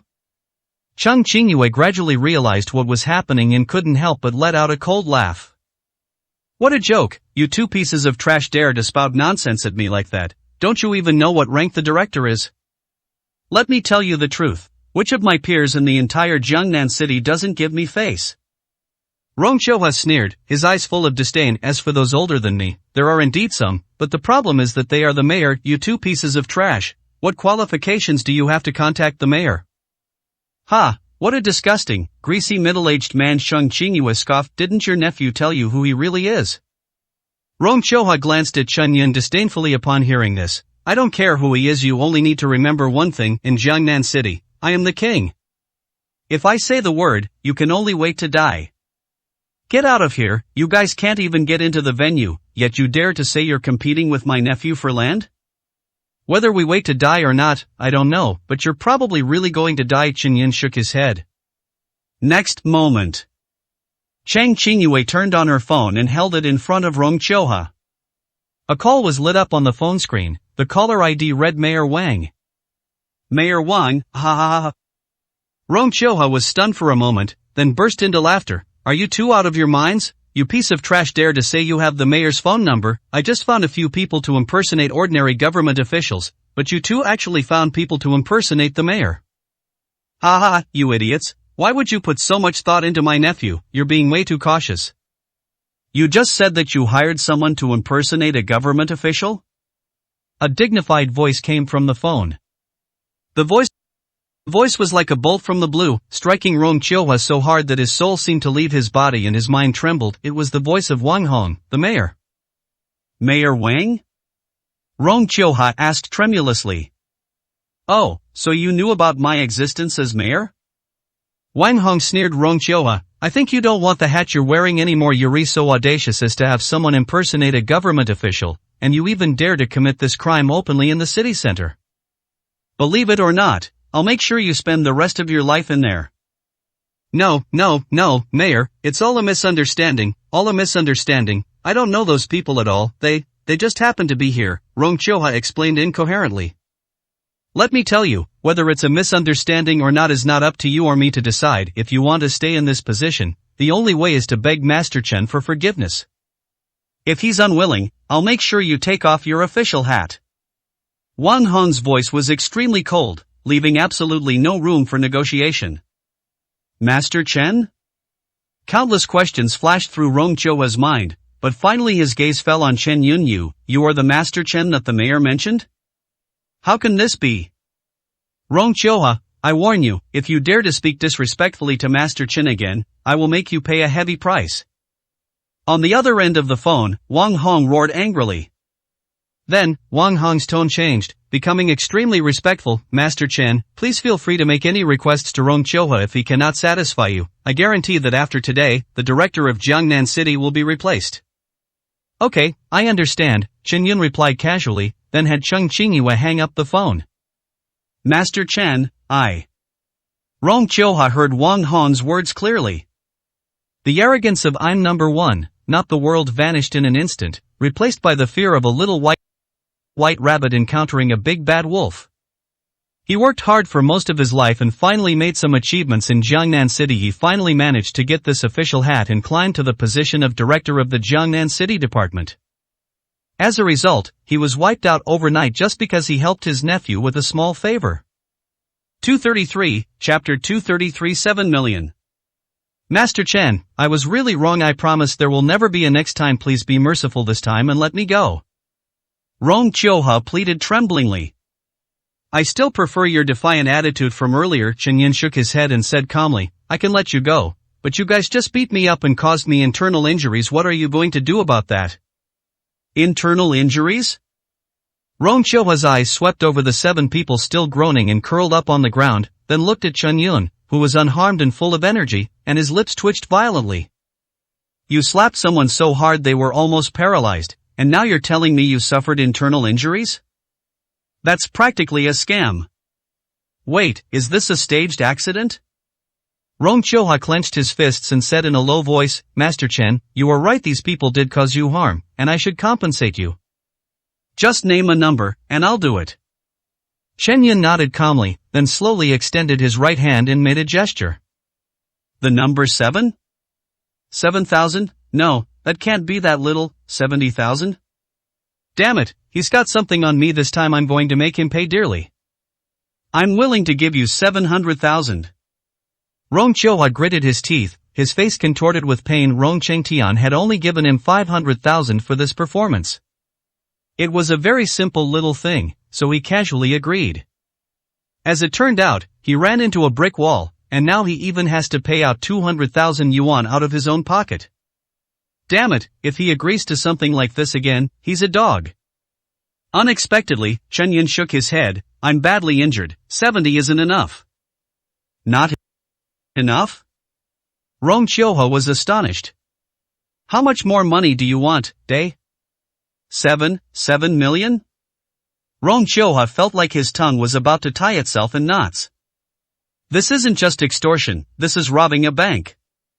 Director Rong, you're being a bit stingy. There are 7 people. 7 million isn't enough for my treatment. Chen Yun shook his head again. Even higher, could it be 70 million? Master Chen, it's not that I don't want to give it to you, but you want 70 million, you might as well just take my life. You should know what the current economic climate is like. Even if I went all out, I would never be able to make 70 million in my lifetime. And even if I could actually come up with 70 million, such a huge sum of money, just passing through my hands, let alone the hat on my head would fall off immediately. Rong Chioha was so anxious he was almost in tears. What kind of situation is this? He has to be extremely careful even when giving the Rong family small favors, let alone asking them to come up with 70 million. Are you kidding me? Given his position, if he dared to pull out 70 million from the account, he'd be invited for tea in the afternoon and locked up in jail by evening. This number is far more serious than any impersonation of a government official. Rong Chioha was even thinking of packing his bags and leaving, so what was the point of talking? Director Rong, why would I bring up that number? You're overthinking it. Chen Yun's calm voice came from behind. Ah, so that's not what you meant, Master Chen, that's wonderful. Rong Chioha breathed a sigh of relief upon hearing this. Master Chen, why were you breathing so heavily? You almost scared me to death. I meant 700 million, Chen Yun said again. 700 million? Upon hearing this number, even Cheng Qingyue, who was standing next to her, couldn't help but widen her eyes. No, even though our Cheng family is the number 1 family in Jiangnan City, all our liquid assets are only around 2 billion. Chen Yun asked for 700 million, which is equivalent to asking for half of the Cheng family. This is too cruel. Master Chen, can you please stop joking? Rong Chioha was practically going crazy. How could a human being say such a thing? Why would I joke? Chen Yun stared at Rong Chioha and emphasized again, I was really badly injured. It's just a small goal for one person. Don't you think it's too cheap, Director Rong? Cheap? Rong Chioha was on the verge of tears. You're really kidding, they didn't hurt you at all. Even if Rong Chioha himself were beaten to death, he would never be worth 700 million. You, Chen Yun, are unharmed, yet you dare to ask for this number? Dude, this isn't just robbing a bank, it's practically robbing a money printing machine. Director Rong is joking. You can't judge an injury by appearances alone. I am a doctor, and my words are obviously more authoritative than yours. Chen Yun changed the subject. Although you're a bit tight on funds, and this number might be difficult for you, why not try a different approach? If you don't have it, someone else will, won't they? This you mean my nephew Rong Chengtian?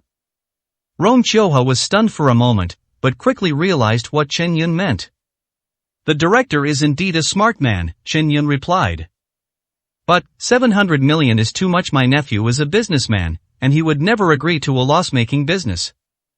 Rong Chioha said hesitantly. Does it matter whether he's willing or not?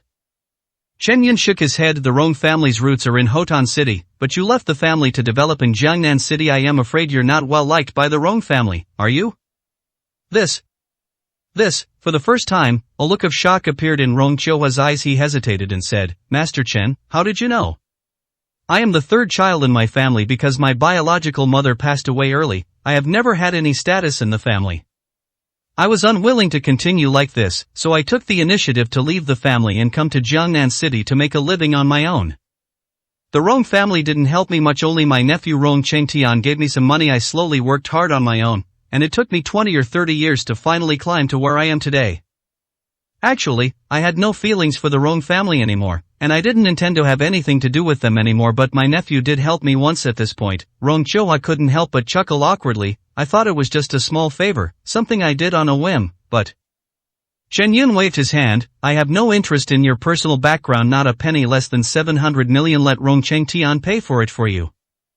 As the chairman of Tianhua Venture Capital, he has plenty of money.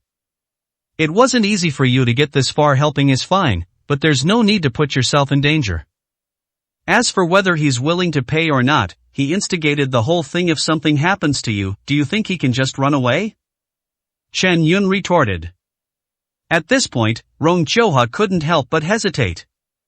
Chen Yun was right. After all, he was just helping out.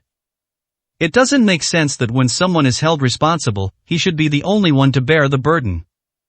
Although 700 million is indeed a lot, my nephew is rich anyway. 234, Chapter 234, Did the family escape? Don't worry, there's no need to hesitate here. As long as you tell me the whole story, Rong Chengtian will willingly hand over the 700 million, Chen Yun continued. Okay, fine, Rong Chiohua gritted his teeth and finally agreed. Cheng Qingyue watched from the side, speechless, feeling as if her brain was about to shut down. Just moments ago, the situation was completely one-sided, and she was already prepared to pay compensation and use her connections to settle the matter. As a result, when Chen Yun suddenly spoke, Rong Chiohua, the dignified director, became as obedient as a grandson. Not only did Chen Yun see through the facade of these government officials, but he also managed to discern that Rong Chiohua was not favored in the Rong family. Anyone who didn't know better would think he was a member of the Rong family. Moreover, when he clearly asked for 700,000, which was already the limit, Chen Yun tripled the amount, almost like he was robbing someone. Most importantly, Rong Chiohua actually agreed. In this way, the 2 billion that the Cheng family could have used to compete for land was transformed into a full 2 billion. 7 billion. The most outrageous thing is that the opponent willingly paid this 700 million. The development and changes in this situation were so rapid that Cheng Qingyue didn't know how to describe it. After reaching an agreement, Chen Yun turned and walked towards the auction venue. Cheng Qingyue hurriedly chased after her. Rong Chiohua gritted his teeth and jogged after him. As soon as they arrived at the entrance, a staff member responsible for checking the bidding qualification certificates said, I'm sorry, sir, the auction has already started. No one is allowed to enter the venue anymore. That's the rule. Chen Yun didn't speak, but instead looked at Rong Chiohua beside him. He said there are regulations. Rong Chiohua strode forward, a confident expression finally appearing on his face. Xiao Chun, rules are rules, but people are flexible, don't you agree? Director Rong. The bespectacled staff member paused for a moment, then hurriedly stepped forward and said, Director Rong, what brings you here? That's right, the person next to me is a well-known entrepreneur in Jiangnan City, who has made indelible contributions to the development of Jiangnan City. He himself is quite enthusiastic about the development of Changhong Bay and the construction of Jiangnan City. It's just that he was delayed a bit on the way due to some important matters, which is why he was a little late. We civil servants can't let such an entrepreneur down. Rong Chiohua spoke with great earnestness, as if he were giving a profound lecture. Xiao Chun, a seasoned veteran in the workplace for 2 or 3 years, immediately understood what Director Rong meant. His eyes lit up and he said, Director, you're right, we really can't let these entrepreneurs who have sincerely contributed to Jiangnan City feel disheartened. Let me check your bidding qualification certificate. If there are no problems, you can go in now. Xiao Chun looked at Chen Yun respectfully. With a smile that said, I'm actually quite useful as the department head. Rong Chiohua turned to Chen Yun and said, Master Chen, everything is resolved. You just need to show me your certificate, and you can go in. Cheng Qingyue's heart skipped a beat. Oh no, it seems Rong Chiohua doesn't know we no longer have certificates. Chen Yun, however, seemed indifferent, saying, we don't have any certificates. What, no certificate? Rong Chioha was dumbfounded. No, what are you talking about here, bro, without a certificate? You're here to bid, and you don't even have a certificate? Xiao Chen, standing nearby, was also stunned, looking at his supervisor with disbelief. Director Rong, what do we do without a certificate? You can't get in without a certificate? Chen Yun countered. That's not what I meant, Xiao Chen said somewhat awkwardly, but even if you could get in, without a bidding qualification certificate, you wouldn't be able to participate in the land auction. Rong Chioha's expression also turned somewhat unpleasant. Master Chen, what our young comrade said is right, it's not that I'm deliberately making things difficult for you, but at most I can only be of some use in these small matters. However, a certificate is required to actually participate in the land auction. Firstly, this is a test of your funds, proving that you have the ability to bid for land. Secondly, after we auction off the land, we need to sign a contract immediately, which confirms that the matter is valid. If you don't have the qualification certificate, you won't be able to bid after you go in. That's all thanks to your nephew. Hearing this, Cheng Qingyue became angry. Do you know that it was your nephew who deliberately used tricks to destroy our qualification certificates? Otherwise, why would we need to be worrying here? What, he actually made other arrangements? Rong Chioha's face showed a surprised expression. He had assumed that his nephew had only asked him to stand in the city center and prevent Chen Yun and his group from entering. This prevents them from entering the venue and disqualifies them from bidding. But to everyone's surprise, Rong Chengtian actually used other methods to completely eliminate the possibility of Chen Yun and his group participating in the auction. Such methods, such cunning, such caution. At this moment, Rong Chioha finally understood just how terrifying his nephew, who would one day take charge of the Rong family, truly was. He is indeed suited to lead a family. Who said you have to have a certificate to participate in the qualification auction? Chen Yun smiled faintly. The crowd exchanged bewildered glances, unsure of his meaning. Inside the auction. The host stood on the stage, his voice loud and clear. Ladies and gentlemen, the auction is now beginning. In our Changhong Bay area, there are a total of 3 plots of land up for auction today. The starting price for each plot of land is 500 million yuan, and each bid must be at least 200 million yuan higher. The bidding for the first plot of land is now open. The host immediately announced the start. Surprisingly, no sound was heard at the scene. Everyone seemed to be waiting for something, their eyes fixed on the front row. Unfortunately, even now, the Cheng family has still not shown up. This long-publicized battle between Cheng and Rong is actually going to end with the Cheng family fleeing in defeat without a fight. At the same time, Rong Chengtian, beaming with pride, slowly raised his bidding paddle. I bid 1 billion. 1 billion. Isn't this price a bit too high? As expected of the young master of the Rong family, he casually mentioned 1 billion. It's like money is nothing to him. The entire audience erupted in uproar, and many who had intended to argue gave up. 235, Chapter 235 Fierce Competition. The land in Changhong Bay is a lucrative piece of land in the surface, only the Cheng and Rong families are vying for it, but in reality, many others are trying to take advantage of the situation and see if they can also get a share. However, Rong Qingtian's single sentence silenced almost everyone. The initial bid was 1 billion, and their arrogance and disregard for money made everyone hesitate. Should they risk offending Rong Chengtian by raising the price and gambling on a slim hope, or simply give up and hand over the land to someone else? I'll offer 12 billion. Just then, an unremarkable middle-aged man slowly raised the price tag in his hand. Mr. Number 21 has offered 12 billion. The host announced loudly, a hint of relief on his face. She was quite worried when the room was silent just now.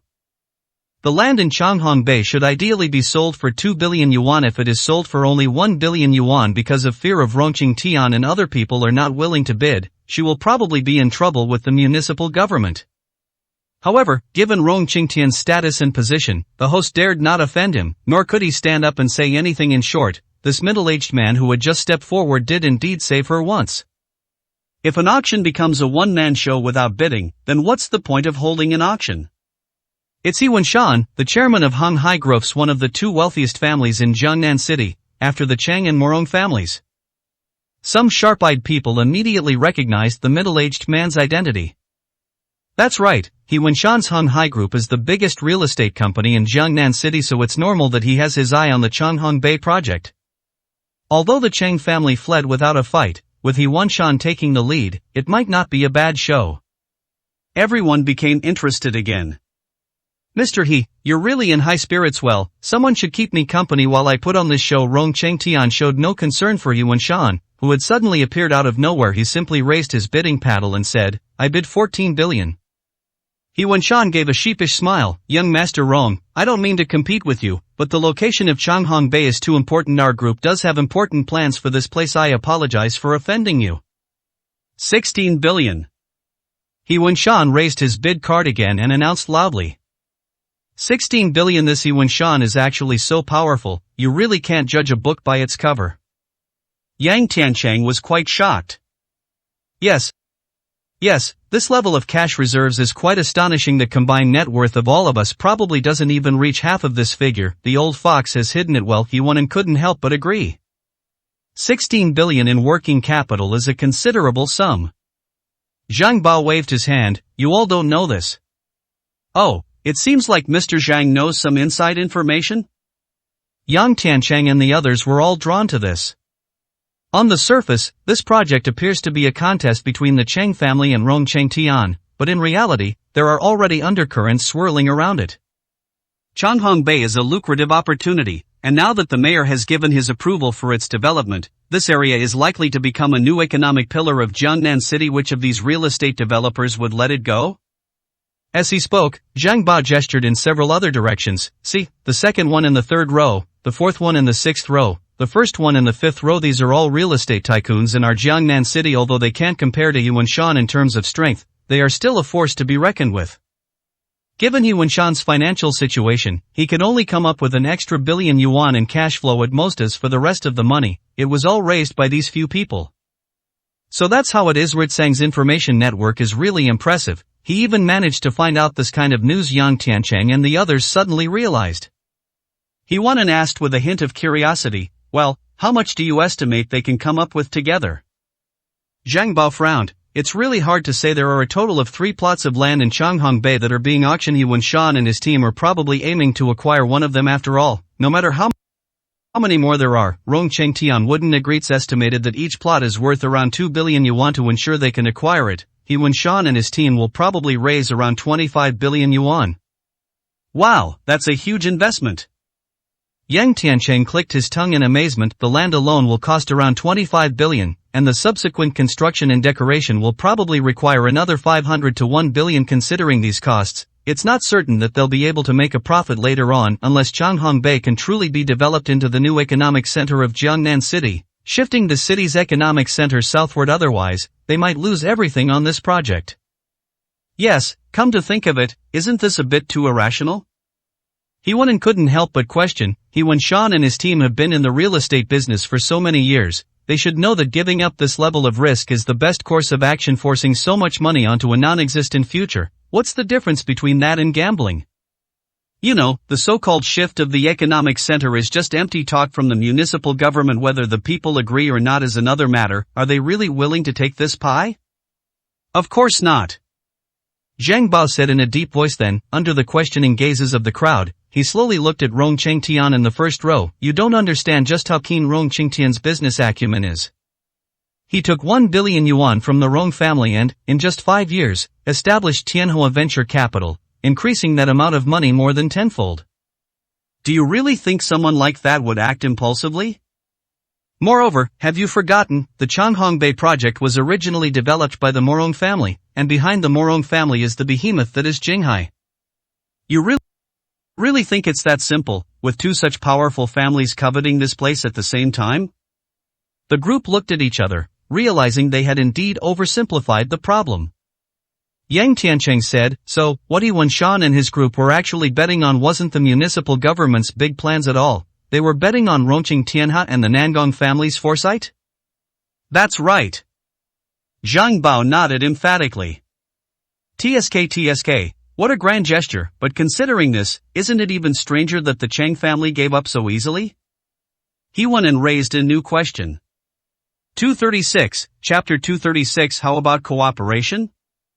Hearing this, Zheng Bao frowned. I also find it a bit inexplicable. If the Changhongbei project is just a battle of wills between the Chang family and Rongqing Tian, then so be it. Just give up and give up. After all, how can families fight over mere feelings? But this place is actually quite valuable. Acquiring it could mean that the Chang family will take off and completely leave the other families in Jiangnan City behind, truly becoming a powerful family like the Rong family. The Chang family has no reason to give up such a once-in-a-lifetime opportunity. Do you think there might be something else going on in this matter? Yang Tiancheng said thoughtfully, I think your analysis is correct. We are all old-timers in Jiangnan City. Don't we know Cheng Junshan, that old fox never fails in his endeavors and always leaves himself an escape route. But this time, they suddenly seem to have gone mad, inexplicably wanting to put the entire Chang family on the line. I suspect there must be more to the story behind this conflict between the Chang and Rong families.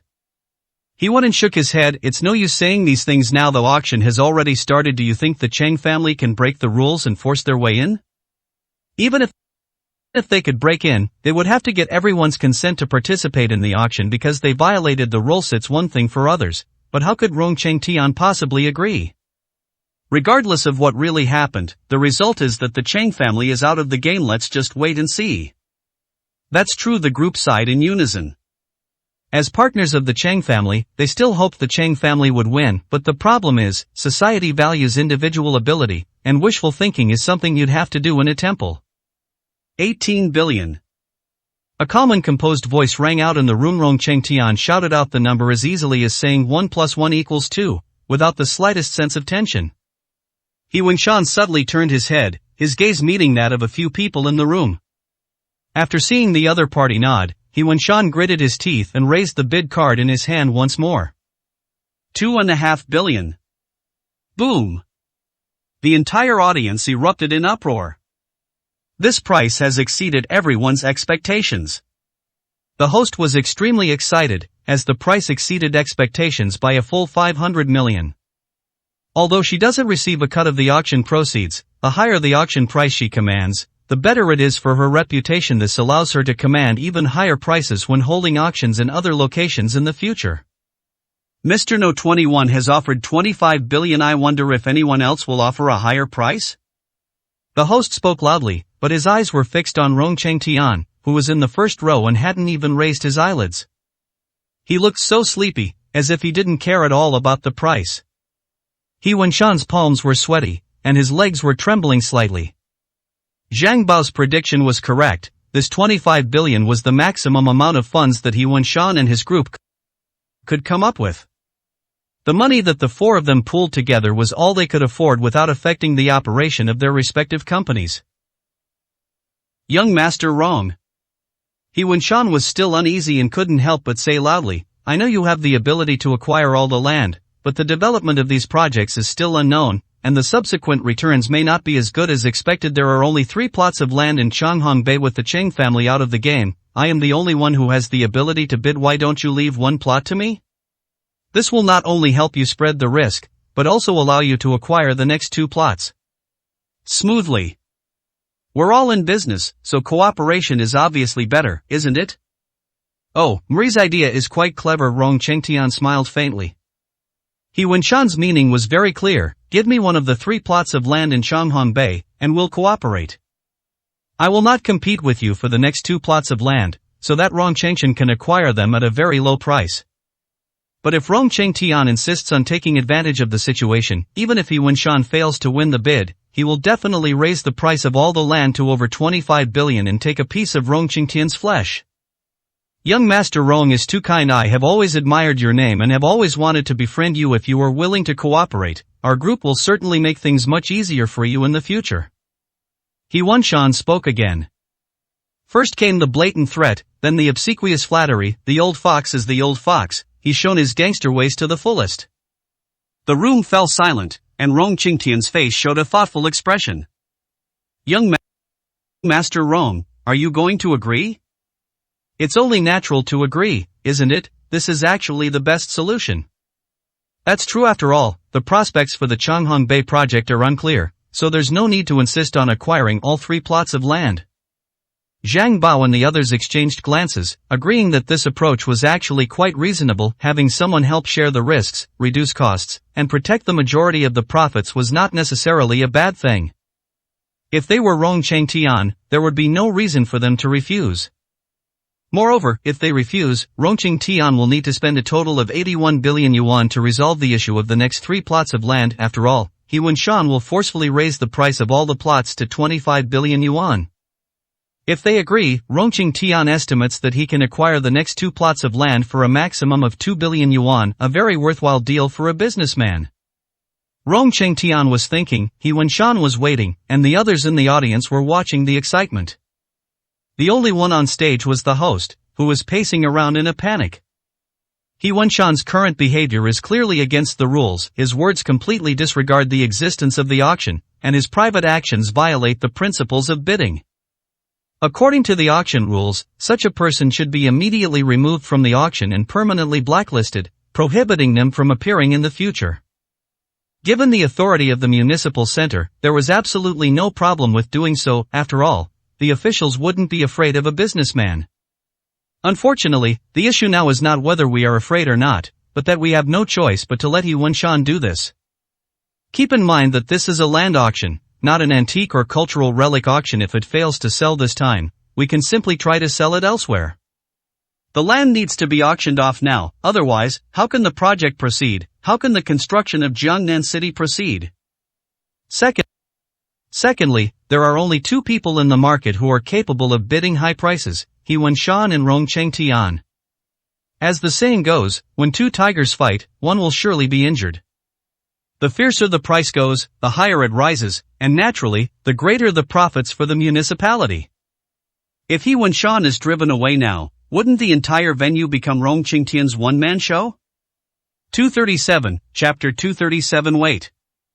If He Wenshan leaves the auction against the rules, the first plot of land he bid 25 billion will have to be re-auctioned at that time. Rong Chengtian had the final say on all 3 plots. If he had bid the reserve price for all of them, wouldn't the municipal government have suffered huge losses? However, if He Wenshan is not allowed to participate, it is obvious to everyone that the remaining 2 plots of land will fetch extremely low prices. It will still result in a loss. The best outcome now is if Rong Chengtian refuses, and He Wenshan gets angry and forcibly raises all prices, but that's the problem, the initiative is gone. The entire event and the subsequent land prices will depend entirely on Rong Chengtian's decision. No matter how anxious the host is, they no longer have the ability to control the direction of the auction. Don't agree, don't agree, don't agree. Just like making a wish, the host could only keep repeating it silently in his heart. At the same time, Rong Chengtian slowly stood up, turned to look at He Wenshan sitting in the 3rd row, and said with a faint smile, President He, I think your suggestion is very correct, so? Young Master Rong, you agree? He Wenshan's face lit up with excitement and joy, but the next moment, his expression froze on the spot. Therefore, I disagree. Rong Chengtian said each word clearly, a hint of mockery flashing in his eyes. In my more than 20 years of life, no one has ever dared to threaten me. I'm giving you the honor of calling you President He, and you actually think you're the boss? Let me tell you, someone like you isn't qualified to threaten me here. As for the so-called price gouging, it's just 25 billion, so what if we pay it? We can raise the price as we please. Rong Chengtian's eyes turned cold, and his words were full of disdain. Useless old things should be eliminated by society. Boom! Like a bolt from the blue, Rong Chengtian's every word was like a sharp sword piercing deep into He Wenshan's chest. The faces of everyone in the room darkened. Arrogant, absolutely arrogant. What does it mean that old people should be eliminated by society? What does useless trash mean? No matter what, He Wenshan is one of the top entrepreneurs in Jiangnan City, and most people present are far inferior to him. Moreover, everyone present was Rong Chengtian's elder, yet he showed absolutely no respect for He Wenshan, humiliating him in this way. This was more than just slapping He Wenshan in the face, it was slapping the face of the entire Jiangnan City. Who can tolerate this? Who would be willing to put up with that? He Wenshan stared intently at Rong Chengtian with an almost murderous gaze. Fine, I've worked hard all my life, starting from scratch. So many people in society treat me with utmost respect. I never imagined that at over 50 years old, I would be so humiliated by a junior like you in such a setting. What a fine young master of the Rong family, what a fine chairman of Tianhua Venture Capital. Rong Chengtian, I admit I'm useless and can't deal with you, but don't worry, there's always someone in this world who can take you down. After saying that, He Wenshan sat down heavily in his seat, but he looked as if he had aged decades. What an embarrassment, today was so incredibly embarrassing. You scoundrel, you're talking way too arrogantly. Yang Tiancheng, who had been sitting still, couldn't help but speak up angrily. Zhang Bao's gaze was equally gloomy. This bastard is used to swaggering around in Hotan City, and now he actually comes to our Jiangnan City to show off his power. I thought that saying a few nice words to him would make him happy, but I didn't expect that he doesn't treat us like human beings at all. Boom! He went and slammed his fist on the chair and said resentfully, if only the Cheng family were here. I am so angry that this bastard is allowed to run rampant here. The atmosphere in the room instantly became heavy. Everyone's eyes turned red as they stared intently at Rong Chengtian in the first row, as if they wanted to devour him. Rong Chengtian snorted coldly and slowly raised the bidding paddle in his hand. I bid 3 billion. You bunch of useless trash, if you've got the guts, come and follow me. People from Jiangnan City can't even buy land in Jiangnan City. Are you wrong to call them useless? He. Arrogant, even more arrogant than before. Every word Rong Chengtian uttered stirred the nerves of everyone present, making them all want to rush up and punch and kick him. At this stage of life, people are tired of gold, silver, jewelry, and delicacies. What is life about? Life is about a face. Now, Rong Chengtian is so blatantly trampling on everyone's dignity. Who can stand this? 3 billion at a time. 3 billion twice. No one made a bid for a long time, and the auctioneer's gavel struck with trepidation. The wealthy men in the audience gave her the feeling that once she agreed to the deal, they would kill her. Damn it, are we just going to let this guy keep getting cocky? Yang Tiancheng couldn't help but speak up. Can we contact He Wenshan and pool our money to teach this bastard a lesson? Zhang Bao said angrily. Jiangnan City is our home. How can we swallow this insult when outsiders bully us like this in our own backyard? With so many people here, if each person contributes 10 or 20 million, they can easily raise at least 1 billion, right? You're overthinking it. He went and smiled bitterly. Angry as I am, who would be willing to come up with that much money, even if we do manage to outshine Rong Chengtian in the end? What about the land? We can't have hundreds of shareholders on a single plot of land, can we? Besides, even though you're all angry now, if you really ask them to hand over their money, they'll all cower like cowards. With their tight-fisted ways, taking their money is worse than taking their lives. If we're really talking about money, I reckon only a few of us can scrape together some for He Wenshan, but the 4 of us can only manage a maximum of 500 million, which, combined with He Wenshan's side, would barely amount to 3 billion. It sounds like a lot, but it's impossible to take down Rong Chengtian. Zhang Bao looked unwilling. Then what do we do now? Are we just going to let this guy shout like that? If we don't do anything, where will we put the face of Jiangnan City when word gets out? Yang Tiancheng sighed. If only the Cheng family were here with their strength, they could probably come up with 3 billion with that extra sum of money. They could definitely make that bastard Rong Chengtian suffer a real beating. Wrong. This sentiment spread through everyone's hearts. Everyone is hoping that someone will step forward, rectify Rong Chengtian, and save face for Jiangnan City. 3 billion 3 times. I hereby announce the conclusion of the first bidding process for the Changhong Bay land plot. The host was about to take out a small hammer and strike. Wait. The auction hall doors suddenly opened, and a loud voice rang out from the entrance. I bid 4 billion.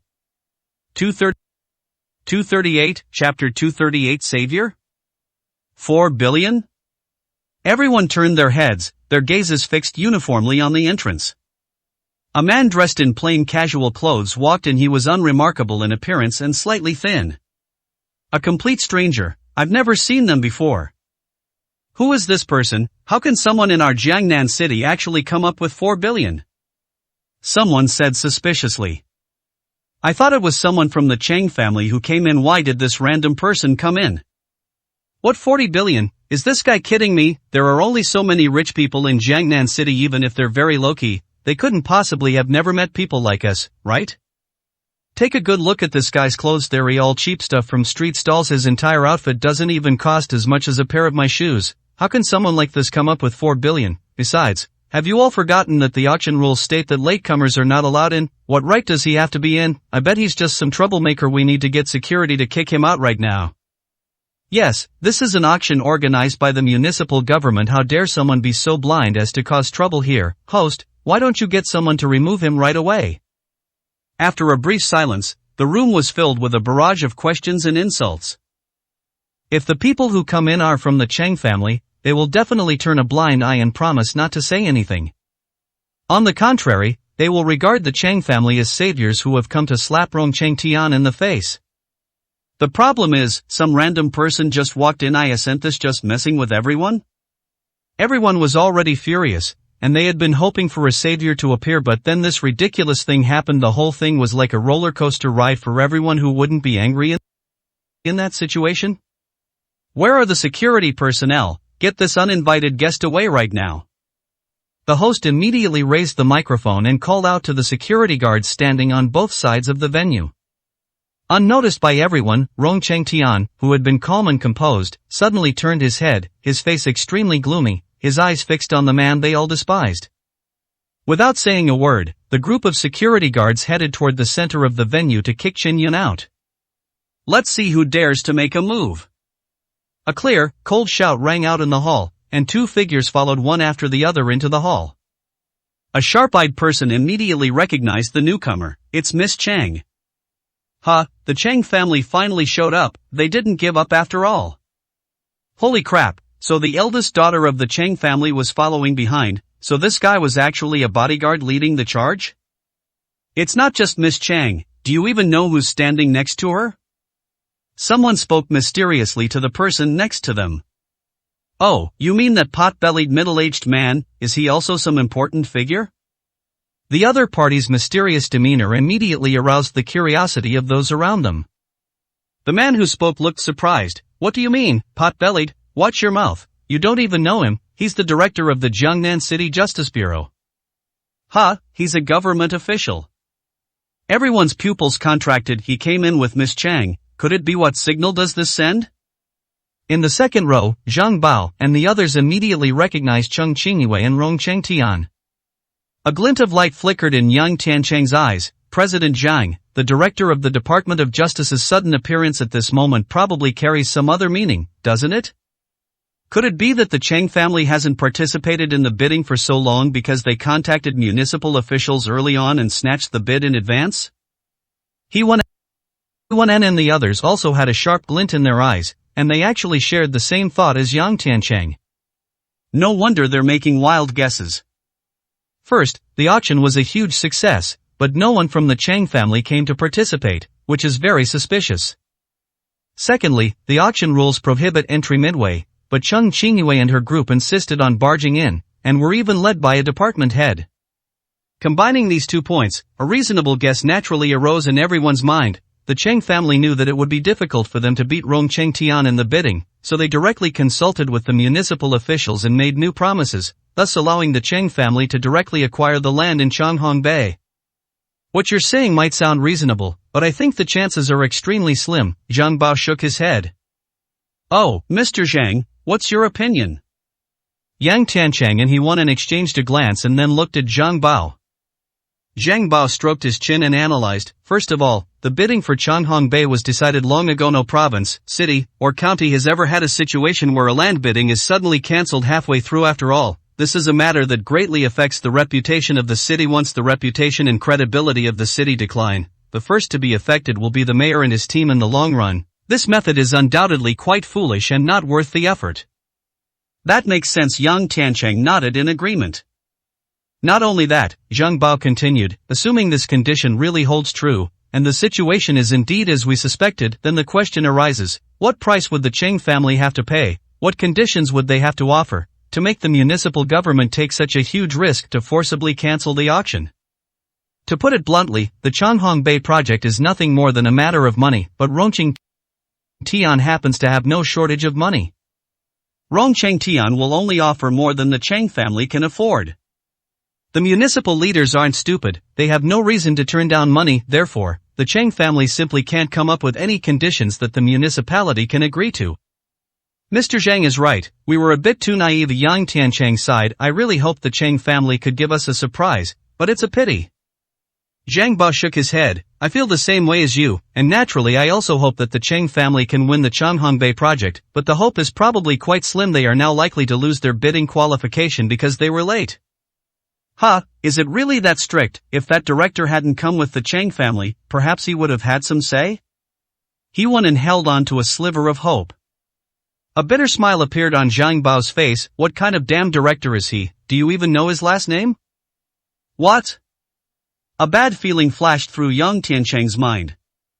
His surname is Rong. Zhang Bao sighed heavily. His other identity is Rong Qingtian's uncle. 239, Chapter 239. Accompanying the king temporarily. This. Yang Tiancheng and the others exchanged glances, and the flame of hope that had just been ignited in their hearts instantly dimmed again. So, this seemingly Cheng family side director is actually Rong Qingtian's accomplice. Seeing Cheng Qingyue and director Rong standing to the side, the security guards hesitated and stood frozen in place like statues. Host, according to the auction rules, those who arrive late are no longer eligible to participate in the auction. Aren't you going to bring down the hammer?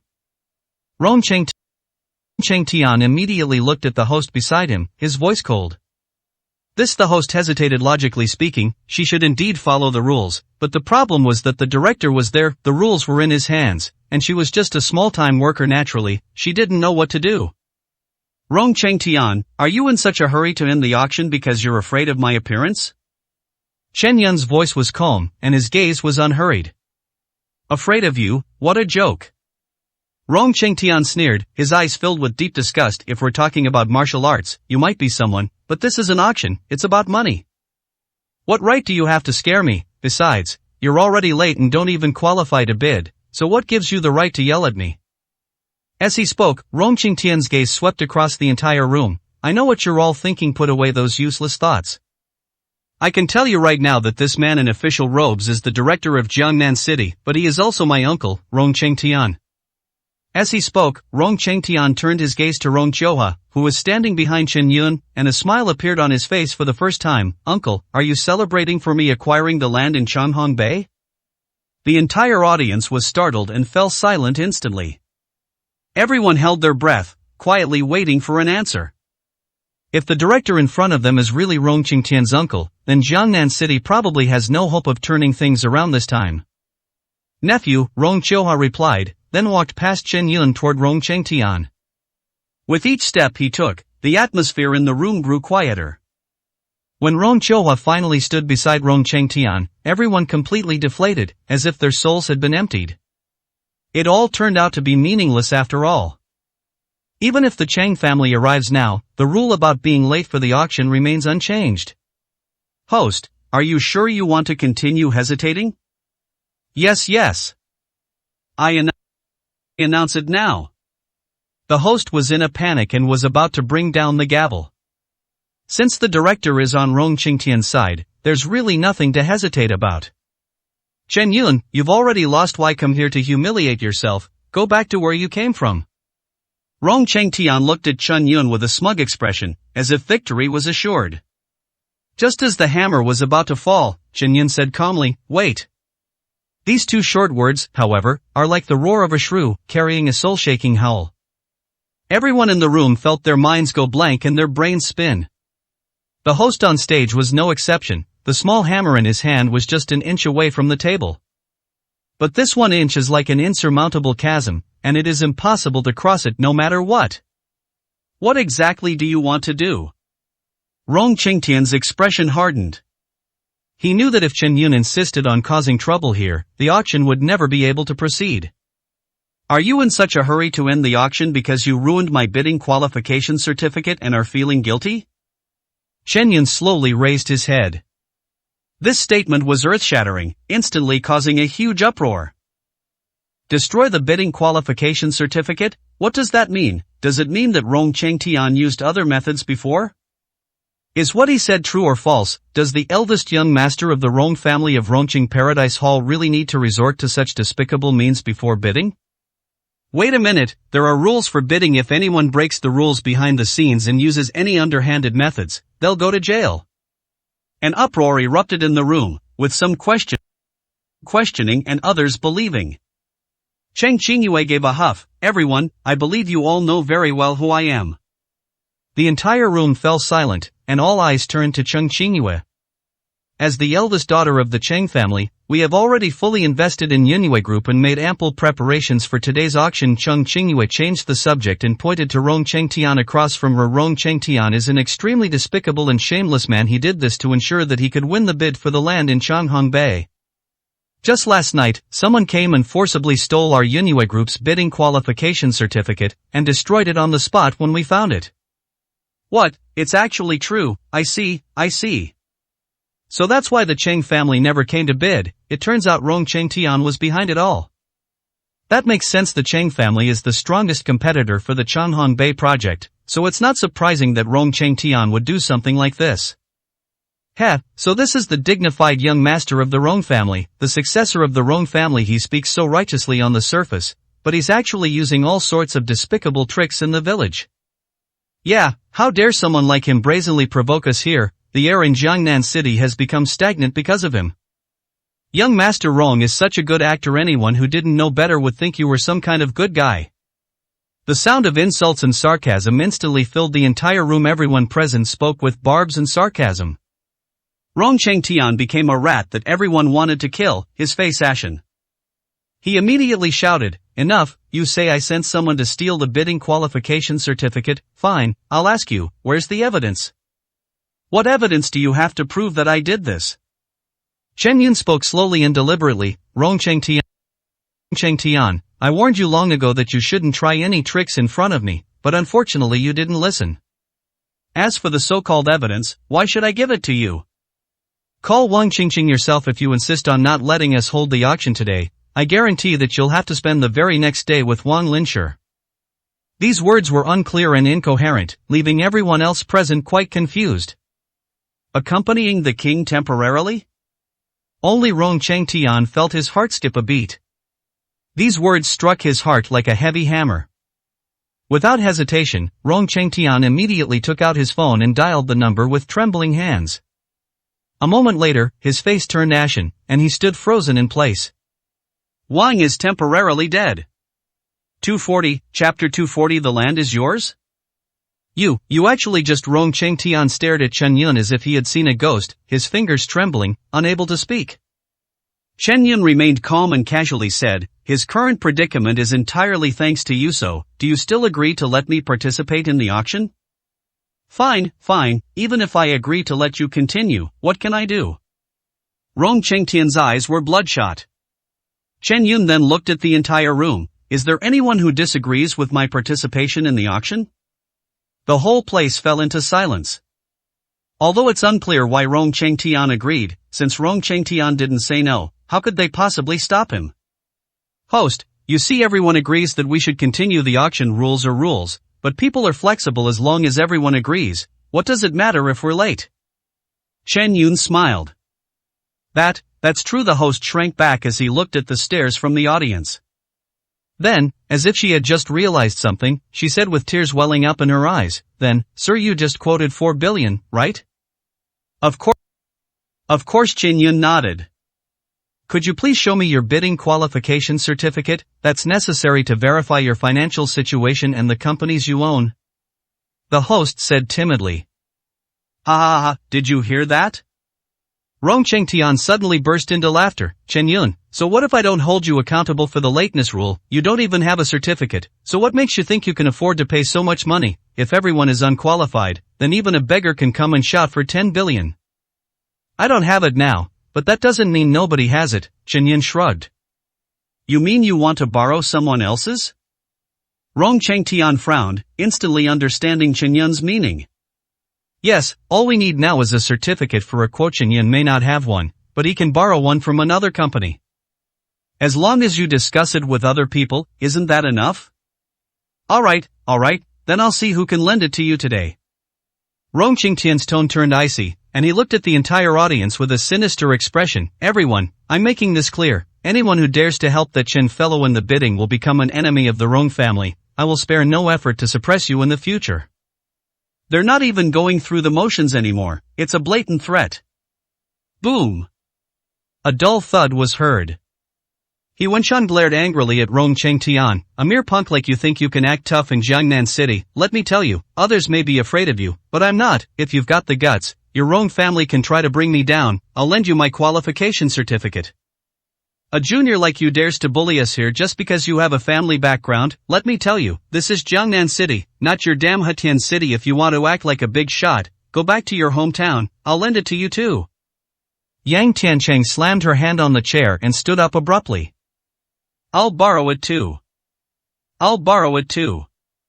In an instant, one figure after another stood up in the entire venue, like a city wall. The entire audience was filled with righteous indignation and completely erupted in excitement.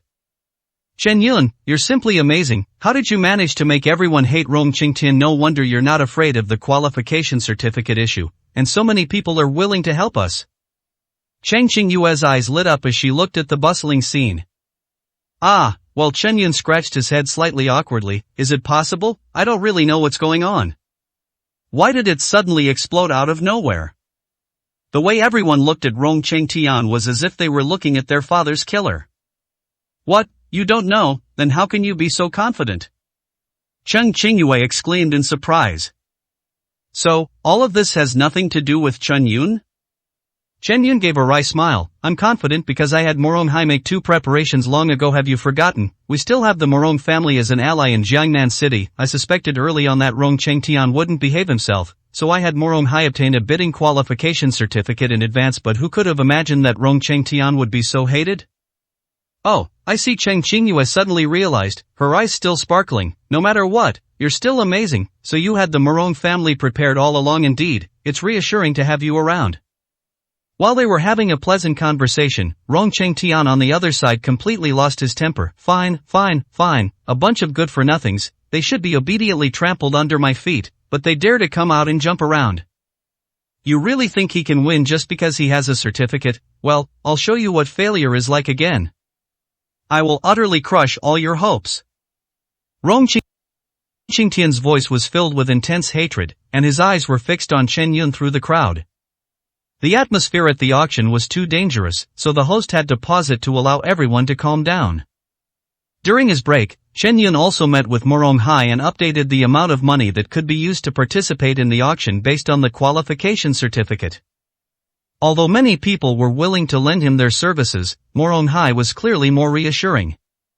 After the bidding funds were updated, Morong Hai was in a daze until he returned to the venue. He didn't actually have much hope for this auction.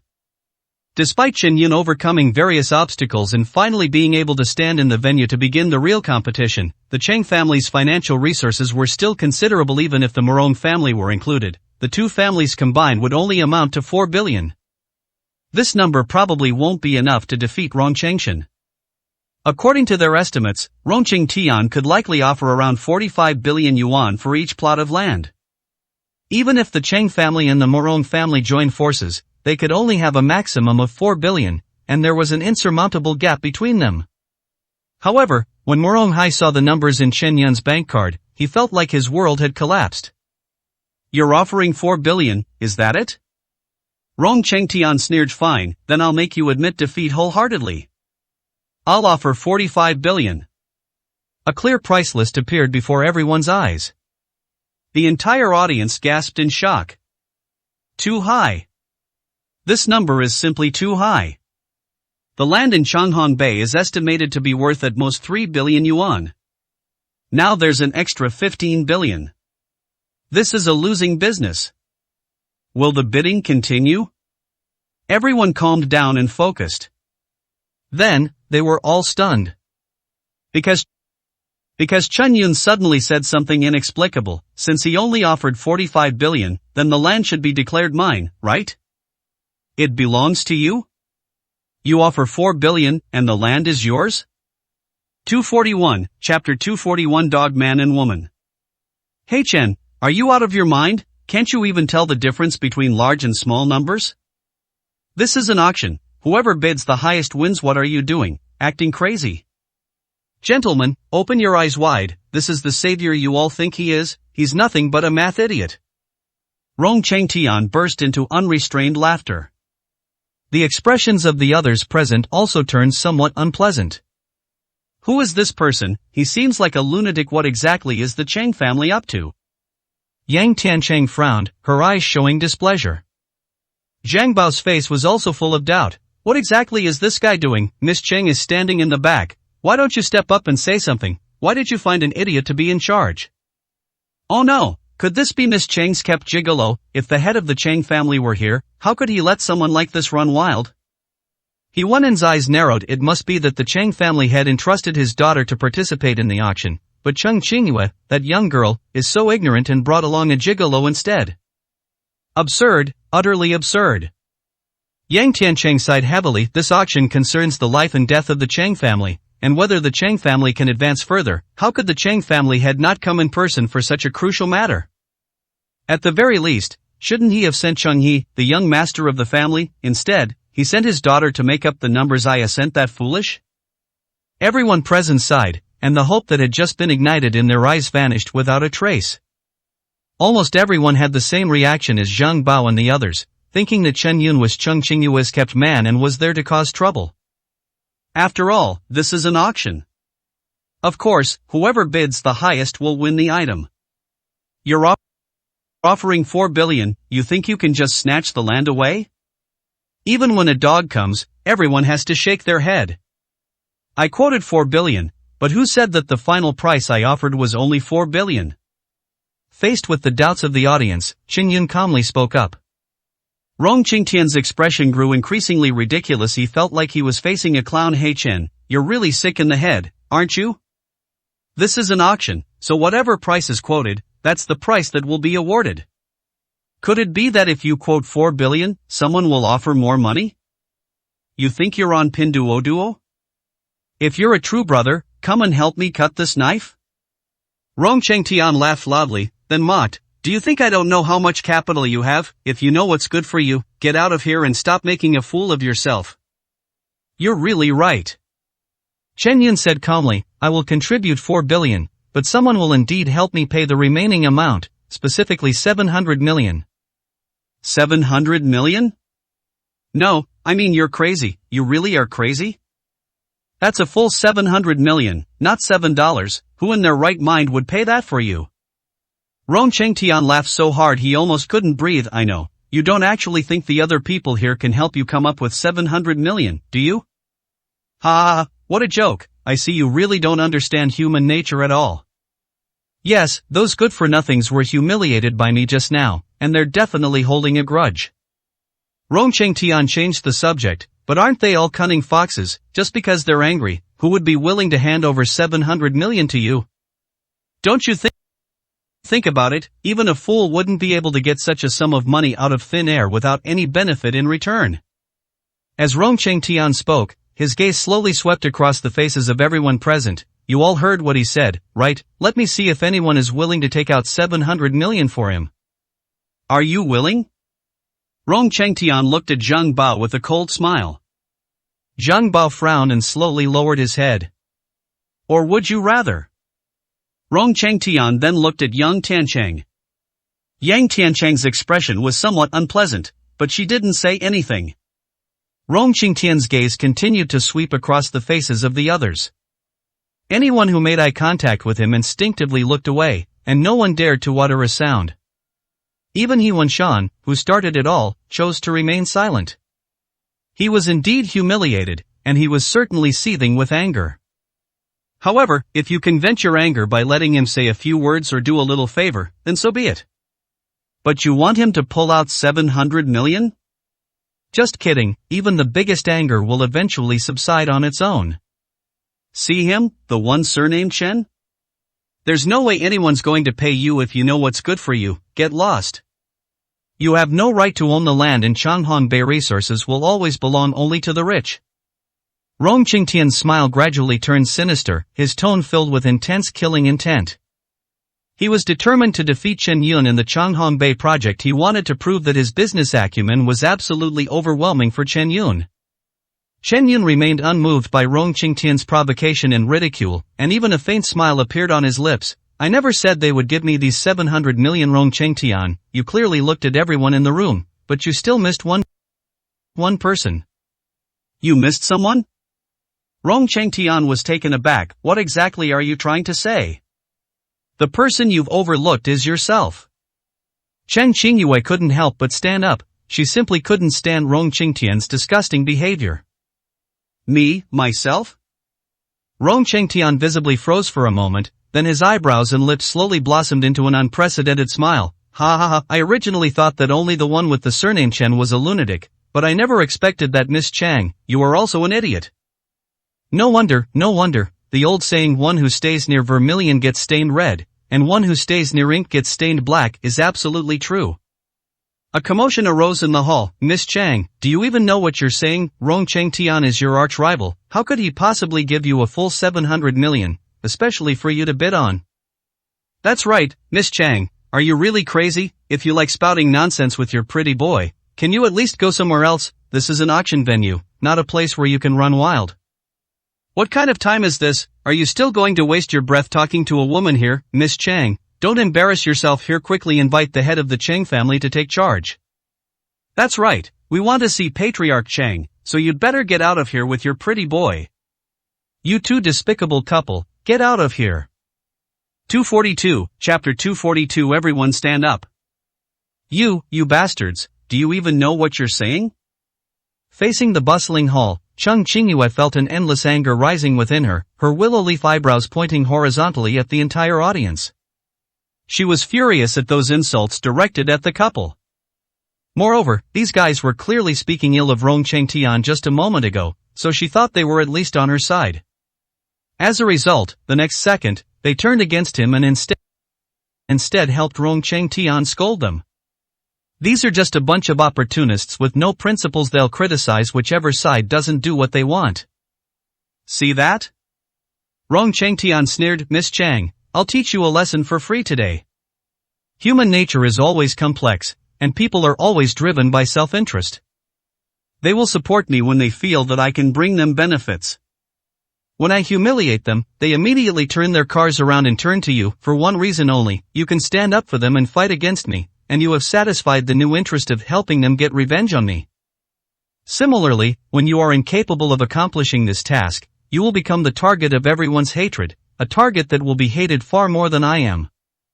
That's human nature. Therefore, I never think about relying on anyone, nor do I intend to rely on anyone. This farce has gone on long enough. In any case, you still have no ability to take the Changhong Bay land from me. Get out of here. Rong Qingtian looked confident of victory, his face becoming increasingly calm and composed. Shut up. Chen Yun spoke calmly. In an instant, the entire venue fell silent. Unconsciously, an overwhelming force swept across the entire area, leaving everyone feeling a lump in their throats and inexplicably speechless. The bustling clubhouse cooled down instantly. Chen Yun spoke slowly and deliberately. Second row, fourth person, third row, fifth person, sixth row, second person, fifth row, first person, stand up. Just like the king of hell calling out the roll call, Chen Yun named out several positions one by one. Yuan's face stiffened. He was one of the people who had just been pointed out. You all just used the words dog couple, now all of you stand up. Chen Yun's words were like a command. Bullshit, who do you think you are, some nobody of unknown origin? You think I'll just stand there because you tell me to? The fat guy sitting in the third row sneered. So what if I said you two are a pair of adulterers? Come and hit me if you dare. Upon hearing this, Rong Qingtian silently turned his head to look in the direction of the fat man, with only one thought in his mind: this guy is finished. Others may not know Chen Yun's identity, but he knows it perfectly well. This is a martial arts master. Although I've been shouting here, I've never dared to ask Chen Yun to come and beat me up. How dare you? Sure enough, the fat man had barely finished speaking when a faint buzzing sound, like that of a mosquito or fly, could be heard in the air. Call out. It was as if something had pierced the air in an instant. The next moment, everyone saw that the fat man who had just been shouting had actually collapsed into his seat. His obese body slid down the chair. Snapped. With a dull thud, the fat man hit his forehead on the stool and finally fell to the ground. Murder, murder? Someone spoke up, trembling. Everyone in the room felt an unprecedented fear grip their hearts, and they all covered their heads and hid behind their seats. Call the police now. How dare someone commit murder in broad daylight? Hide, where are the security guards? Where are they? Help! How dare you? This is the city center, how could you do such a thing? In an instant, exclamations, screams, and rebukes erupted into chaos. You killed him? Cheng Qingyue trembled as she clung to Chen Yun's arm, her eyes filled with panic. How could that be? Chen Yun looked at those worried eyes and chuckled. You don't need to panic, just as you said. This is the city center. Who would dare to kill someone here? I'm just an ordinary doctor, and I inevitably have some knowledge of the various acupoints on the human body. I'm sure you all heard what this gentleman just said very clearly. He told me to hit him. To be honest, I really find it hard to imagine that such a bizarre request would come from an adult. Although I really wanted to satisfy him, this is a public place after all, so I had no choice but to press his pressure point to put him to sleep first, so as not to affect what we were going to do next. Sleeping acupoint? There's such an acupoint? Some people looked surprised and uncertain. Never mind whether he's breathing or not, go check his breathing first. Someone nearby pointed out the crux of the problem. He's alright, his breathing is steady, he seems to be really asleep, but there's a bruise on his forehead, it looks like he bumped into something. The person next to the fat man spoke slowly. Phew, that scared me to death, I really thought he was dead. Which idiot was yelling that someone was dead? Is their brain filled with water? You can eat whatever you want, but you can't say whatever you want. Can you please use your brains before you speak? You're all acting like idiots. Stop talking nonsense, you were the fastest to dodge just now. If you had any brains, you wouldn't have run away. Suddenly, a cacophony of complaints and arguments erupted in the meeting room. Everyone fell silent when Chen Yun raised his hand.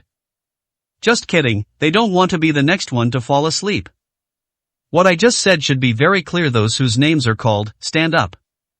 Chen Yun said calmly, don't worry, everyone, I am a law-abiding citizen and of course I won't do anything out of line, I'm just inviting everyone to play a game. Of course, you can also choose not to stand up at worst, you'll just end up like that gentleman and take a nap here. Anyway, when I'm in a good mood, I'll release the pressure points and wake you up. Something that happened when you were in a good mood? He Wan's heart skipped a beat, stood up shakily, his eyes filled with fear, and looked at Chen Yun. What if you were in a bad mood and the acupoints weren't released? Oh, then just stay asleep. Chen Yun smiled. By the way, the pressure point I used is a family heirloom technique, no one else could undo it. Click, rub, rub. A series of sounds sounded. The people who had just been called out by Chen Yun stood up without saying a word. 243, Chapter 243. It's time for you to speak. Hey, why did everyone suddenly stand up? Chen Yun asked curiously. You big why do you think we all stood up? If you keep sleeping without releasing the acupoints, isn't that just waiting to die? Who can not stand up? Who dares not stand up? You're still pretending to be innocent here, how shameless of you. The people standing there were practically asking Chen Yun's ancestors for 18 generations in their minds. He Wan was the first to step in and smooth things over. Well, we stood up because we wanted to participate in your game. Oh yeah, I love playing games, I've loved playing games since I was little. Yes, I loved playing games when I was a kid, but now that I'm older, I haven't had a chance to play. I am so grateful to you for giving me this opportunity. The others hurriedly echoed, each with a broad smile on their face. Chen Yun waved his hand. I didn't expect that all of you bosses still have such a childlike heart. It seems that my suggestion is quite good. In that case, I'll now announce the rules of the game. Didn't you just say you didn't believe I could get Rong Chengtian to come up with 700 million for me? This is our game. If I can get Rong Chengtian to hand over the money, each of you and Rong Chengtian will slap yourselves 7 times. The game isn't difficult, is it? What, slapped himself 7 times, in front of so many people? The men who stood up all looked grim, none of them wanted to agree. Most of Jiangnan City's upper class gather here. If they slap themselves in the face today, they'll likely lose all face within their entire social circle. Fine, do you think I'm afraid of you? Rong Qingtian's tone was chilling. Since it's a game, you can naturally lose if you can't make me pay, then what will you do? Chen Yun stood with his hands behind his back, his tone brimming with confidence. Simple. If I can't do it, then I'll withdraw from the competition for Changhong Bay, and I'll give each of you 700 million. 700 million per person? He won in and his companions were shocked. 7 slaps against 700 million, this seemed like a very good deal. Moreover, and more importantly, the stakes in this game. Rong Chengtian is one of their own, how could he possibly agree to this? In an instant, their minds started to wander again. Is this a game? This is practically giving away money. Okay, we agree. Someone immediately stepped forward. Wait. He won and immediately interrupted, looking at Chen Yun. We can agree to this game, but there must be a condition. Speak, Chen Yun said succinctly. You must never use violence to threaten us again, otherwise, the game is over. He won and said heavily. Oh yeah, I almost forgot about that. The others slapped their foreheads. If Chen Yun threatens Rong Chengtian in this way again, they will definitely lose. Don't worry, I don't need to use that method. Chen Yun shook his head. Okay, then we agree to play this game with you. He won in and the others readily agreed. Rong Chengtian, what about you? Chen Yun asked. Of course I'll answer. Rong Chengtian was about to speak. He felt his arm being pulled, and Rong Chiohua, who was standing next to him, was anxiously giving him a meaningful look. Say yes, this is practically free money, why wouldn't we say yes? Yeah, I regret not saying anything earlier. I missed such a great opportunity. Rong Chengtian, you don't even dare to agree to a game where you're 100% guaranteed to win, you're simply disgracing the Rong family. The others sitting in the room began to mock him. To be honest, they genuinely believed that Chen Yun was just giving away money. How could Rong Chengtian, a competitor, possibly come up with 700 million yuan for no reason? He's not stupid. With so many people witnessing this, there's no way to escape the truth about it. After Chen Yun loses, even if he can't come up with the money, others can go to the Cheng family. Bullshit, who told you I wouldn't dare agree? Rong Chengtian subtly pulled his arm back and looked at Chen Yun opposite him. I agree to your conditions. I'd like to see what methods you can use to get me to come up with 700 million without lifting a finger. Sure, Chen Yun replied with a smile, then his gaze slowly swept over the others. Have you all thought this through? Once you've agreed, there's no going back. Of course. The standing people all said. Only he won and still had a worried look on his face. Although Chen Yun's violent methods had been restricted, he still felt that something was strange. If Chen Yun were just an ordinary, arrogant pretty boy, that would be one thing. But he just revealed a trick, that's not something an ordinary person could do. The problem is, Chen Yun was clearly forcing them into this game. From the moment he uttered the words dog couple in his excitement, things were beyond repair. The atmosphere in the venue gradually heated up, and everyone was waiting to see what methods Chen Yun would use. Yang Tiancheng lamented, if only I had joined in the cursing. Now look what's happened, we've missed out on 700 million, all of us combined don't even make half that amount. Zhang Ba shook his head with a worried look on his face. I think Rong Chengtian and the others are in trouble this time. At first, I just thought it was Cheng Qingyue acting up, but now that things have developed to this point, can't you see it? What? Yang Tiancheng asked curiously. The person who proposed the game is the one who truly has the final say. Zhang Ba sighed. From beginning to end, Cheng Qingyue did whatever he said without the slightest thought of disobeying, and this is clearly a kind of obedience to the strong. Furthermore, since Rong Chengtian has already gone to great lengths to destroy the Cheng family's bidding qualification certificate, what exactly is Rong Chiohua, who has not uttered a word since entering, here for? If things are really going smoothly, why would a department head like him show up? You know, he and Rong Chengtian are relatives. It's a big taboo for him to appear at an auction like this. You mean Yang Tiancheng's pupils suddenly contracted? Before they could speak again, Chen Yun's calm voice rang out in the room. Director Rong, things have developed to this point, it's time for you to step in. Whether your good nephew is willing to give me these 700 million depends on what you say. My uncle? Rong Qingtian's expression changed drastically. He turned around abruptly and looked at his uncle, Rong Qiuhua. His pupils reflected Rong Qiuhua's extremely ugly face. 244, Chapter 244 Pursuing Fairness? Uncle, what did that man surnamed Chen mean? What exactly did he do to you? Rong Qingtian finally realized something was wrong and hurriedly asked. Rong Qiuhua shook his head calmly and pulled Rong Qingtian to a corner in front of everyone. What does this mean? Why can't we say it to each other's faces? Why is Mr. Chen so confident? Could it be that he has made some kind of deal with director Rong Qiuhua in private? Whispers began to ripple from the audience. It's no wonder they had such suspicions. Rong Qiuhua and Rong Qingtian's actions at this moment were simply too strange.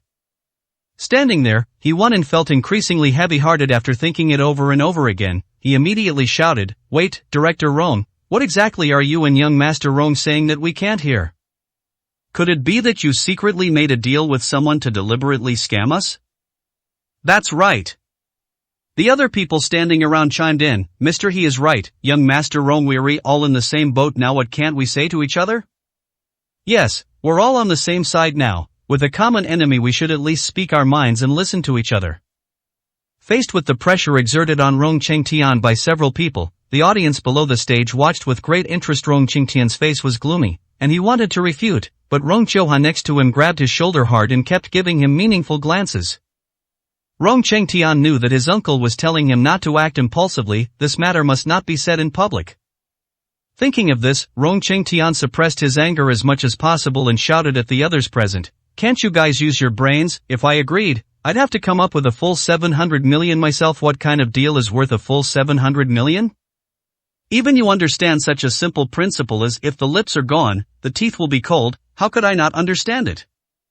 Hearing Rong Qingtian's rebuttal, whispers broke out again from below the stage. Yang Tiancheng looked at Zhang Bao thoughtfully and said, "Aren't you overthinking it? I think Rong Qingtian is right. Regardless of whether his uncle has reached a deal with Chen Yun, he still has to come up with 700 million, and once he pays this amount, it means that at least one plot of land in the Changhong Bay project will be acquired by the Cheng family. Such a huge loss is definitely unacceptable to Rong Qingtian." Zhang Bao shook his head. "What you said does make some sense, but I still don't agree. Since it's a transaction, there are bound to be areas for negotiation. What if they can reach an agreement? You can't be sure about many things just by feeling." Then, Zhang Bao turned to Yi Wen, who had also stood up beside him, and instructed, "You absolutely cannot back down. Rong Qingtian must provide a concrete guarantee. I think there's probably something wrong with this matter. Haven't you realized it yet? The Cheng family isn't stupid, and neither is that pretty boy Cheng Qingyue on the other side. Since they are so confident in playing this game with you, they must be certain of victory. Remember, you have already lost. The only thing you need to do now is to recoup your losses from Rong Qingtian." "We've already lost." Yi Wen was shocked. He reviewed the whole incident in his mind and eventually had to agree with what Zhang Bao said. Even though he still couldn't figure out what kind of deal Rong Qiuhua, the department head, could possibly make with Chen Yun, it was always better to be safe than sorry. Seeing that no one objected, Rong Qingtian snorted coldly and was about to follow Rong Qiuhua to a secluded corner. Then, Yi Wen's loud shout was heard. "Stop!" Rong Qingtian paused, then turned around impatiently. "What exactly do you want?" Yi Wen shouted, "This game involves our dignity and interests. Do you think you can make us believe you with just a few bland words? I'm telling you, you must give us a substantial promise today, otherwise, we will absolutely not allow you to leave." "Mister, he is right, you must give us a promise." "That's right, who knows if you're in cahoots with someone and deliberately set us up. 100 million each, or we won't agree." Rong Qingtian's face was ashen, his eyes bloodshot. "Bullshit, do I need your permission to do what I want? Let me tell you, I didn't force you to participate in this game, so why should I guarantee you anything? You want 100 million from me, don't you all take a good look in the mirror? If you've got the guts, then quit right now and show me." Rong Qingtian roared, as if he had lost his mind. The standing group looked at each other, and finally their gazes turned to Chen Yun, who was standing behind them. Yi Wen hesitated for a moment, gritted his teeth, and asked, "Mr. Chen, we did agree to participate in this game, but since it's a game, shouldn't fairness be guaranteed?" If Rongqing Tianjin has some kind of deal with you behind the scenes, wouldn't it be too unfair for us to continue this game? We demand that you make Rongqing Tian give a commitment, otherwise we will not agree to continue.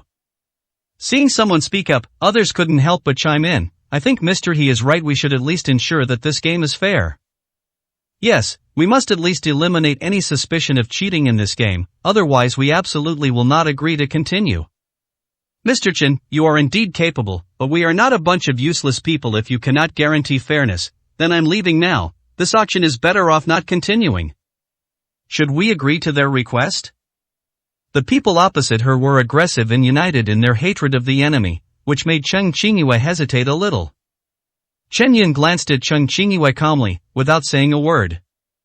Then, his gaze swept over the people standing there, his voice indifferent. Fairness, have you all lost your minds? Upon hearing this, everyone in the room held their breath for a moment. Without giving anyone a chance to react, Chen Yun continued, do you need me to help you recall why you participated in this game in the first place? If you hadn't said those inappropriate things, would things have gotten to this point? Most of the people here are seated, so why was I the one who called you out? The people standing there froze, speechless. According to you, if Rongqing Tian agrees to give me 700 million, then it means I colluded with him to set a trap for you. If he doesn't agree to give me 700 million, then you win, and it's fair? Do you think I'm stupid, or do you think I wouldn't dare to lay a hand on you? 245, Chapter 245. From now on, you'll be my dad. Chen Yun's voice was unhurried, but the imposing aura he exuded silenced everyone. Those murderous eyes silenced everyone. They felt as if they were being watched by a wild beast that had just awakened, and that if they made any further moves, their necks would be bitten off. The atmosphere at the scene fell into a deathly silence. Chen Yun suddenly changed the subject, a slight smile playing on his lips. But we're all friends, it's normal for friends to have concerns about each other. I can tell you clearly that I have no deal with Rongqing Tian whatsoever, believe it or not, it's your choice, and it won't affect the outcome anyway. As for why Director Rong didn't dare to make things public and insisted on taking Rongqing Tian to a secluded place to talk, that was their choice and has nothing to do with me. Moreover, the fact that things have developed to this point is all due to young Master Rong's own cleverness.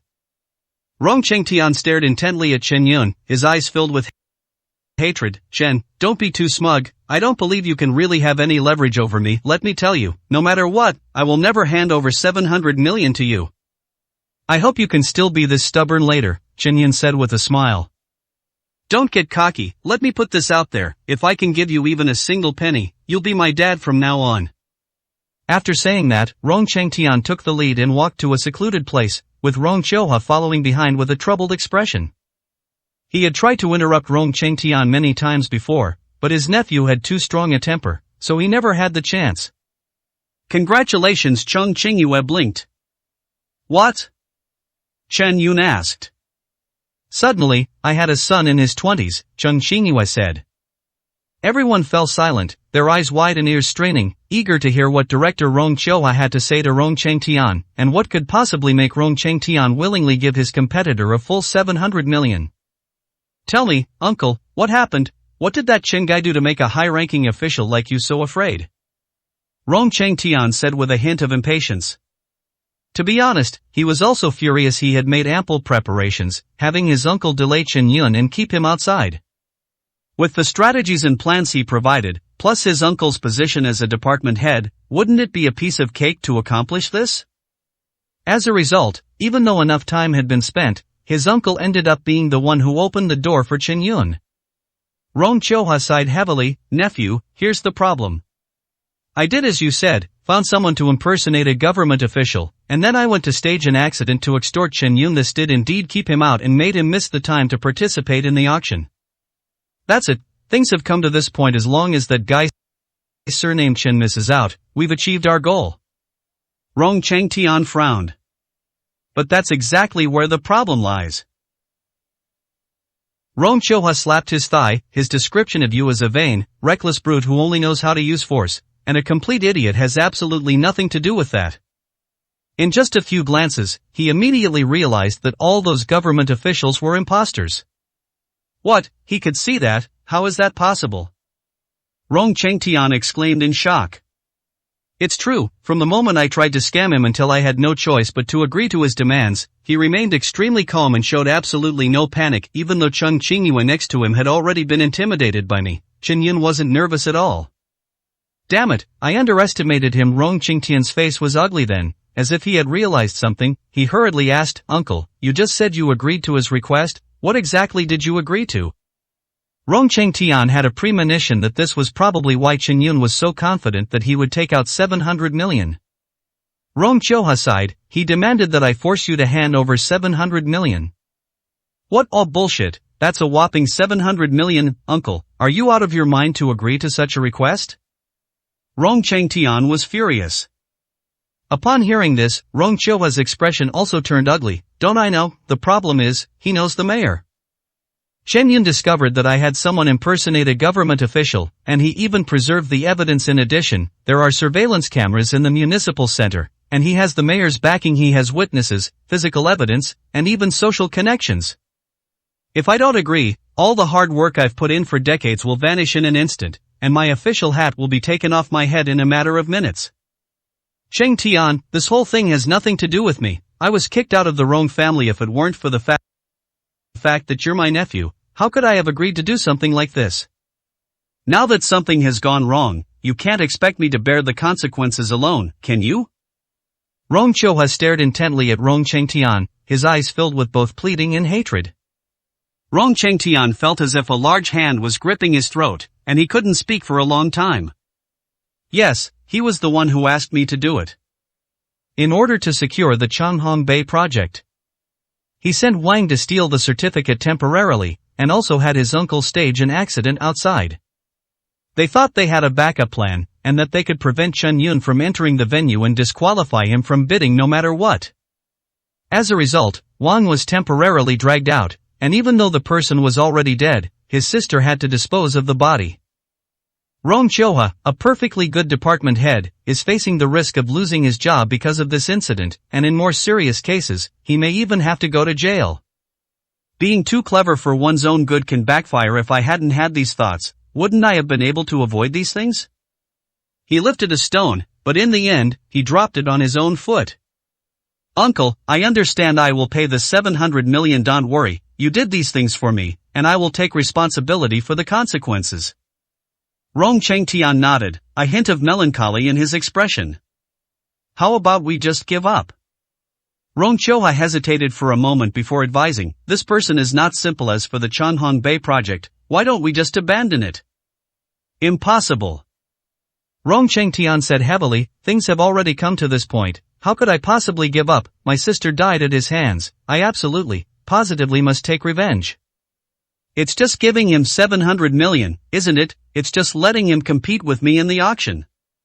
With the Cheng family's financial resources, even with the Morong family's help, they would never be a match for me. Rong Qingtian's eyes were bloodshot, his pupils reflecting endless hatred.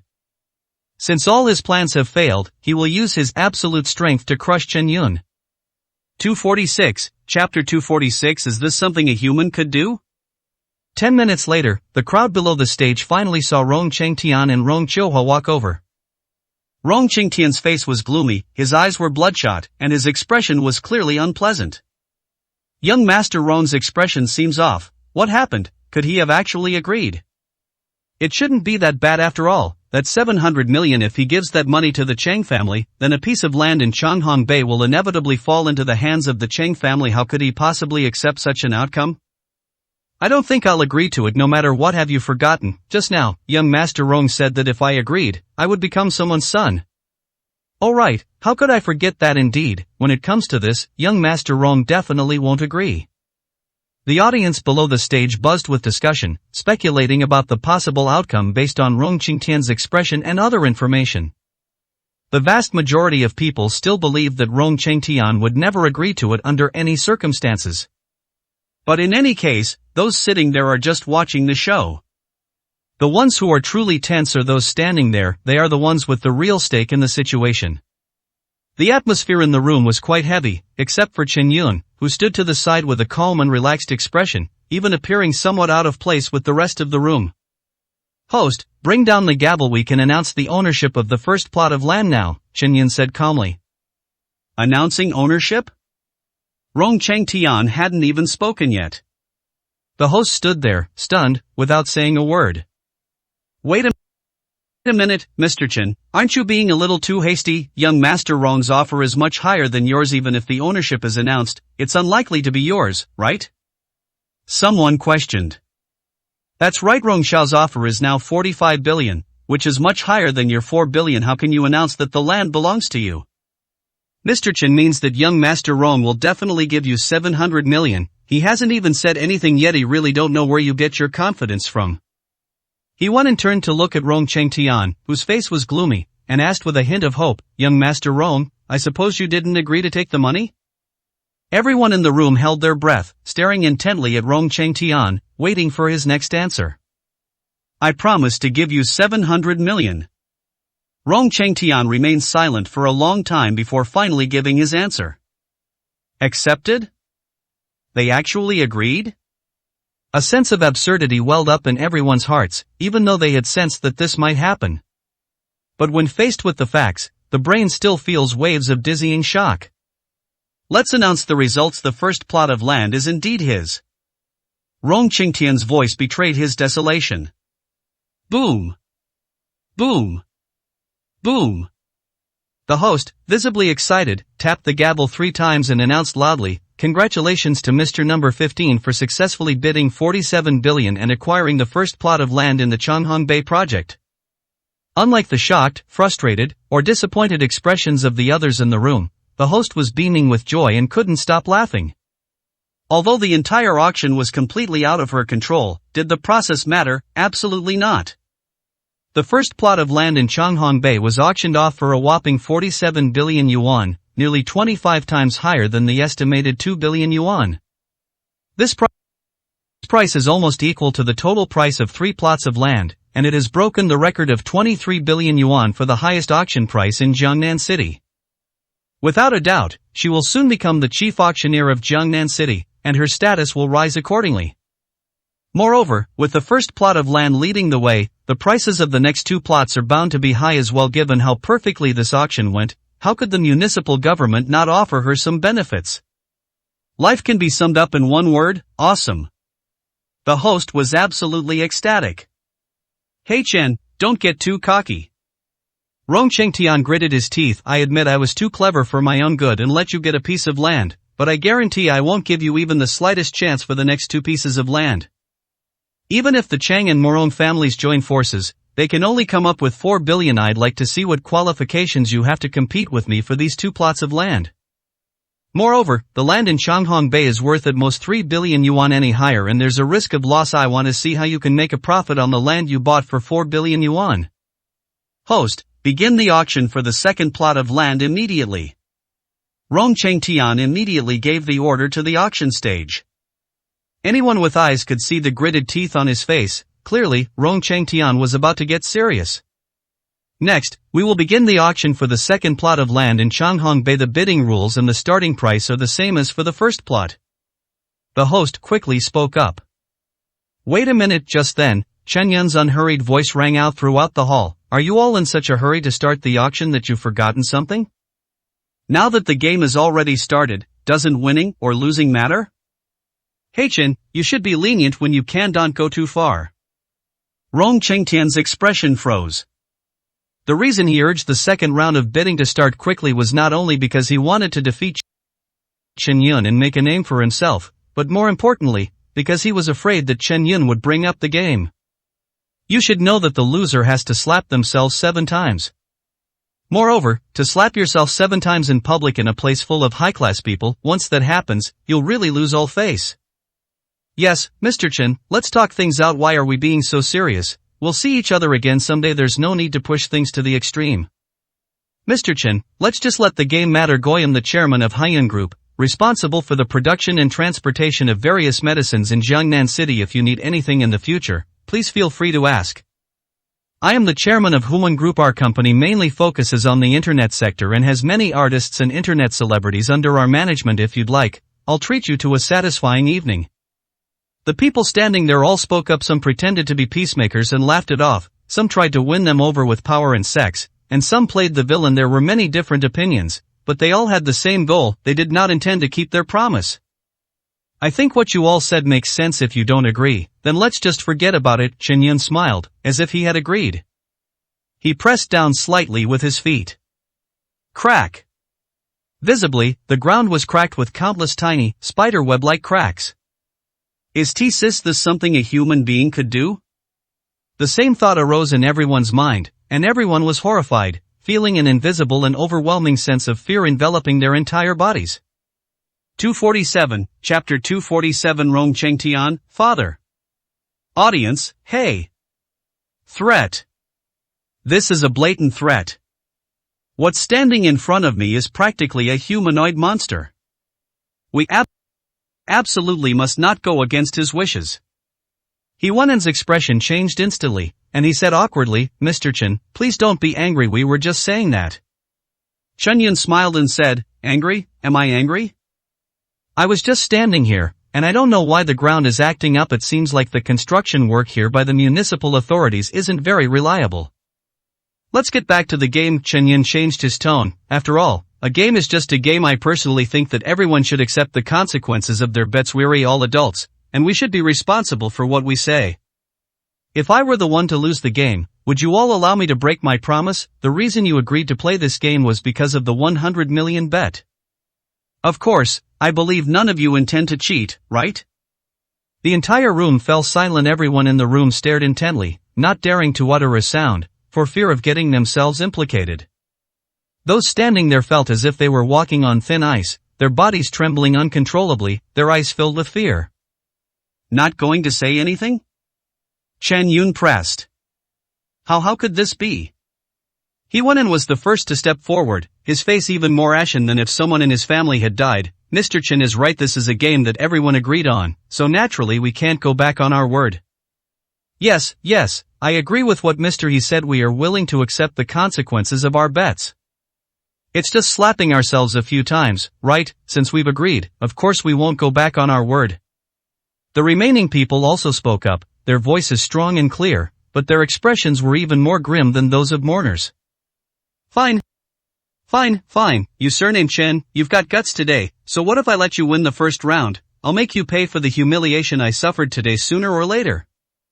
Rong Chengtian said with a vicious look, from now on, don't even think about taking any more land from me, I'm going to make you lose everything.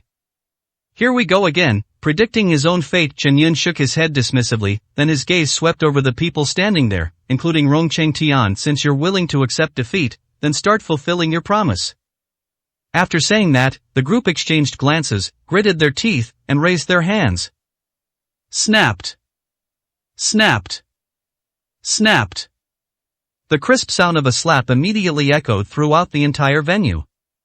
According to the wager, once Rong Chengtian is willing to pay Chen Yun, all of them standing there, including Rong Chengtian, will have to slap themselves 7 times. The others sitting there watched silently as these people slapped themselves in the face. He went and felt pairs of eyes staring at his cheeks, which gradually became red and swollen from being slapped, but he didn't have time to feel the pain. Looking at those burning gazes, he felt as if his entire future was being shattered by each and every slap. There were many people in the audience who were more powerful than him, but there were also many who were far less powerful than him. He has allies who cooperate with him, enemies who dislike him, and complete strangers he has never met before. Mockery, pity, sympathy, contempt, different expressions appeared on each face. Since he won and climbed his way up to where he is today, he has been fawned over wherever he goes, and he hasn't endured such humiliation for far too long. The 7 slaps finally ended, and the room fell into a deathly silence. The reactions of the people standing there were all different. Someone looked up and stared intently at Chen Yun, their eyes flashing with hatred, clearly wanting revenge. Someone had their head down, their face hidden in shadow, lost in thought. Is this all right now? He won and asked. Of course. Chen Yun nodded. He won and slowly sat down, his expression somber. Are you all right? Yang Tiancheng asked after a moment's hesitation. Although it's a pointless statement, it would be difficult to get by if we said nothing at all. He Wan shook his head. Zhang Bao and Yang Tiancheng exchanged a glance, both seeing the worry in each other's eyes, and were about to speak. Then they heard He Wan say, I know what you're thinking, don't worry, I won't retaliate. Since becoming a boss and becoming a billionaire, I haven't suffered a loss in a long time. This incident has taught me a lesson and made me realize that there are always people more capable than me and that there is always something beyond my reach. We are sitting here together, but I had to talk too much and that's why I suffered this loss. I should reflect on myself.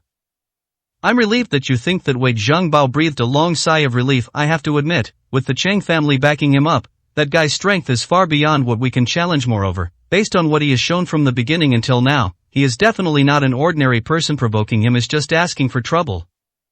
Don't worry, I know everything. He Wan and gave a bitter smile, his face full of dejection. If he hadn't been so foul-mouthed, this wouldn't have happened. But just because He Wan thinks this way doesn't mean that others will think the same way. There are always people who care about their reputation and want to retaliate when they suffer a loss. The others who remained standing there had faces so dark they could practically drip water. They turned and walked straight out of the auction hall, not intending to stay any longer. Hey Chen, are you satisfied now? Rong Chengtian asked, his face red and swollen, his tone unfriendly. Having suffered many losses at Chen Yun's hands, he was actually better able to control himself than others. Moreover, he planned to thoroughly humiliate Chen Yun in the next 2 rounds of bidding. Rong Chengtian, I'm satisfied with everyone else, but you might still be a bit lacking, Chen Yun chuckled. What do you mean? Rong Chengtian asked. Someone just said that if they're willing to give me money, they have to acknowledge me as their father, Chen Yun said. The air stagnated.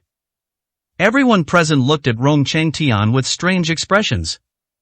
Yes. Rong Chengtian actually said this, and the funniest thing is that he said it voluntarily. Well, now they've shot themselves in the foot. Hey Chen, don't push your luck. Rong Chengtian's face turned a deep shade of liver with rage. Chen Yun waved his hand. Anyway, you've already slapped yourself in the face. Why would you care about calling me dad, young Master Rong? A bet is a bet. Don't act like you can't accept defeat. Looking at the burning gazes around him, Rong Chengtian gritted his teeth and said in a weak voice, Father. Speak louder, I can't hear you. Chen Yun picked at his ear. Rong Chengtian clenched his fists tightly, looking like he was ready to risk everything, and shouted, Father. Eh? Everyone silently recited this in their hearts. 248, Chapter 248. Having just become a son, he now wants to become a grandson. I don't have a son like you, Chen Yun said calmly, then a slight smile appeared on his lips as his gaze slowly swept across the room. However, it seems quite a few people would like you to be their son. Upon hearing this, Rong Chengtian glared fiercely at everyone, his eyes practically threatening to devour them. We're both men, how could we not know what the other is thinking? He couldn't even imagine how many people would reflexively respond when he said dad.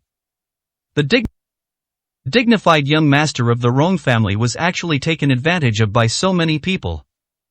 The others present remained completely unmoved. What good does it do you know what I'm thinking? You have no proof. Besides, you yourself called him dad, so what's wrong with us responding? Let's begin the bidding for the second plot of land. Having settled the old scores, Chen Yun calmly looked at the host.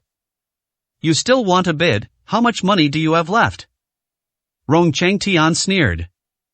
I hereby announce that the bidding for the second plot of land in Changhong Bay is now open. This is what the host, Lang Shun, announced. The others in the audience also straightened up. If luck played a part in the previous competition, the upcoming battle for land will be a real contest, a test of both sides' hard power. As everyone knows, the Cheng family's strength is far inferior to that of the Rong family. Moreover, the Cheng family has already spent a full 4 billion, so do they really still have the ability to snatch a second piece of land from Rong Chengtian's mouth?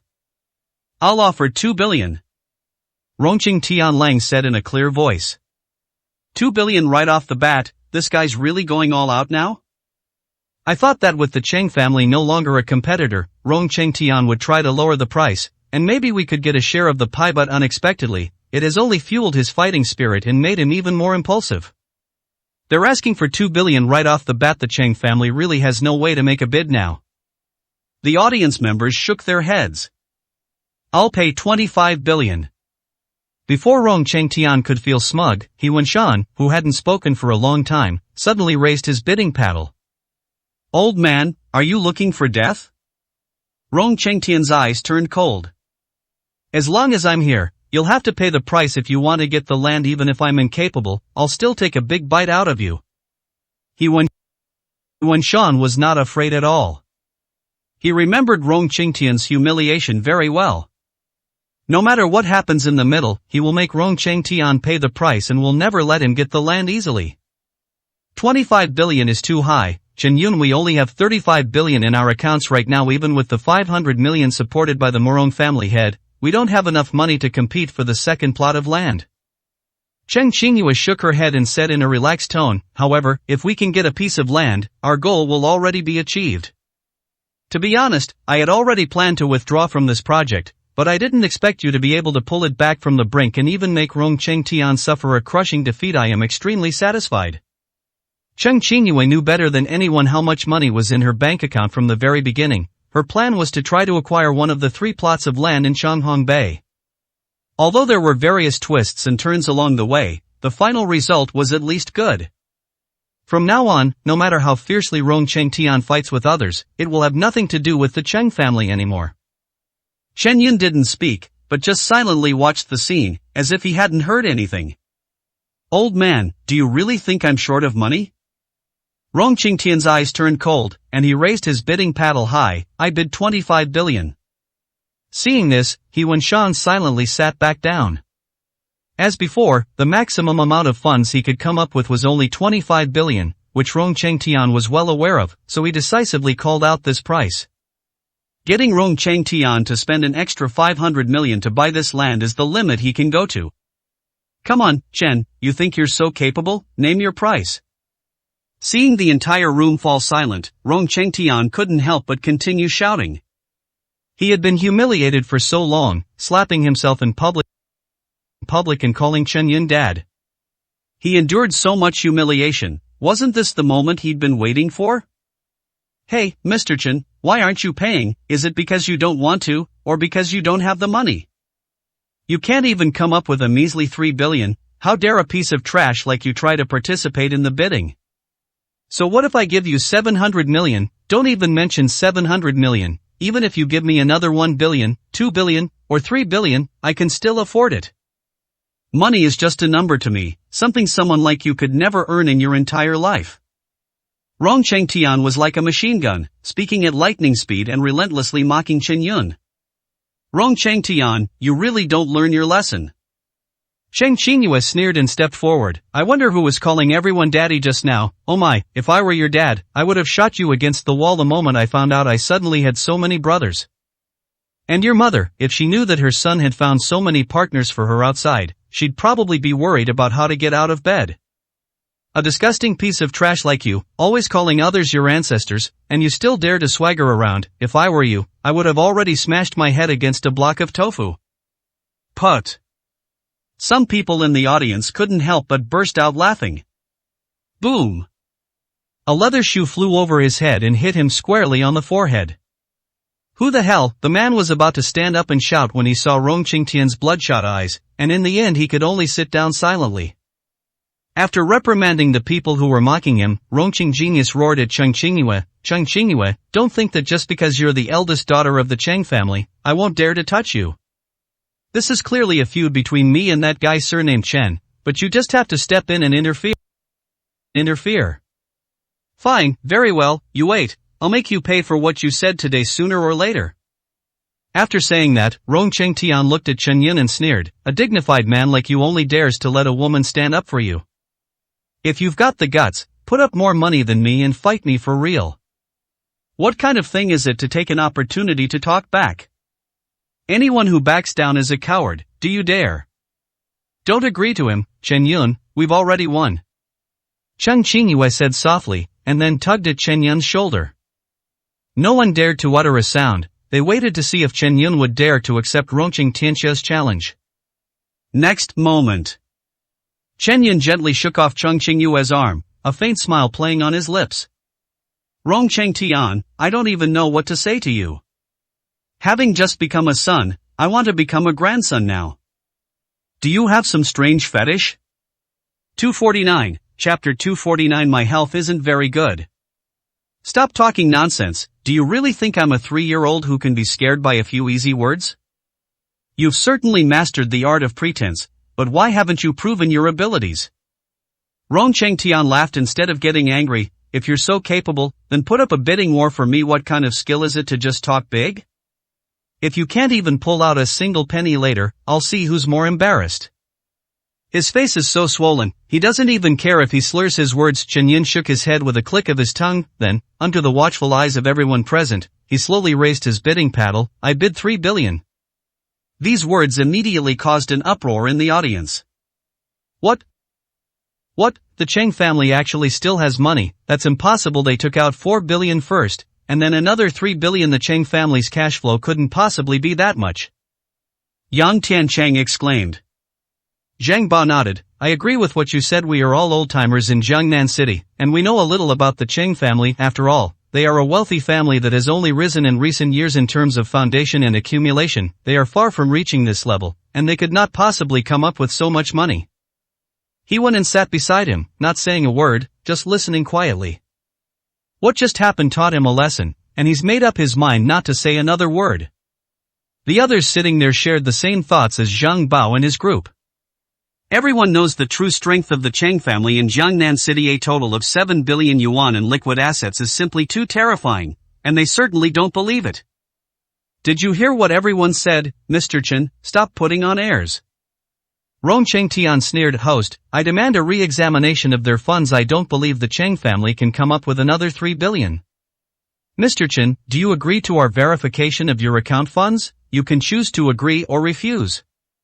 The host didn't immediately agree to Rong Chengtian's request. Instead, he smiled and looked at Chen Yun, saying, however, according to the auction rules, if we find that your account funds are insufficient to cover the purchase price of the items after the auction, all the items you bid on will be frozen, and you will need to pay 20% of the corresponding bid price free of charge. In addition, we can make an exception and allow you to withdraw this offer. Auction houses naturally have their own rules, especially since this is a land auction held in the municipal center. If Chen Yun cannot come up with such a sum of money, the land he previously acquired will be reclaimed, and he will have to pay a 20% handling fee on the total amount of the 2 bids as a warning. With 7 billion added together, the transaction fees amount to a full 14 billion. This punishment is quite severe. Of course, the auction house did not want to see this happen, so it gave Chen Yun an exception. Chen Yun, let's cancel it. Didn't you check our company account? There really isn't that much money left, Cheng Qingyue advised softly, her eyes full of worry. It must be said that the other business owners in Jiangnan City underestimated the Cheng family. If they were to sell everything they owned, the Cheng family could indeed come up with another 3 billion yuan. But the problem is, you can't just buy land and not build houses, right? Subsequent house design, zoning, blueprint construction, raw materials, construction team, all of these will be a huge investment. All the money is used to buy land. Are we going to sell air afterwards? Besides, the land in Changhong Bay isn't worth that much money at all. They already spent 4 billion, which was already an astronomical sum. If they keep throwing money into it, even a god couldn't break even. For the sake of Chen Yun's reputation, Cheng Qingyue did not stop him for the first time. But this is the second time. We can't keep messing around like this. Who told you I was going to use the company accounts money? Chen Yun turned his head, glanced at Cheng Qingyue indifferently, and then said loudly, I agree to check the account funds. Okay, Mr. Chen. The host nodded immediately and then said a few words through the headset. While waiting, everyone in the audience held a playful attitude, eagerly anticipating the next show. They really won't give up until they're completely defeated. Rong Chengtian sneered. A few minutes later, the host slowly turned off the headset, a serious look appearing in his eyes. Seeing this, Rong Chengtian's smile grew even more rampant. How's it going? Could it be that this guy doesn't have any money in his account at all? Could it be that he can't even come up with the previous 40 billion? Immediately afterwards, everyone watched in astonishment as the host walked to the auction platform, bowed deeply to Chen Yun with utmost respect, and then solemnly said, I'm sorry, Mr. Chen, it was my oversight that I was unaware that you had updated your account funds. Please punish me. What does this mean? Everyone looked bewildered, none of them understanding why simply checking an account could cause the host to change so drastically. Ignorance is no excuse. Chen Yun waved his hand. Can you tell them the results now? The host nodded repeatedly and announced loudly, ladies and gentlemen, after verification, Mr. Chen's account has ample funds, more than enough to cover the bidding price. As soon as these words came out, the whole audience was shocked. Cheng Qingyue's mouth is very big, as if it could fit a whole salted duck egg. Chen Yun, did you find some help? Cheng Qingyue asked anxiously. No one knows better than her how much money is in the account. When exactly did Chen Yun get this new money? Looking for help. If that's how you see it, then it's fine. Chen Yun smiled. That's right, just as the first auction ended, Chen Yun received news that Sparrow Phoenix had transferred the prepared 50 billion yuan into his account. Chen Yun has more than a dozen similar accounts around the world. To him, money is just a bunch of numbers. I'll bid 4 billion. Before anyone could react, Chen Yun calmly raised his bid paddle. You're bidding against yourself. You Rong Chengtian felt a surge of anger rising in his heart, and blood rushed up to the top of his head. Chen Yun is clearly rich, so why not just throw money at him? Why make him pay 700 million? There's only one answer. Chen Yun was deliberately humiliating him. Chen Yun wanted to see Rong Chengtian end up shooting himself in the foot. In the process, he even earned 7 slaps and a father for no reason. Thump! Enraged, Rong Chengtian completely fainted, collapsing to the ground and convulsing intermittently. A group of security guards rushed forward and carried Rong Chengtian out. The whole audience was silent. Only Chen Yun smiled faintly, his expression carrying a hint of regret. My newly adopted grandson doesn't seem to be in good health. 250, Chapter 250 Dinner Incident. The auction, which Rongqing and Chang had been building up for a long time, has finally come to an end. The paparazzi who were squatting at the entrance all captured the scene of Rong Chengtian being carried into the ambulance. I bet tomorrow morning the front page headline of Jiangnan City's news will be shocking. The eldest son of the Rong family was carried into the hospital. Is this a sign of moral decay or a distortion of humanity? The outcome of the auction was obvious. With Chen Yun's financial strength, no one could compete with him, and all 3 plots of land in Changhong Bay were acquired. Chen Yun, how can you be so amazing? As they walked out of the auction hall, Cheng Qingyue stared at Chen Yun like a little fangirl, her eyes sparkling as if they held stars. Ever since I lost my bidding certificate, I've had absolutely no hope for the Changhong Bay project, not to mention that there's that dog of a director, Rong Qiuhua, blocking our way from the outside. Cheng Qingyue pouted, looking very dissatisfied. Chen Yun smiled and said, the matter is resolved in retrospect. It was Rong Qingtian's own fault for letting Rong Qiuhua stop us. If he hadn't been so clever, even if we had managed to acquire the land in the end, it wouldn't have been so easy. What's more, in the end, he was so angry that he ended up in the hospital. No matter what, the ending is good. Cheng Qingyue said with a smile, then grabbed Chen Yun's arm. Come on, you're the hero, I'll treat you to a big meal today. A lavish meal is fine, but Miss Chang, please don't try to take advantage of me. Chen Yun smiled faintly and pulled his arm away from Cheng Qingyue's hands. Chen Yun! Cheng Qingyue shouted, hands on her hips, are you even a man? How can you be so petty? And have you no shame? What do you mean I took advantage of you? I'm a girl, you know. Oh, Chen Yun replied casually, then tentatively stretched out his arm. Here you go, do you want to pull it? Really? Cheng Qingyue asked suspiciously, and then reached out to hold her arm again. Of course it's fake. Chen Yun dodged away with a smile. He walked straight ahead without stopping. Men really are all big pigs. Cheng Qingyue was so angry that her teeth itched. She paused for a moment, but seeing that Chen Yun had no intention of waiting for her at all, she finally followed him over happily. After a busy morning, the two of them were both hungry. As everyone knows, if you want to eat real gourmet food in a big city, you have to go to those unassuming hole-in-the-wall restaurants. Chen Yun was quite knowledgeable about food, so he immediately took Cheng Qingyue to a small roadside restaurant. Boss, 2 servings of rice, 1 serving of scrambled eggs with tomatoes, 1 serving of twice-cooked pork, 1 serving of hot and sour shredded potatoes, and a bowl of pickled cabbage and vermicelli soup. Chen Yun quickly ordered the food, then handed the menu to Cheng Qingyue and asked her what she wanted to eat. Chung Qingyue shook her head, saying with a hint of disdain, I already told you I treat you to a big meal, why did you come to such a small place, it doesn't even look clean. The eldest daughter of the Chang family usually frequents high-end restaurants and expensive places. She has only been to this kind of hole-in-the-wall restaurant twice in her life. The first time was when she came to Chen Yun for help regarding the marriage alliance between the Chen and Chang families. Those grand and luxurious restaurants only look impressive, all the money is spent on the decoration. If you really want to eat something delicious, you have to come to these small places. Chen Yun shook his head. Chung Qingyue still frowned, feeling that it was unclean, but since Chen Yun wanted to eat here, she naturally didn't want to refuse. Gentlemen, all the dishes are served. A short while later, the shop owner, who was in his 40s, brought out the food. Without saying a word, Chen Yun picked up his chopsticks and started picking up food. The bright yellow scrambled eggs are tender, juicy, and perfectly seasoned. The twice-cooked pork is not oily or greasy, and the plate is full of big pieces of meat, which is a very generous portion. The remaining dishes each had their own unique characteristics and tasted very good. Chen Yun ate his meal in large mouthfuls, appearing quite ravenous. Is it really that delicious? Chung Qingyue asked skeptically, picking up a piece of scrambled eggs with her chopsticks and putting it in her mouth. The moment it touched her lips, her eyes lit up. So delicious. Chen Yun smiled and said, I wasn't lying to you, was I?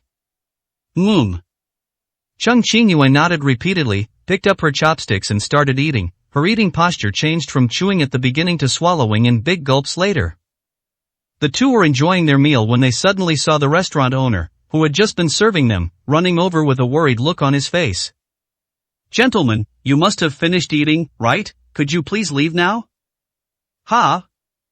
Chung Qingyue was taken aback, her expression turning somewhat displeased. No, boss, we came here to eat, we haven't even finished our meal yet, how can you kick us out? No, I'm not kicking you out, please leave first, okay? This meal is on the house, please go. The owner clasped his hands together, making a pleading gesture, begging Chen Yun and Chung Qingyue to leave quickly. Seeing this, Chung Qingyue finally realized something was wrong. Not taking money, boss, is something going to happen later? Please stop asking and just leave. The boss pleaded repeatedly, but seeing that the two people in front of him still didn't move, he finally stamped his foot, turned around, and ran into the inner room. The other guests at the scene seemed to know something and all fled. In just a short while, only Chen Yun and Chung Qingyue remained in the small, hole-in-the-wall restaurant. Chen Yun, shall we leave first?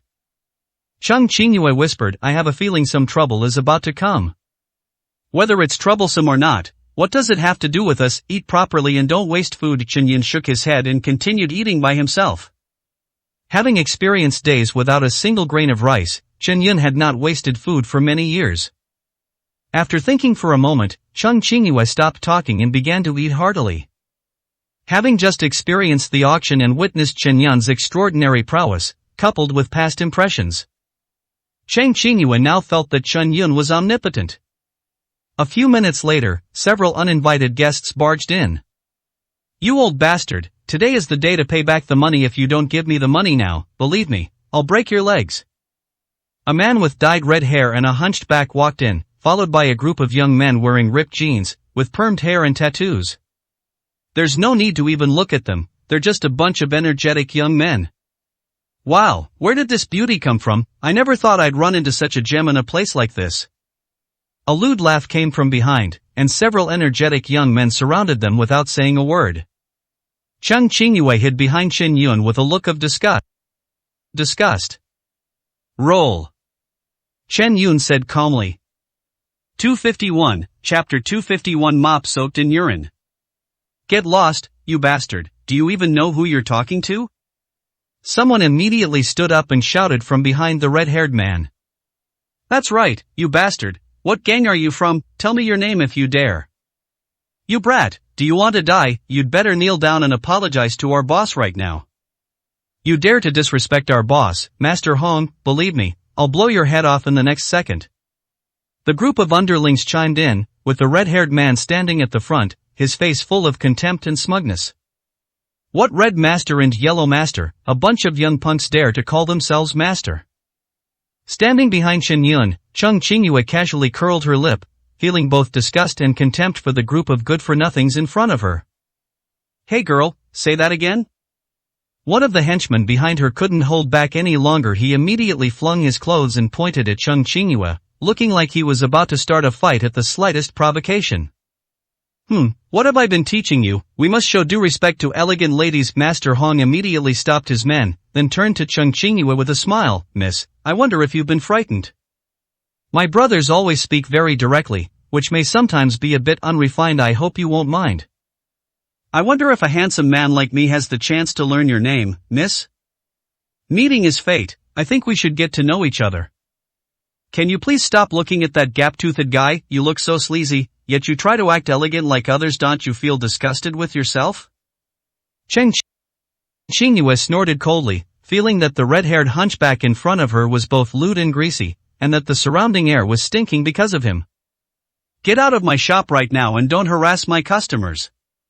Before Hong Ye and the others could react, the shop owner, who had a black mole on the corner of his mouth, suddenly rushed out of the shop holding a mop. His fierce appearance was just like that of a soldier fighting for his life on the battlefield. Thump! Caught off guard, and given the small size of this hole-in-the-wall restaurant, the sudden appearance of a middle-aged man caught them off guard. Hong Yi, who was standing at the very front, was the first to be hit. His mouth was smeared with a wet and smelly mop, and he staggered and fell to the ground. Ba ba ba. He shoved the mop directly into his mouth, and Hong Ye spat it out with disgust, but the dirty water on it had already seeped into his tongue and flowed into his mouth. Boss, are you okay? A moment later, the underlings, realizing what had happened, hurriedly helped Master Hong up. Nothing. Do I look like I'm nothing? Hong shoved his henchman hard, then glared menacingly at the shop owner across the street. Old man, your son owes us a whopping 600,000 yuan. I haven't even settled the score with you yet, and you've already started this. Beat him, tear this old bastard to pieces. Yes, boss. The group of henchmen responded and immediately rushed towards the shop owner. Come on, you bunch of loan sharks, I'll fight you to the death today. The shop owner's eyes were bloodshot. He was clearly in a desperate situation. At first, the shop owner was able to scare off a group of thugs by relying on the mop he had soaked in urine. But as soon as the shop owner was surrounded, someone immediately tried to launch a sneak attack from behind. With wolves in front and tigers behind, and the shop owner being a middle-aged man in his 40s or 50s, his physical strength was naturally no match for these young people in their 20s. The situation gradually turned against them. Puff! The mop, soaked in urine, suddenly slammed into the face of a blonde-haired man. You old bastard, I'm going to kill you. The blonde-haired man scratched his face hard, then pulled a small knife from his pocket and charged directly at the shop owner in front of him. Watch out! Chung Qingyue exclaimed, already anticipating what was about to happen. Call out! Chen Yun suddenly pointed, and the disposable bamboo chopsticks he was using for eating flew out like arrows in an instant. What? The bamboo chopsticks pierced the air, passed through the dense crowd, and accurately struck the yellow-haired man's thigh through the gap between the crowd's legs. As if struck by a giant hammer, the blonde-haired man let out a shrill scream, then his right leg suddenly bent, and he fell to his knees. What happened? Everyone in the room was stunned, wondering what had happened. The shop owner blinked, his eyes wide with confusion. So I'm that powerful? He was so scared he knelt down before me? Boom! Chen Yun lightly tapped the table, and the bamboo chopsticks in the bamboo tube flew up one after another. Then, with a light tap of his finger, the chopsticks, like a rain of arrows, struck the group of energetic young men in front of him. One after another, a group of people knelt down on the ground, wailing pitifully like Huang Mao. Yu standing at the very back, Master Hong saw Chen Yun's godlike skills clearly. His lips trembled, and he couldn't utter a single complete sentence. Snapped. Without a word, Chung Qingyue stepped forward and slapped Hong Yi across the face, making his right cheek turn bright red. She said smugly, "Fool, do you still dare to disrespect me now?" I was wrong. Please spare my life. Please spare my life." Despite the burning pain, Hong Ye didn't even dare to cover his face and kept begging for mercy. Humph. Chung Qingyue snorted coldly and kicked hard, sending Hong Yi sprawling to the ground. During this process, Chung Qingyue subtly placed her slightly trembling hands behind her back. They're really tough, they made my hand hurt from hitting them. She muttered to herself over and over again. If Master Hong heard this, he'd probably die of anger on the spot. You slapped me, and now you're blaming me for being too shameless and hurting your hand? However, no matter what, the once arrogant and domineering Master Hong could only lie on the ground in a cowardly manner, not daring to make any further moves. At this moment, he finally realized that he had really hit a brick wall. Thank you so much, God, for saving my life. Thank you so much, God, for saving my life. The shop owner rushed over with a mop in hand, thanking Chen Yun with a face full of gratitude. After witnessing Chen Yun's extraordinary abilities, he finally understood why the blonde-haired man had knelt down earlier. In his heart, he revered Chen Yun as a god. Hey boss, why don't you move that a little further away first? Cheng Qingyue dodged and took a few steps back. It's no wonder she reacted so strongly. The stench of urine emanating from the mop in the shop owner's hand was simply too pungent. Chen Yun nodded in agreement. I had just finished eating when I suddenly had to smell this unique toilet odor, and my stomach just couldn't take it. 252, Chapter 252 The Evil Behind Charity. I'm so sorry, I really had no other choice. The shop owner chuckled and removed the mop. Boss, what are these guys doing here? They seem to have a grudge against you. Cheng Qingyue asked curiously. Well, it's a long story. The shop owner's face looked visibly weathered. He sighed and slowly began to speak. These guys belong to a company called Jinkai, and this Master Hong is the team leader of that company. Golden color? Cheng Qingyue frowned. You know him? Chen Yun asked. As far as I know, it's a charity that raises funds for terminally ill patients, and they have a very good reputation in society. As she spoke, Cheng Qingyue glanced at the group of thugs on the ground. But how could these guys belong to Jinkai? Young lady, you have no idea. The shop owner's eyes flashed with anger. On the surface, Jinkai is a charity, but behind the scenes, it's actually a fraudulent company that engages in illegal activities such as gambling, loan sharking, and forced nude video chats. What? Cheng Qingyue's eyes widened. Chen Yun frowned and looked at the shop owner.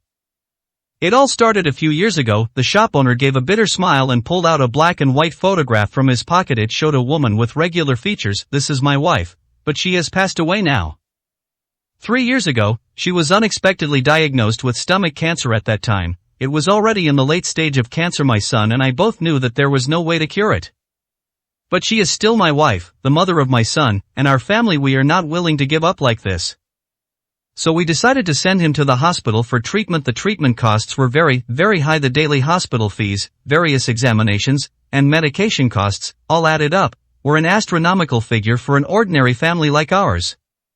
Even with medical insurance reimbursement, the subsequent treatment is still a bottomless pit. We had no choice but to seek help from society. At this point, the shop owner's eyes suddenly changed. We thought it was the right decision, but in the end it only brought us endless trouble after we sought help from society. The first to arrive at the hospital was this charity company called Jinkai. Because of their reputation in society, we naturally and easily trusted them and let them help us raise funds for charity throughout society. After a month, Jinkai company raised nearly 300,000 yuan for us, which was a huge sum for my son and me when we were penniless. I thought this money would be given to us as we wished, to save my wife's life. However, when my son went to collect the money, the usually gentle and easygoing person in charge of Jinkai company suddenly changed his expression and said they didn't intend to give my son a single penny. Unauthorized misappropriation of charitable funds is a serious crime. You should have called the police immediately upon encountering this matter, Cheng Qingyue said, somewhat puzzled. Of course we reported it. The shop owner's eyes showed despair, but it was completely useless. We had no evidence, and Jinkai company would never admit it. When the police asked Jinkai company to hand over the donations to us, they always delayed on the grounds that there were still procedures to be completed. By the third time, when my son and I went to the police station, they had already refused to handle the case anymore. No longer accepting applications, how is that possible? Cheng Qingyue exclaimed in surprise. Did Jinkai company bribe the police station? Chen Yun's eyes narrowed. Yes, it took my son and me a long time to figure this out, the shop owner slammed his hand on the table, his anger evident, but Jin Kai Company did more than that. They clearly didn't intend to give any money, yet they still approached my son to negotiate. They said that the only way to get the donations was for my son to gamble at their company. What happened next was simple. In order to save my wife, my son was forced to agree to the demands of Jin Kai Company. In the end, he not only lost all his money, but was also tricked by them and owed a total of 600,000 yuan in high-interest loans. How could they do this? Chang Qingyue's chest heaved violently, feeling that these bastards were utterly despicable. Chen Yun shook his head. Their methods are very sophisticated. First, they used their company's social influence to approach the patient's family and gain their trust. Then, by taking advantage of the patient's real condition and the family's approval, they defraud the public of donations. By this point, they have already obtained a sufficiently high profit. However, they were still not satisfied with this. Knowing that the patient's family would definitely call the police, they used the excuse that the procedures for handling the donations were too complicated to delay for a long time. They also used their connections and money to bribe the police station without evidence. Ordinary people had no way to threaten them. Aren't they afraid of kicking a steel plate? Chang Qingyue said angrily. Of course they're afraid. Chen Yun nodded. That's why they would never let such a thing happen. The moment they get close to a patient, they've already investigated the patient's family background. If the patient is rich, then it's a genuine act of kindness, while if the patient is an ordinary person who poses no threat, then they'll become their cash cow. Not only that, in order to gain more income and eliminate future troubles, they deliberately lured patients into gambling, causing them to lose all the donated funds. They also plundered the remaining assets of the patients' families and lent money at exorbitant interest rates, completely draining every drop of blood from the patients' families. At this point, Chen Yun's tone turned slightly somber, and a hint of something indescribable appeared in his eyes. Uncle, where is your son now? Chang Qingyue looked around the hole-in-the-wall restaurant and couldn't help but ask. The shop owner looked as if he had aged more than 10 years, his back slightly hunched. My son was kidnapped by them in order to save my wife. My son had to participate in the gambling games set up by the Golden Lottery Company, but he lost more and more and ended up being held there. I sold my house, part of which was used to treat my wife's illness, and part of which was used to pay off my son's loan. But these beasts, they only borrowed 200,000 yuan at the beginning, and even after I paid back 100,000 yuan, they still refused to let go of my son. In the following 2 months, the interest plus the principal had already grown to 600,000 yuan. 253, Chapter 253. 1 goal per week. What? Chang Qingyue's eyes widened in disbelief. In just 2 months, 100,000 became 600,000, that's a 5-fold increase? At this rate of doubling, which family can afford to pay it back? It's no exaggeration. Chang Qingyue, on average, the interest rate is 25 times per month. If she were to lend money to them at this rate for several years, the Cheng family wouldn't be able to pay it back. My house and car have all been sold. My wife passed away, my son was taken away by them, and I'm left all alone to run this small restaurant. Every week they smash and vandalize it. I really don't know how I'm going to survive. Overwhelmed with sadness, even the shop owner, a grown man in his 40s or 50s, couldn't help but burst into tears. Chen Yun, why don't we help him out first? This uncle is actually a very good person, he even rushed out to protect us just now. Second, these bastards wear the guise of charity but do all sorts of heinous things. They ruin so many families. Wouldn't killing these bastards be doing good on top of good? Chang Qingyue looked at Chen Yun with hopeful eyes.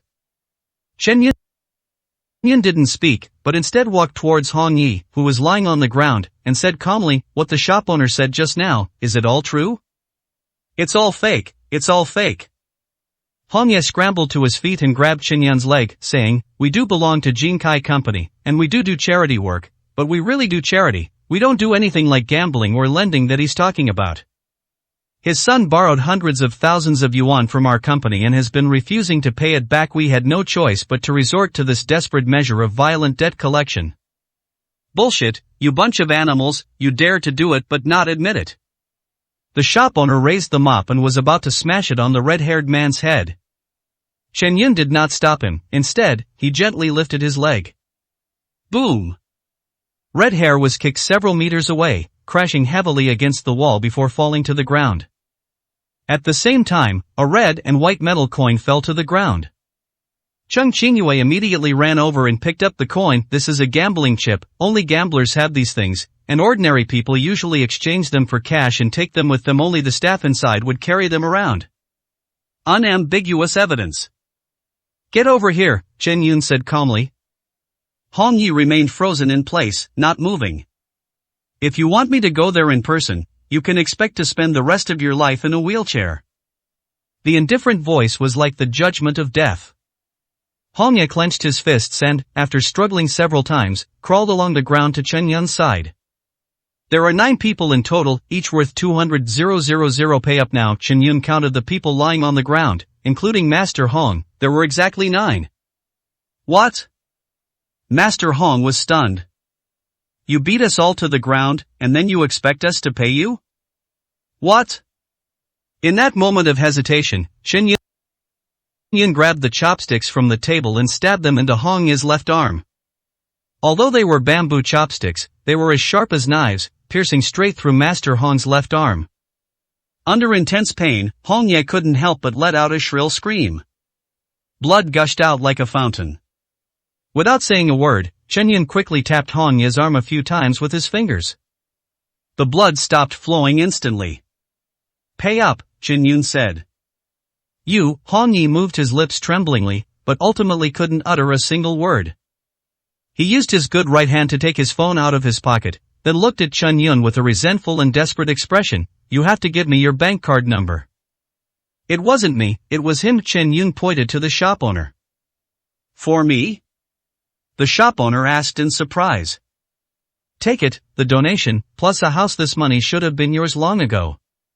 Chen Yun sighed. He had something else on his mind, but he didn't say it aloud. Even if we give you money now, your wife's life and your happy life from the past are gone forever.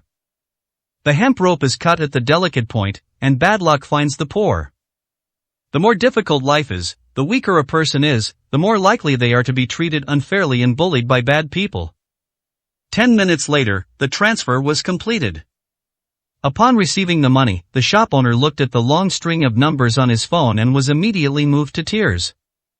I will never forget your great kindness and virtue. He was about to kneel down before Chen Yun, but just as his knees were about to touch the ground, he felt an invisible resistance.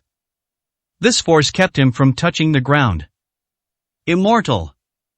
The idea became clearer and clearer in his mind.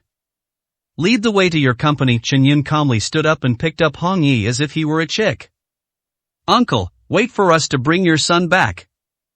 Cheng Qingyue clenched her fist, then jogged after Chen Yun. My son, is there really any way to save him? Watching the figure disappear around the corner, 2 lines of tears slid down the shop owner's cheeks. It has been 2 whole months since his son was taken away. He can't even imagine what his son will suffer at the hands of these inhuman beasts. Cheng Qingyue drove in front, while Chen Yun sat in the back to keep an eye on Master Hong. Tell me, how many times has your Jinkai company done something like this? Chen Yun asked casually. His expression appeared calm and gentle, as if he didn't care at all. But after his previous experiences, Hong Yi understood very well. The person in front of me, who looks unremarkable, is completely emotionless and extremely cruel. It happens almost every week. Whenever a relevant patient appears, the company will investigate the other party. Once the target is confirmed, we will take action immediately, Hong Yi said weakly. Continued. Chen Yun's expression remained unchanged. The specific process is just as you just analyzed. First, gain the patient's approval, then raise funds from the whole society in the patient's name, then confiscate the funds, and use them as bait to lure the patient's family to participate in gambling. Finally, gradually erode all of the patient's family's assets. You beast. Cheng Qingyue slammed her hand on the steering wheel. Although I had already guessed the general process, it was still surprising to hear these words actually come out of Hong Ye's mouth. When the truth was finally confirmed, Cheng Qingyue still felt a surge of anger within her. As far as she knew, Jinkai was founded 5 years ago, and their target was clearly terminally ill patients throughout society. At 1 patient per week, that's enough to harm 52 patients a year, and nearly 300 people in 5 years. These 300 people are just a drop in the ocean to society as a whole, but to their families, they are the whole world. 254, Chapter 254 Defense. With such a long time span, it's impossible for everyone's accusations to have failed. Chen Yun slowly looked at Hong Yi. If I'm not mistaken, your company probably has people behind you in the police station, the municipal government, and other places, right? This, Hong Yi stammered, not daring to say a word. I don't have the patience to waste time with you here. Chen Yun spoke coldly, exuding a strong killing intent. The moment their eyes met, Hong Yi felt as if he were looking at a monstrous beast ready to devour him, and a chill ran down his spine. I'll talk. Hong Yi shouted tremblingly, our company does have people in the municipal government. Every time someone from higher up comes to inspect charity-related matters, we receive advance notice so we can avoid risks and disguise ourselves. Who is it? Chung Qingyue asked. I don't know. Red shuddered. I really don't know. The company has a very strict hierarchical structure. Above me are supervisors and managers. I am just a team leader, and I am only responsible for leading people to collect debts. I have no right to know about things at this level. What a piece of trash! Chung Qingyue grabbed a glass from the front and threw it at Hong Yi behind her. Boom!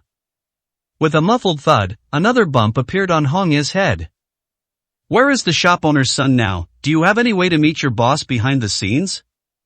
Chen Yun asked a new question. The company has 7 floors in total. His son was locked on the 3rd floor, where most of the people who owed money were also locked up. Despite the pain in his forehead and his resentment, Hong Yi could only maintain a bleak smile. As for meeting our boss, usually only the company's management has the opportunity to see him.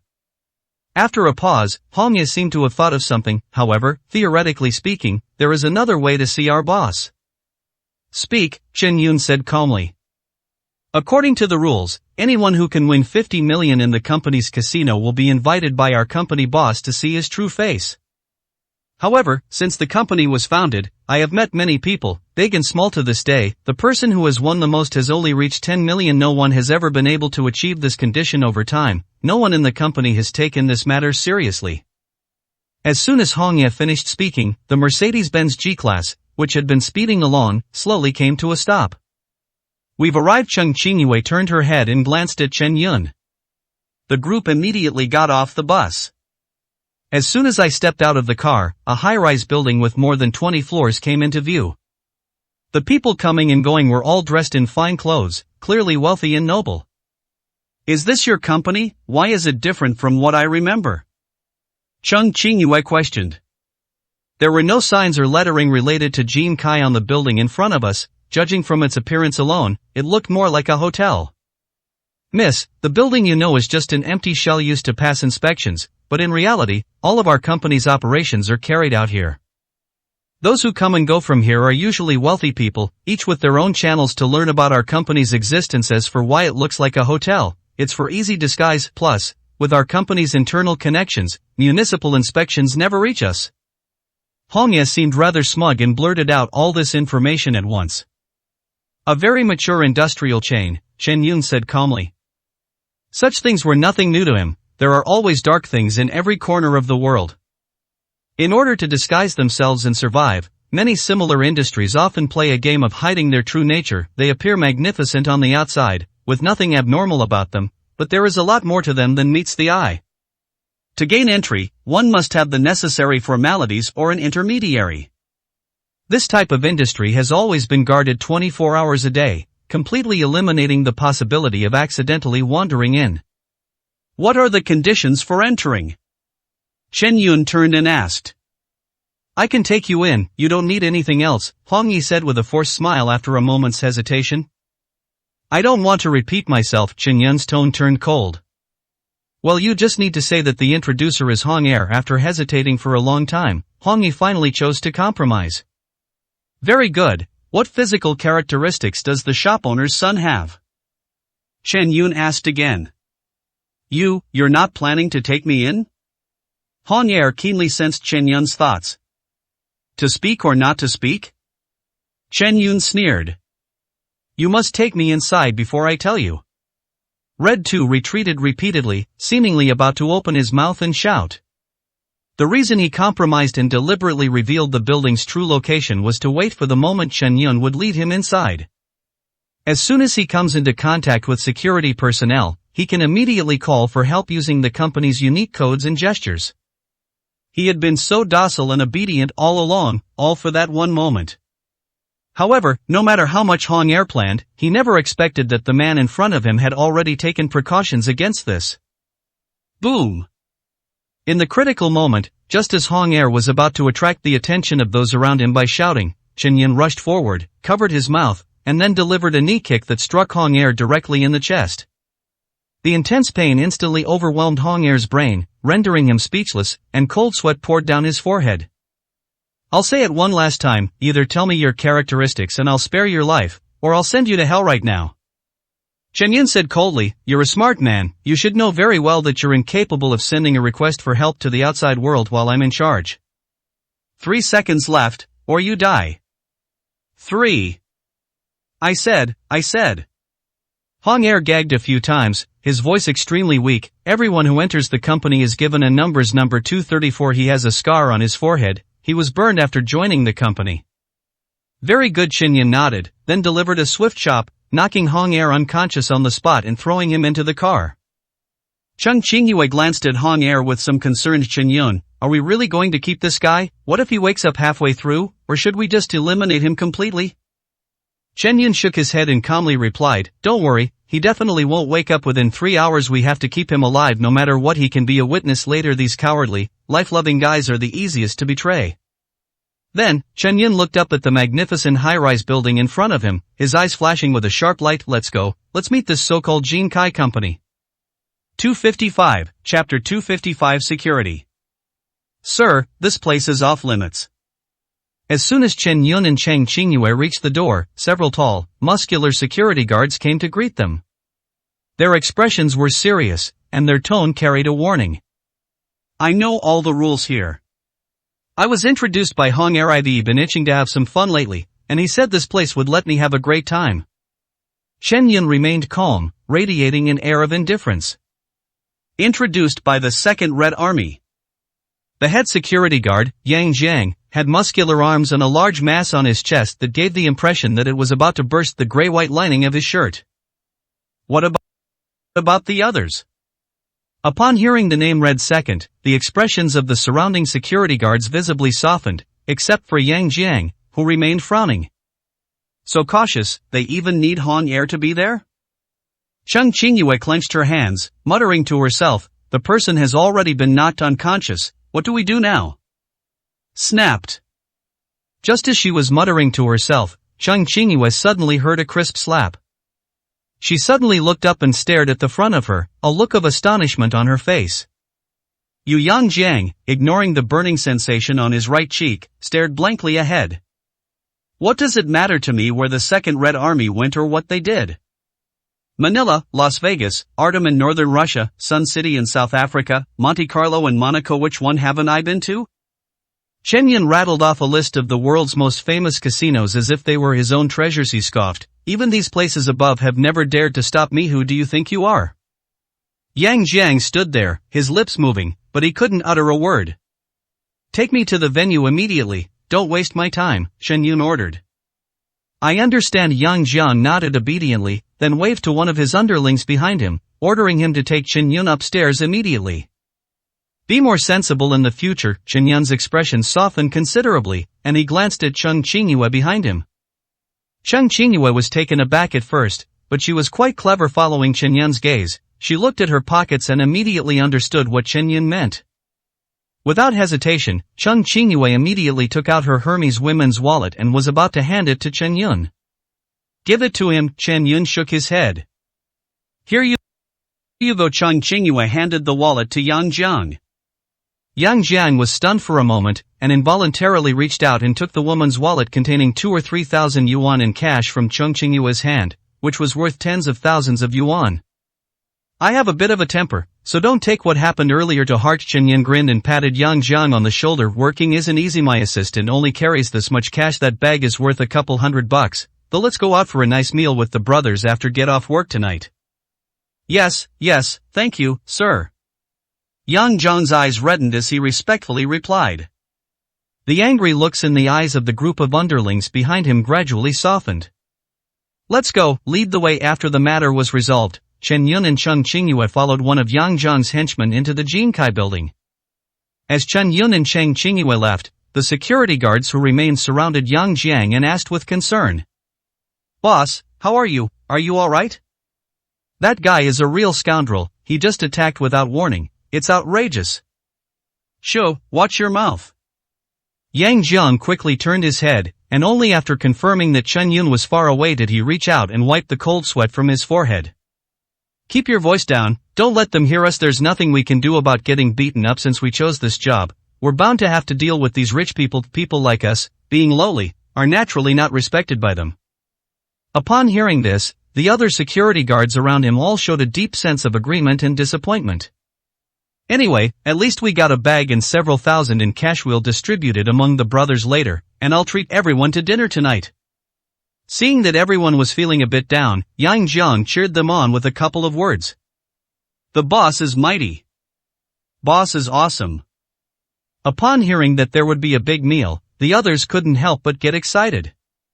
One of them frowned and couldn't help but ask, Boss, are we really just going to let him in like this? What if he causes trouble?" Yang Jiang shook his head. "Have you forgotten what I do? When he attacked just now, I didn't even have time to react with my skills. I was one of the best in the army back in the day, but in front of him, I was like a helpless child. This guy is definitely a master. We're just trying to make a living, so we'll avoid people like this whenever possible. Even you, boss, couldn't react. This guy is actually that amazing." The others couldn't help but show expressions of shock.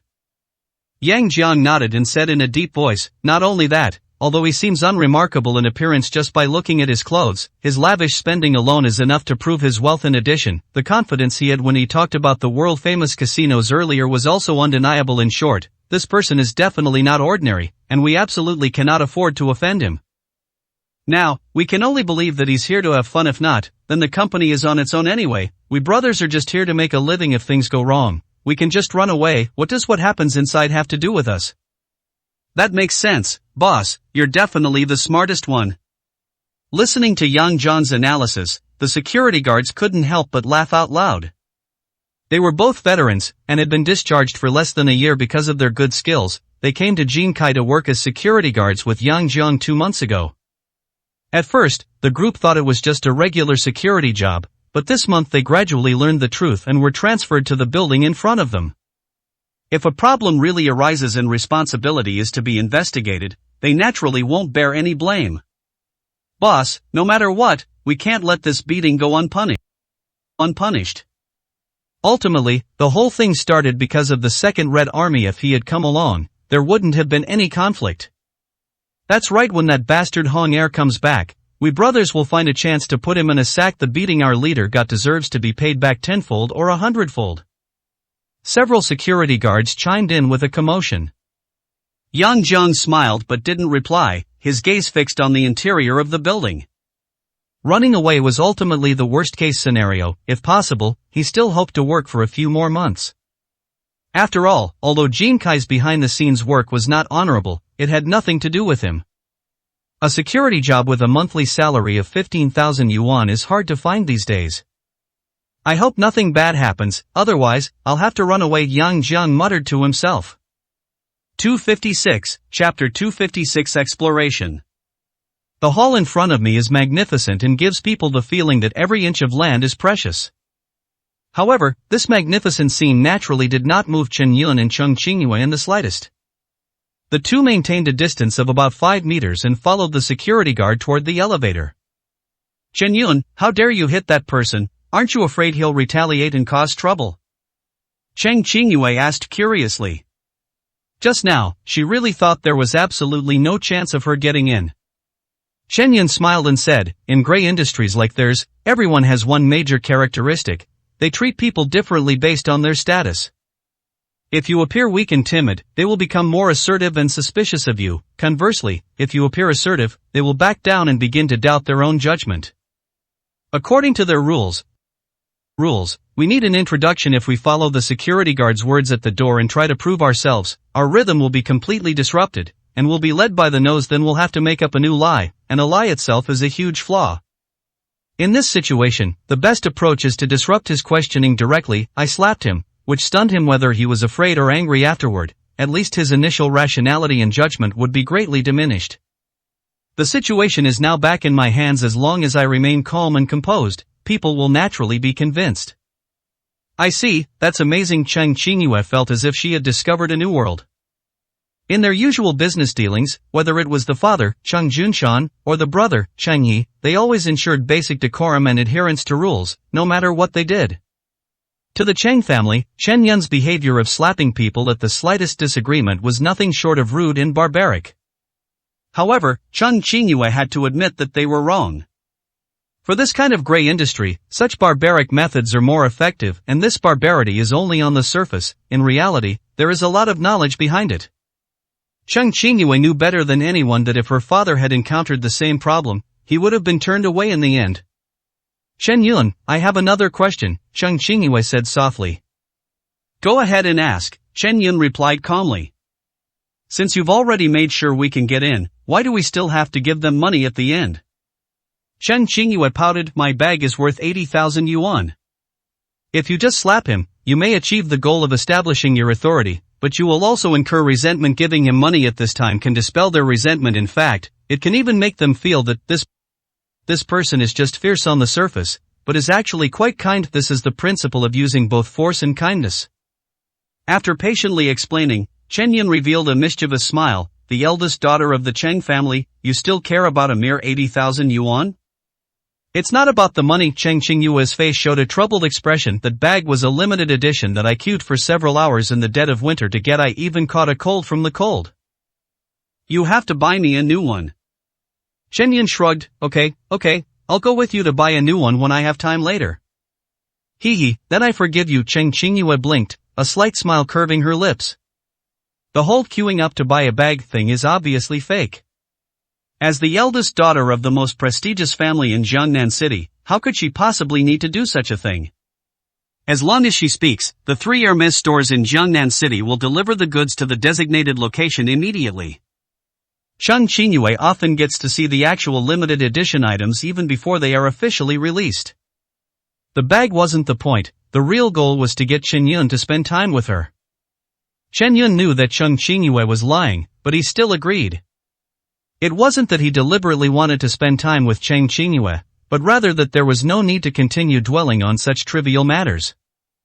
As for buying a bag, Chen Yun did promise to accompany Cheng Qingyue to buy one, but he only promised when he had free time.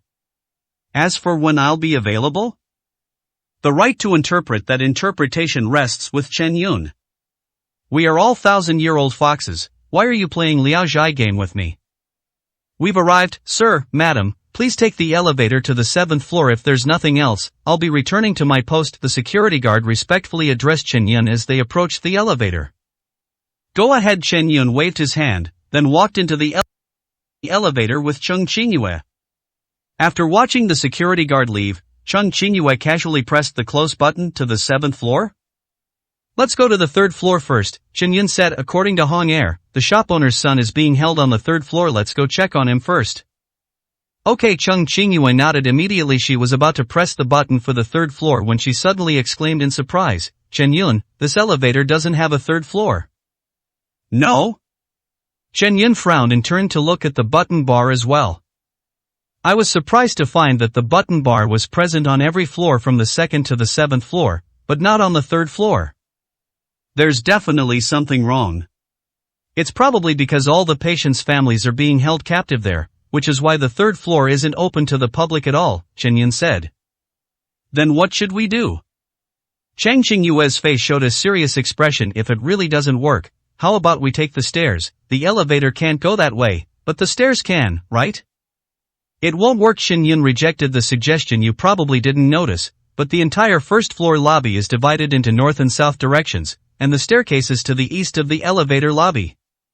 I've observed the people on site, and at least 7 people have been glancing towards the staircase, and 3 of them are standing right in front of it. There's clearly someone guarding it, and everyone who wants to use the stairs is being stopped.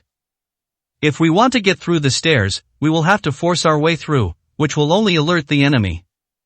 What do we do now? The elevator can't go to the 3rd floor, and there are guards on the stairs. Doesn't that mean we can't rescue them? Cheng Qingyue asked anxiously. The most important purpose of this trip was to rescue people. Just thinking about the shop owner's pitiful appearance made Chung Qingyue feel a deep sense of heartache. No rush, since we can't go to the third floor, let's explore the other floors first, get some information about this place, and then make a plan later. Let's go to the second floor first. After pondering for a moment, Chen Yun offered his opinion. Okay, I'll listen to you. Chung Qingyue nodded heavily, then obediently pressed the elevator button for the second floor. 257, Chapter 257. The Girl with Glasses. Ding! With a soft click, the elevator doors opened. What came into view was a magnificent hall, with several well-dressed staff members standing at the entrance with smiles on their faces. Welcome, sir and madam. The respectful words came out naturally, clearly indicating that the speaker had received professional training. Chung Qingyue glanced at Chen Yun, unsure of what to do next. The feeling of being discovered immediately after trying to find out what was going on left her feeling somewhat lost. Chen Yun showed no sign of panic, simply responding with a soft before heading forward. Sir, wait a moment. The staff member who approached Chen Yun immediately stopped him and greeted him with a smile. Sir, would you mind showing me your hand card? I didn't bring my hand cards, Chen Yun admitted frankly. Didn't bring it? The woman wearing glasses in front of me paused for a moment, then narrowed her eyes slightly. Could you perhaps tell me who recommended you to our place? Has something been discovered to be wrong? Chung Qingyue was startled. Red Second brought me here. Chen Yun's expression remained unchanged, as if everything before him had nothing to do with him. Brought by Red Second, the woman with glasses turned her head to look behind her and gave a wink. Immediately, someone walked to the side and made a phone call. Sir, please wait a moment while we verify something, the woman with glasses said with a smile. Whatever, Chen Yun shrugged, completely unconcerned. 2 minutes later, the staff member who had been on the phone walked over to the woman with glasses and whispered, We've tried 3 times, but Hong Er's phone is switched off. The phone was off. The woman with glasses maintained her smile and looked at Chen Yun. Sir, we can't contact Hong Er right now. When did you meet him? Seen him? Who told you I saw him? Chen Yun frowned, his tone suddenly becoming extremely impatient. Speaking of which, I need to ask you properly how you guys do things here. Hong Er called me before and said that your venue is comparable to Las Vegas in America, which is why I became interested. We had arranged to meet at the entrance, but he suddenly became unreachable. He didn't reply to my messages, and his phone was switched off when I called. I came here to have fun, not to waste my time, so I had to come in by myself. The woman with glasses exchanged a few glances with the staff member next to her, and finally gave an apologetic smile. I see. I am sorry, sir, it was our fault for neglecting you. Then, she suddenly changed the subject. You just said you've been to Las Vegas casinos in America? What, do you have a problem with that? Chen Yun raised an eyebrow. Oh no, something terrible is about to happen. Chung Qingyue was startled, and her palms were damp with sweat. Sir, you may not know this, but our company's business is relatively complex. We generally only serve long-term clients, or you can get a referral from an internal staff member. The woman in glasses looked troubled. Logically, you should have been asked to leave since you came in without permission. However, we can't contact Hong Er, so we can't verify your statement. Therefore, we naturally need another method to verify your identity.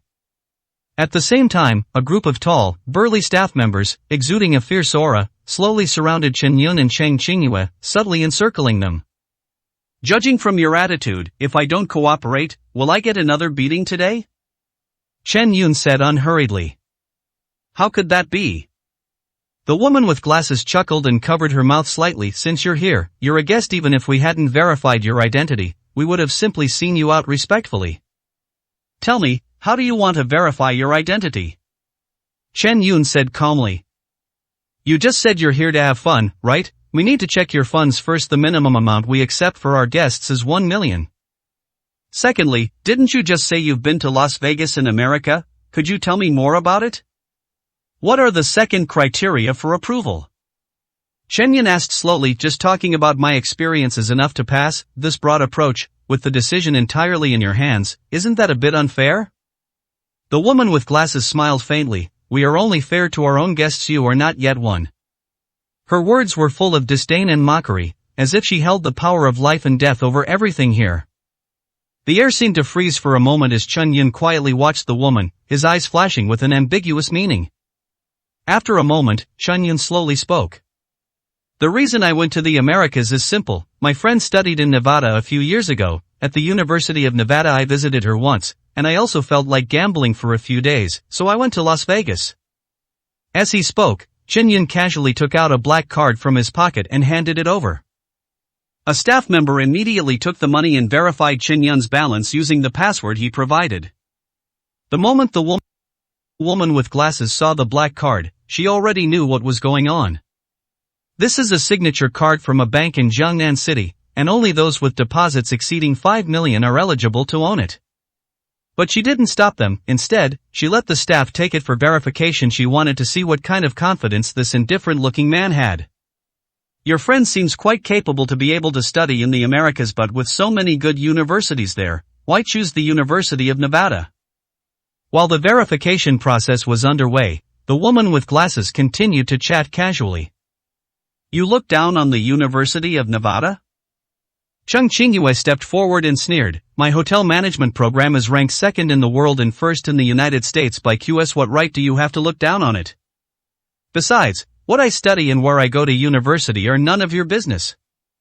The sarcastic remarks made the woman with glasses look somewhat embarrassed. So this lady is the friend you were talking about? Chun Yun didn't speak, but instead gave Chung Qingyue a slightly appreciative look. As the eldest daughter of the Cheng family, she has been exposed to many things and seen many scenes since childhood, so her reaction is naturally faster than that of ordinary people. The friend Chun Yun mentioned was indeed Chung Qingyue, or more accurately, a fabricated friend named Chung Qingyue. He did indeed visit Las Vegas in the Americas many years ago. Moreover, he had actually been to all the casinos he mentioned earlier. The problem is, his name is already on the blacklists of major casinos around the world. 258, Chapter 258 Introduction. During those difficult years, Chun Yun often went to casinos to make ends meet. Even the dozen or so accounts that Sparrow Phoenix opened for him today, each with tens of billions of dollars, most of which came from casinos around the world. In their daily conversations, Chung Qingyue had told Chun Yun about her previous school and experiences studying abroad. Unexpectedly, her casual remark came back to be used today. I'm wondering if this lady can tell me her name. We need to verify it. The woman with glasses spoke up. Chung Qingyue, class of 2020, hotel management major, University of Nevada, Las Vegas. You can look it up yourself, Chung Qingyue said confidently. The Cheng family spent millions to send Chung Qingyue abroad to study, so how could the information be false? Why does this name sound familiar? The woman with glasses frowned, said wait a moment, then turned and walked to the back, taking out her phone to make a call. A few minutes later, the woman with glasses returned, her expression now respectful. Madam, I apologize for any offense I may have caused. Chung Qingyue snorted coldly, her face showing considerable displeasure, but inwardly she was secretly delighted. I passed. At the same time, the staff member who had just taken Chun Yun's black card to verify it returned. Looking unprecedentedly shocked, he leaned close to the woman with glasses and whispered a few words in her ear. The next moment, the woman with glasses exclaimed, How much? 500 billion, are you sure you didn't see it wrong? No, I checked it 3 times. Seeing that the woman with glasses had shouted it out, the staff member simply stopped trying to hide it. The staff member said it was normal for their supervisor to look surprised. When he first saw that number, he even briefly considered taking the money and running away with it. So scary. Since Jinkai Company started operating, the richest person we've ever met has only contributed 300 million. Even the Cheng family, the wealthiest family in the entire Jiangnan city, could not possibly come up with a cash flow of 50 billion. 500 billion, 500 billion, the bespectacled woman murmured a few times, and it took her a few minutes to finally come to her senses. An unprecedented excitement and agitation appeared on her face. She turned to look at Chun Yun, held the black card in both hands, and bowed deeply, saying, Sir, please forgive my rudeness just now. It's all right. Chun Yun smiled faintly and took the black card. Thank you so much for your generosity, sir. From now on, we will provide you with the most outstanding service. The woman with glasses bowed deeply, showing no intention of getting up. The staff quickly lined up, bowed deeply, and respectfully said, Your needs are our requirements. and your comfort is our peace of mind. We will do everything we can to make things as easy as possible for you. The slogan is good, Chen Yun said calmly. However, I have a question now, and I'll have to trouble you to look up at me. Please do not hesitate to ask if you need anything. The woman with glasses immediately looked up and answered seriously. Don't be so nervous, this is a simple question. Now, am I considered a guest here? Chen Yun smiled. Of course, you will be the most distinguished guest in our company's history. The woman with glasses answered without hesitation. I see. Chen Yun's face showed a look of sudden realization, and then he slowly raised his hand. Snapped. A loud slap echoed throughout the second-floor lobby. The woman with glasses was completely stunned by the slap, and the other staff members were also frozen in place, unable to utter a single word. Do you know why I hit you? Chen Yun said coldly. Yes, I know. The woman with glasses immediately lowered her head, not daring to reach out and cover her face. Okay, that's good. Chen Yun casually put the black card into his pocket. I hate it when people threaten me. Hope this slap will teach you a lesson. Yes, I will definitely keep that in mind from now on. The woman with glasses forced a smile that looked more like a grimace, and then began to introduce herself. Our company has a total of 7 floors. The first floor is the lobby you just came up to, which is responsible for hotel registration. The second floor is where we are now. This is the bathing area, and all guests must have a wristband to enter. The third floor is a company secret. No one is allowed to go in, not even us. The fourth floor is the hotel, which includes various professionally trained technicians. The hotel environment is built to 5-star standards. You can enter at any time if you want to rest, but you still need a wristband there. In addition, the fourth floor offers a variety of services, and there are other girls of all kinds and styles to ensure your satisfaction. A girl? Before Chen Yun could speak, Cheng Qingyue frowned. Yes. The woman with glasses replied respectfully. Of course, it's not just girls, there are boys available too. They are all selected according to the standards of top models. As long as you have a wristband, you can go there. Snapped. Another crisp slap echoed in the second-floor lobby. The staff looked ahead in astonishment. Their supervisor had been slapped twice for no reason. Did I say something wrong? The woman with glasses spoke with a hint of sobbing in her voice. She hadn't suffered such injustice in a long time since being promoted to supervisor. You slapped me for saying something so casually. Are you too prone to violence? I'm standing right here, and you're introducing women to him, and even trying to introduce men to me. Don't you think you deserve to be hit? Cheng Qingyue said coldly. But didn't this gentleman just say that you and he are just friends? The bespectacled woman retorted, sounding somewhat aggrieved. Still talking back? Cheng Qingyue raised her hand as if to say something. The woman with glasses immediately flinched and hid. Only after confirming that Cheng Qingyue had no intention of making a move did he continue. The fifth floor is a KTV with all sorts of games, but you two probably aren't interested. The sixth floor has a gym, classrooms, offices which are basically various themed rooms with different themes. However, they are definitely not suitable for the two of you. Just like the rules on the previous floors, you need a wristband to enter. Then there's the seventh floor, which I believe is the place you need, sir. That's our company's casino, with all kinds of games, big and small, and all sorts of options. Except for not being as huge as Las Vegas, you can find everything exactly the same there. Once you enter, if you spend more than 1 million, you will receive a pass. After that, you can freely enter and exit any floor of the building except the third floor. If you have any requests, just make them and we will definitely fulfill them. The woman with glasses finally finished explaining everything. 259, Chapter 259. The scenery on the 7th floor. Sir, madam, if there are no other problems, I'll have someone take you to the 7th floor right away. After speaking, the woman with glasses immediately gestured behind her, and staff members immediately walked to Chen Yun and Cheng Qingyue's side. Let's go, Chen Yun replied casually, and entered the elevator first. Cheng Qingyue turned around and glared fiercely at the woman with glasses before turning around and following her. The elevator started moving, leaving a group of staff members and the woman with glasses outside the door. Manager, are you alright? A staff member asked with concern. It's nothing, it's just a couple of slaps. The woman with glasses gritted her teeth. 500 billion in cash, a big fish of this caliber is hard to come by. The more arrogant he is here, the more miserably I'll make him lose later. After saying that, the woman with glasses pulled a walkie-talkie out of her pocket. Eagle, a big whale has taken the bait. Eagle received, whale fall brings life to all things. Came an excited voice from the other end of the walkie-talkie. This is a code word from Jinkai Company. The big whale signifies at least 100 million yuan in cash flow. Whale fall brings life to all things means that if they can take down this giant whale, their company will be rolling in profits. Sir, madam, we've arrived at the 7th floor. The receptionist will be here shortly. Please wait a moment.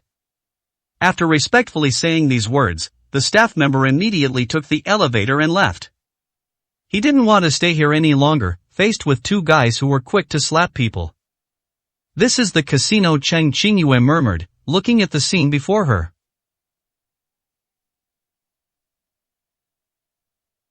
Before them was a huge hall covering more than 500 square meters, where wealthy people dressed in gold and silver moved freely. Hundreds of gambling tables, each about 20 square meters in size, were neatly arranged around the venue. Large crowds gathered around the different tables, their eyes filled with greed and excitement. Big. Little. Two distinct groups of people were shouting excitedly. The dealer, dressed in a low-cut silver-white gauze dress, wore a faint smile, her fair skin reflecting a captivating luster under the lights. With a simple wave of her hand, she could decide life or death at the gambling table in an instant. Some people had bloodshot eyes and were trembling with excitement.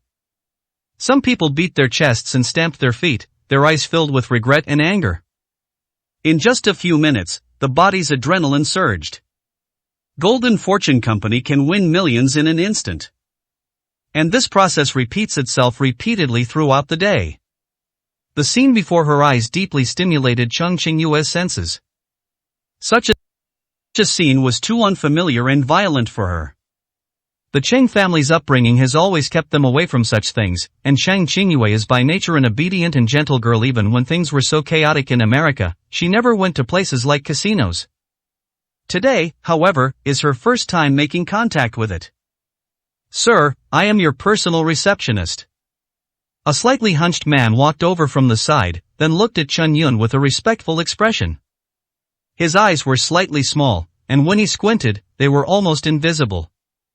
But the light emanating from it was somewhat dazzling, like an eagle locking onto its prey. Rather than an eagle, it was more like a vulture circling high in the sky. Cheng Qingyue turned her head slightly away, those eyes made her feel a little uncomfortable. What should I call you?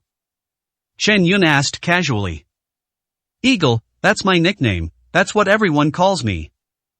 The eagle replied with a smile. Let's go, let's wander around and take a look. Chen Yun said it casually. No problem, feel free to look around. Eagle smiled brightly and immediately led Chen Yun toward the center of the arena. We have a total of 100 gaming tables here, operating 24 hours a day, with shifts of 6 hours each. There are 2 dealers per team, each working 2 shifts. The entire process is monitored by high-definition cameras, with no blind spots, ensuring fairness and impartiality. The minimum bet for each game is 100,000. The betting amounts vary from game to game, ranging from $1 million to 20 or 30 million. Whether you're a casual player or a high-society individual, we guarantee you'll be 100% satisfied. Roulette, Texas Hold'em, blackjack, big or small, we have it all here. If you can imagine it, we can make it. Eagle led Chen Yun and Cheng Qingyue around for a while before asking with a smile, I wonder, boss, what do you want to play, and how much are you planning to bet? Are you in a hurry? Chen Yun's eyes narrowed. Well, how could that be? Eagle paused, then couldn't help but touch his nose. I'm just introducing it to you. Even if you don't play and just want to take a look, our company would still be very happy to have you. If I really left, would you be willing to let me go? Chen Yun sneered. The eagle fell silent, secretly thinking to itself that the creature in front of it was indeed not easy to deal with. Don't be nervous. After gaining the upper hand, Chen Yun said unhurriedly, everyone comes out here for money, so it's understandable that you want to win money from me. But conversely, I don't like losing either. Coincidentally, I've always been lucky and rarely lose. Are you sure you can handle me here? Chen Yun said with a smile. Hey, I had no idea what was going on. Eagle slapped his thigh and laughed loudly. Boss, we're fair and just, and you should know very well that anyone who can achieve our scale in Jiangnan City must have powerful backers. Our credibility is absolutely guaranteed. As long as you have real skills, you can win however you want, take whatever you win, we have absolutely no objection. At this point, Eagle paused. Of course, we agreed beforehand that the boss must have real skills. As long as it's not some shady method, there will be no problem. Don't worry, money is just a string of numbers. To Mei wouldn't do anything else for that. Chen Yun smiled faintly, and was about to speak when he saw Cheng Qingyue wink at him. Then, Cheng Qingyue looked at the eagle again. Understand. The eagle very tactfully moved aside, even covering its ears. The casino was so noisy that he couldn't hear anything. Chen Yun, are you really going to gamble? My dad told me that once someone gets involved in gambling and sits at the gambling table, no matter how much money they have, they will always lose in the end. Even if you're really rich right now, there's no limit to how much money you can have, whether it's 100,000 or 1 billion. It's just a number here, it makes no difference at all. Should we think of another way, or how about I call Mayor Wang directly? Cheng Qingyue said worriedly. She was quite afraid that Chen Yun would become a complete gambler. Although she knew in her heart that the possibility was very small, she thought, what if it was possible? 260, Chapter 260 Sweetness. We can't contact them now. Chen Yun shook his head and said seriously, first, if we contact the mayor now, they will immediately notice once we start an operation. If they take extreme measures, those people imprisoned on the 3rd floor may all lose their lives. Secondly, the people we see now are just small fry if the people behind the company aren't brought to justice, and if the people in Jiangnan City who are providing protection aren't caught. Even if Jin Kai is gone today, there will be black and white gambling in the future. We won't be lucky enough to run into them every time. Seeing Chen Yun's face display such a serious expression for the first time, Cheng Qingyue couldn't help but feel a little scared. She nervously rubbed her fingers together and whispered. Chen Yun, don't be angry. I know how serious the problem is. I won't contact you. I am just a little afraid something might happen to you. Don't worry, I'm not the one you should be worried about. Chen Yun's expression suddenly softened, and a slight smile appeared at the corner of his mouth. Do you know what the most important third point is? Cheng Qingyue was taken aback for a moment, then asked curiously, what? Most importantly, finally a casino has allowed me to enter. A rare look of excitement appeared in Chen Yun's eyes. It's like a lion that has been sleeping for a long time waking up and seeing the fattest lamb the moment it wakes up. His gaze slowly swept across the entire room. All the world's famous casinos have blacklisted me. No matter what method I use, as long as I appear within a 1-kilometer radius, they will immediately send out a large number of security personnel to prevent me from entering. Today, I finally managed to rob another bank, but if you take it down now, what's the point of robbing it? After saying that, Chen Yun walked straight to the eagle standing to the side, intending to have him help him exchange for chips. Cheng Qingyue was left standing there, completely bewildered. Gambling in a casino is like robbing a bank. I've never heard of such a thing. Chip exchange area. What, boss, you mean you only want to exchange 100,000? Yeah, what's wrong? But isn't 100,000 a bit too little? If we're unlucky, it might end in one game, and then running back and forth would be a real hassle. Eagle frowned, looking somewhat conflicted. According to the information he just received, this seemingly unremarkable guy in front of him actually has a whopping 50 billion in cash. For someone like that, no matter how low the price is, no matter how cautious and careful they are, they should at least exchange it for 10 million to play with, right? Only 100,000, you're trying to fob me off like a beggar. If it weren't for the fact that you offer a minimum exchange of 100,000 here, I would have only exchanged 1 unit anyway, since it makes no difference. Chen Yun shrugged. Ha, no difference, what do you mean? The eagle asked, puzzled. Don't you understand, how much is your casino's total capital? Chen Yun countered with a question. Upon hearing this question, a proud expression appeared on Eagle's face. Boss, you've come to the right person. Our casino has nearly 2 billion in liquid funds. With such a huge amount of money backing us, anyone who wins money can withdraw it at any time, 24 hours a day, without any obstacles or excuses. This is also why our casino can monopolize Jiangnan City and dominate the market. only with a strong financial chain can we give all the players here enough confidence. However, the next moment, Eagle saw Chen Yun curl his lip in disdain. Only 2 billion, that's not even enough for me to do in Las Vegas for an hour. A question mark involuntarily appeared on the Eagle's head after realizing what was happening. It felt an overwhelming sense of disdain and sneer. This guy is such a show-off. Does he mean he can win 2 billion in an hour in Las Vegas? If he had even had a few peanuts, he wouldn't be this drunk. Alright, let's stop wasting time and start with something simple. Roll the dice and see who's bigger. Chen Yun stopped wasting words with the Eagle and immediately walked towards the gambling table. Big, big, big.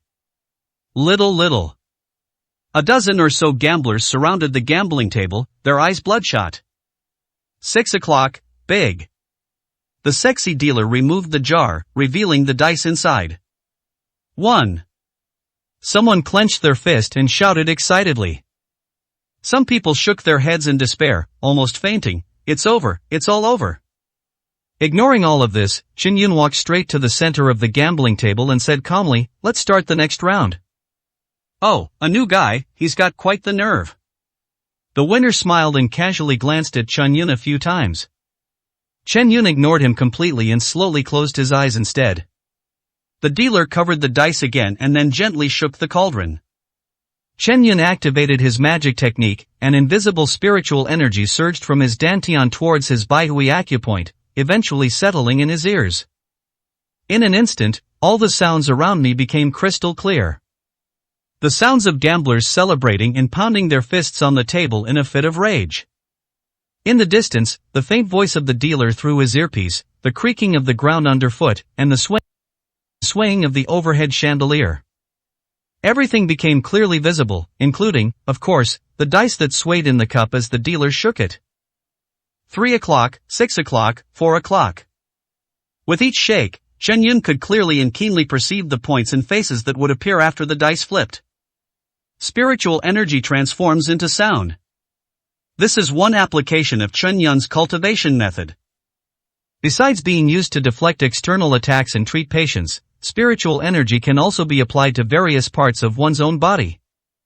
For example, when applied to the eyes, it can sharpen vision. When applied to the nose, it can enhance the sense of smell.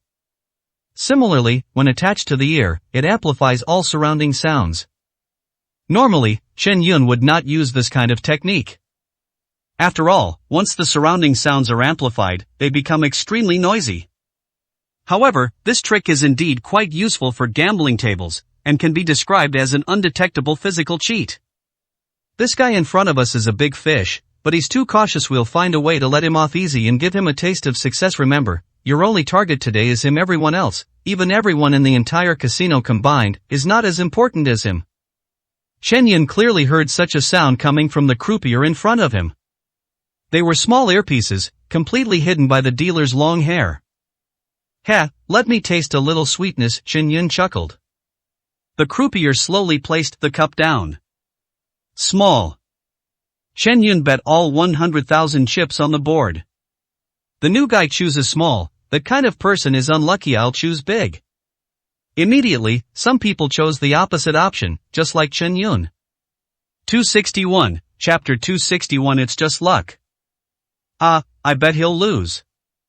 That's right, this guy doesn't even know anything about gambling, he just got lucky. He was just lucky. If you let him gamble a few more times, I guarantee he'd be crying for his parents. Everyone was talking about it. Chen Yun ignored the noises and kept his eyes fixed on the gambling table, waiting for the dealer to reveal the answer.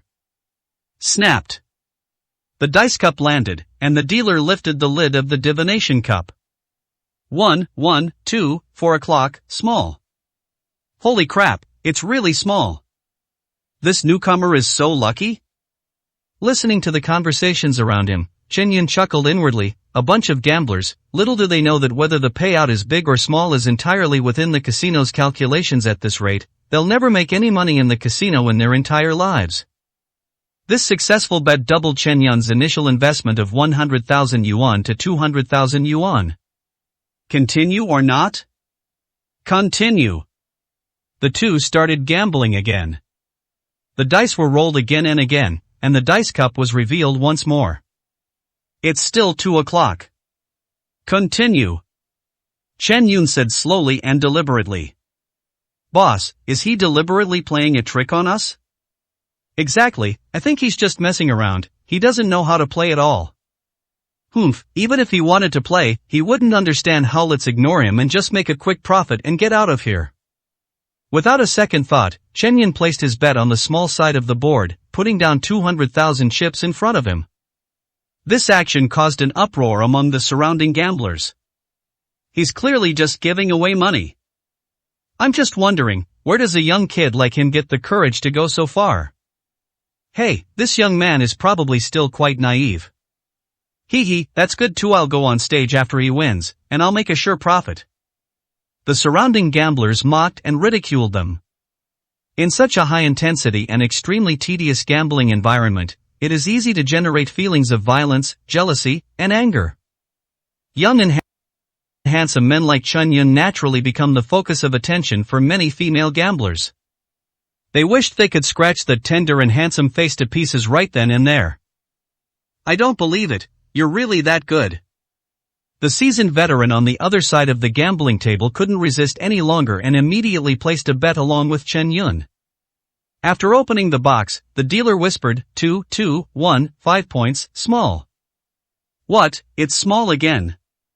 Is this newcomer so lucky? This time, Chen Yun had 400,000 chips in front of him. Another round begins. This time, he still chose to bet on small. Damn it, does this kid even know how to gamble? If you can't do it, then get down here. Damn it, is this kid trying to be funny? The gamblers around them could no longer sit still. You bastard, you can't even compare to a student, and you call yourself a gambling god, bah.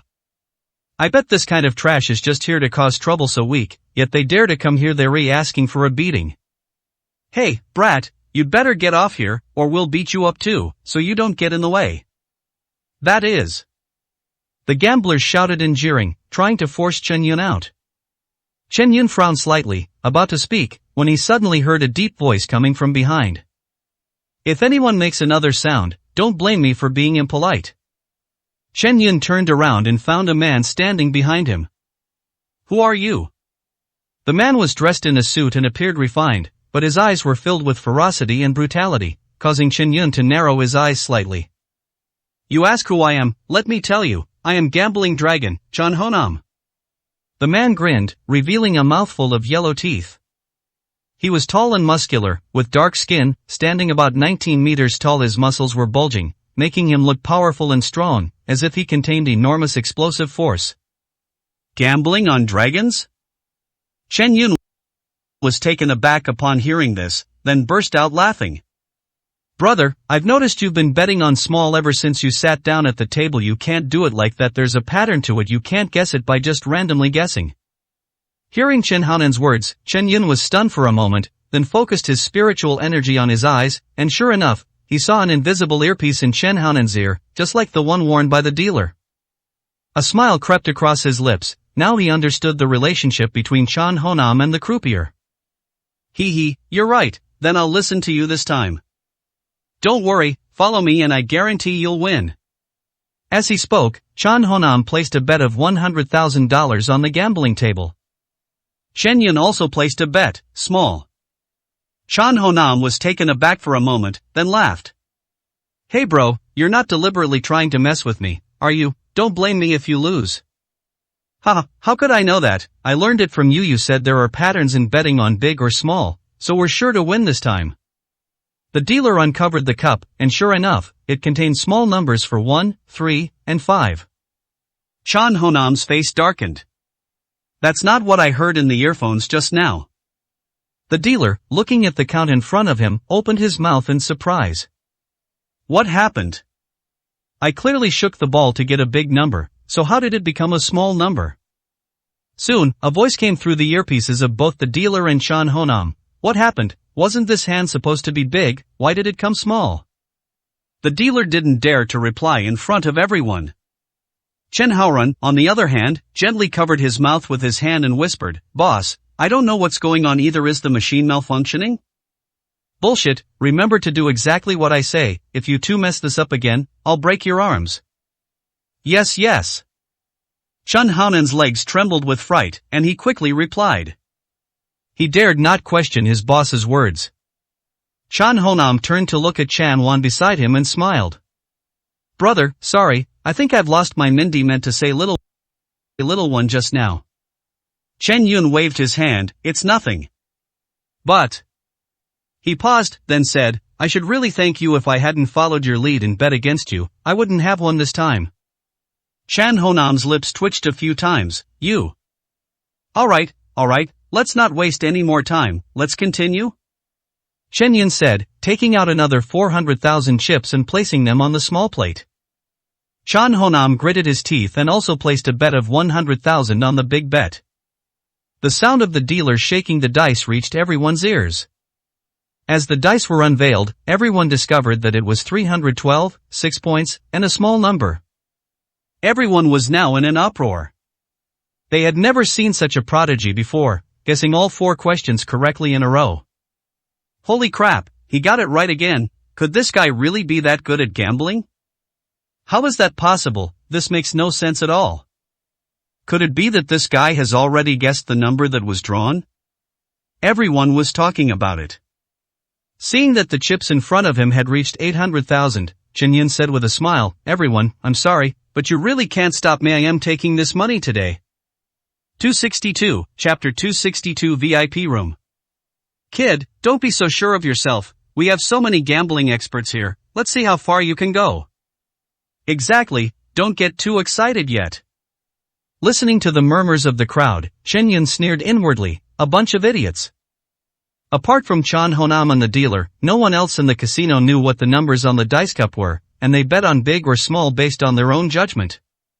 This method of betting based on judgment is entirely based on luck. Even if they do win money, it's just a lucky guess, and the casino won't lose a single dollar. The real money in the casino comes from the dealers and Chan Honam, those two are the key. If Chen Yun wasn't mistaken, the real owner of this casino should be the so-called Black Brother. Looking at the 800,000 chips on the table, Chen Yun narrowed his eyes slightly and said, I'd like to see what other tricks you have up your sleeve. This time, he bet $1 million. When Chan Honam saw this, his face turned green. Egg. My boss told me to bet 100,000 per round. If I lose, I'll lose $1 million. He made a snap decision and simply placed a bet along with Chen Yun. Alright, this time I'll go all out with this young man. As he spoke, he also pulled out $1 million and placed a bet. Chan Haonan's actions completely terrified everyone around him. Holy crap, is this guy insane, he's going to go this far? Could this kid have some kind of powerful background? Who knows? The dealer was also a bit confused. He didn't know what was wrong with Chan Honam, that he would bet such a large sum of money with a young kid.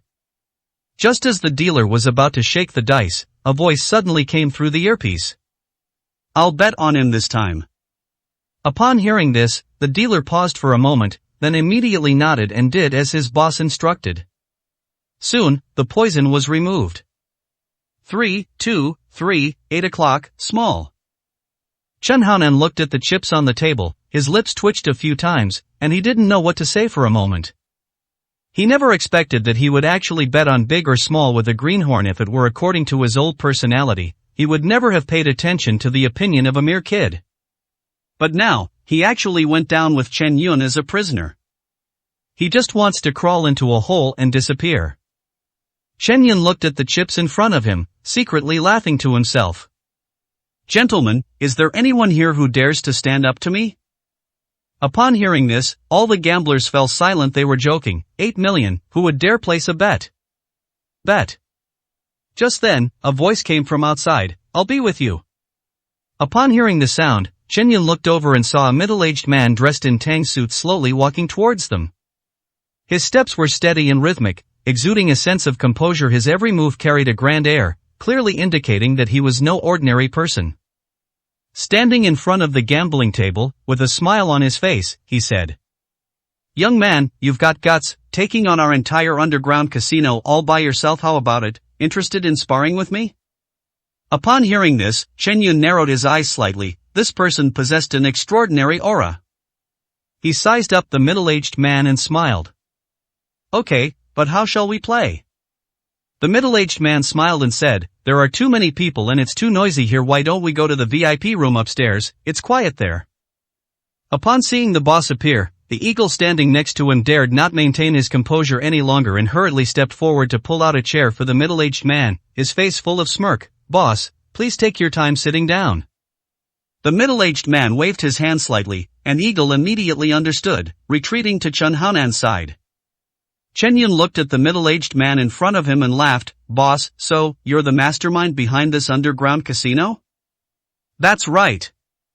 I'm really lucky today. Upon hearing this, the middle-aged man burst into laughter. Young man, I am quite interested in you, but you'd better have the ability. Upon hearing this, Chen Haonan's expression changed, and he quickly whispered to the middle-aged man, Boss, why are you being so impulsive? This kid is a bit strange, we'd better be careful. He is now completely terrified of Chen Yun. Didn't you lose too? Don't worry, since I made a move, there must be a reason. Although this kid is a bit strange, he is far from being someone we can't deal with. Hearing his boss say this, Chen Haonan, though still somewhat uneasy, chose to believe him. That's fine. The middle-aged man looked at Chen Yun and said, if you have no objections, come upstairs with me. No problem. Chen Yun nodded. Cheng Qingyun was about to say something when Chen Yun suddenly patted the back of her hand. He immediately shut his mouth, swallowing back all the words he wanted to say. And so, Cheng Qingyun followed Chen Yun up to the VIP room on the second floor. The VIP rooms are decorated in a much more elaborate manner than those on the first floor. There are no noisy crowds here, instead, there is a tranquil atmosphere. There were about 6 or 7 people in the room, all of whom were the middle-aged man's subordinates. Young man, let's begin. As he spoke, the middle-aged man took a die from his pocket and threw it onto the gambling table. Chen Yun glanced at the dice on the table and laughed, is this how you play? That's right, let's play with this die and see who's luckier. I've always been very confident in my luck. The middle-aged man smiled. His name is Hu Guofu. Since taking over the casino, no one has ever been able to beat him on the dice. All of this, of course, relies on cheating. However, the tricks he used were so sophisticated that most people couldn't catch him, or even imagine them. Hu Guofu was a novice martial artist. When rolling dice, he can secretly use a trace of internal energy to change the number of dice in the dice cup. It was with this one move that Hu Guofu was able to be invincible. Please. Thinking of this, Hu Guofu gently shrugged at Chen Yun. Chen Yun smiled, picked up the dice from the gambling table, and casually tossed them into the air. The dice spun a few times in the air before landing on the table. Hu Guofu glanced at the result and chuckled to himself, I'd like to see what other tricks you have up your sleeve. He used his internal energy to change the numbers on the gambling table. 565, 14 points, big. As he spoke, Hu Guofu picked up the dice cup and gently tapped the dice immediately. 4 sixes, and 1 2 appeared on the surface of the dice. Hu Guofu put down the dice cup, smiled and said to Chen Yun, young man, I've really bet big this time. Oh, so what, you dare to bet with me? Chen Yun looked at the dice result, smiled faintly, and said, I'll bet on small. 263, chapter 263 hundreds of millions. Then Chen Yun picked up the dice cup and placed the dice back on the table. Upon seeing this, Hu Guofu raised an eyebrow. Half an hour later, Hu Guofu stared at the mountain of chips piled up in front of Chen Yun with a ferocious expression. No, impossible, how could you possibly keep winning? In just half an hour, the chips in front of Chen Yun reached 900 million. Chen Yun looked at Hu Guofu and said with a smile, I won. Hu Guofu looked at Chen Yun with a gloomy expression, who exactly are you? He never imagined that his dice rolling skills would be seen through so quickly by the young man in front of him. You know, I've been in the gambling business for many years. Chen Yun ignored Hu Guofu and instead said to Cheng Qingyun, who was standing to the side, Qingyun, come and help me move the chips. Oh. Cheng Qingyun quickly stepped forward to help. Seeing Chung Qingyun's actions, Hu Guofu was even more furious. How dare this kid ignore him? He slammed his hand on the table and roared, "You dare!" Chen Yun turned around and gave Hu Guofu a cold look. "What, you're not going to admit defeat? What a joke, how could I possibly lose money?" Before he could finish speaking, Chan Honam quickly stepped forward and grabbed him, whispering in his ear, "Boss, that kid is no ordinary person, we'd better not go against him." "Go away!" Hu Guofu shoved Chen Haonan aside, then waved his hand and pointed at his men outside the door, saying, "What are you all standing there for? Get them now." Upon hearing this, everyone pulled out their guns. "Let's see who dares to move." Before he finished speaking, Chen Yun's figure appeared mysteriously in front of the person closest to him. Click. Before the man could react, he felt a sharp pain in his chest, followed by a wave of intense pain. "What?" Screams sounded. Chen Yun kicked him away. "Holy crap, this guy's a trained fighter?" Everyone who witnessed the scene was horrified. Hu Guofu also did not expect Chen Yun to have such strength. "Go, kill him." Before he finished speaking, Chen Yun rushed forward with lightning speed. He moved through the crowd like lightning, leaving a trail of wails in his wake. Oh! One of his men, holding a gun, was slammed to the ground by Chen Yun before he could even fire, breaking all his bones and rendering him unable to move. Chen Yun was too fast, so fast that Hu Guofu and the others couldn't react at all. Everyone was stunned by the battle situation before them. In less than a minute, all 6 people in front of Chen Yun collapsed to the ground. Each of them had injuries of varying degrees, some with broken arms or legs, and even the hand that held the gun had been crushed by Chen Yun. Chen Yun stood in front of the gambling table, looking at Hu Guofu with a smile. You. Hu Guofu was stunned by Chen Yun's move. He believed his skills were already quite good. But now, after seeing Chen Yun, he felt utterly inadequate. Looking at the chips in front of her, Chen Qingyun was somewhat incredulous at Chen Yun's abilities. "Xiao Yun, I never expected you." Chen Yun smiled faintly and said, "Okay, let's go first." Upon hearing this, Chen Qingyun quickly left the underground casino with the chips. Watching their retreating figures, Hu Guofu's face twisted in rage. "Damn it, they actually dare to rob me on my turf, you just wait." He took out his phone and made a call. "Hello, this is Hu Guofu." After Chen Yun and Chen Qingyun left the casino, the two exchanged all their chips for checks at a bank. These checks totaled a total of 105 billion. "Brother Feng, this is too much, if we just take it all, won't Hu Guofu let it go?" Chen Qingyun asked nervously. Chen Yun chuckled and patted Chen Qingyun on the shoulder. "Don't worry, he can't do anything to us. This amount of money is just a drop in the ocean for Jin Kai, it's just they can't afford to lose face." On the other side, Hu Guofu was about to smash everything in the office to pieces. His face was ashen. Like a raging beast, he paced back and forth, constantly cursing Chen Yun. "Damn it, you little brat, how dare you run wild on my turf, I'll tear you to pieces." Chen Haonan, standing to the side, shrank his neck and didn't dare to breathe. He knew that Hu Guofu was angry. At this time, whoever goes up and invites bad luck will be the one to suffer. "Boss, calm down, let's think of another way." Chan Honam cautiously offered his advice. "Find a way, what the hell are you going to do? 10 billion, just like that, it's gone, how am I supposed to explain this to my superiors?" Hu Guofu suddenly turned his head and glared at Chen Haonan, making him tremble in fright. "Tool, go investigate right away, find out all about that kid, boss, don't worry, it's not worth getting yourself sick," Chen Haonan quickly said.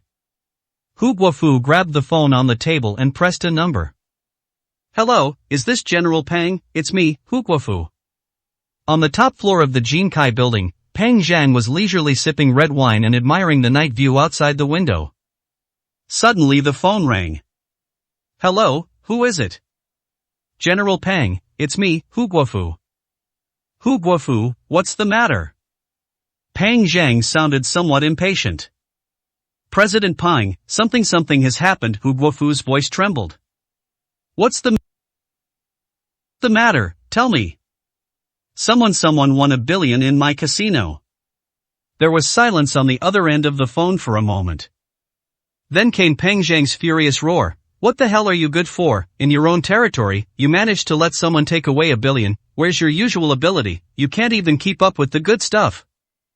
Hu Guofu was thoroughly berated, but dared not utter a word in rebuttal. President Peng, I don't know either. That kid is very strange. Strange? I don't care if it's strange or not. I'm giving you 3 days. Get the money back. If you don't, you can come back to me with your head. After Peng Zhang finished speaking, he slammed down the phone. Hu Guofu's hands were trembling as he held the phone. 1 billion, that's no small sum. How can he win him back? Do we really have to risk our lives to meet Peng Zhang? He slumped into the chair, the image of Chen Yun's ambiguous smile flashing through his mind, and a chill ran through him. Who exactly is this young man?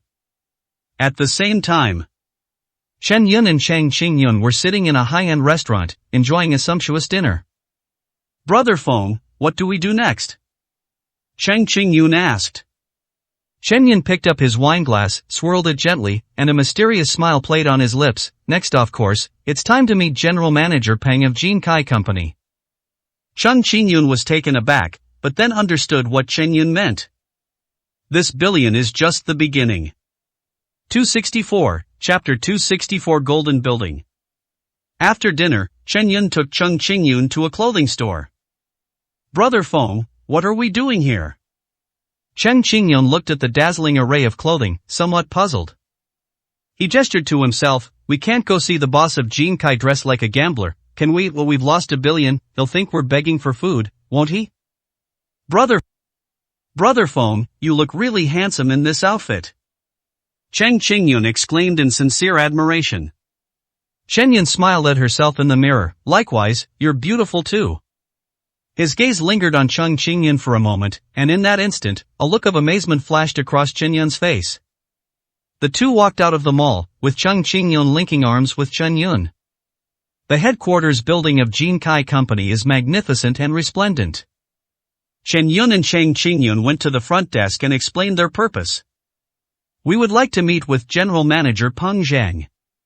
Chen Yun handed over his business card. The receptionist took the business card, and her expression changed slightly when she saw the name on it. Of course she knew who Chen Yun was. The entire Jinkai Company was talking about this young man who had won $1 billion. Please wait a moment, I will contact Mr. Peng's secretary right away. The receptionist didn't dare to delay and immediately dialed the internal line. Peng Zhang's secretary learned that Chen Yun had arrived. I was also taken aback. With one hand covering the phone, he turned to Peng Zhang and shouted, President Peng, the person who won 1 billion yuan at Hu Guofu's place today is here and says he wants to see you now. Upon hearing Chen Yun's name, Peng Zhang was instantly enraged. Let them come up. The secretary led Chen Yun and Chang Qingyun to Peng Zhang's office. Peng Zhang sat behind his large desk, his face grim as he watched the two men walk in. He didn't get up to greet them, nor did he offer any pleasantries. He went straight to the point and asked, Who are you? What brings you here? Chen Yun smiled slightly and sat down on the sofa opposite Peng Zhang. Chang Qingyun sat down right next to him. Mr. Peng, we're here today to discuss a business deal with you. Chen Yun said in a relaxed tone. Peng Zhang sneered, Business? What business? Do you want to squeeze another $1 billion out of me? President Peng is joking. Chen Yun maintained his smile. 10 billion is just a drop in the ocean for you. We're here today to discuss a much bigger deal with you. Peng Zhang squinted and sized up Chen Yun. Just who is this young man? What on earth does he want to do? Speak, what kind of business? Chen Yun did not answer directly, but instead took a check out of his pocket and placed it on Peng Zhang's desk. This is 105 billion, Mr. Peng, please count. Peng Zhang was taken aback. He picked up the check and glanced at it. The number on it was indeed 105 billion. He looked up at Chen Yun, puzzled. What do you mean by this? Chen Yun smiled and said, 1 billion is the principal, and 50 million is the interest. I am here today to return this money to you. Peng Zhang was even more puzzled. He couldn't figure out what Chen Yun was up to. You won my money, and now you want it back? Are you kidding me? Peng Zhang's tone has now become somewhat uncertain. Of course not. Chen Yun shook his head. I just want to tell President Peng that 1 billion is nothing to me. I am here today to talk to you about a much bigger deal, a deal that can make you a fortune. Looking at Chen Yun's confident smile, Peng Zhang suddenly felt a sense of aging. This young man seems to be even more difficult to deal with than he imagined. What kind of business? Peng Zhang asked in a deep voice.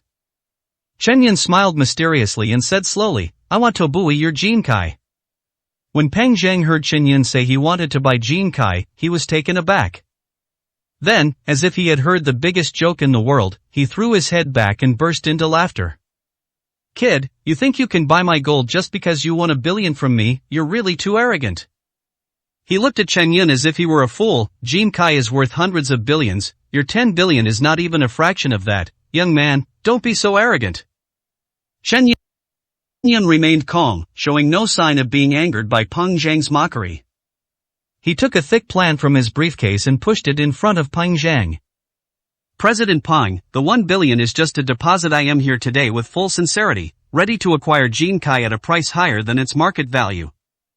Peng Zhang's laughter stopped abruptly. He stared at Chen Yun suspiciously, then looked at the plan and took it with some skepticism.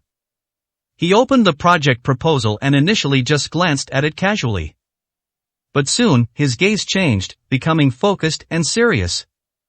The plan is detailed and well organized, covering everything from market analysis and financial forecasts to risk assessment and development planning, and it also includes an evaluation report from an authoritative institution. Peng Zhang became increasingly alarmed as he read on. He realized that Chen Yun was not just talking nonsense, but had actually done his homework.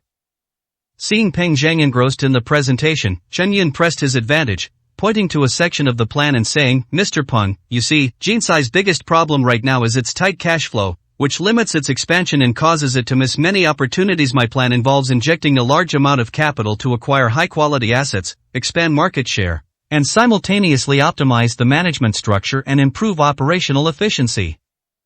After a long pause, Peng Zhang closed the plan, took a deep breath, and looked at Chen Yun with a completely different expression. Mr. Chen, I must say, your proposal is a pleasant surprise. Your understanding of Jinkai is even more profound than mine as the chairman. Chen Yun smiled slightly. President Peng, you flatter me. I've only done some research. I believe that under my leadership, Jinkai will definitely reach new heights and create even greater glories. Peng Zhang pondered for a moment, tapping his fingers lightly on the table, seemingly weighing the pros and cons. Mr. Chen, your offer is indeed very tempting, but Jinkai is the culmination of my many years of hard work, and I need some time to consider it. Chen Yun nodded, indicating his understanding. Of course, Mr. Peng can take his time to consider it, but I suggest you don't delay too long. After all, business opportunities are fleeting. He paused, then added, moreover, I believe no one would refuse a business that's guaranteed to make a profit. Peng Zhang didn't speak, but gave Chen Yun a meaningful look. Just then, the office door was suddenly kicked open, and a burly man with a fierce face stormed in, holding a gleaming machete in his hand, followed by a group of menacing henchmen. The visitor was Peng Zhang's son, Peng Hu. As soon as he entered the door, he pointed at Chen Yun and started cursing, You're the one who beat my dad for 1 billion, today I'm going to chop you up. 265, Chapter 265 Crush. At the same time, Peng Hu's dozen or so henchmen also started shouting. Chen Yun remained calm and composed, showing no fear whatsoever. You think you can touch me? Peng Hu roared and swung his machete at Chen Yun. The blade whistled, carrying a sharp, swift wind. Just as the blade was about to strike Chen Yun, he dodged Peng Hu's attack with a ghostly swift movement. Peng Hu, enraged by his missed attack, swung his sword at Chen Yun again. However, Chen Yun was faster in a flash. He appeared behind Peng Hu and struck Peng Hu on the back of the neck with a backhand. Peng Hu let out a muffled groan and collapsed limply to the ground. The machete in his hand clattered to the ground. All of this happened so fast that Peng Zhang and his men hadn't even had time to react before Peng Hu was subdued by Chen Yun. They all stared at Chen Yun in disbelief. Peng Zhang's face turned ashen. He never expected Chen Yun to be so skilled. He shouted sternly, Peng Hu, what are you doing? Get out of here right now. Startled by Peng Zhang's roar, Peng Hu rubbed his aching neck and looked at Peng Zhang with a wronged expression. Dad, this kid. Shut up! Peng Zhang shouted angrily, interrupting Peng Hu, get out of here now, don't embarrass yourself here. Peng Hu was somewhat bewildered by Peng Zhang's reprimand. He never expected that his father would speak up for outsiders. He looked at Chen Yun blankly, then at Peng Zhang, and finally obediently followed his underlings out of the office. Only Chen Yun and Peng Zhang remained in the office, and the atmosphere became somewhat awkward. Peng Zhang coughed lightly, breaking the silence. Mr. Chen, I'm sorry to have made you laugh. My son has been spoiled by me since he was a child, and he doesn't know any better. Chen Yun smiled and said, President Peng, are you sure it's just a matter of being ignorant? I've heard that your son is notorious for being arrogant, domineering, bullying men and women, and committing all sorts of evil deeds. Peng Zhang's face indeed changed, turning ashen. He subconsciously touched his forehead, where a fine layer of sweat had formed. Mr. Chen, you flatter me. My son is mischievous and you must be sorry. It's just a child's business, nothing to worry about. Chen Yun scoffed, President Peng, are you fooling yourself? Who in the entire Jiangnan city doesn't know about the shady things your son has done, abducting women, engaging in gang fights, extortion? Any one of those crimes is enough to get him into serious trouble. Do you really think you can cover up everything and protect him forever? Peng Zhang's breathing became rapid, and the veins on his forehead bulged. He knew, of course, that Peng Hu was an incompetent fool and that he would eventually cause a major disaster. But he only had one son. He poured all his heart and soul and hope into Peng Hu. How could he just stand by and watch him head towards destruction? Mr. Chen, what exactly are you trying to say? Chen Yun leaned forward slightly. President Peng, do you really want to let the empire you've worked so hard to build be ruined by such a spendthrift? Are you willing to accept that? Peng Zhang fell silent. He had thought about this question before. He had been awakened by such nightmares in the middle of the night. Jin Kai was the culmination of his life's work. It was cultivated with his sweat and tears. How could he be willing to let it go to waste? Chen Yun continued, I can help you solve this problem. I can help Jin Kai reach new heights and create even greater glories at the same time. I can also guarantee Peng Hu's safety and future, ensuring he has no worries about food and clothing and can enjoy a peaceful life. Peng Zhang raised his head, staring intently at Chen Yun. What do you want? I want gold. Chen Yun's tone was calm, yet carried an undeniable firmness.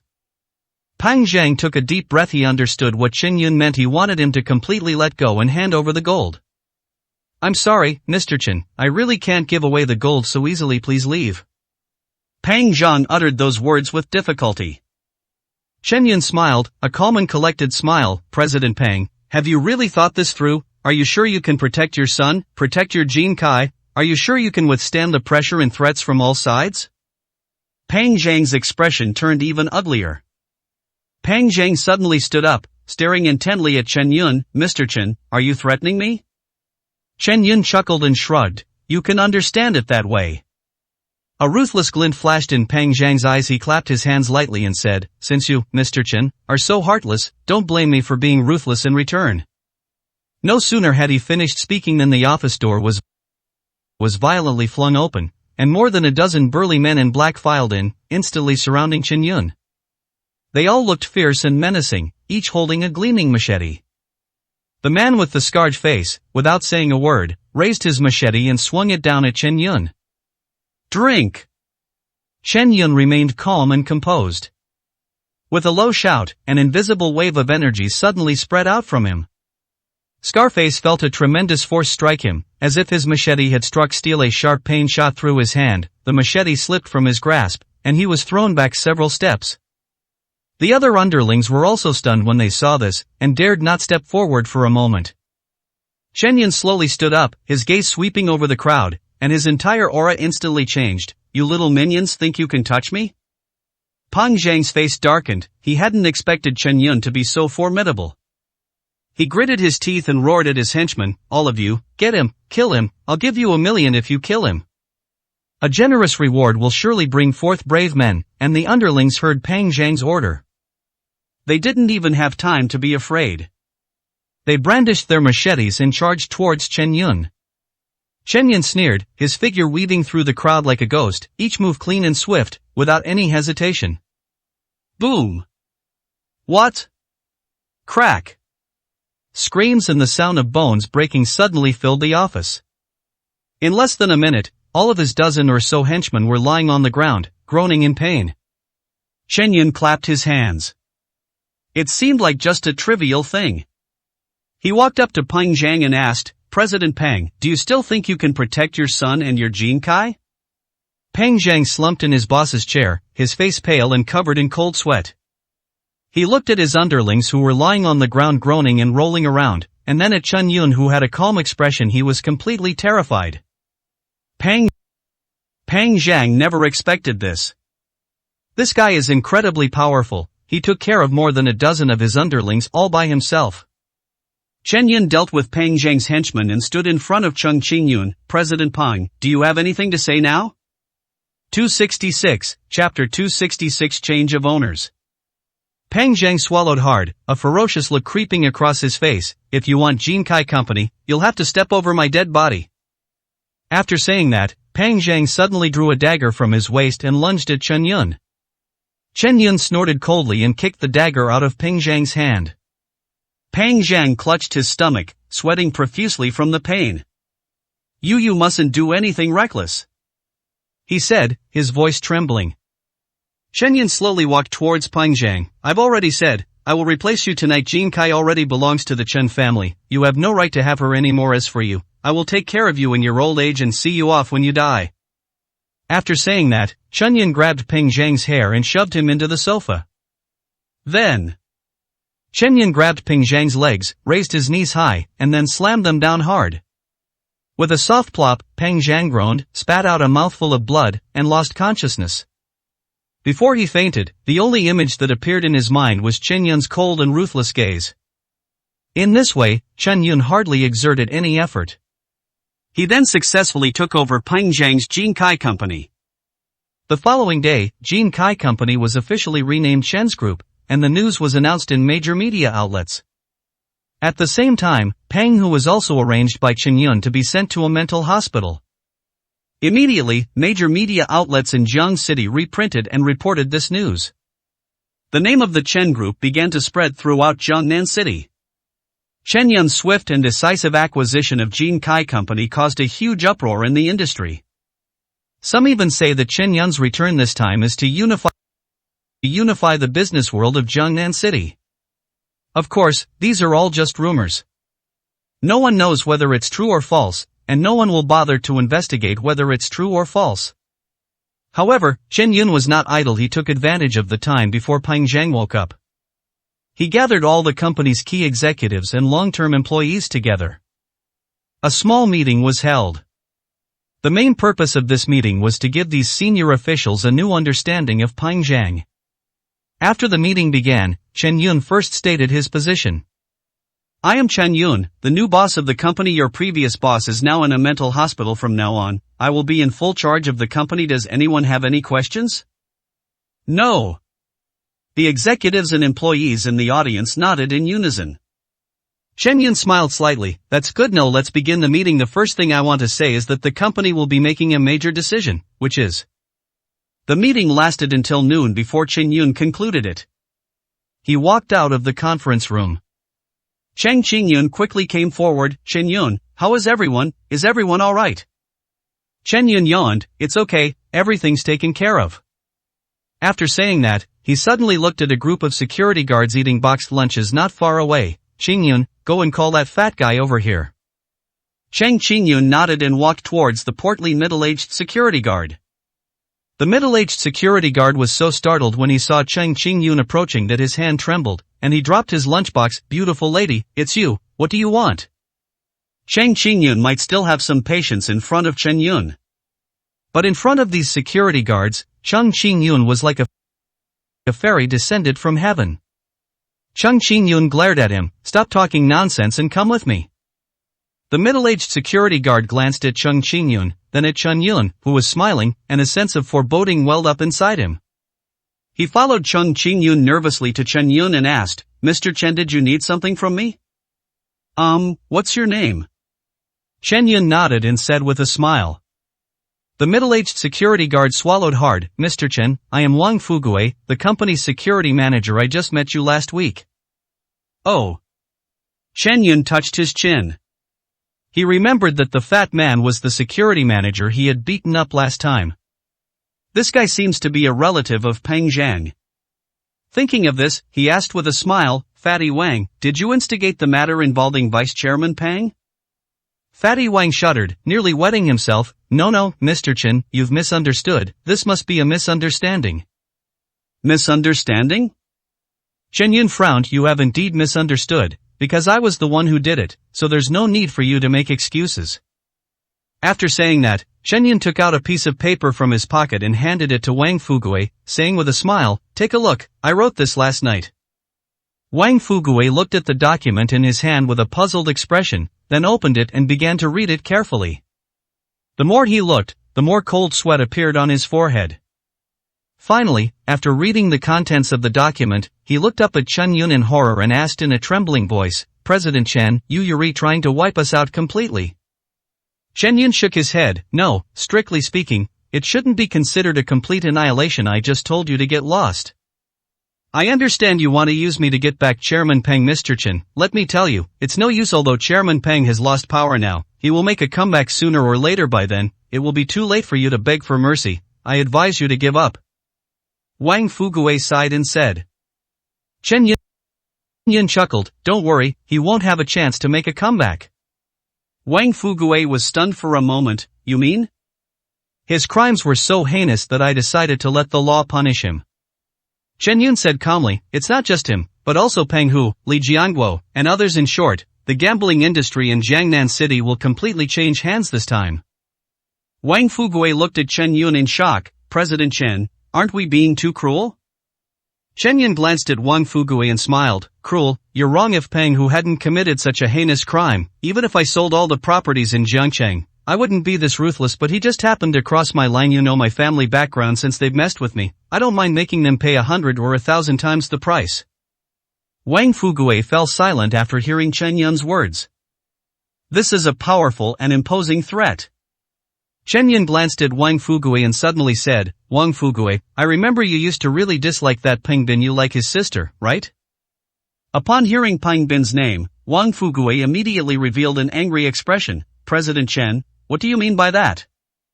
Chen Yun grinned, don't get excited. I just want to tell you that you and Peng Bin don't have long to live. You dare kill us? Wang Fugui gritted his teeth. Chen Yun shrugged, you can give it a try. After saying that, Chen Yun patted Wang Fugui on the shoulder. Think it over carefully. After Peng Huaqiang's death, the business of Jiangnan society will definitely be affected. I believe you will understand. Chen Yun then turned and left. Wang Fugui stood in his office, his face full of conflict. After a long while, he picked up the phone on the table and dialed a number. 267, Chapter 267. Initial display of prestige. A moment later, the call was answered. Hello, what's up? A lazy voice came from the other end of the phone. Brother Ben, I just ran into that guy surnamed Chen. He said he's going to make a move against us. Wang Fugui stammered. Who are you attacking? What nonsense are you spouting?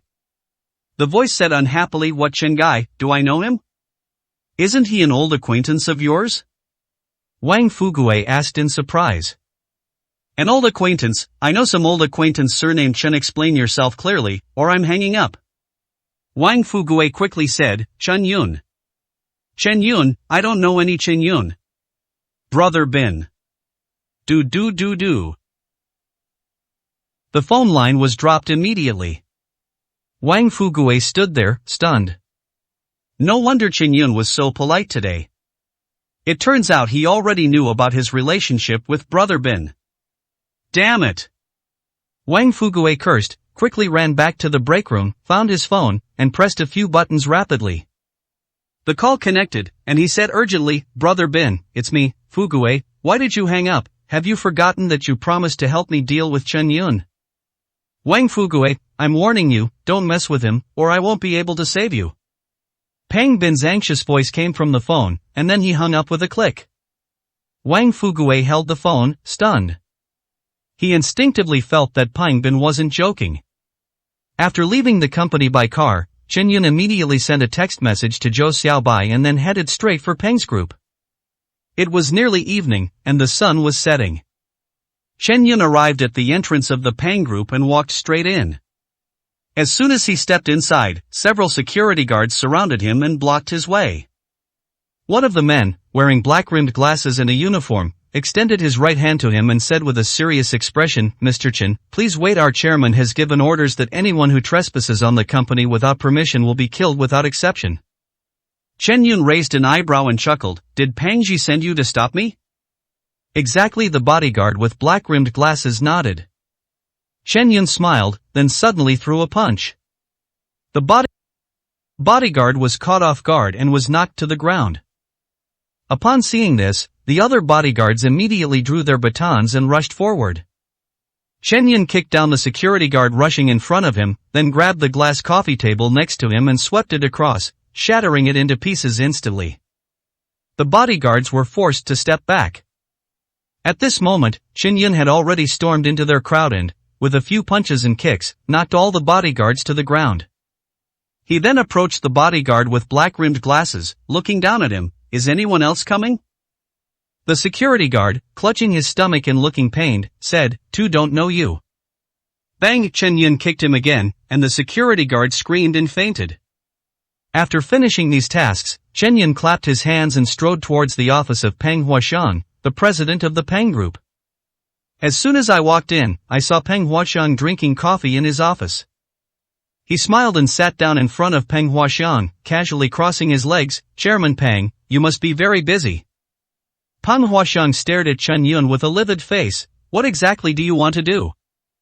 "Jinkai Company now belongs to me. Think President Peng should know about this," Chen Yun said calmly. Peng Huaxiang's face turned ugly. "What, does President Chen still want my Peng Group?"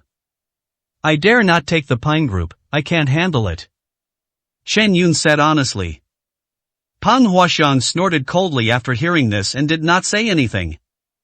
At this moment, Chen Yun spoke up. "I want the Peng Group to return all the rebates they've taken from Jinkai during this period." Upon hearing this, Peng Huaxiang spat out the tea he was drinking, before he could even swallow it. "Chen Yun, have you gone mad?"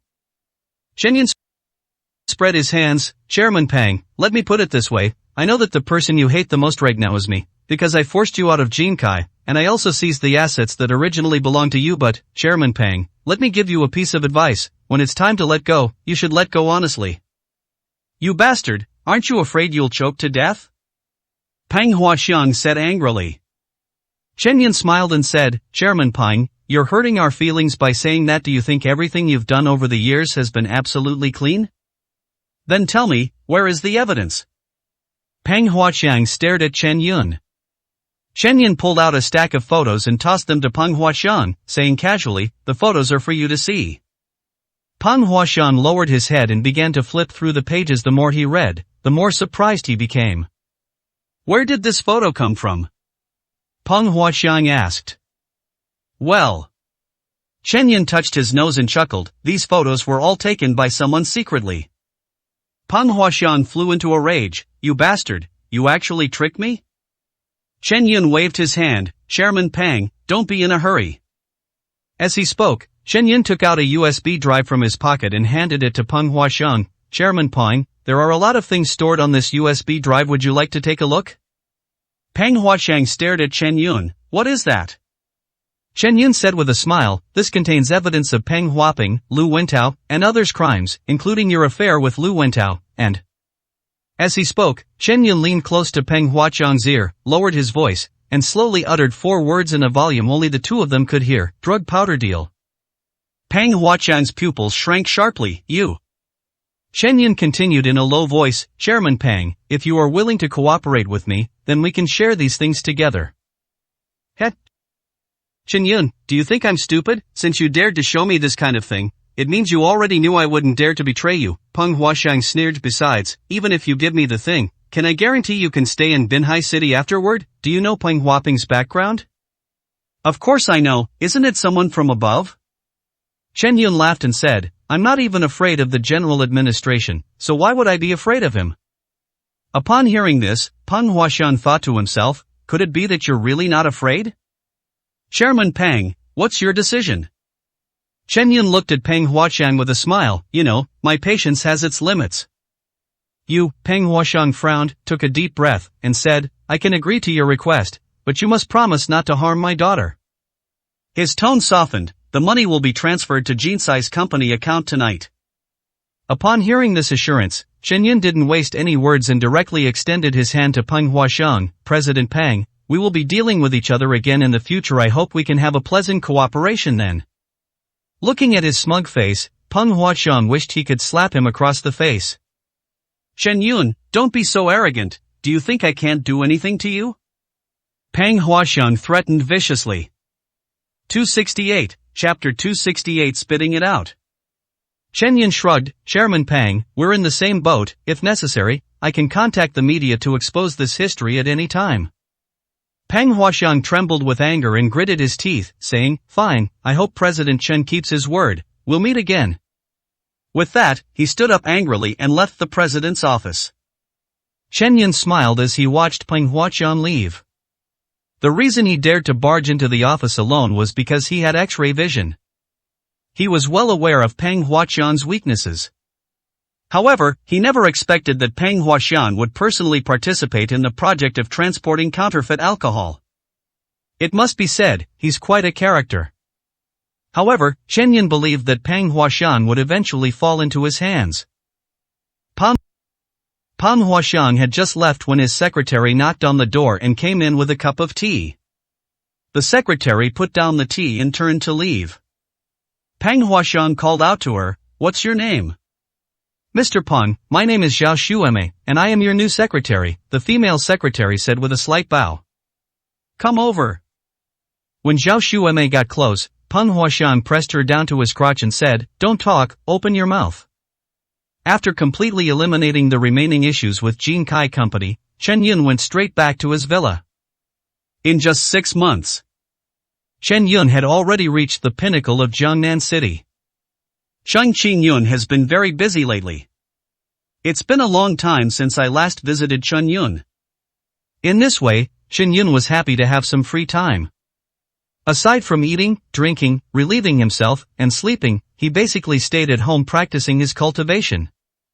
Although spiritual energy is scarce in this era, his cultivation has advanced by leaps and bounds with the help of spirit stones. That day, just as he was preparing to cultivate, the phone suddenly rang. Chen Yun glanced at the caller ID and immediately frowned. It was Li Xiaoyan calling. Hey, Sister Xiaoyan. Chen Yun was puzzled as to why Li Xiaoyan would take the initiative to call him. Li Xiaoyan's gentle voice came from behind. Little brother Chen Yun, what are you doing? Do you have time to chat with your sister? Forehead. Chen Yun was stunned. I'm fine now. Shall I come find you now? Li Xiaoyan asked. Chen Yun hesitated for a moment, then said, I'm at the villa in Repulse Bay Xiaoyan, come over here, it's my treat. Hee, you finally decided to spend money, you sucker? Li Xiaoyan giggled. Okay, I'm coming right now. After hanging up the phone, Chen Yun couldn't help but sigh. This Li Xiaoyan was someone Chen Yun met when he was just starting out. The two also collaborated briefly at that time. Furthermore, they got along very well during their collaboration. That's why we've stayed in touch all this time. He knew that Li Xiaoyan must have run into trouble again. Otherwise, Li Xiaoyan wouldn't be in such a hurry. Ugh. Chen Yun sighed. Actually, he didn't have any special feelings for Li Xiaoyan. After all, Li Xiaoyan was not only beautiful, but also very gentle. She was the kind of girl that made men want to protect her. However, Li Xiaoyan was a very clever girl who knew how to read people's expressions and was very popular with Chen Yun. Of course, Chen Yun preferred her figure. She's an absolute stunner. However, Li Xiaoyan remained chaste and did not have any relations with any man. Hey! With another sigh, Chen Yun sat on the sofa, lost in thought. Half an hour later, there was a knock on the door. Who is it? Chen Yun got up and opened the door. What came into his view was a beautiful young woman, neatly dressed and exquisitely made up, who was smiling at Chen Yun. Chen Yun, I'm not late today, am I? Chen Yun stared blankly at the beautiful young woman in front of him, who was both familiar and unfamiliar, and for a moment he was unable to react. Beautiful, mature, and elegant. This woman looked like a woman in her 30s, mature, charming, and alluring. She is Li Xiaoyan, the eldest daughter of the Li Group, one of the most famous business tycoons in Jiangnan province.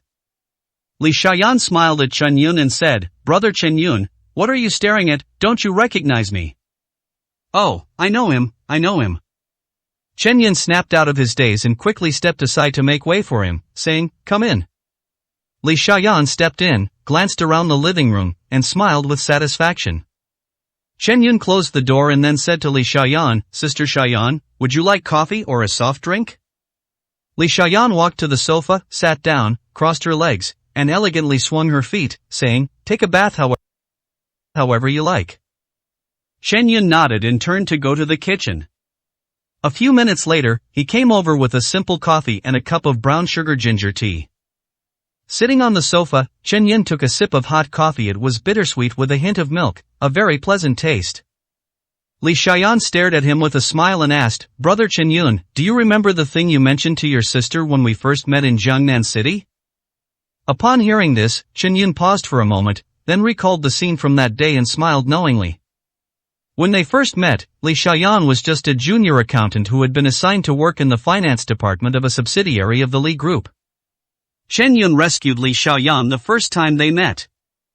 They even left a message like, "If you ever need anything, just ask me," which is akin to a hero rescuing a damsel in distress.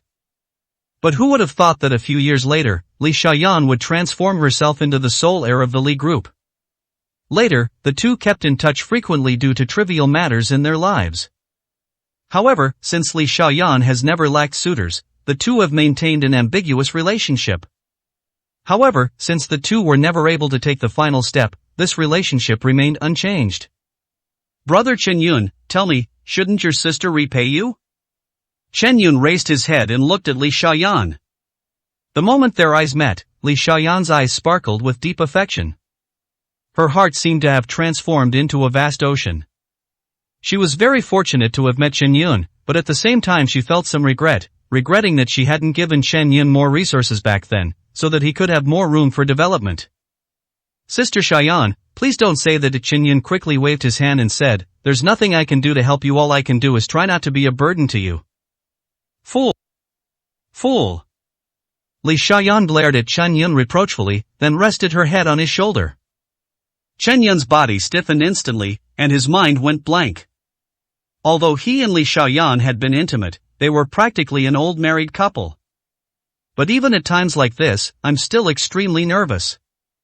"Chen Yun, you are such a good man."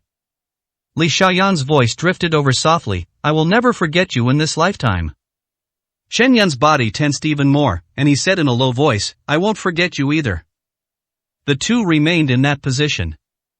After a long pause, Chen Yun finally spoke. "Sister Xiaoyan, I'm afraid you came to see me this time not just to catch up with me, right?" 269, Chapter 269 Kidney Transplant. Li Xiaoyan took a deep breath and broke free from Chen Yun's embrace.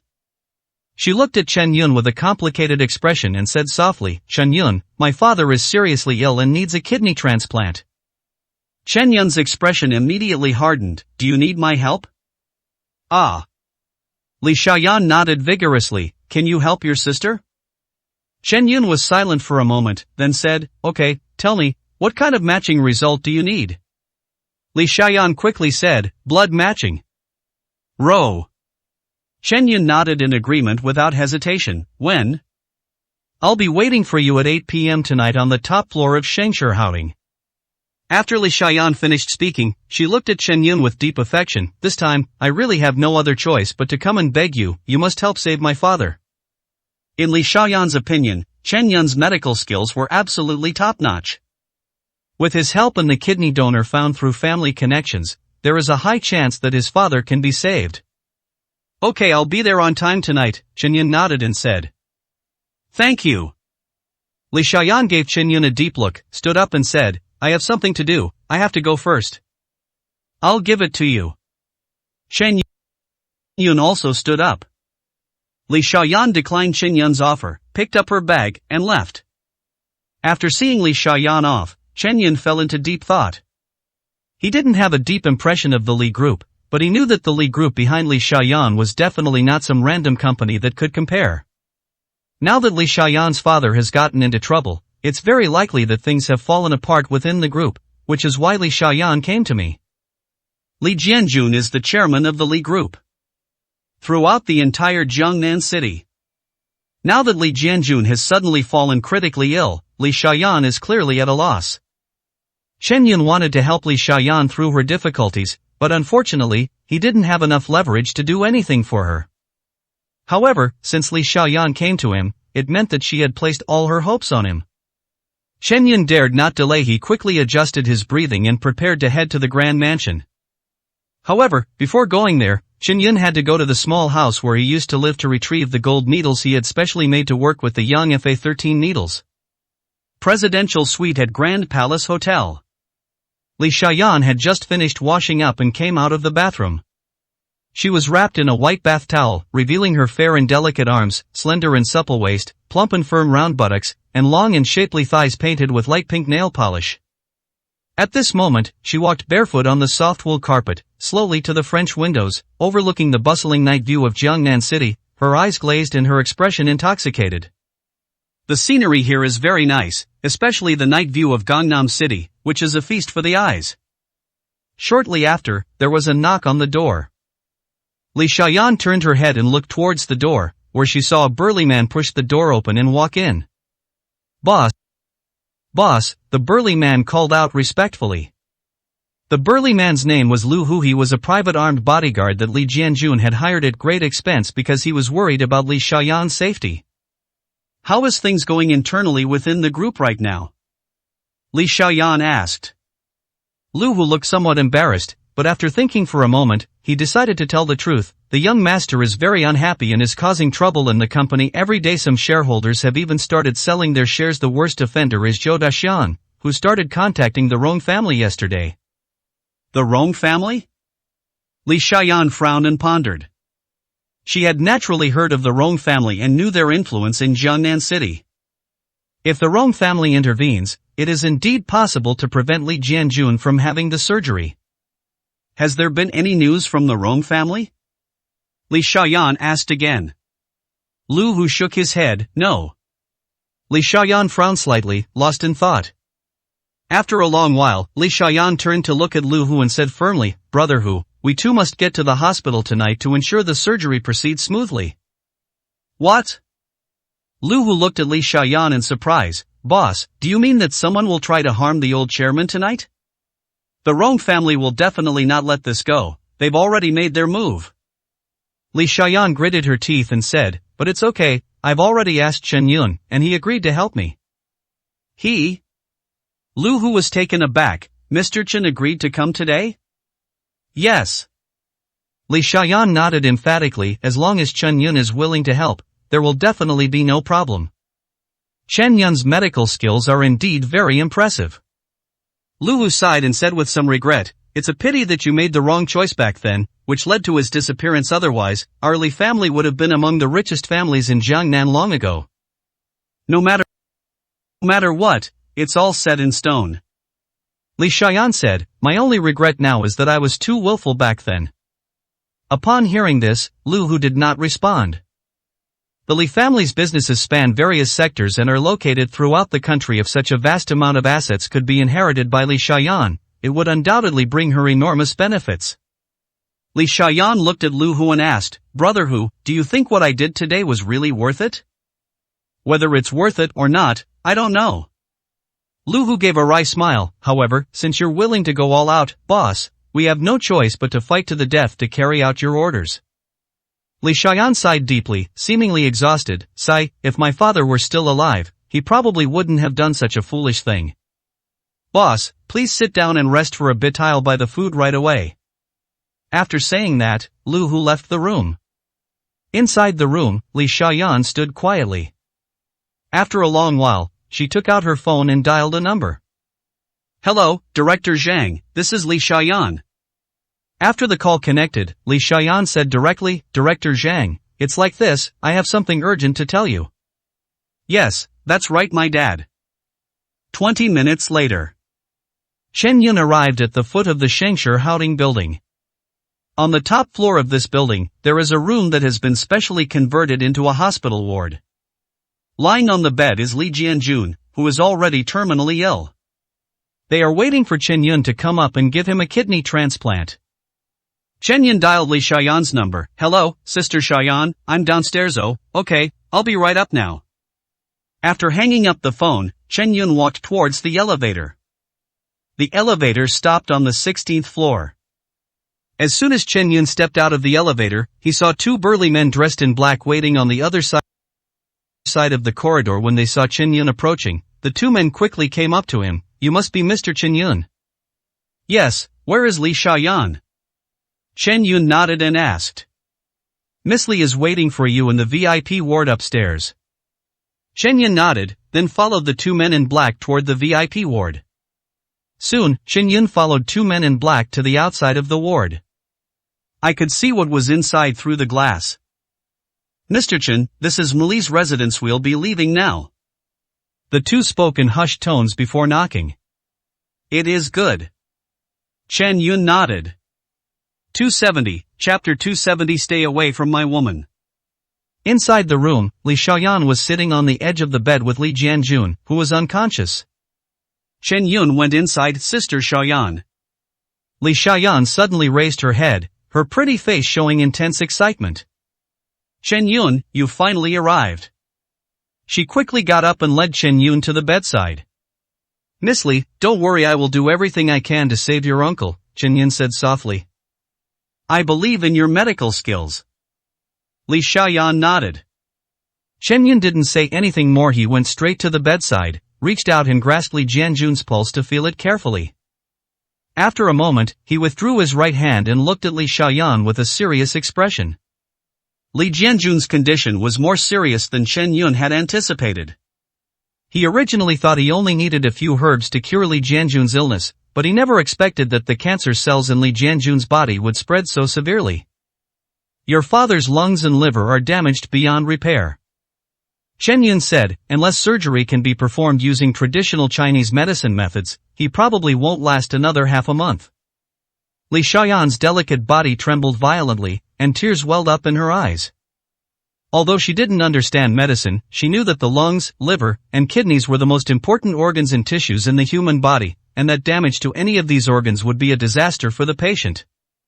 "Chen Yun, please, you must find a way to cure my father, no matter what, please." Li Xiaoyan tearfully pleaded with Chen Yun. "Do not worry." Chen Yun nodded, then picked up a pen and paper and wrote down several prescriptions, handing them to Li Xiaoyan. "Use the herbs listed above to brew the medicine and bring it over on time. These prescriptions can inhibit the spread of cancer cells also. Remember, you absolutely cannot let Uncle Li go hungry." Thank you so much." Li Xiaoyan looked at Chen Yun with tears of gratitude in her eyes, holding the prescription. Subsequently, Chen Yun began to perform the surgery, preparing Li Jianjun for a kidney transplant. Li Jianjun's health condition is deteriorating, making it impossible for him to gradually remove the toxins from his body using traditional Chinese medicine methods. That's why Chen Yun suggested using Western medicine. "Chen Yun, thank you for your hard work." In the operating room, Li Xiaoyan stood to the side with red eyes, looking nervously at Chen Yun on the operating table. "This is the first time I've seen Chen Yun perform surgery since I first met him." Chen Yun looked at Li Jianjun with a calm expression, his sharp scalpel flashing rapidly in his hand. Put! Boom! A burst of blood suddenly erupted from Li Jianjun's chest and abdomen, accompanied by a muffled thud. Immediately afterwards, Chen Yun drew his scalpel and skillfully sutured the wound, then bandaged it with gauze. The entire process took less than an hour and a minute. Chen Yun tossed the surgical instruments into the trash can and flashed a bright smile at Li Xiaoyan, who was standing beside him. "Sister Xiaoyan, Uncle Li's surgery went very smoothly. The rest is up to you. I'll come pick up the medicine first thing tomorrow morning." Thank you. Li Xiaoyan said, her voice choked with emotion. "You're welcome. I also hope your uncle recovers soon." Chen Yun smiled and turned to leave.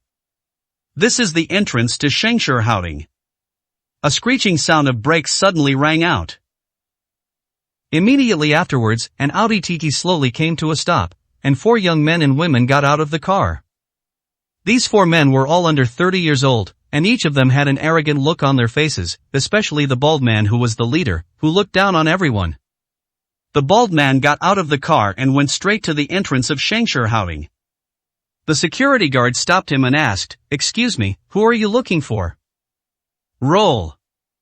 The bald man snorted and pushed past the security guard as he walked in, cursing, "Damn it, he can't even remember my license plate number, he deserves to be fired." The security guard stood there, completely bewildered. The bald man stopped abruptly as soon as he reached the top floor. In his line of sight, Li Xiaoyan was saying goodbye to Chen Yun. "Oh shit." The bald man frowned slightly, then quickly walked up to Li Xiaoyan. "Xiaoyan, I heard that my uncle is sick, so I came here to visit him." The bald man looked at Li Xiaoyan and said with a somewhat fawning smile. Li Xiaoyan shook her head and said, "Yang Hao, thank you for your concern, but my dad is fine now." "That's fine, that's fine." Then, Yang Hao turned his gaze to Chen Yun, who was chatting happily with Li Xiaoyan, and a hint of suspicion flashed in his eyes. "Xiaoyan, who is this?" He noticed that Chen Yun was quite handsome and dressed very elegantly, definitely a rich young master. Li Xiaoyan introduced, "Yang Hao, let me introduce you, this is Chen Yun. It's all thanks to Chen Yun that my dad's surgery was successful today. Without him, he probably wouldn't be here now." As he spoke, he warmly took Chen Yun's hand and introduced Yang Hao. Seeing this, Yang Hao's face turned extremely gloomy. A hint of resentment flickered deep in his eyes. Damn it, this pretty boy is definitely up to no good with Li Xiaoyan, that bitch, she's so damn shameless, seducing someone right in front of me. Do you really think I, Yang Hao, am just a nobody? Wait till I kill you too, then I'll see how I torment you. Yang Hao suppressed his murderous urges and stared at Chen Yun with a forced smile, saying, "Brother, I am Yang Hao, and I am Xiaoyan's friend." "My name is Chen Yun." Chen Yun politely shook hands with Yang Hao. When shaking hands, Yang Hao's face turned sinister, and he used all his strength the moment he shook hands. To Yang Hao's surprise, even when he used his power, Chen Yun still maintained a calm and composed expression. On the contrary, Yang Hao himself felt a burning pain in his palm due to excessive force. "Damn it, keep pretending, keep pretending." Yang Hao's lips moved slightly, and he cursed inwardly. "Xiaoyan, now that your father's surgery is over, I'll be leaving now." Seeing Yang Hao's actions, Chen Yun seemed to guess something. He said calmly, "Remember to take the medicine I prescribed on time and try to recover your health as soon as possible." Li Xiaoyan nodded. Chen Yun then stepped outside. Seeing Chen Yun about to leave, Yang Hao's face turned extremely ferocious. "Stop!" Yang Hao roared. Chen Yun paused, turned to look at him, raised an eyebrow, and asked, "What is it?" "Pretty boy, you dare to touch my woman, you've got some nerve." Yang Hao's gaze was icy cold. "Are you talking to me?" Chen Yun raised an eyebrow. "Nonsense." Yang Hao said in an icy tone, "Kid, you better not play dumb in front of me, or you'll die a horrible death." Ha ha. Upon hearing this, Chen Yun threw his head back and burst into laughter, as if he had heard something hilarious. Yang Hao's expression grew increasingly sinister as he said, "Kid, I'll say it again, stay away from my woman." Chen Yun's smile gradually faded, his eyes hardening as he said, "Who do you think you are? How dare you order me around?" Yang Hao's eyes narrowed, "Kid, you're asking for death." "Looking for death? You try." Chen Yun confronted Yang Hao without any fear. Although he wasn't well educated, he possessed a stubborn streak, the kind that wouldn't give up until he achieved his goal. Seeing the two facing off, Li Xiaoyan became anxious and stepped in front of Chen Yun, shouting at Yang Hao, "Yang Hao, this is not a place for you to run wild. If you continue like this, get out." As he spoke, he pointed directly to the gate. 271, Chapter 271. We'll see. "Xiaoyan, what are you doing?" Yang Hao was so angry he almost jumped up, his eyes glaring fiercely at Li Xiaoyan. He never expected that Li Xiaoyan would speak up for this pretty boy. Does she think I'm not even as good as a penniless pauper? Yang Hao was filled with rage, wishing he could take Li Xiaoyan right there and then throw her onto the bed and ravage her. Unfortunately, now is not the time to think about these things. Li Xian said, Yang Hao, we have nothing to do with each other anymore, please have some self-respect, otherwise, I'll call security. Ha, we have no relationship? Yang Hao laughed angrily. That's right.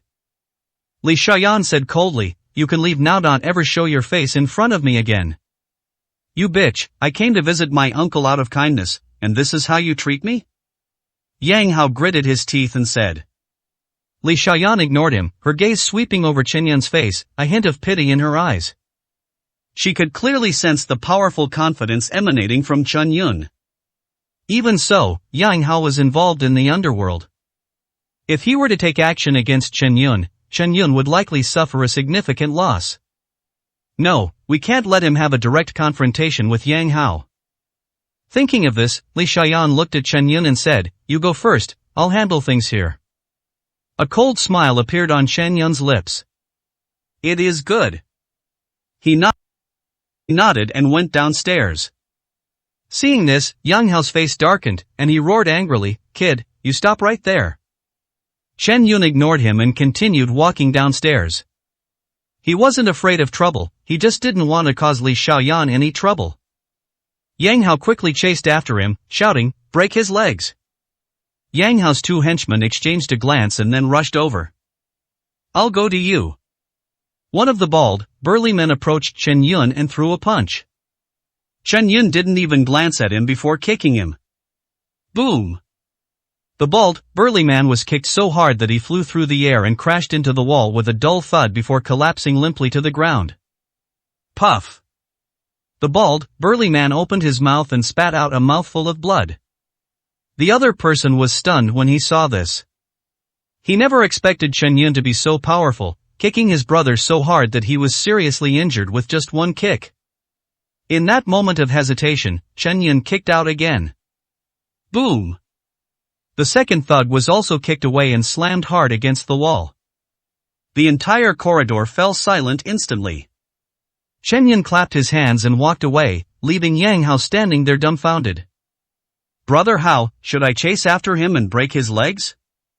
One of Yang Hao's underlings came over and asked.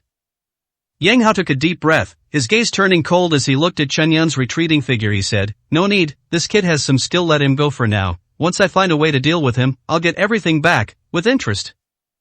After leaving the Grand Mansion, Chen Yun drove his Mercedes back to Repulse Bay. By this time, it was getting dark. Chen Yun parked the car and was about to open the door when suddenly, a hand grabbed Chen Yun's shoulder from behind. He was startled, and the hairs on his body stood on end. He then quickly turned around. Who? Chen Yun's gaze was fixed on the person behind him.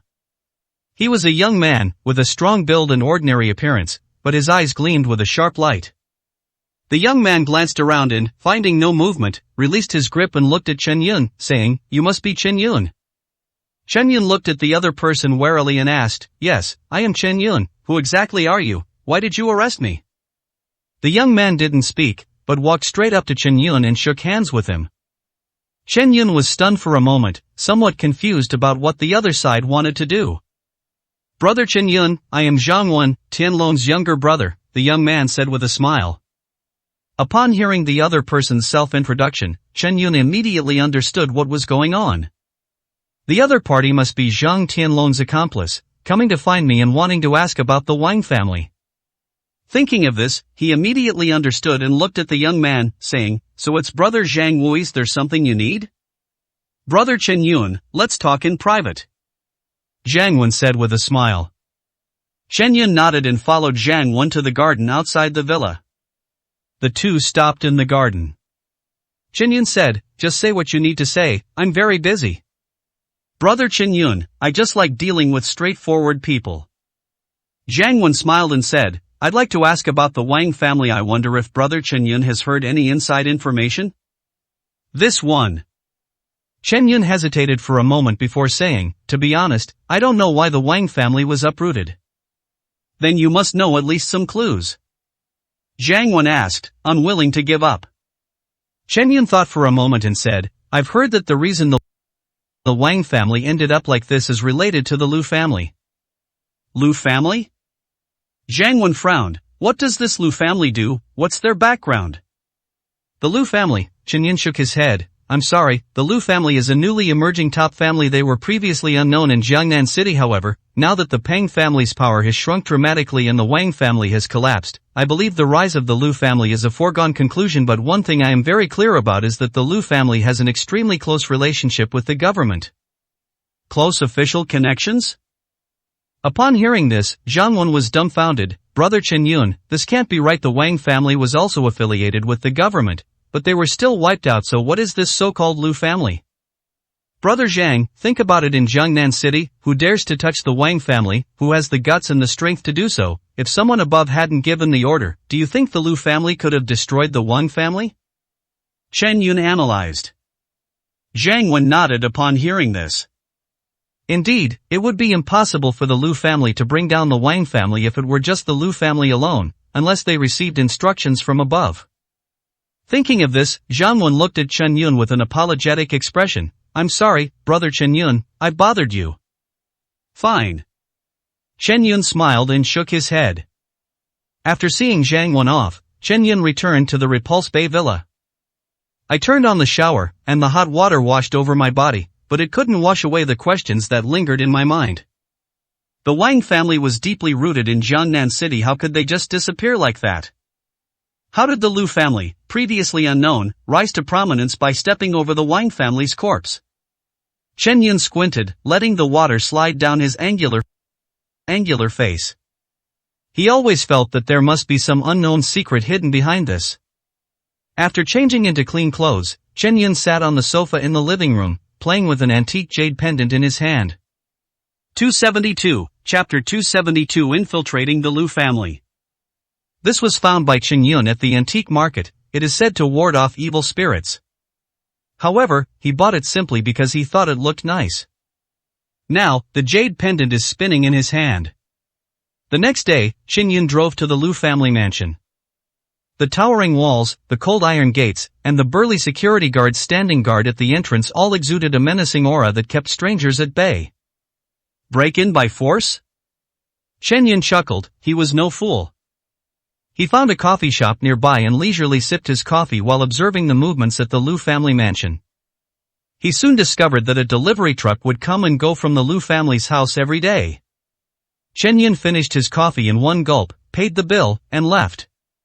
He went to a secluded corner where trucks often parked and patiently waited for his target to appear.